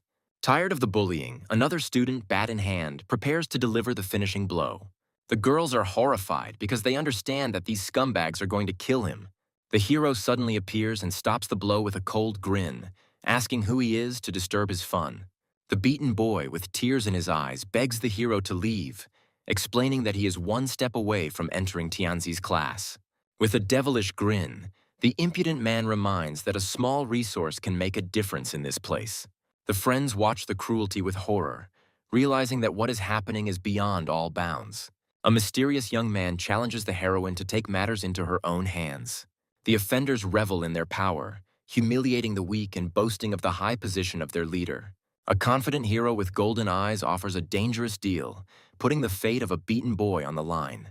The enraged opponent accepts the bet, enthusiastically raising the stakes to the limit.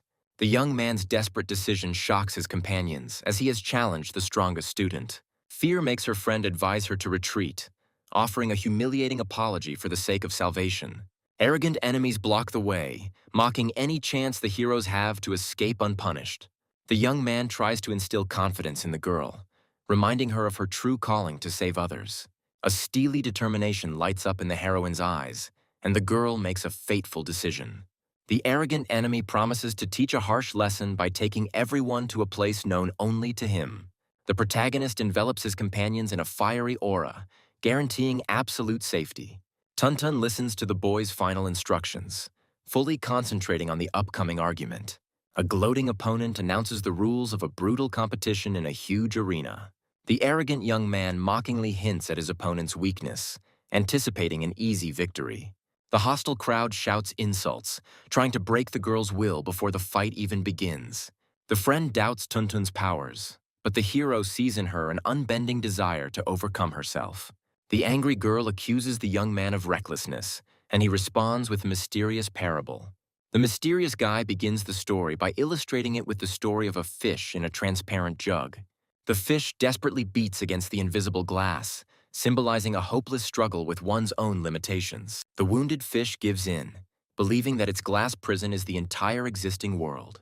The young man finishes the instructive story, but his companion sees only the threat of cruel reprisal in case of loss. Tuntun awakens her true self, and the ghostly spirit of a mighty blue dragon appears behind her. The enemy is stunned by the girl's sudden transformation, but his shock quickly gives way to a furious desire to destroy her. The duel begins, and the opponents simultaneously engage in a mental battle with the ferocious beasts. The overconfident enemy smirks, confident of his victory thanks to his secret knowledge of the creature's weaknesses.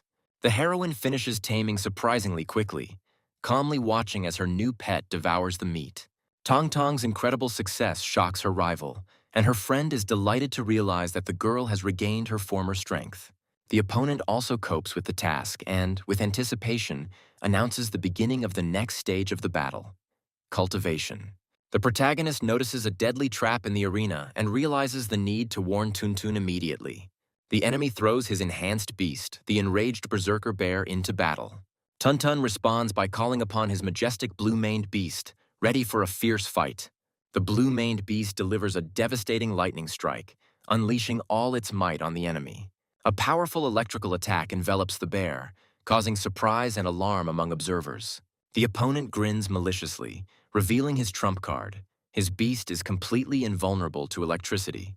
The girlfriend is outraged by the foul play, but the mysterious young man remains calm, anticipating a countermove.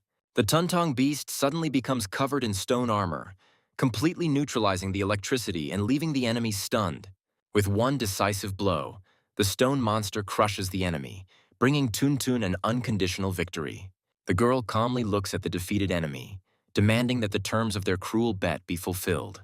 The rescued boy rejoices at his newfound freedom, while his comrade finds it hard to believe his leader's defeat. The friends rejoice at Tuntun's victory, and the hero smiles smugly, anticipating such an outcome. The enemy, humiliated by defeat, falls into a rage and prepares for a vile blow, grabbing a club. Blinded by anger, the enemy treacherously attacks the defenseless heroine from behind. An unexpected savior in the form of a nimble fighter twists the attacker, stopping the cowardly blow. The appearance of the menacing pink-haired senior and his retinue dramatically changes the balance of power. There is fear in the friend's voice, because the young man who appeared turns out to be the legendary upperclassman, the boss of their entire class. Even after being captured, the arrogant young man continues to make threats, hiding behind the name of his influential family. The pink-haired leader gives a speech about justice, reminding the loser of honor and duty. The senior delivers the verdict, and the pitiful cries of the loser's friends can be heard from the punishment cell. The brutally beaten bully finally breaks, humiliatingly begging the formidable senior for mercy. A senior student passes a harsh sentence, banishing the humiliated offenders from his territory forever. The heroes thank their savior, but the pink-haired leader accepts their gratitude with restrained calm. The young man praises Tong Tong for her contributions, lamenting the unfair distribution of resources at the academy. A senior student tries to cheer up a girl by jokingly offering her the comfort of his company. A mysterious guy abruptly interrupts a friendly conversation, asking a direct and uncomfortable question about money. The senior student looks with distrust at the stranger, who introduces himself as an ordinary merchant and shows a business interest. The leader bitterly explains the harsh reality of their world, where only the rich have privileges, while the poor are destined to be outsiders. The pink-haired boy warns the boy against trying to profit from their class, but Tung Tung stands up for his savior. The protagonist reveals his true purpose by asking about the possibility of renting a heavenly beast, leaving Tong Tong astonished. The perceptive senior realizes that he is an outsider, as access to the local pet market is strictly controlled by the academy. The protagonist makes a bold statement, promising to supply pets of the highest quality in unlimited quantities. Intrigued, the senior decides to take a risk by accepting the stranger's mysterious offer, as he has nothing left to lose. The heroes are met by a stubborn old man at a dilapidated shop who flatly refuses to part with the family heirloom.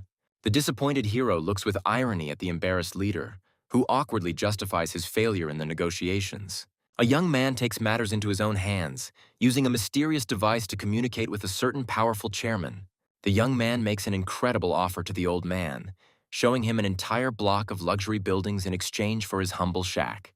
The elderly owner is euphoric with generosity, while the senior is completely shocked by the financial power of this mysterious businessman.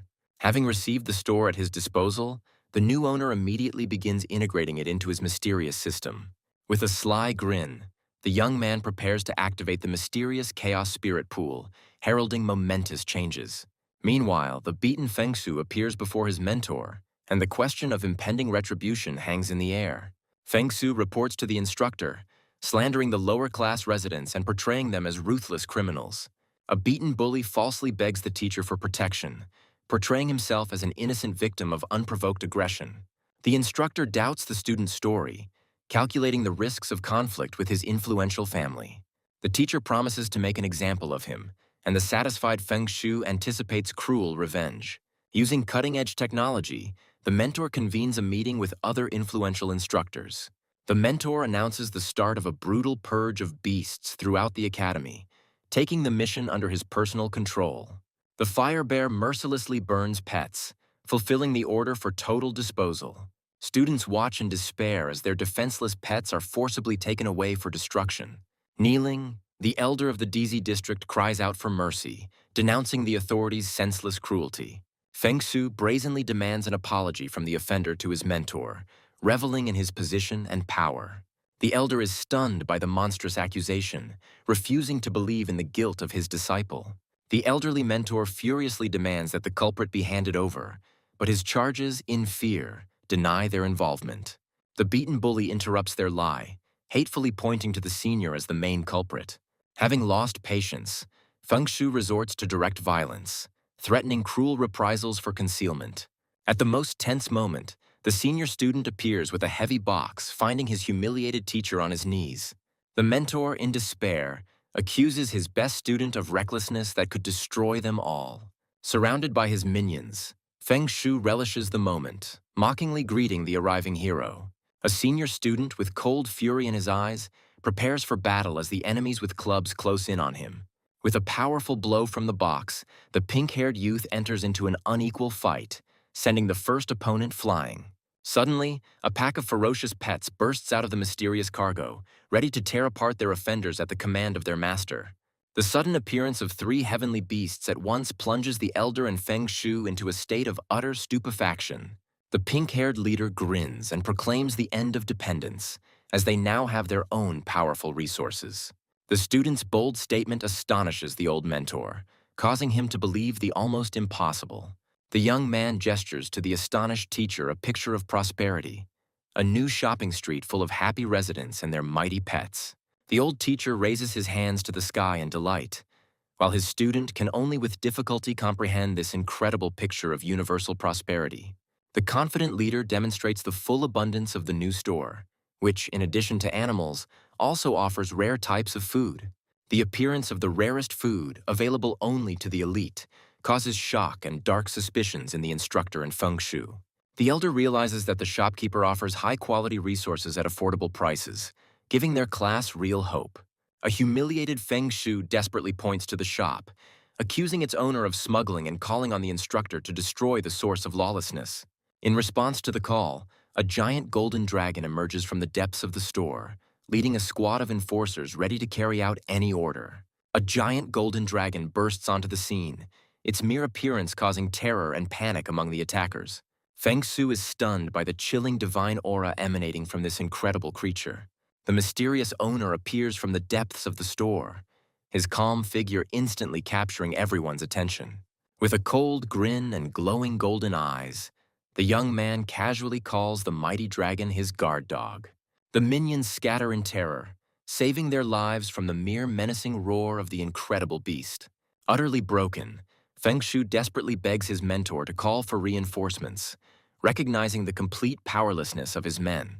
The protagonist stands calmly against the backdrop of his shining pet, radiating an aura of absolute power and unshakable confidence. The astute instructor realizes that before him stands the wielder of the king of beasts, and therefore a man of incredible origin and connections. Realizing the true balance of power, the teacher instantly changes his arrogant tone to an obsequious one, trying to smooth over the brewing conflict. The senior student points out the instructor's cowardly change of demeanor with a sarcastic laugh, causing Feng Shu to burst into impotent rage. Inspired by hope, Tuntun convinces her injured comrade to trust their new powerful protector. Feng Shu grins maliciously, absolutely confident of his impunity thanks to his family's financial influence. The instructor makes an absurd verdict of mutual guilt, leaving his spoiled student completely perplexed. An enraged Feng Shu feels betrayed as his teacher demands a humiliating apology from him before the commoners. The mentor delivers a pompous speech about honor and justice, trying to save face in the face of an irresistible force. The teacher makes the final judgment, forcing Feng Shu not only to apologize, but also to pay for the victim's medical treatment in full. The senior student, with a sly grin, finishes off his humiliated opponent, demanding the immediate execution of the sentence. Driven to his limits, Feng Shu decides to take extreme measures, calling on the powerful forces of his family for help. A powerful call cuts through the sky, and three mysterious figures arrive in the blink of an eye at the youth's call. The masked elite fighters who have arrived in response to the call bow before the young master, ready to unleash their wrath on his offenders. The appearance of the three titular masters floating in the air leaves the elder in awe. Blinded by his thirst for revenge, Feng Shu tries to convince his mentor to break the truce for a bloody massacre. The joy of victory gives way to anxiety, as the appearance of three masters hints at an even greater and hidden danger. The protagonist, with icy calm, dispels the general fear, hinting at a true, even more powerful threat from above. The young man's frightening prediction comes true, and the mysterious silhouette of another, far more formidable enemy appears in the sky. A powerful elder of the Xiao family descends from the heavens, shrouded in an aura of colossal power. The arrogant young man panics, because the appearance of the elder means the complete failure of his reckless plan.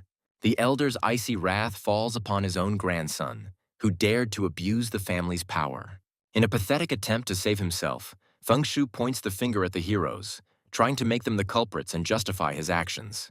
Against a backdrop of general chaos, the system presents the protagonist with a new, life-changing task that promises incredible opportunities for growth.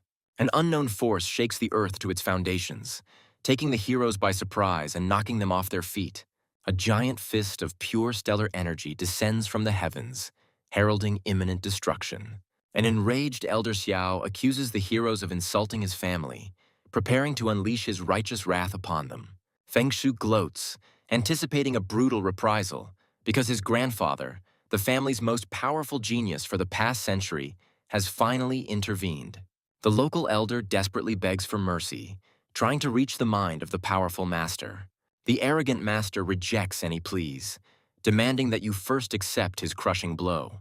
In response to the threat, the hero's golden dragon assumes its true, majestic form, preparing to meet the attack. The pet's incredible transformation leaves the elder and his spoiled grandson in a state of absolute shock. The protagonist looks at the enemy with icy contempt, believing that only brute force can teach the arrogant fool a lesson. The crushing power leaves the hero's friends in awe, as the mighty ninth-level master was defeated with a single blow. The enraged elder scolds his wayward grandson, who, in pathetic excuses, places all the blame on the hero's deceptive appearance. Satisfied with the resolution of the conflict, the hero casually turns to the instructor, finally asserting his dominant position. The cowardly mentor tries to curry favor with the young man, demonstrating his complete loyalty and willingness to cooperate. A witness suddenly appears and reveals the whole truth, accusing Feng Shu of instigation and a cowardly attack. An icy rage flashes in the elder's eyes, as his grandson's lies and cowardice become the last straw for him. Realizing the gravity of his situation, Feng Shu falls to his knees in panic, humiliatingly begging for forgiveness. The master passes a cruel sentence, condemning his grandson to broken legs and 5 years of imprisonment in order to spare the family shame. Pitiful cries for mercy are drowned in the air as the guards drag the guilty youth away to meet his harsh fate. Elder Xiao humbly bows his head before the protagonist, admitting his guilt and offering any compensation.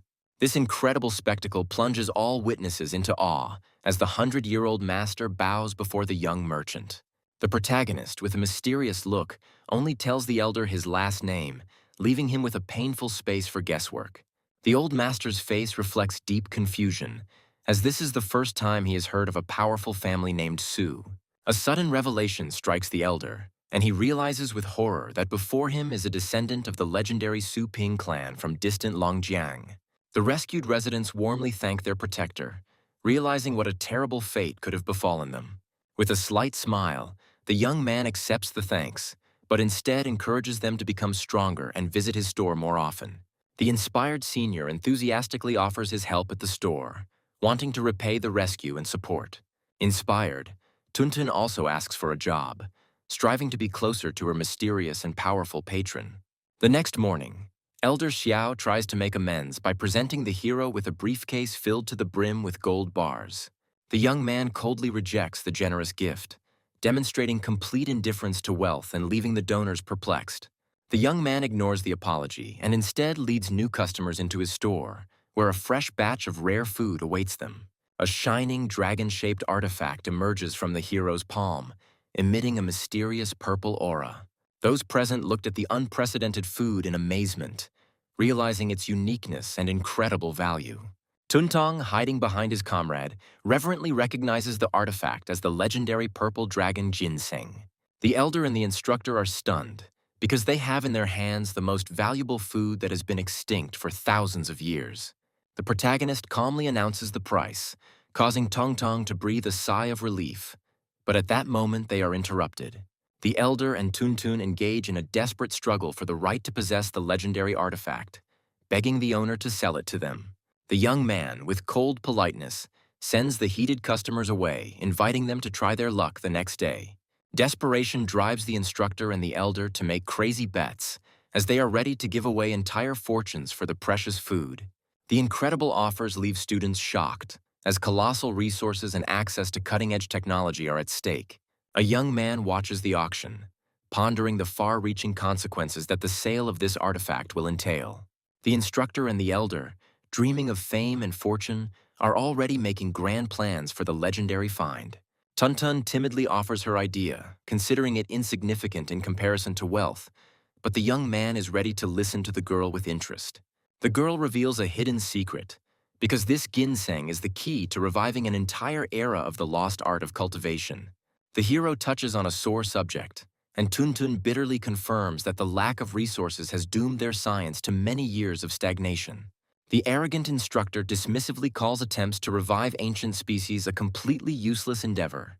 The instructor's caustic remark offends the young man, and he, with a sly smile, promises to bring something that can change his mind. The mysterious merchant retreats to the mysterious room, leaving Tong Tong in confusion due to the sudden revelation of the savior's true name. The mysterious door behind the hero flashes with lightning, and the tense anticipation stretches out for a whole half hour. A young man emerges from behind the door, holding a priceless artifact in each hand, and the sight completely shatters the reality of his guests. The protagonist handles the 1,000-year-old treasures carelessly, causing panic among the elder and the instructor. Tuntun notices the blood on his master's sleeve with alarm, but he only brushes it off casually, causing even more shock to the others. The elder and instructor are in awe as they try to comprehend the countless treasures that this mysterious young man's family possesses. Consumed by greed, the old master loses all self-control, pushing away the instructor in an effort to be the first to touch the hero. The elder, in a humiliating act, throws himself at the young man's feet, offering to clean his shoes for the sake of favor. The protagonist coldly accepts this act of servility as part of the payment, reminding him of the money and the promised dividends. Like a magician, the young man materializes several more species of extinct food in his hand, and Tuntun delightedly identifies each one. The girl regretfully refuses to buy it, because the price of these treasures exceeds all her annual food expenses. The instructor speaks with disdain of the faded glory of the Tong Tong family, once great cultivators but now science-obsessed failures. The system warns the hero for using the store for personal purposes, but he only denies his guilt with a sly grin. The young man makes a royal gesture, handing over all the gifts and treasures he received to the stunned Tuntun. This incredible gesture shocks everyone present, especially Tunton herself, who has suddenly become the heir to untold wealth. The protagonist, with an unperturbed expression, confirms his decision, handing over all resources to the girl for her scientific research. Elder Xiao tries to dissuade the young man from such a reckless act, promising him untold riches and worldwide recognition. The system issues a warning again, but the young man merely dismisses its mercantile values with contempt. With righteous anger, the boy lashes out at the elder, accusing his family of greed, arrogance, and complete indifference to the fate of the weak. The powerful rebuke makes even the 100-year-old master feel ashamed, and for the first time in his life he is speechless from the young man's righteous anger. The senior and his comrades rejoice because finally someone has been found who dared to challenge injustice and stand up for them. The disgraced elder and instructor showered themselves with flattery, trying to atone for their guilt and appear as noble patrons. With cold calculation, the young man considers his own benefit, understanding that selling elite feed and monopolizing the market is not a sin. A fire of ambition lights up in his eyes, and the hero mentally voices his grand plan, in which investing in Tong Tong is only the first step. The grand plan bears fruit, justifying all actions in the eyes of a doubting system. The next day, the atmosphere in the classroom is tense due to the shocking video being shown. The friends decide to hide in the dorm until the tests, trying to avoid the impending threat. Looking for some fun, the bored bully notices the girls entering and an evil glint lights up in his eyes. The arrogant Feng Yiliang blocks the path of his friends, immediately setting his sights on the defenseless Tong Tong. Tunton, with icy calm, demands to give way, refusing to show his fear. Feng Yiliang resorts to direct insults, maliciously mocking the girl and trying to break her will. In response to the silent contempt, the bully snatches the valuable book from Tong Tong, crossing the final line. The bully holds the book high, reveling in his superiority, while the girl desperately tries to get her thing back. The outraged friend prepares to intervene, but another student mockingly stops her, continuing the cruel bullying. A vicious bully mockingly offers a deal, demanding a humiliating confession in exchange for her item. The sadist eagerly awaits her tears, reveling in every moment of her helplessness. A sudden intervention interrupts the bullying, and the steely grip of an unknown savior takes the offender by surprise. The mysterious protector easily neutralizes the bully, returning the book to the girl and offering his protection. The defeated bullies are perplexed and try to understand the reason for such a strange intercession on the part of the bodyguard. Dirty speculations give birth in the heads of hooligans to a vile theory about a patron, explaining her sudden protection. The thirst for revenge pushes the bullies to a new plan, and they decide to secretly follow the girl in order to get compromising photos. The pursuers, hiding in the bushes, watch in bewilderment as their target heads to the scientific institute. Inside the institute, a desperate colleague turns to Tong Tong for help after encountering an insurmountable problem in raising tigers. Looking inside, the bullies are surprised to find a whole gathering of lower-class students, something they never expected. Tong Tong instantly identifies errors in treatment, demonstrating deep knowledge in the art of cultivation. The spying hooligans are enraged, deciding that the girl is illegally using the academy's resources for her experiments. The menacing bodyguard once again thwarts their dastardly plans, catching the spies off guard. The bully tries to portray himself as a fighter for justice, but the guard only contemptuously ridicules his stupidity. Feng Yiliang bursts in, threatening Tong Tong with expulsion for allegedly using the equipment illegally. The girl calmly shows official documents, completely destroying all accusations and shocking the bully. A friend gently leads Tong Tong away from a pointless argument, reminding her of the importance of their joint scientific project. The name of the Purple Blood Dragon project stuns the bullies, as its success guarantees the girl a bright future. A sensational discovery is presented at a scientific conference. A giant snail grown using a new method amazes the imagination. Experts are excitedly analyzing the data, confirming the incredible stability and resilience of the new species of celestial beasts. Confident of success, the scientist eagerly awaits recognition for his innovative skills. The jury delivers a crushing verdict, giving him humiliatingly low scores for his work. The pathetic result plunges the smug scientist into a state of complete shock and denial.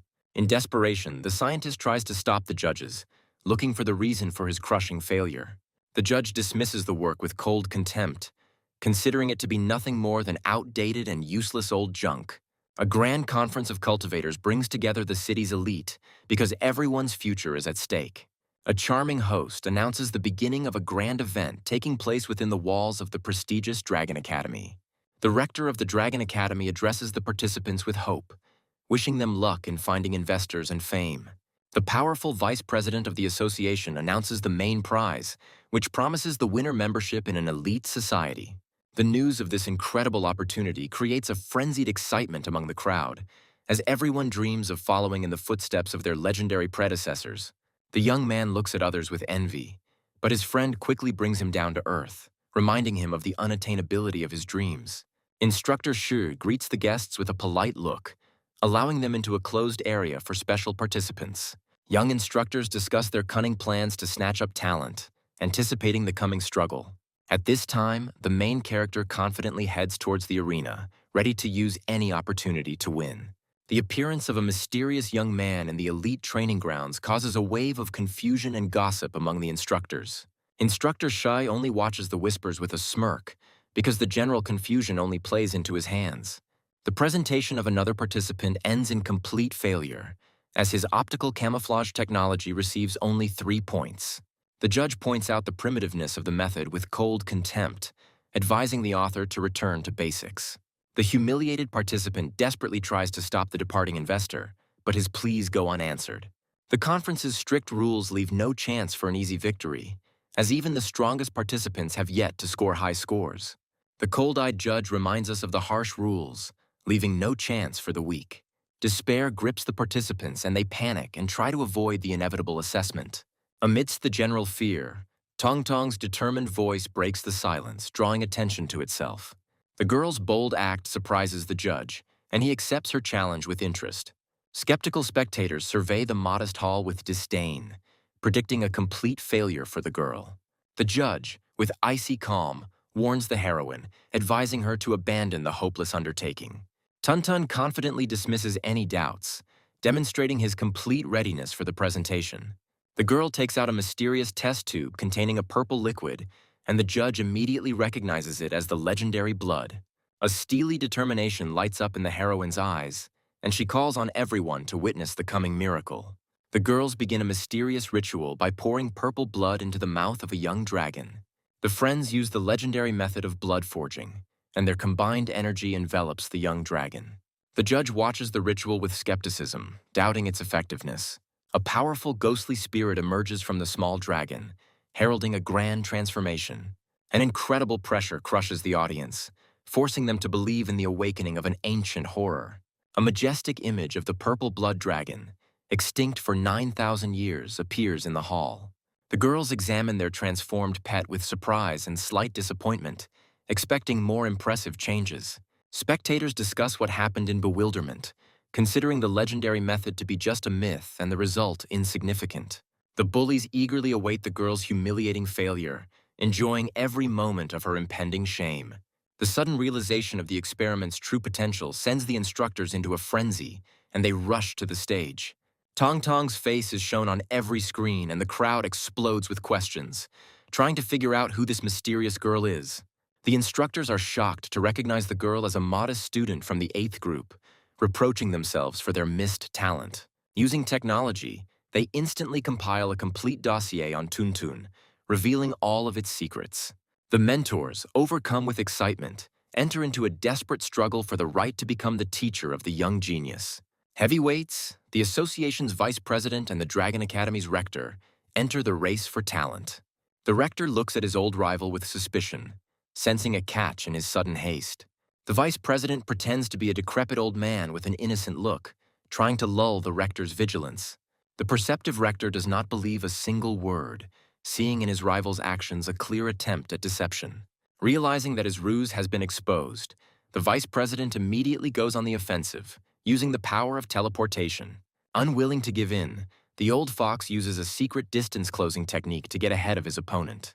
2 powerful masters soar above the crowd, demonstrating their incredible strength in the fight for young talent. The vice president turns to the girls with a polite smile, and Tong Tong's friend barely holds back a squeal of delight. Observers discuss the events with envy, because a personal assessment from the vice president is an honor for any genius. The old master looks at the transformed dragon with admiration, recognizing its superiority over all known species. Every detail of the beast's appearance screams of its royal origin, confirming the success of the incredible experiment. The vice president gives the highest rating of 9.5 points, opening the doors to the world of the elite for the girl. The old master makes his move, offering Tuntong the patronage of the entire association and personal mentorship.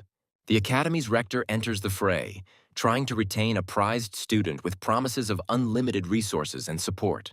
Spectators watch the battle of the titans in amazement, as the proposals made to the girl exceed all conceivable expectations. Hooligans realize with envy and bitterness how high the one they humiliated just yesterday has risen. Tuntun faces the most difficult choice of her life, because her entire future destiny depends on her decision.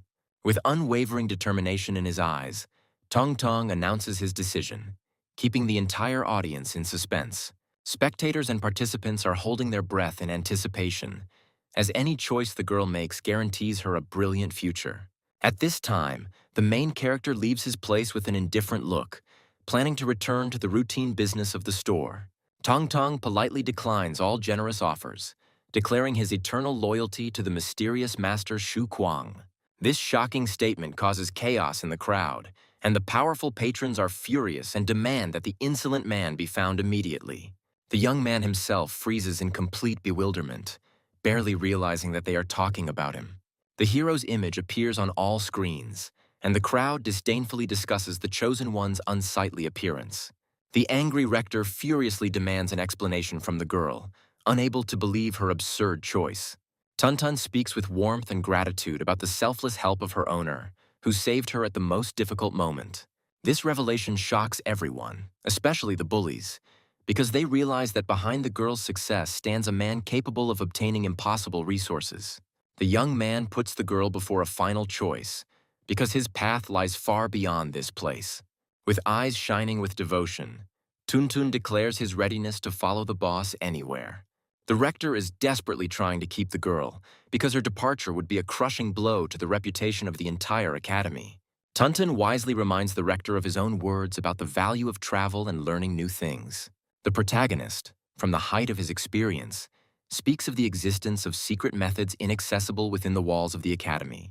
The audience discusses the stranger's words with disbelief, considering them to be nothing more than a clever ploy to steal his talent.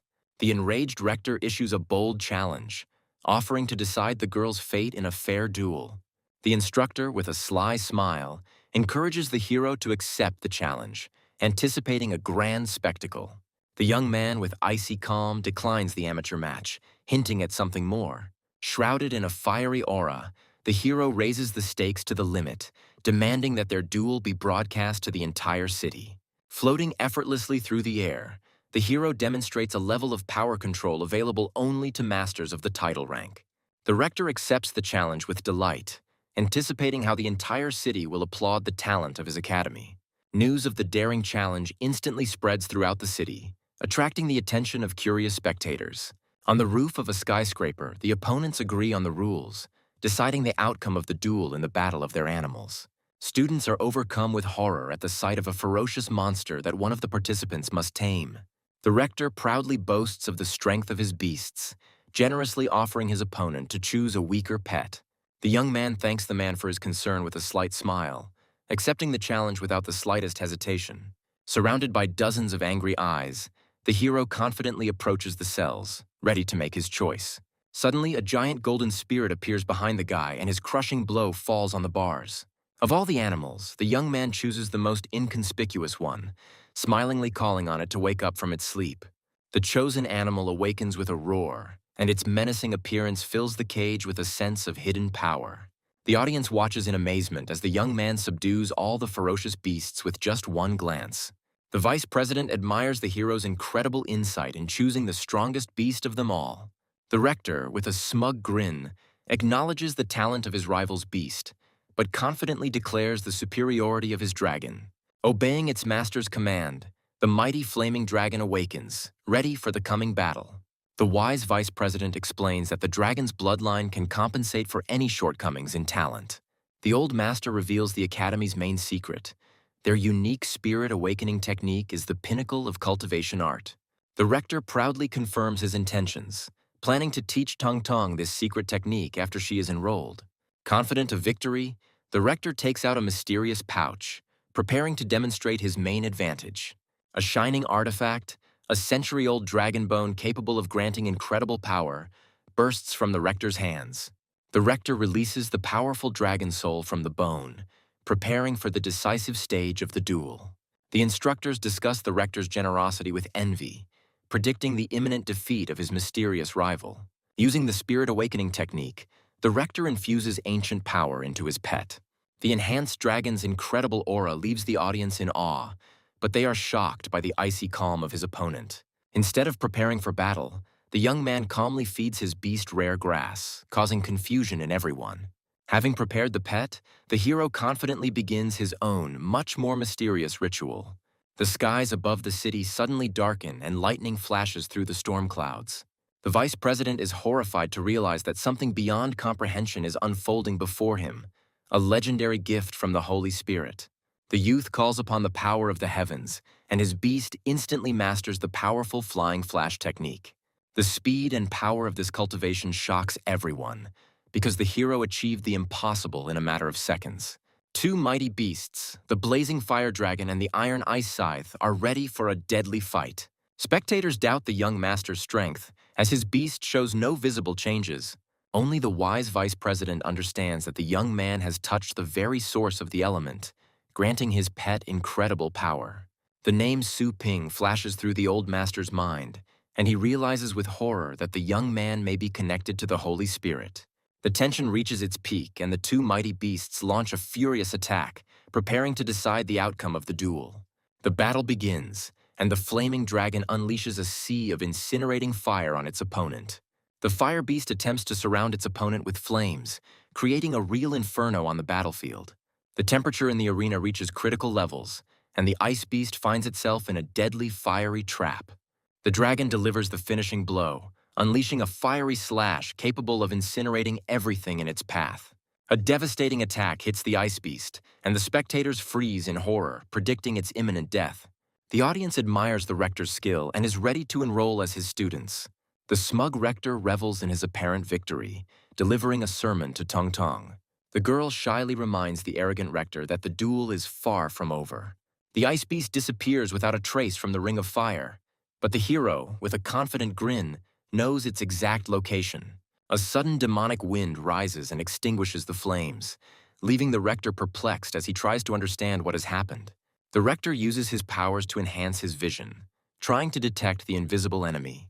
The wise vice president advises everyone to switch to the high-speed camera to see the true picture of the battle. Even at 1,000,000 frames per second, the camera struggles to capture the blurry silhouettes of the ice beast rushing at incredible speed. The audience is gripped by horror as they realize that this divine speed is the result of the power of a mysterious young cultivator. An invisible enemy deals a crushing blow, and the rector watches in shock as his mighty dragon is wounded. With a snap of his fingers, the hero stops the duel, inviting his humiliated opponent to continue the senseless struggle. The completely crushed rector admits his defeat, and the presenter announces the triumphant victory of the mysterious participant. The wise vice president finally reveals the true identity of the winner, naming him as the legendary Su Ping from Longjiang City. This news explodes the crowd, because the name of Su Ping, the legendary warrior who single-handedly stood against the starry sky, is known to everyone.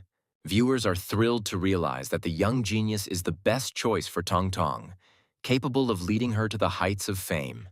The senior looks at his boss with pride, and Tong Tong is in awe of the incredible person fate has brought her together with. The system congratulates the hero on successfully completing the task, and he accepts the well-deserved reward with satisfaction.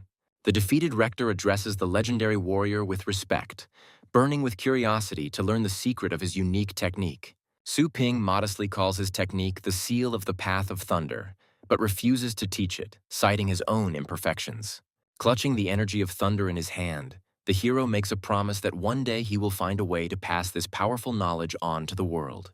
The news of the hero's willingness to share his equipment causes a fit of greed and excitement among the instructors. Su Ping dispels their mercantile dreams by declaring his intention to make knowledge accessible to all.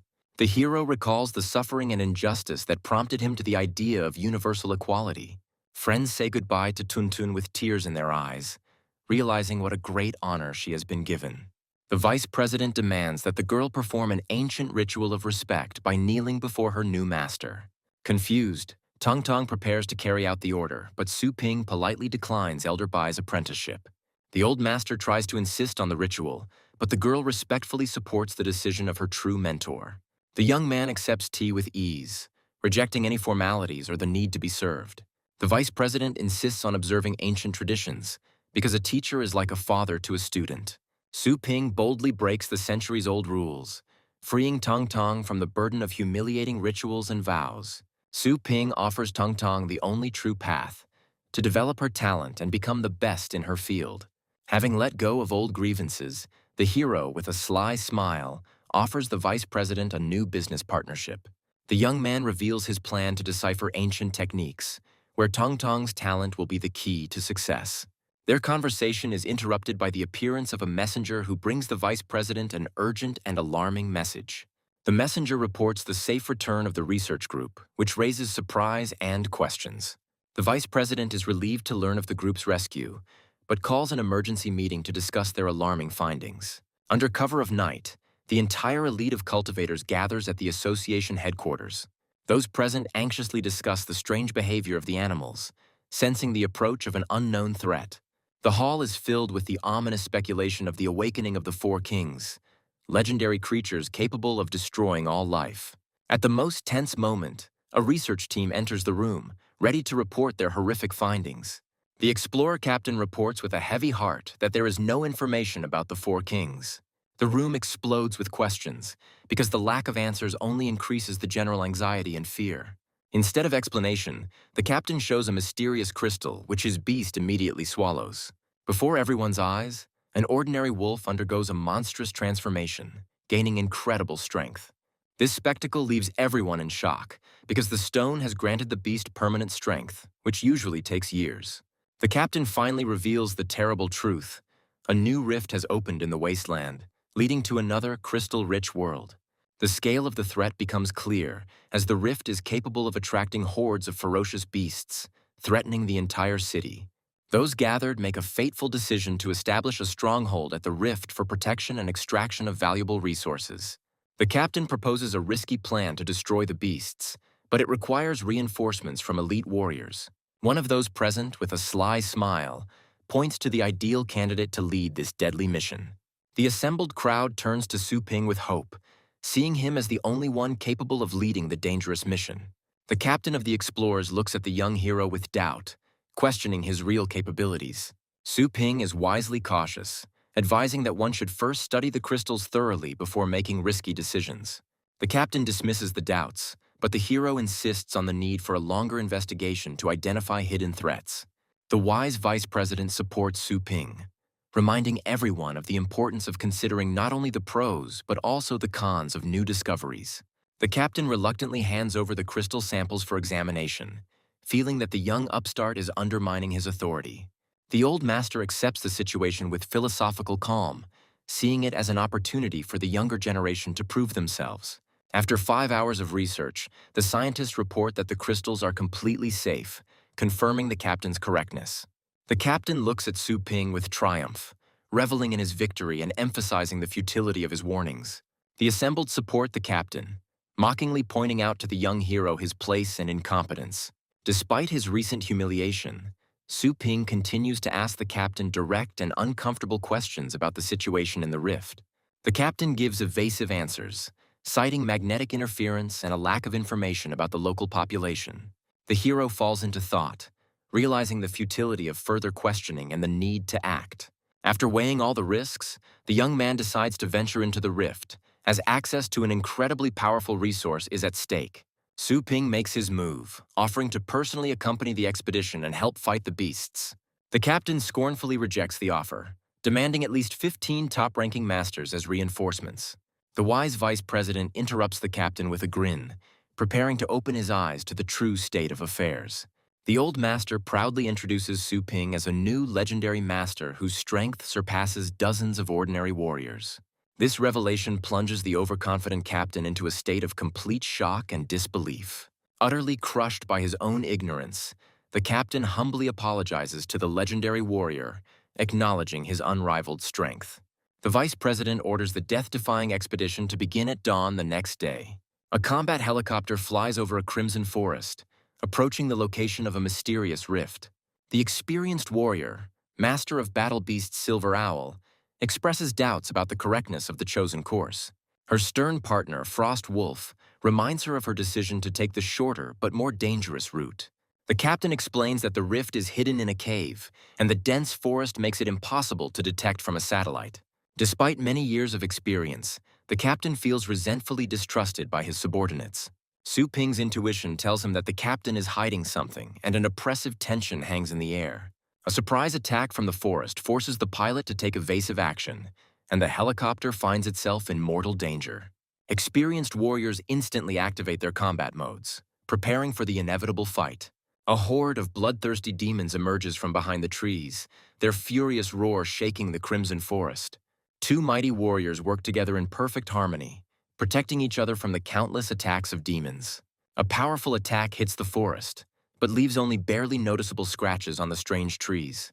The warriors are surprised to discover that their attacks are almost useless, and the cunning creatures skillfully hide in the forest. A demon suddenly appears and attacks the warrior from behind, and Su Ping warns her of the danger at the last second. An unknown creature grabs the hero with its tentacles, but he only looks at the threat with cold calm. Silver Owl confidently rejects Su Ping's help, considering the monsters too weak a threat for masters of their level. The captain proposes a risky plan to split up and deal with the enemies on the ground using pets. The two masters readily accept the plan, calling upon their powerful guardian beasts to help. Su Ping tries to warn his comrades against the dangerous division, but they only confidently wave him off. Resigned to the inevitable, the hero summons his own, far more terrifying pet, preparing for swift execution. The hero's guardian spirit unleashes a crushing blow on his enemies, but this is only the beginning of his furious attack. The most powerful double dragon technique is released, and the golden spirit roars as it rushes towards the demon horde. One of the demons tries to withstand the blow, but his body is torn to pieces by the incredible power. Despite the victory, the hero is surprised to note the incredible resilience of these strange creatures. The question of the origin of the strange thorns covering the bodies of the unseen beasts arises in the young man's mind. Sensing the approach of his comrades, Su Ping and his pet rush to their aid. With a furious cry, the hero unleashes another powerful blow on his enemies, sending them into a fiery hell. Even the strongest of demons cannot withstand this attack, and his body is incinerated in a pillar of flame. Su Ping watches his pets in amazement as one of them easily blocks the attack of a powerful enemy. At the most tense moment of the battle, the hero notices something strange. One of the demons laughs like a human. The hero's pets assume their true dragon form, preparing for the decisive battle. Even in their new form, the dragons struggle to contain the onslaught of mysterious enemies, hinting at their incredible strength. Su Ping decides to capture one of the enemies alive in order to unravel the mystery of their origin. The hero remembers the expensive and rare fishing rings that he had prudently taken with him. With a furious cry, the young man calls on his charges to clear the way for him, rushing into the thick of the battle. The golden guardian spirit unleashes a crushing blow upon its enemies, destroying dozens of demons with a single swing. Su Ping transmits the target coordinates, and the mysterious weapon is aimed for a pinpoint strike.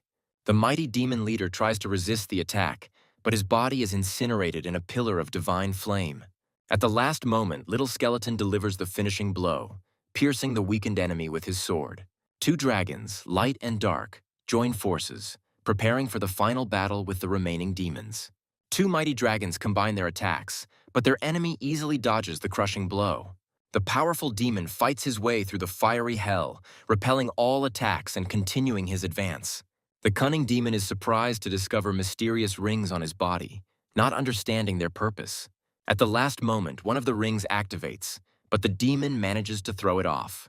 The little skeleton watches the enemy's futile attempts with a sly grin, anticipating his imminent defeat. Suddenly, the chains activate and bind the demon, who screams in agony, trying to escape from the deadly trap. The hero watches with regret as the valuable specimen perishes, reproaching himself for his delay. Wounded but alive, his comrades struggle back, amazed that Su Ping single-handedly dealt with the threat. The dragons look at their wounded allies in surprise, realizing the full force of the recent battle. Su Ping heads deeper into the forest with a grim expression, realizing that these cunning and powerful creatures will still have many surprises in store for them. The hero looks at the defeated enemy with surprise, who doesn't have a single scratch on him despite the powerful attack. With slight annoyance, the young man admits that he had to put in a lot of effort just to force the enemies to retreat. The captain realizes his mistake with horror, apologizing to Su Ping for his arrogance, which almost cost them their lives. The hero's icy gaze draws attention, and he asks a direct question about the conversation he overheard before the crash. Silver Owl sheepishly admits that she had expressed doubts about the captain's information, and this was the cause of their disagreement. The captain admits his mistake with a false smile, trying to hide his true motives and make amends. Su Ping suggests returning to the city for reinforcements, and the captain happily agrees, seeing this as a chance for salvation. Suddenly, giant hands appear and grab the two warriors, and their joy turns to mortal terror. At the last second, they see themselves kidnapped by a powerful dark dragon, and their hope of salvation fades. Standing on the head of his golden dragon, Su Ping regretfully informs them that for their own safety, they will have to endure for a little while. Filled with suspicion, Su Ping decides to stay to personally investigate the secrets of this cursed forest. There is a tense anticipation at the association headquarters, and the vice president is alarmed to see only 3 returning. A mighty dragon lands in the city, gently lowering wounded but living warriors to the ground. Having opened the portal, Su Ping gives strict orders to isolate the rescued people, forbidding them from any contact with the outside world. This order shocks everyone because the hero is going to subject honored veterans to humiliating house arrest. Those gathered are perplexed and try to understand the reason for such cruel treatment of the association's heroes. The captain can hardly contain his anger, not understanding why Su Ping is punishing them so harshly for just one mistake. Silver Owl accepts the blame with dignity, ready to bear any punishment for the failure of the operation. One of the council members tries to challenge the hero's decision, pointing out the lack of evidence and the unreasonableness of his actions. Su Ping admits there is no evidence, but asks to give him time and trust his intuition, because too much is at stake. The vice president obeys Su Ping's order without hesitation, demonstrating his complete trust in him. Left alone, the old master demands an explanation from the hero, sensing that a terrible secret is hidden in this expedition. Su Ping materializes the chest badges in his hands, asking a direct question about their origin. The vice president confirms with surprise that these warriors were the first he had ever sent into the rift. The hero displays 2 sets of signs, and this fact causes even more bewilderment in the old master. With cold fury in his eyes, the young man says that he witnessed the brutal death of real warriors. Su Ping makes a terrifying guess. The man in the room claiming to be Silver Owl is an imposter. The hero's suspicions grow stronger, because he is sure that among the returning group there is an evil spirit hiding, taking the form of people. Their conversation is interrupted by the appearance of a messenger who brings an urgent and important message. The messenger reports that news of the crystals has already spread, and all the cities are sending their troops to search for them.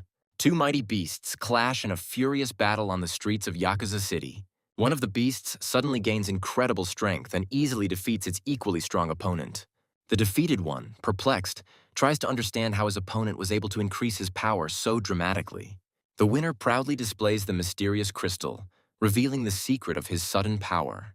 The news of the miraculous ore instantly spreads through the crowd, causing general excitement and greed. Consumed by a thirst for profit, one of the warriors calls on everyone to unite to extract valuable crystals. His cautious companion expresses doubts, as the mysterious rift may contain a mortal danger. The desperate warrior rejects all warnings, seeing the risky expedition as his only chance for a breakthrough. Arriving at the place, the adventurers encounter an unexpected obstacle. Guards block their path. The association officially bans entry into the Scarlet Forest until the investigation is complete, but rumors of returning squads only fuel interest.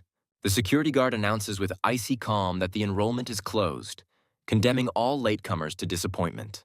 The crushing pressure of the 9th-level master makes the crowd retreat in terror, not daring to disobey. Latecomers bitterly realize their loss because they missed a chance that could have changed their whole life. Despair gives way to helplessness, as it is simply impossible to resist the powerful masters of the association. The sudden appearance of a mysterious woman in a red cloak gives new hope to the crowd. Her words about the injustice and greed of the association ignite a spark of rebellion in the hearts of people. The stranger's fiery speech stirs up anger in the crowd, and she urges them not to miss their only chance at greatness. Inspired warriors scream with fury about their lost glory, ready to do anything to achieve their goal. The woman announces that she knows a secret way around it and invites everyone to take the risk and follow her. This proposal causes a storm of delight in the crowd, and the desperate warriors readily accept her leadership. One of the rescued warriors warmly thanks the mysterious stranger for giving him the chance. With a devilish grin and glowing red eyes, the woman introduces herself by the mysterious name of Andy. Meanwhile, the vice president imposes a lockdown on the rift in an attempt to contain the growing chaos. Su Ping expresses doubts about the ban's effectiveness, fearing it will only fuel further discontent.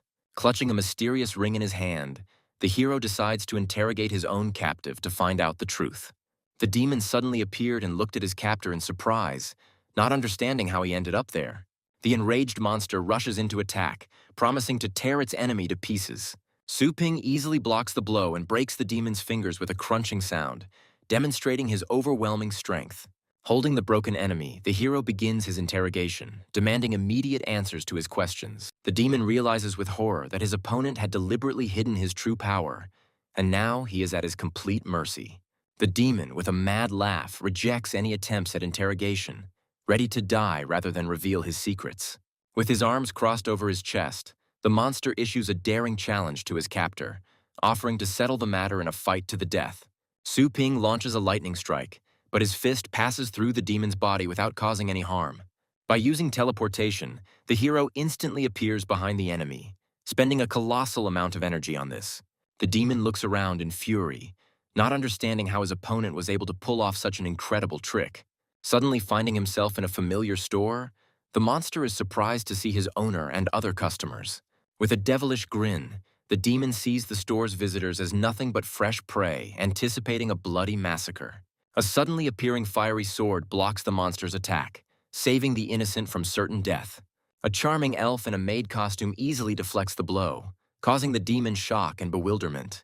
Su Ping, with a slight smile, asks her assistant to be careful, because they have to extract valuable memories from the captive. Su Ping gives an order to his assistant, offering her a modest fee for the urgent extraction of memories. To his surprise, the elf politely but firmly refuses to carry out the order, breaking the usual order of things. Joanna, with a sly smile, declares that this task will be difficult for him, hinting at her increased value. In response to the insolence, the hero raises the bet to 20 points, believing that he is in a dominant position. The elf, with a cheeky grin, doubles the price, announcing new rules for their business relationship. Su Ping tries to discipline her assistant, reminding her of the rules of subordination and threatening to deprive her of bonuses. The suddenly appearing system announces a new rule, confirming the daring elf's correctness. Joanna looks triumphantly at her stunned boss, relishing her new role as an independent worker.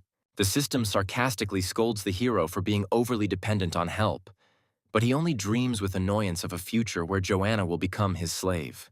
A cunning plan is born in Su Ping's head, because now he has an incentive to become stronger and subjugate his unruly assistant.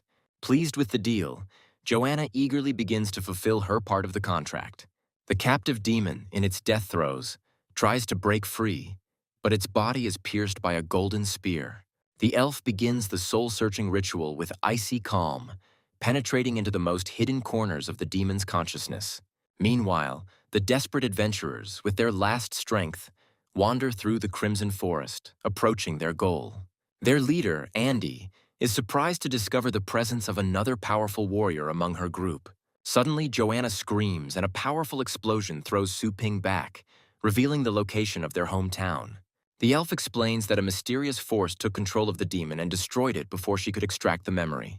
Enraged by the loss of valuable information and points, Su Ping can hardly contain his anger.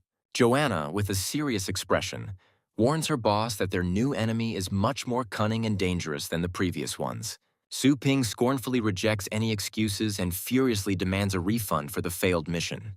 As compensation, Joanna offers to answer one question using her thousands of years of experience.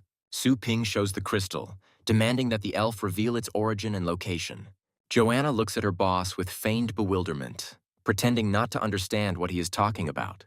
The enraged hero bursts into a scream, reminding everyone that this mysterious ore has already caused the death of many people. With icy calm, the elf reminds him of a similar artifact that he himself once stole from them. A sudden memory strikes the hero, and he realizes with horror that these two events may be connected. A terrible guess pierces his mind, and he assumes with horror that the mysterious crystals are made of people. Su Ping contacts the vice president, who reports the sudden and mysterious death of the two imposters. The hero understands that their enemy is skillfully covering his tracks, eliminating all witnesses and leads. With cold fury in his eyes, the young man realized that someone had set a deadly trap for all the war Beastmasters. Su Ping reveals the terrifying truth. The crystals are created from the lives of fallen war Beastmasters. The vice president notices something strange in the pool of blood left behind by the imposter's self-destruction. A familiar thorn emerges from the bloody pool, and the old master recalls with horror a similar creature from the Scarlet Forest. The hero confirms his guess by demonstrating the same spike, and now he has irrefutable proof. After putting all the evidence together, Su Ping comes to a shocking conclusion. All these creatures belong to one of the four kings. This revelation horrifies everyone, because the four kings are mythical creatures from the abyss who have never set foot on their land. The hero, with cold logic, argues about the impossibility of their appearance, because for creatures of such power, there simply are no gates. One of those present tries to explain haltingly that the abyss is not a place, but something else. He talks about a man-made depression in the northernmost desert, whose depth reaches 8,000 meters. The bottom of this pit is hidden in a stellar rift, and it is this place that is the gateway to the terrifying abyss. Finally, the terrible secret is revealed. The abyss is an entire planet that serves as a prison for the four kings. A sudden revelation hits Su Ping, and he realizes with horror that this man-made prison may not be secure. It turns out that the rift is protected by the Star Sea, a powerful barrier of stars that prevented the kings from breaking through. In ancient times, a great warrior sacrificed himself to create this seal by pressing a powerful artifact into the earth. The thought of a force capable of creating such a barrier fills the hero with awe and horror. The vice president anxiously speculates that one of the kings may have found a way to escape by developing a power capable of resisting the seal. The old master voices his worst nightmare. What if the other kings have already broken through the seal and landed on their planet? This thought seems incredible, because the entrance to the abyss is guarded by legendary masters who stand guard over humanity. Four mighty warriors stand atop the obelisks, ready at any moment to repel anyone who dares threaten their world. Su Ping, horrified, voices the terrible guess that the real guards are dead, and in their place there are now only pitiful doubles. The mysterious Andy rips apart the flesh of one of her creations, demonstrating her terrifying power. Her minions report an attempted espionage by a powerful being that has attracted the attention of their master. It turns out that Su Ping himself was the spy, and now his hometown of Longjiang has become the object of close attention. With a devilish smile, Andy sends his creations, carrying mysterious crystals, on a new mission. An oppressive silence falls over the room, and everyone realizes with horror that Su Ping's guess may be true. The vice president issues a series of decisive orders, mobilizing all forces to check and detain possible imposters. He calls for help from the powerful organization, the Tower of Spades, to confirm his worst fears. The old master reminds Su Ping with a heavy heart that they are all just helpless ants in front of the king's power. The vice president places full responsibility for the investigation on the hero, as the fate of their world depends on its success. Joanna readily offers her help in the coming disaster, but Su Ping rejects her, preferring to act alone. A worried Su Ping tries to contact his combat team, but their location remains unknown. Suddenly, his loyal subordinates appear, joyfully greeting their master and brother. The hero is surprised to learn that his crew has been loafing around the city on the captain's orders due to strange events in the desert. The exchange of information reveals that the captain's caution and the services of the pet store played a key role in their safety. The girl proudly reports on the growing popularity of their store, as neighboring cities are already offering lucrative contracts. Su Ping teases her sister with a warm smile, surprised by her suddenly awakened business acumen.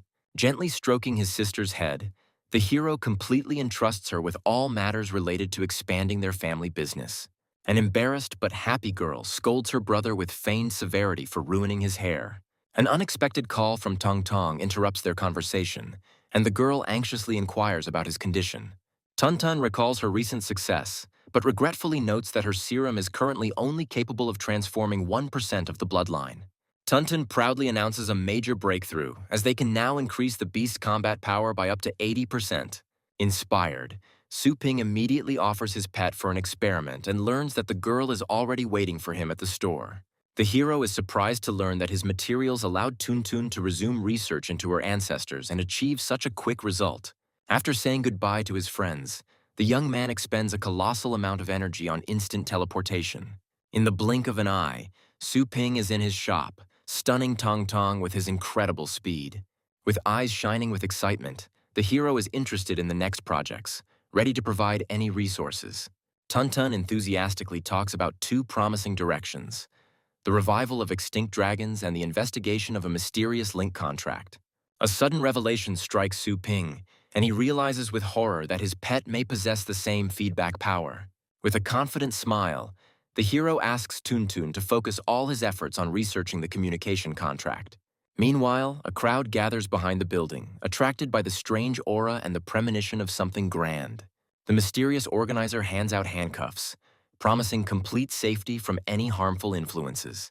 A mighty warrior holds back the crowd, asking them not to anger the legendary elders.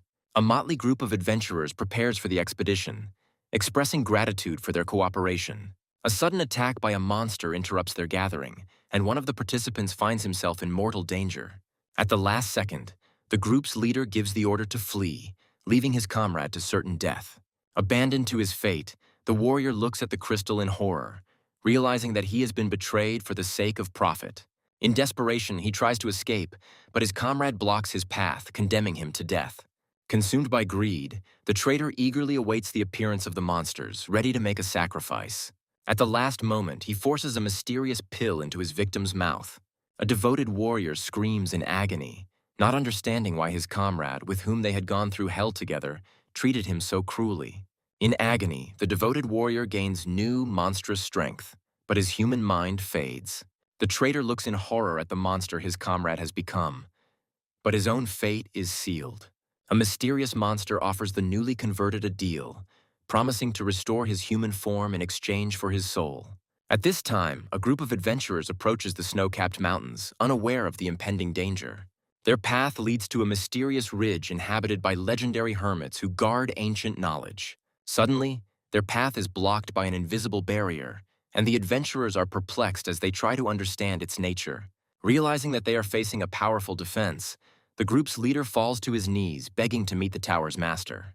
Their prayers go unanswered, and a powerful gust of wind throws them off the mountain, condemning them to certain death. Meanwhile, the vice president is furious to realize that the monsters have created their own organization to hunt humans. The cities are plunged into chaos, and the old master realizes with horror that they are faced with an enemy whose cunning and strength exceed all their expectations. A concerned vice president requests information about Su Ping's investigation, who has not been heard from for several days. A subordinate reports that the legendary hero is traveling through cities, but the old master sees this as only part of his cunning plan. The vice president falls into thought, realizing the complexity of the task because their enemy is incredibly cunning and could change his appearance. An embarrassed subordinate timidly interrupts his thoughts, informing him that Su Ping is not traveling for the sake of investigation. The news that the legendary hero is opening branches of his store leaves the old master completely perplexed.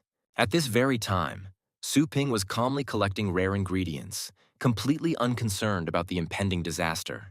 In one of his stores, a real battle breaks out for the last rare item, and the losers curse their misfortune in rage. Desperate buyers stage a frantic auction, willing to pay a fortune for the precious food. At the most tense moment, Su Ping himself appears, and his calm aura instantly calms the raging crowd. With one movement of his hand, the hero restocks the store shelves, and shining ingredients pour out onto them as if from a cornucopia. The store shelves are instantly filled with the rarest goods, causing awe among onlookers. One of the customers looks back in shock, but the hero has already disappeared without a trace, leaving behind only an empty silhouette. Using the teleporter, Su Ping instantly travels to another city, continuing his lightning tour of the branches. Like a deity, the hero appears in yet another store, causing surprise and delight among local customers. With a slight grin, The young man boasts of his incredible speed, as today he has already managed to visit 7 cities. A sudden call from his sister interrupts his triumph, and the girl reports a staff shortage in the new branches. Su Ping is adamant that all retail outlets must be managed by their own trusted people. The hero reveals his grand plan to create an entire army of skilled workers devoted to their family. With confidence in his voice, he announces the creation of a training base where they will train new employees for their growing empire. An unexpected call from the association's headquarters interrupts his thoughts, and a barrage of angry accusations falls upon him. The association's representative desperately reports that the survival of all humanity is at stake. Before Su Ping's eyes, a horrific scene unfolds. Half of the cities already lie in ruins. Every day, hundreds of martial artists fall victim to mysterious creatures that mercilessly devour them. The most terrible thing is that some of the high-ranking masters went over to the enemy side, hunting down their former comrades. Bian's army is spreading across the world like a plague, and those who refuse to join face certain death. In response to accusations of inaction, Su Ping asks with cold irony whether they have checked the rate of population decline. The vice president orders an immediate comparison of the number of missing and dead with the total number of travelers. The results of the analysis shock everyone. Out of all the cities, only 13 show a low level of attrition. The astute old master immediately finds a common thread. All these cities have Su Ping's pet shops. This discovery leaves everyone in awe as they realize that the hero's shops serve as true refugees in this chaos. Suddenly, the spotlight falls on Su Ping's sister, who is the acting director of the entire pet store chain. Su Ping introduces her sister with a touch of irony, revealing that she was the one who came up with the idea for the shelters. This revelation comes as a shock to everyone, as no one expected that such a young girl would be behind such a grandiose project. The hero proposes a daring plan to save the surviving cities and place their inhabitants in safe zones under the protection of his stores. With cold calculation, the young man explains that this move will force the traders to choose between hunger and betraying their new masters. The vice president is skeptical of this plan, fearing that their weakened forces will not be able to withstand a direct attack. Su Ping remembers the Peak Tower, and the old master reveals to him the secret of the most powerful organization on the planet. The news of the existence of a whole dozen legendary masters leaves the hero perplexed. The vice president explains that only a few of the legends have pledged allegiance to humanity, while the rest live for their own pleasure. Su Ping realizes with disdain that these powerful hermits act only on their own whims, bearing no responsibility for the fate of the world. The vice president reflects bitterly on the inaction of the legendary masters, who are dooming the world to destruction. The old master, with philosophical calm, acknowledges his powerlessness before the will of higher beings. An unexpected report interrupts their conversation. A huge wave of beasts has been discovered near the city of Longjiang. This news terrifies everyone because their hometown could be wiped off the face of the earth. The vice president immediately suggests sending reinforcements, since Longjiang is where Su Ping's main store is located. The hero's sister confidently declares that their city is capable of repelling the attack on its own, thanks to the increased level of its masters. The old master anxiously reminds us that, in addition to the beasts, there are other, more hidden threats to consider. The girl realizes with horror that the vice president is hinting at the possible intervention of Bian's forces. The elder confirms her worst fears, because if they miss the moment, the enemy may unite with the beasts. The news that the wave will reach the city in 2 days forces them to make an immediate decision to send troops. Su Ping stops the meeting to express his opinion. In one of the base cities, an alarm is raised due to the approaching wave of animals. The operator anxiously confirms the signal has been sent and tracks the movement of a huge group of animals towards the city of Longjiang. In response to the threat, orders are issued from the city of Shenguang to all nearby bases to immediately send reinforcements.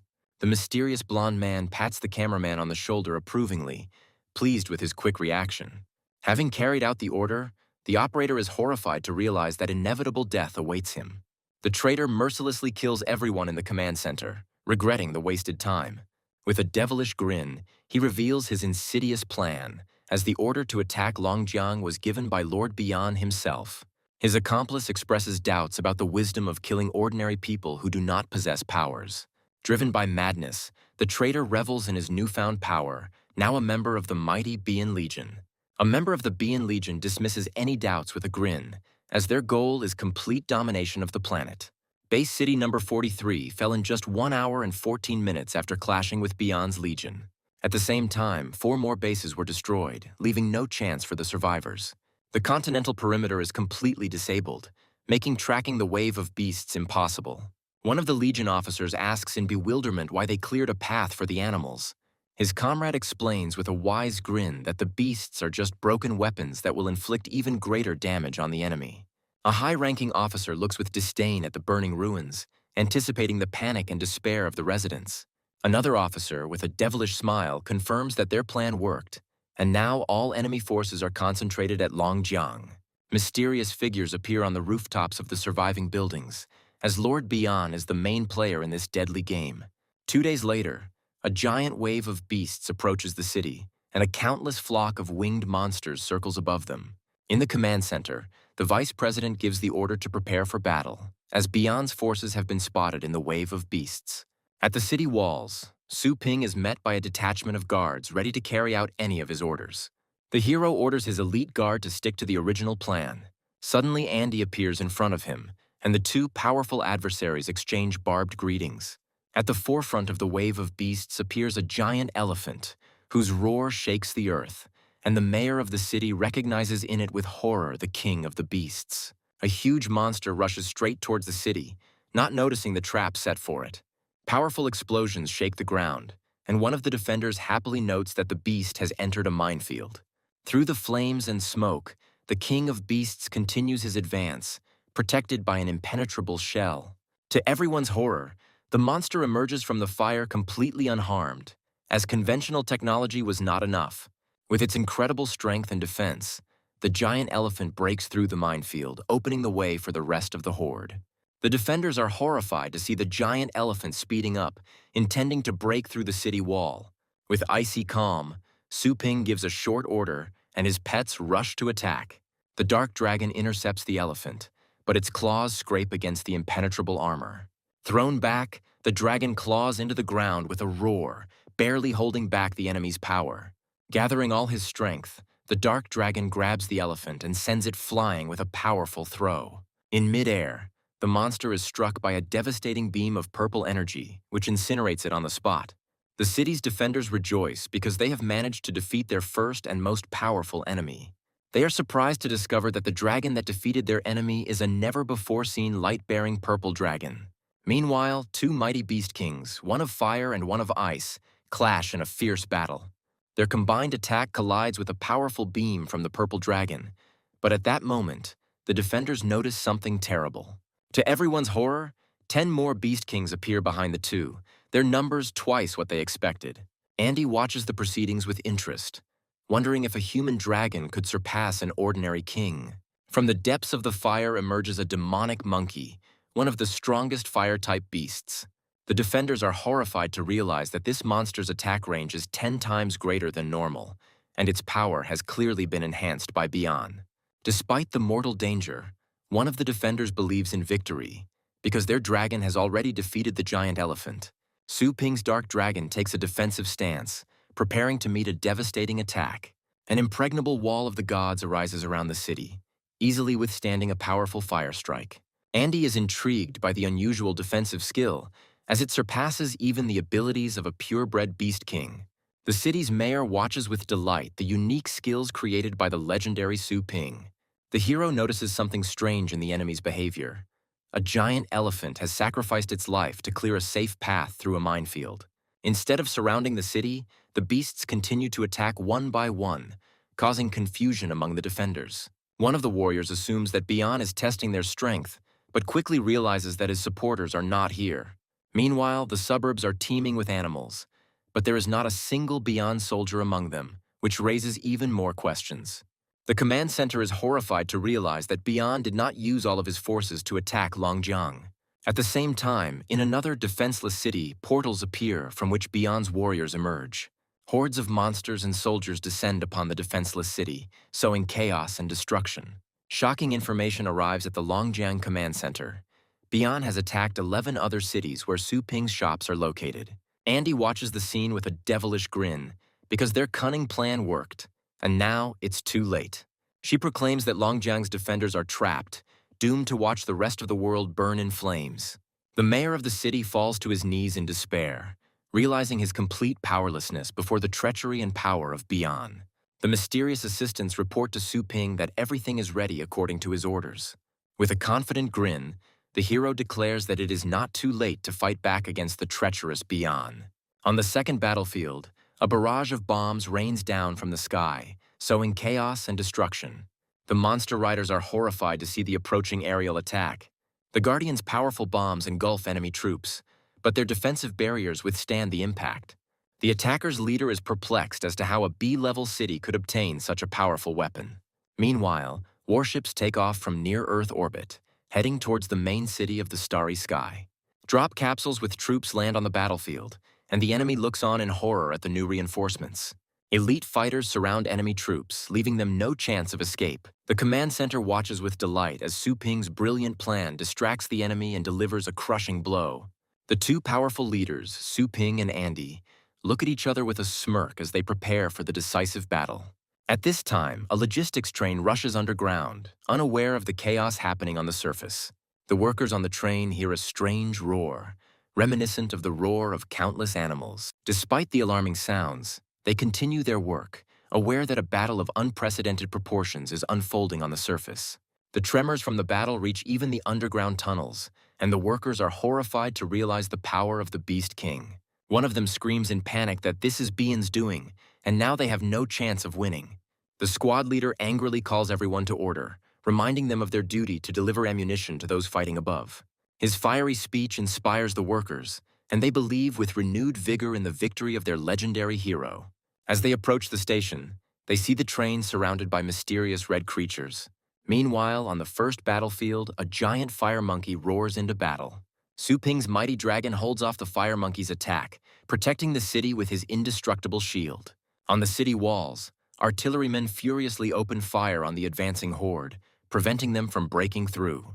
Thousands of shells rain down on the enemy, turning the battlefield into a fiery hell. The gun barrels become hot from the continuous firing, and the soldiers use ice crystals to cool them. Suddenly, one of the monsters breaks through the barrage of fire and attacks the defenseless artillerymen. At the last second, a mighty warrior appears and throws the monster back with one blow, saving the soldier. The right commander of the Imperial Guard, Qindu Huang, warns his men of strengthened enemies. Meanwhile, other monsters enter the city, wreaking havoc and killing defenseless soldiers.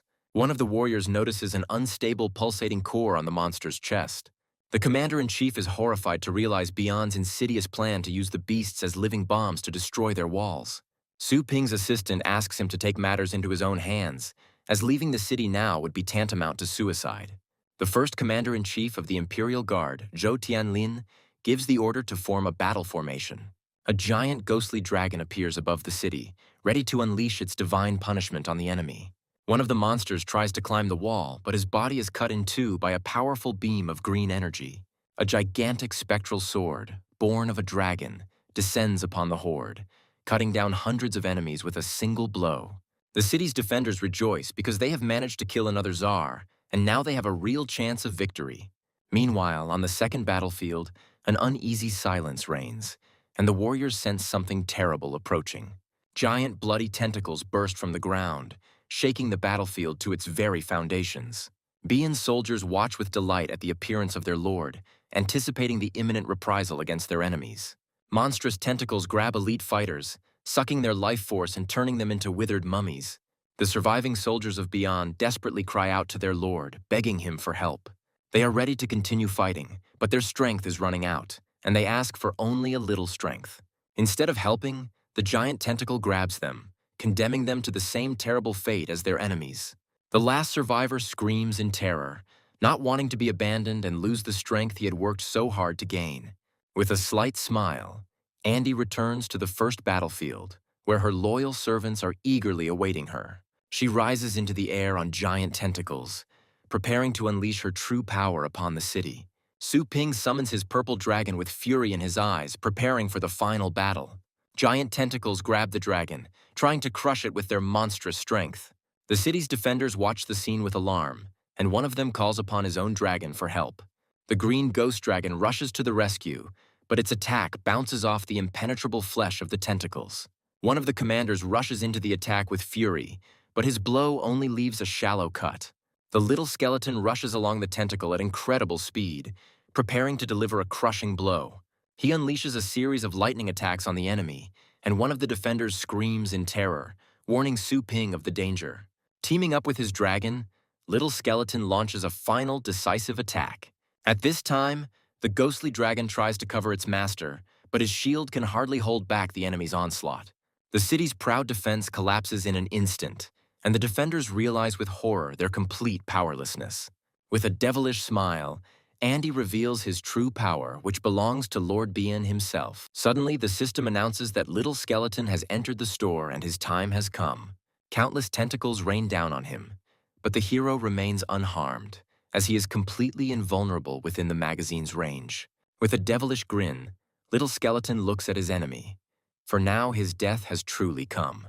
Andy looks at her enemy with contempt, not believing in his ability to bring her death. A giant creature spawned by Bian looms over the city, ready to wipe it off the face of the earth. The defenders look at the monster in despair, realizing their complete powerlessness before its colossal power. An enraged Andy takes out her wrath on Su Ping, who dared to threaten the great death penalty. The hero, with a defiant grin, offers his enemy to test him if he does not believe in his strength. The defenders are horrified to realize that Su Ping is willing to sacrifice the entire city to lure Bian into a trap. The giant monster unleashes a crushing blow on the city, and a fireball rushes towards the defenseless walls. Overcome with despair, the city's mayor prepares for a quick death, seeing no chance of salvation. Suddenly, a crushing blow passes by, and the defenders are surprised to realize that they are still alive. Su Ping easily repels the attack and grinningly states that it was just a light warm-up for him. Andy looks at his enemy with contempt, considering him just an insignificant person who overestimated his strength.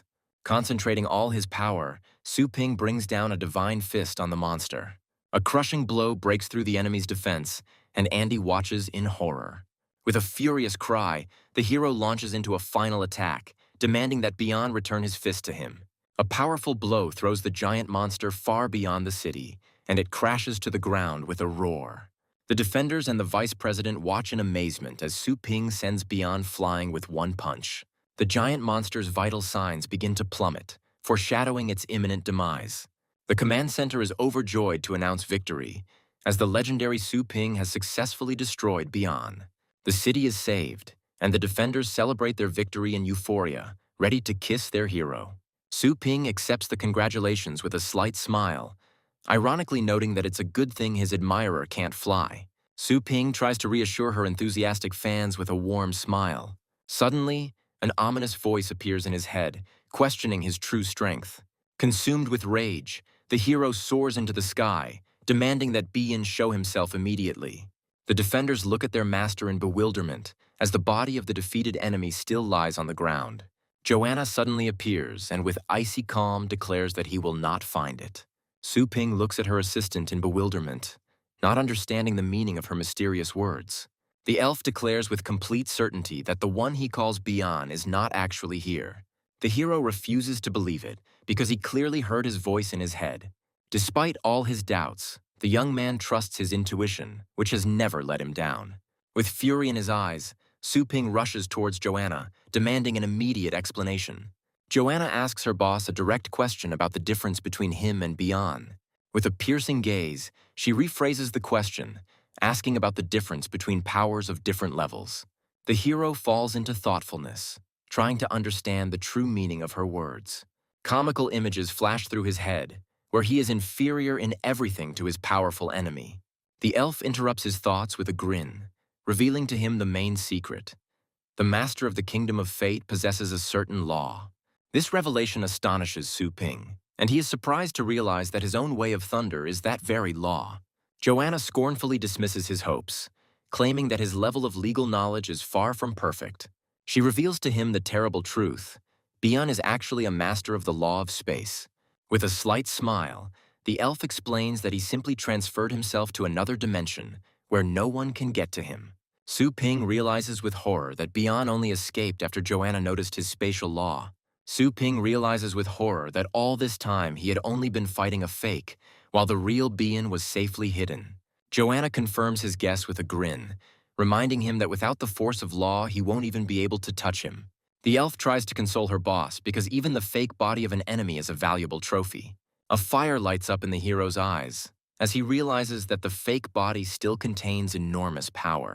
A vast space is discovered within the fallen giant, and the explorers are given permission to enter. Su Ping, along with his pet, goes inside, sensing that this is where the key to the mystery lies. Inside, he discovers countless energy crystals and is horrified to realize how many people have been absorbed. A holographic message reveals another crime. An enemy has plundered an underground train, stealing valuable supplements and killing everyone on board. Clutching the crystal in his hand, the hero hopefully asks if there is a chance to bring back those who were consumed. Su Ping turns to the vice president for help, wondering if their technology is capable of such a miracle. The vice president bitterly admits that the dead cannot be brought back, and all that remains for them is to remember. Images of fallen heroes flash through Su Ping's eyes, and he silently vows to avenge their sacrifice. The city's defenders turn to their hero, completely trusting him to decide the fate of the captured crystals. Clutching the crystal in his hand, Su Ping promises that the sacrifices of the fallen will not be in vain and will serve to destroy Bian. One of the looters enthusiastically fills his backpack with trophies because his current income is equal to a year's salary. He happily informs the others that Boss Su has given them permission to take whatever they find as a well-deserved reward. But not everyone shares his joy, and one of the warriors looks sadly at the spoils, realizing at what price it was obtained. Against the backdrop of a devastated city, medics carry away the wounded, and the question hangs in the air as to whether they will be able to stand again. The commander-in-chief admits with a heavy heart that this victory cost them too much, but with an unwavering determination in his eyes, he reminds his comrade that they stopped the tide and prevented the enemy from destroying their families. The commander-in-chief gratefully shakes the hand of one of the survivors, admiring the feat of their legendary hero. The news that Su Ping single-handedly drove away one of the four kings spreads throughout the city, giving people hope. Inspired by his speech, the commander-in-chief calls on everyone not to be afraid and to do everything possible to strengthen the defense. He confidently declares that when the next wave comes, they will meet the enemy fully armed. At this time, Su Ping finds himself in a mysterious combat arena, lost among the endless grasslands. Clutching the crystal in his hand, he bitterly realized that Bian's attack had targeted his stores. The hero realizes that the enemy was trying to capture all of his system stores in order to absorb the resources they produced. With a slight grin, the young man notes that Bian didn't know about his invulnerability within the store. Despite the apparent victory, Su Ping admits his defeat in this strategic game with a heavy heart. He realizes with annoyance that the enemy has outplayed him, using his main trump card against his own. Su Ping is perplexed as to why Bian, with such power, did not destroy the city immediately. He recalls the legend of a great warrior who sacrificed himself to seal the entrance to the abyss. The hero assumes that the seal is still active, and any breakthrough will cause a powerful backlash. A sudden realization hits him, and he realizes that Bian was seriously injured in the breakout. Now his motive becomes clear. Crystals are not food for him, but something much more valuable. Su Ping realizes with horror that these crystals are a panacea for Bian, capable of healing his wounds. This guess gives him hope, because without the crystals, his powerful enemy is still vulnerable. Filled with determination, the hero decides to immediately increase his strength to have a chance of winning. With a furious cry, he begins to absorb the energy of the crystals, trying to break through to a new level. His body is filled with incredible strength, and he feels as if he has burst out of an iron casting. Having acquired the Eye of God, Su Ping gains confidence that he can now spot any threat. The thought flashes through his mind that only by mastering the power of the law will he be able to overcome his powerful enemy. On the endless meadow, his faithful assistants meet him, congratulating him on his successful breakthrough to a new level. The old master bitterly reports that they have lost many fighters, and those remaining will not be able to hold back the next wave. After weighing the pros and cons, they come to the conclusion that they need to replenish their forces for the upcoming battle. One of the assistants offers to save the surviving great families who are still resisting. Su Ping listens to her idea with interest, but is confused by her personal interest in the matter. With pain in her voice, the girl admits that her native Tang family was besieged by enemies. With cold fury in his eyes, the hero asks who dared to attack her family. It turns out that the attack was carried out by the cursed Situ and Wang families, the largest organizations on the entire continent. It turns out that the enemy families not only refused to help in the battle with Bian, but also went over to his side. Broken by grief, the proud warrior falls to her knees for the first time in her life. With tears in her eyes, she begs Su Ping to let her out of the store so she can help her family. The girl is ready to do anything just to get a chance to save her loved ones from certain death. The image of the always arrogant and proud Tang Ruyan flashes through her mind, and she can't believe her current humiliation. This spectacle seems strange and unnatural to her, because she's ready to give up her dignity for the sake of others. Su Ping looked at her doubtfully, knowing that even if he let her go, she wouldn't be able to do anything. The girl admits her powerlessness, because she cannot overcome two powerful families alone. But with an unbending determination in her eyes, she declares that at the very least she intends to take her sister away. Touched by her devotion, Su Ping agrees to help, asking only for a list of names and locations of those who need to be rescued. Su Ping looks at the girl in bewilderment, not understanding why she would risk herself to save her family. With a hint of disdain, she replies that being saved by him would be like being in the hands of the devil himself. The hero simply brushes off her words with a grin and decides to contact Tuntun. He immediately takes an interest in the progress of the research on the communications contract, because his future depends on it. Tuntun is pleased to report that the research is proceeding smoothly, and the first tests will take place in just 5 months. This period seems too long to the hero, because he doubts that Bian will give them that much time. A new plan comes into his head, and he asks if the process can be sped up with better resources. An important call from Su Ping interrupts the association meeting, and everyone eagerly awaits his news. Those present discuss with admiration the young hero who single-handedly fought off Bian. They see in him new hope, because in their declining times, the appearance of such a powerful master is a real stroke of luck. Su Ping makes a shocking demand to mobilize all the world's scientific resources for his project. With a sweet smile, he announces that the project must be completed within 1 month, leaving everyone petrified. The members of the association are furious and accuse the hero of abuse of power, considering his demand to be completely reckless. With a slight smile, Su Ping tells Tong Tong that he has already arranged everything and will contact her soon. Having interrupted the conversation, the hero returns to his assistant, who resentfully reminds him of their unfinished business. The young man, with a cold grin, offers the girl to raise her level, hinting at her helplessness on her own. With a sly grin, he declares that his employees should not lose their status even outside the store. With one snap of his fingers, the hero transports himself and his companion into a mysterious illusory space.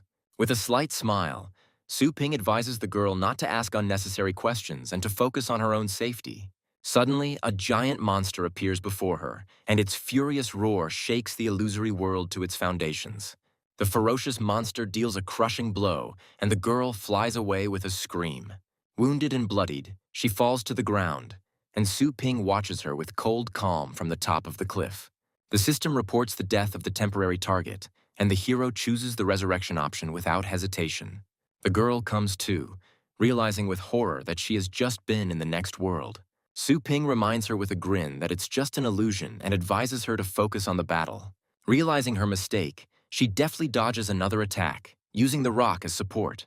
Enraged by her own impotence, the girl prepares to show the pitiful beast her true power. A memory from her childhood comes to her mind, where she, while playing, easily defeats a toy dinosaur. With a cry of victory, the little warrior swings her wooden sword, demonstrating her innate talent. But at the most crucial moment, she stumbles and falls to the floor with a loud scream, destroying her heroic image. Her sister immediately rushes to help, bringing a first aid kit and carefully examining the bruised knee. She treats the wound tenderly, and the little warrior, wiping away a tear, looks at her with gratitude. Overwhelmed with gratitude, she hugs her sister tightly, promising to always take care of all members of their family. The older sister accepts her promise with a warm smile, especially touched by the words of care. Memories fade, and the mature warrior, wounded but not broken, prepares for a new battle. She charges furiously at a pack of ferocious wolves, dodging their deadly attacks. With dexterity and grace, she delivers crushing blows, sending enemies flying in all directions. One of the wolves tries to grab her, but the girl turns out to be faster and more agile. With a furious scream, she delivers a powerful blow to him, demanding that he calm down. She leaps forward and plunges her blade into the monster's back, causing it to fall to the ground, coughing and spewing blood. Suddenly, sharp red crystals appear in the air and rush towards the girl at incredible speed. A ferocious wolf roars and rains down a hail of deadly fragments on her, leaving her no chance of escape. She uses her glass body technique, and the crystals bounce off her impenetrable defense with a clang. Her shield cracks under the onslaught, and crystal shards embed themselves in her body, causing her to scream in pain. Grabbing her bloody blade, the girl pierces the monster's paw with fury in her eyes. She screams and thrusts her blade deeper, causing the beast to howl in unbearable pain. Seized by battle madness, the warrior stands over the fallen enemy, her eyes glowing red. With a furious cry, she throws her bloody blade, giving the enemy no chance to escape. The blade pierces the wolf's body, and he falls to the ground with a roar, defeated and exhausted. With a wild laugh, the girl pulls her blade out of her enemy's body, reveling in her bloody victory. She furiously rips her blade from the monster's mouth, splashing its blood all around. Exhausted but not broken, the girl falls to the ground next to her fallen enemy. Su Ping is surprised to note that despite the long break, Tang Ruyan's fighting skills are still at their best. Watching her refined movements, he realizes that she hasn't been idle in her free time. The deadly cultivation awakened her hidden potential, and now she is capable of defeating even a 9th-stage strongman. With a slight smile, the hero decides to add a little heat by using the fruit of the spiritual tree to enhance it. Golden energy envelops the girl's wounded body, healing her wounds and filling her with new strength. She rises into the air, and at that moment the system announces the end of the exploration and the closure of the zone. Losing consciousness, the girl whispers her sister's name, promising to save her soon. Coming to her senses, she was surprised to find Su Ping next to her, who calmly watched her transformation. The girl is surprised to learn that she only slept for an hour, and the hero asks her to sit still. While on the back of a flying dragon, he warns with a stern look that they are no longer in an illusion, and death will be real. They've been messing around for too long, and only one night has passed in the real world, so the hero asks for directions. With determination in her eyes, the girl points to Yato's base city, which will be their first target. Using a mysterious scroll, Su Ping begins a ritual to strengthen his companion's sword. With a slight grin, he declares that he cannot let her go empty-handed, since he himself is guilty of the death of her animals. The girl is surprised to feel incredible energy emanating from the sword, capable of piercing even her impenetrable body. This incredible sharpness reminds her of the legendary weapon once wielded by the god of the sea. The thought flashes through her mind that this sword is a legendary treasure, capable of crushing even the king of beasts. Confused and grateful, she accepts this priceless gift with trepidation, not believing her luck. Su Ping angrily declares that the sword is an ancient treasure and he is only giving it away temporarily. Having summoned the little skeleton, the hero prepares to split the missions. He orders his faithful servant to watch the girl so that she does not lose the precious sword. With a slight smile, she asks if he minds if she goes alone. The hero waves his hand in irritation, reminding her that he spent a lot of effort leveling her up. He explains with disdain that he has always been against their family for their cruelty and greed. A sudden signal interrupts their conversation, and the hero decides to split up. Jumping off the dragon's back, the girl screams in panic because she doesn't have any flying pets. Su Ping merely waves her goodbye, advising her to focus on controlling her star power. Overcome with despair, she falls down, but suddenly her body is enveloped in a golden glow, and she is surprised to realize that she can fly. Having gained new strength, the girl clutches her trusty sword in her hand, ready for the coming battle. Filled with determination, she flies towards her destiny, vowing that her family will never forget this day. Chaos descends upon her hometown, and two mighty dragons clash in a furious battle amid the burning ruins. The defenders are horrified to discover that the rival families have unleashed the Beast King into the city, dooming everyone to death. One of the dragons delivers a crushing blow, piercing its opponent through and through. Mysterious figures appear on the back of the fallen beast, looking with disdain at the weakened defenders. The head of the Tang family, Tang Lingzhan, furiously summons his flying army, preparing to repel the invaders. One of the enemy warriors notes with a grin that they are not as naive as they seem. On the back of the giant beast sit the heads of hostile families, who look with disdain at the futile attempts at resistance. They mockingly remind him that they know about all the secret treasures of the Tang family, and now the fun is just beginning. Like a comet, The girl rushes across the sky, kicking away her trusty sword. As she approaches the city, she is alarmed to hear the sounds of battle coming from Yato's direction. A giant ghostly bell rises above the ruins of the city, from which an ominous spirit emanates. The warriors are horrified to discover that the bell, like a bottomless pit, is absorbing all their star power. The head of the Tang family hatefully realizes that before him is a demonic artifact capable of absorbing blood and flesh. The head of the Situ family, with a devilish grin, praises his enemy's insight, presenting him with a soul-devouring bell. Deprived of strength, the city's defenders become easy prey and are mercilessly beaten by their enemies. Overcome with despair, the head of the Tang family chooses death over humiliation, but his suicide attempt is thwarted. With fury in his eyes, he vows that his family will avenge this vile betrayal. The head of the Wang family sneers at his threats as he plans to bury the entire Tang family today. The head of the Wang family reminds with a smile that the Tang family is famous for its two beautiful princesses. He thinks with apprehension about their power, because if the sisters unite, they will become invincible. Consumed by greed, he grabs one of the sisters and angrily demands that the other one be given to him. The captured girl barely endures the torture, but refuses to reveal the location of her sister. In her death throes, she mentally begs her sister not to return, sacrificing herself to save her. Suddenly, a shining sword falls from the sky, easily destroying the mysterious bell. The head of the Tang family looks at the debris in horror, not believing that their main treasure was destroyed so easily. The enraged head of the Situ family demands that the impudent man who dared to spoil his fun be found. The shining sword rushes through the ranks of enemies, mercilessly cutting them apart. Grabbing her sword, the mysterious savior declares that she has come of her own accord, her voice echoing across the battlefield. With fury in her eyes, the warrior declares that she cannot stand by while her clan is being killed. The head of the Tang family is horrified to realize that his daughter has reached the 9th stage and has attained a title rank. The enraged head of the Situ family dismisses any concerns, not seeing the young girl as a serious threat. He contemptuously gives the order to seize the arrogant girl and promises to arrange a public execution for her. Dozens of enemy warriors surround the girl, but she prepares for battle with icy calm. With a sneer, she notes their slowness and delivers a crushing blow.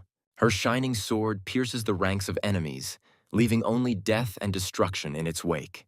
The head of the Wang family looks at what is happening in horror, not believing that the mysterious sword is capable of piercing the star shield. One of the warriors calls for the destruction of the demonic bell while the young lady distracts the enemies. The head of the Tang family readily accepts the challenge, and his warriors launch a desperate attack. The head of the Tang family, with fury in his eyes, urges his daughter to join forces and destroy the vile enemies. With unwavering determination, the girl rushes at the giant beast, blocking its deadly attack. One of the enemies smirks and summons his trumpet, not intending to give up so easily. Like lightning, the warrior rushes past, dealing a crushing blow to her opponent.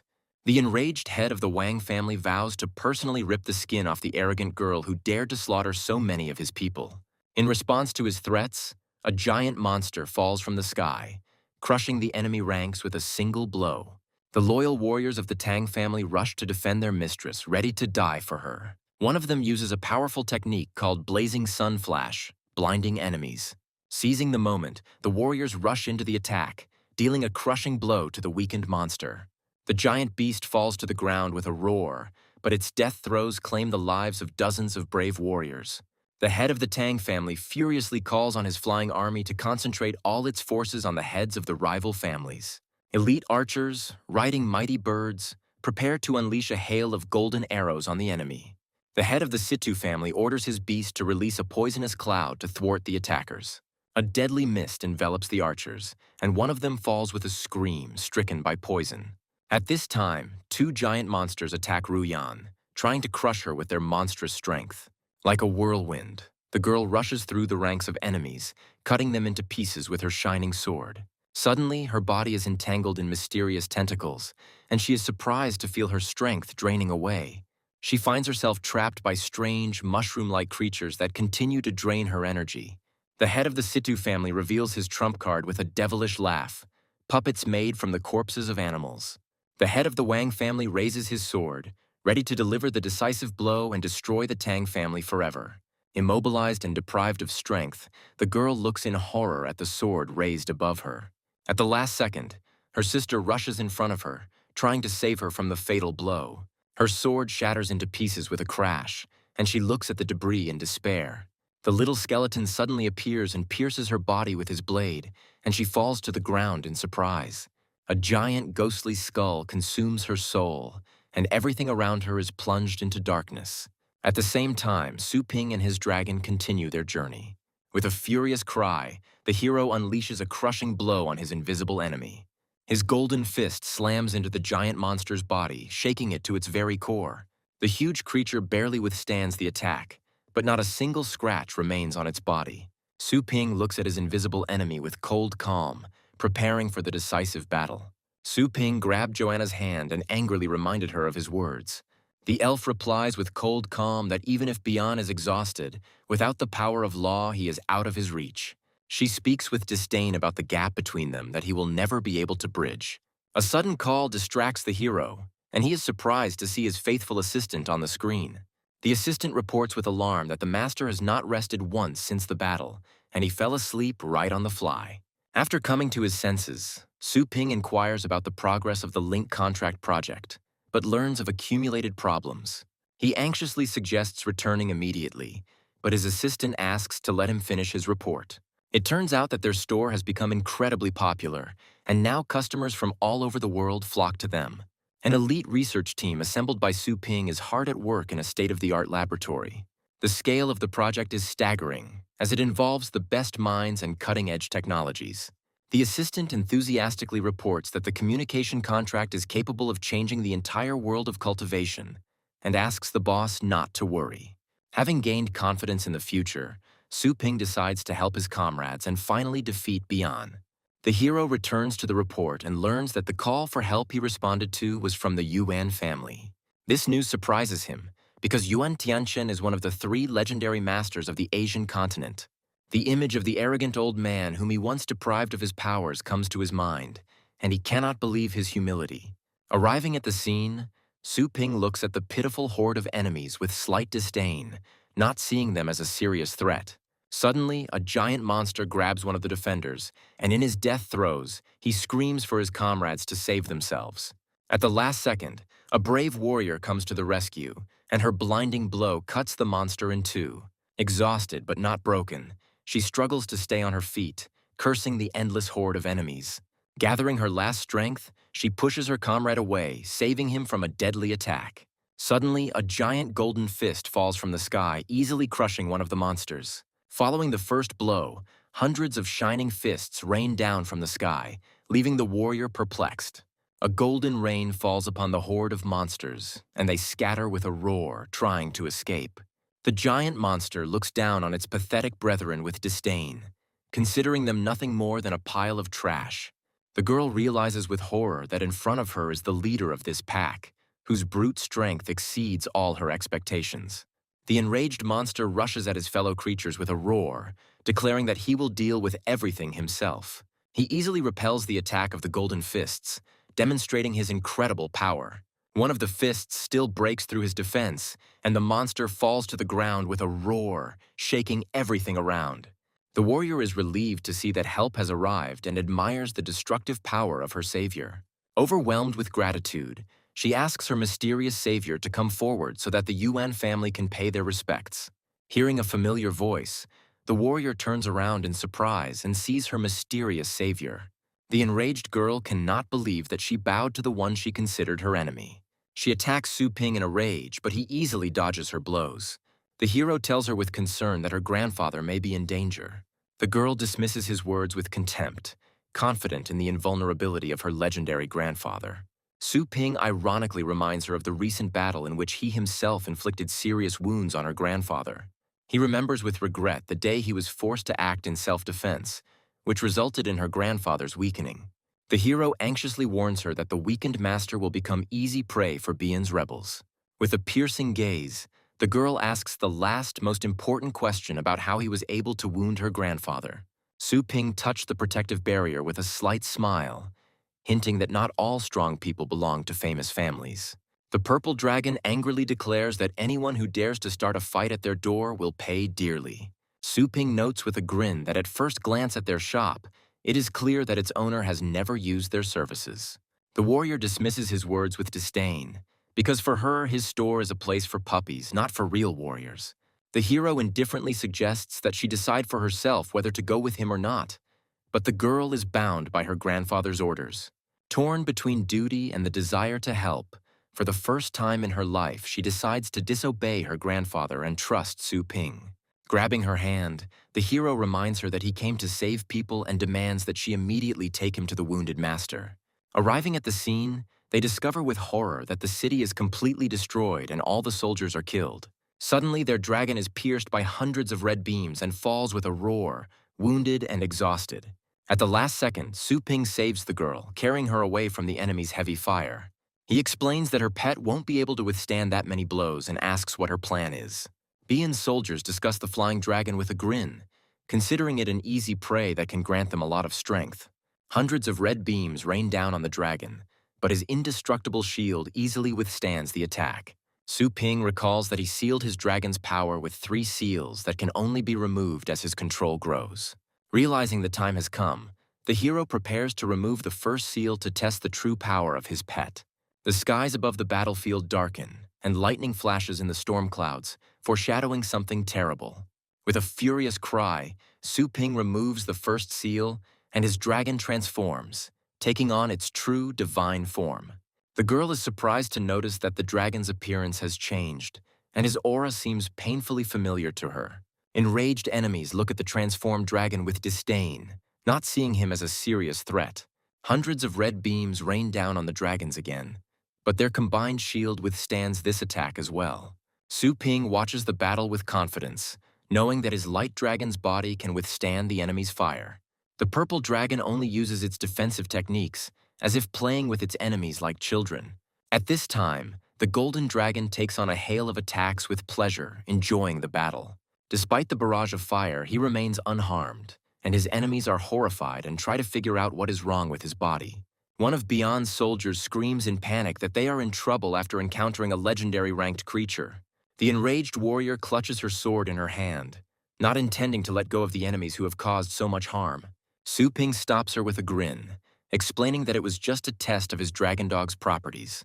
The dragon's huge paw crashes to the ground, and Beyond's soldiers scatter in terror, trying to escape. A powerful blow shakes the battlefield, and the shockwave scatters enemies like toys. With just one paw, the dragon changes the landscape, creating insurmountable cliffs in the enemy's path. Su Ping notes with satisfaction that the power passed on from the old king not only strengthened the pet's body, but also expanded its capabilities. One of Beyond's surviving soldiers falls to his knees, begging the great ancestor for mercy. Su Ping looks at him with cold disdain, reminding him that Beyond's followers must be prepared to die. The soldier, horrified, denies any involvement with Beyond, trying to pass himself off as an ordinary survivor. He offers the hero countless treasures and his knowledge of the area in exchange for his life. The girl realizes with horror that the crystals they are mining are taken from the bodies of fallen masters. Su Ping, with icy calm, orders them to put down all their things and stand up, not giving them a chance to deceive. The soldiers happily obey, promising to carry out any of his orders, but they are in for a cruel disappointment. The mighty dragon lets out a deafening roar, and its power falls upon the pathetic traitors. In their death throes, their bodies disintegrate into bones, and they realize with horror their mistake. Su Ping looks at the crystals with cold disdain, declaring that it is not worth thinking that you can return as if nothing happened. The girl watches in horror as the hero absorbs the crystals, not understanding how he is different from Beyond's people. Su Ping ignores her doubts and demands that she bring him to her grandfather immediately. Surrounded by the souls of the fallen, he declares with unwavering determination that the only way to stop the disaster is to deal with Beyond. The girl looks at her savior with awe, realizing that he personally took on this deadly task. The dragon flies through the storm clouds, heading towards the Yuan family residence. Upon arriving, they are horrified to discover that the entire city is engulfed in flames, and only ruins remain of the residence. The girl, in despair, cannot believe what has happened, because her grandfather's protective magic was indestructible. Casting aside all doubts, Su Ping and his companion rush down to personally check what had happened.